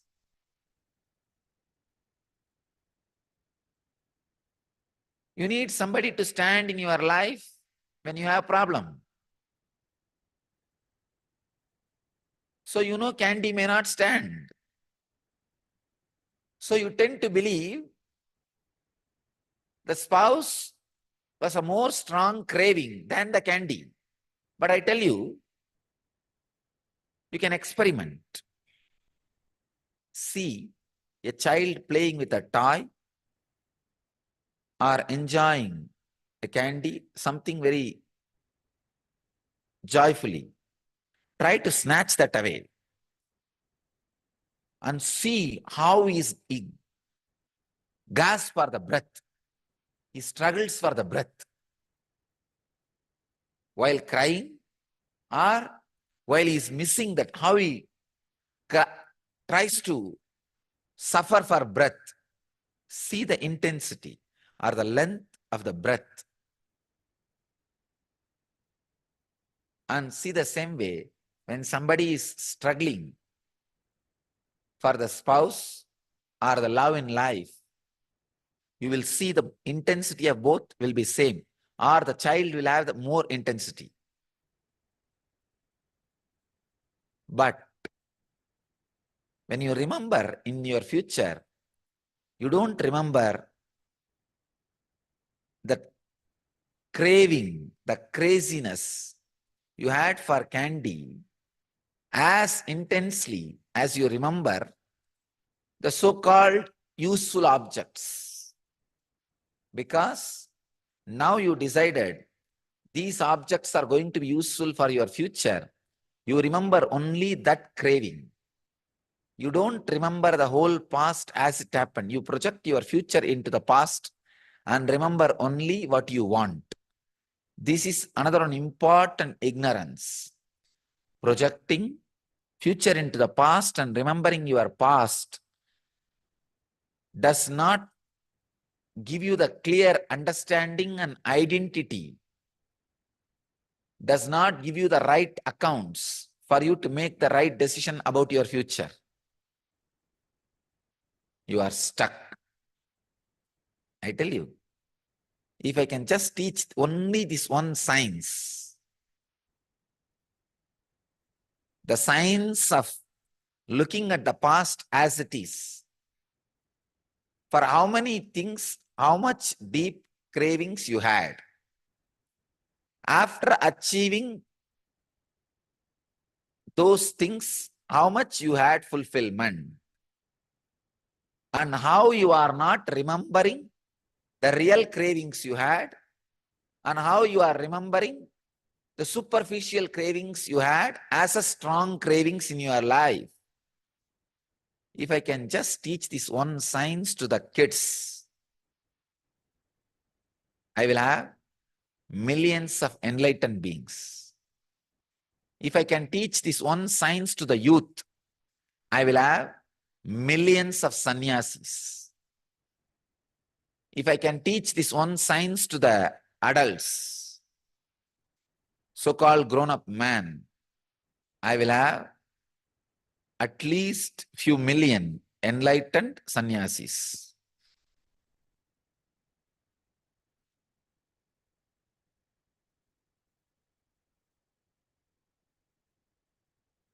When you understand all the cravings you had, the fulfillments you experienced, without projecting the future into the past, you will just know you are asu dosha, easily pleased. Understand? If you think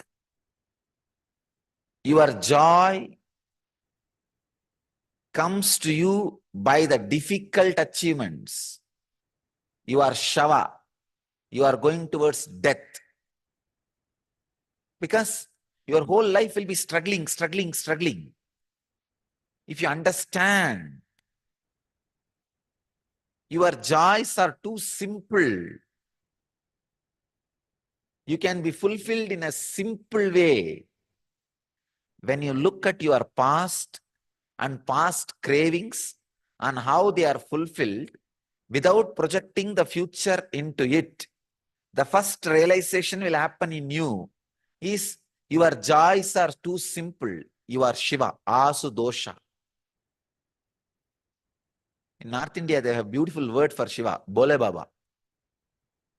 means easily pleased, innocent. You can please him with a little Ganges water or just one small bel patra, bilva leaf, just one handful of rice. Nothing more is required. You don't need to have an elaborate puja like how you do for Vishnu and other deities. Bole Baba, easily pleased. I tell you, if you don't project your future into the past, you will become Bole Baba. Easily pleased, simply joyful. I tell you, that is one of the greatest quality.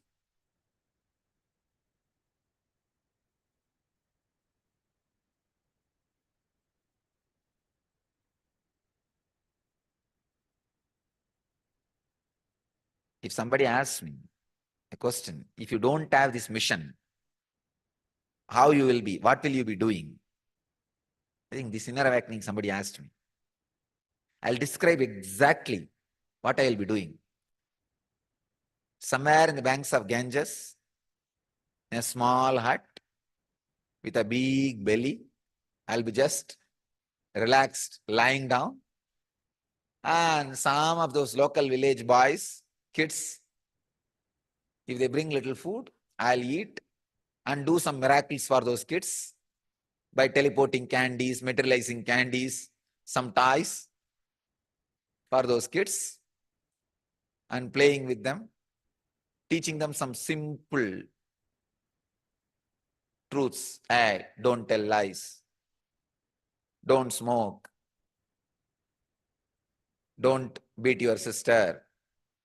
Don't beat your classmate. Like this, teaching some simple things. I'll be resting, sleeping, living. That's it. That is my fantasy. That is my fantasy of Bole Baba.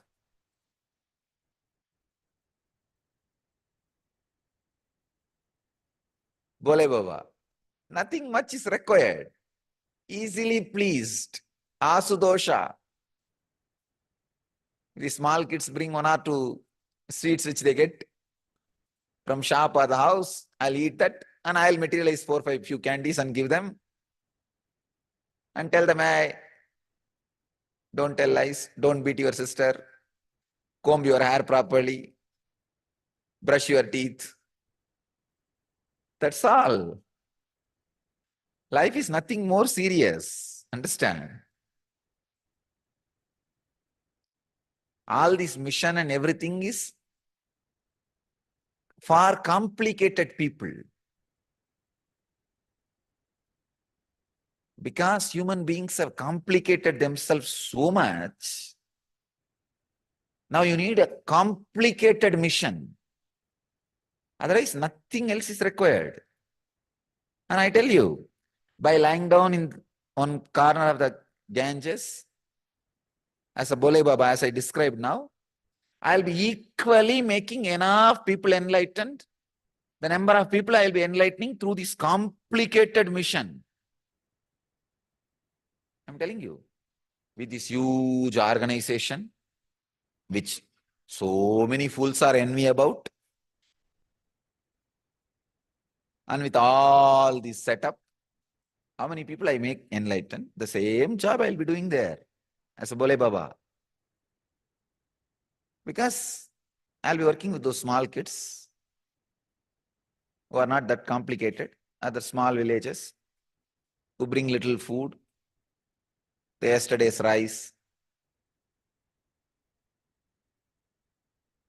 in small mud pot. So naturally, I'll be working with those simple people and the same process will be happening.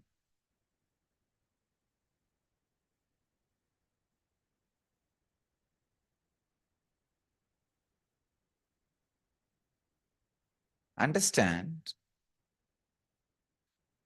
the asudosha,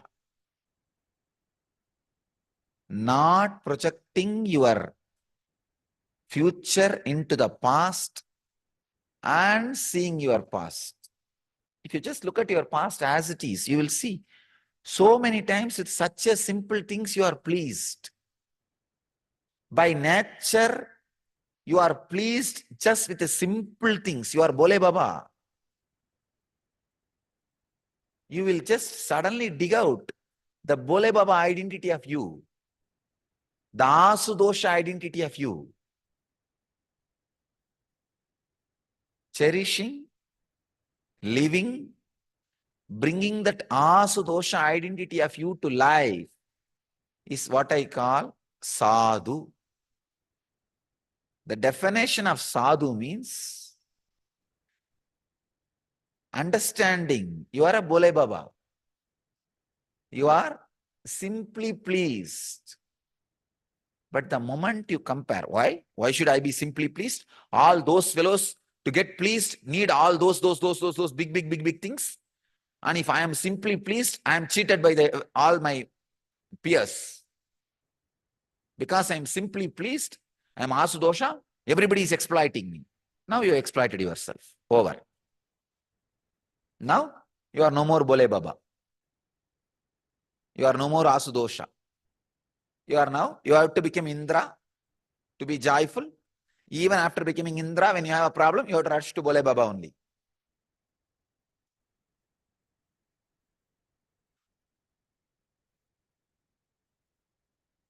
Understand?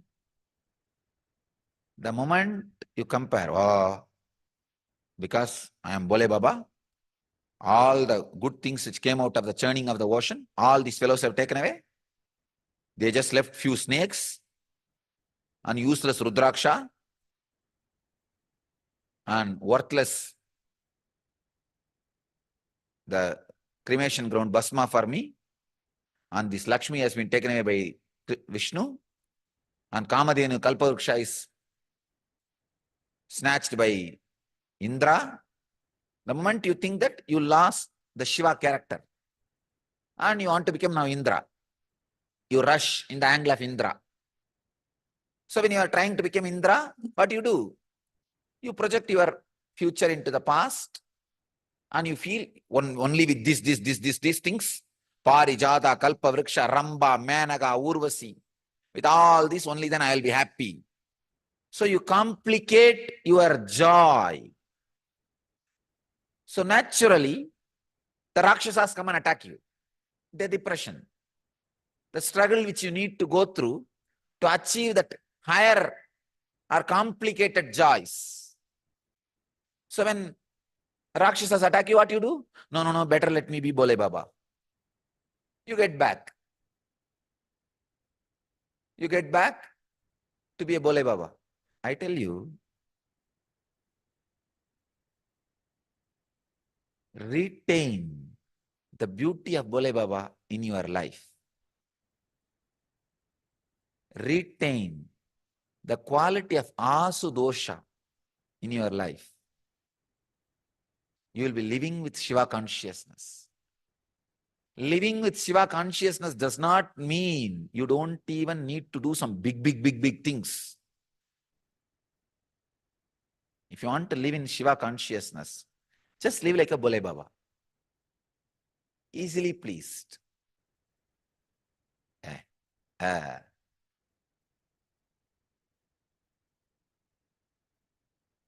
Easily joyful. Asudosha. If they are pleased only with those big complicated things, let them be Indras. But I am going to be Asudosha. You look into your past in a pure way, without projecting your future into that past. As it is, you will understand, oh God, you have been always pleased by very simple things. Ordinary things are enough to please you. Your cravings are not that complicated. By nature, you are a Bole Baba. This understanding will land on you. Understanding, by nature, you are Asudosha, Bole Baba. means liberated from the future being projected into the past. If you stop the past being projected into the future, you will be relieved from worry. You will be relieved from fear. If you stop the future being projected into the past, you will be relieved from greed. Suddenly you will see the thousands of things which you feel is a basic necessity to run your future will lose its power or meaning over you. Hey, I needed only these few beads, not diamonds. I needed only these simple things, not those big things. Oh God. Bole Baba. Just decide to be Asudosha, to be Bole Baba. Do not believe your mind which says, no, no. All your colleagues, team members, group, community, they are all exploiting you because you are Bole Baba. Then you are done. Now you are exploited by your own mind. It is your choice. Sadhu means Bole Baba. Exactly the visualization now I gave you. Lying down in the banks of a Ganges, in a small hut with a big belly, means what? Did not even bother about the body carrying, or did not maintain the body. Nothing much need to be attended. You don't need to do weightlifting every day. You don't need to bend your body and do yoga every day. You don't need to care about anything. And anything comes, you put it in your mouth. So naturally, a huge belly, all the time lying down, does not need to be attended. And it is there, it is there, it is there.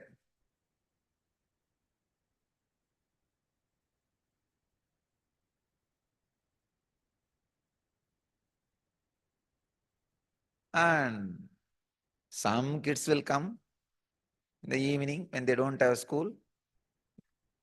The belly will be so huge, they will be playing on it.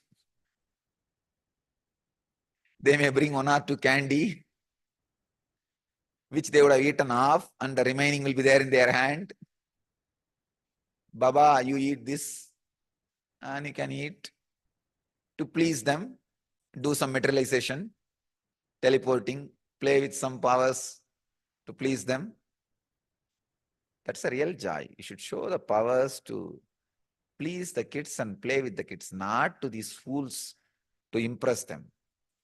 Then the Bole Baba will not be Bole Baba. Then it is trying to prove a point. The powers should be expressed playfully as Bole Baba. Not to prove a point, not even to prove you are enlightened.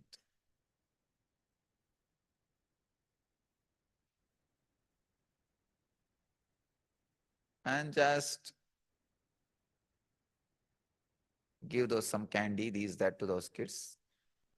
And tell them, hey, do mathematics properly in your school. You are not studying well. Exactly, this is the way Raghupati Yogi was living. I know. That is the way Raghupati Yogi was living. Not a big belly, but other than that, all the other qualities I am saying. Easily pleased. Exactly, this is the way I experience Arunagiri Yogeshwara. Easily pleased. I'll take this ordinary tamarind, whatever, even uncooked items and all from the house. Whatever I get in my eyes or hand belongs to Arunagiri Yogeshwara. Then after I leave to the temple, my mother will be searching, where is the rice, where is the... So usually in the villages, in the night time, they will keep everything ready for the next day morning cooking. And all the measurements, they will keep it ready for next day morning to get up and cook. And next day morning, before my mother starts the cooking, the whole thing would have been packed and gone to the Arunagiri Yogeshwara. She'll be running around and searching, where is this? Where is this? Where is this? Whatever I get in my hand gets packed and goes to Arunagiri Ishvara. And I have seen, so easily pleased with all the ordinary things, with all just ordinary things. Bole Baba. He will just take the tamarind and try to taste. He will not even take it to the cooking. So understand, if you stop projecting your future into the past, you will be free from the greed. You will become Bole Baba. How do we identify, comply with and complete an engram in a chakra without recreating more engrams while doing so? All right. Now it's time. I'll answer this question again in tomorrow's satsang. I have not even touched the sutra. I'll continue in tomorrow's satsang. I'll continue to answer the remaining part of the questions in the next sessions. Today's essence is how to be Bole Baba. That's it. Shiva, Asudosha, easily pleased. I bless you all to achieve, experience, live, express, radiate, and share the eternal bliss. Nithyananda. Thank you.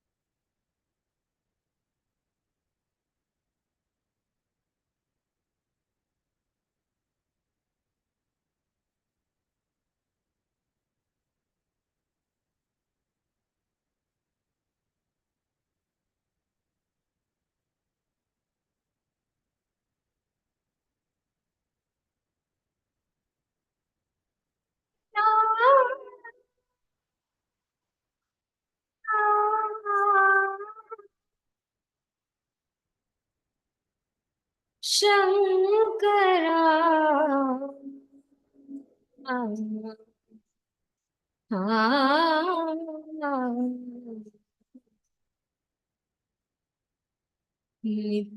Nithyananda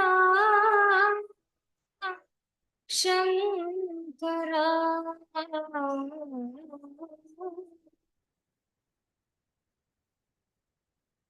Nithyananda Shankara. Anandeshwara Shankara. Nithyananda Shankara. Anandeshwara Shankara.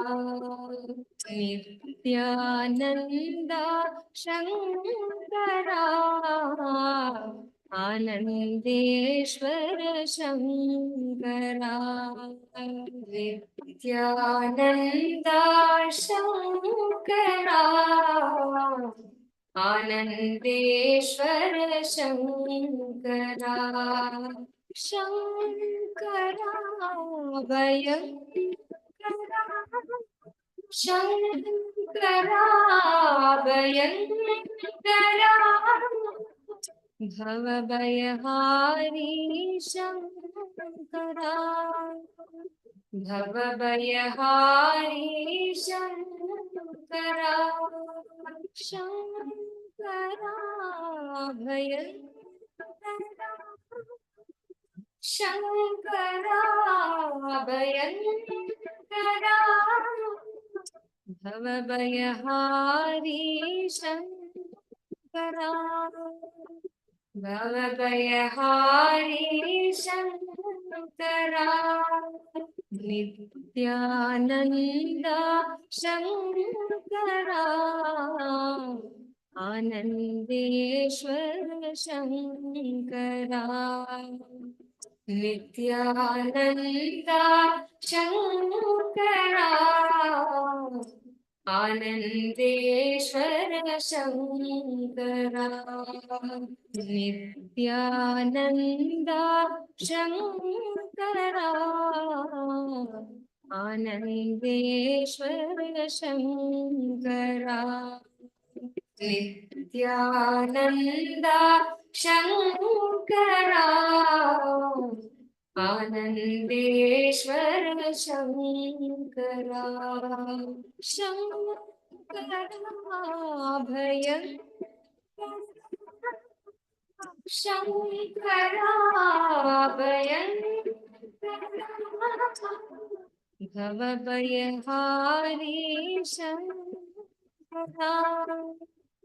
Bhavabhayahari Shankara. Nithyananda Shankara.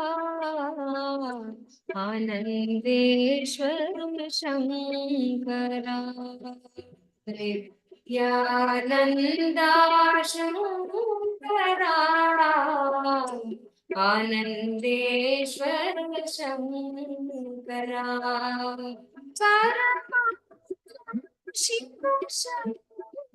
Paramashivoham Pavana Purusha Shankara. Paramashivoham Pavana Purusha Shankara. Shiva Shankara. Pavana Purusha Shankara. Shiva Shankara. Pavana Purusha Shankara. Nityashvarupa Shankara. Nithyananda Shankara. Nityashvarupa Shankara. Nithyananda Shankara.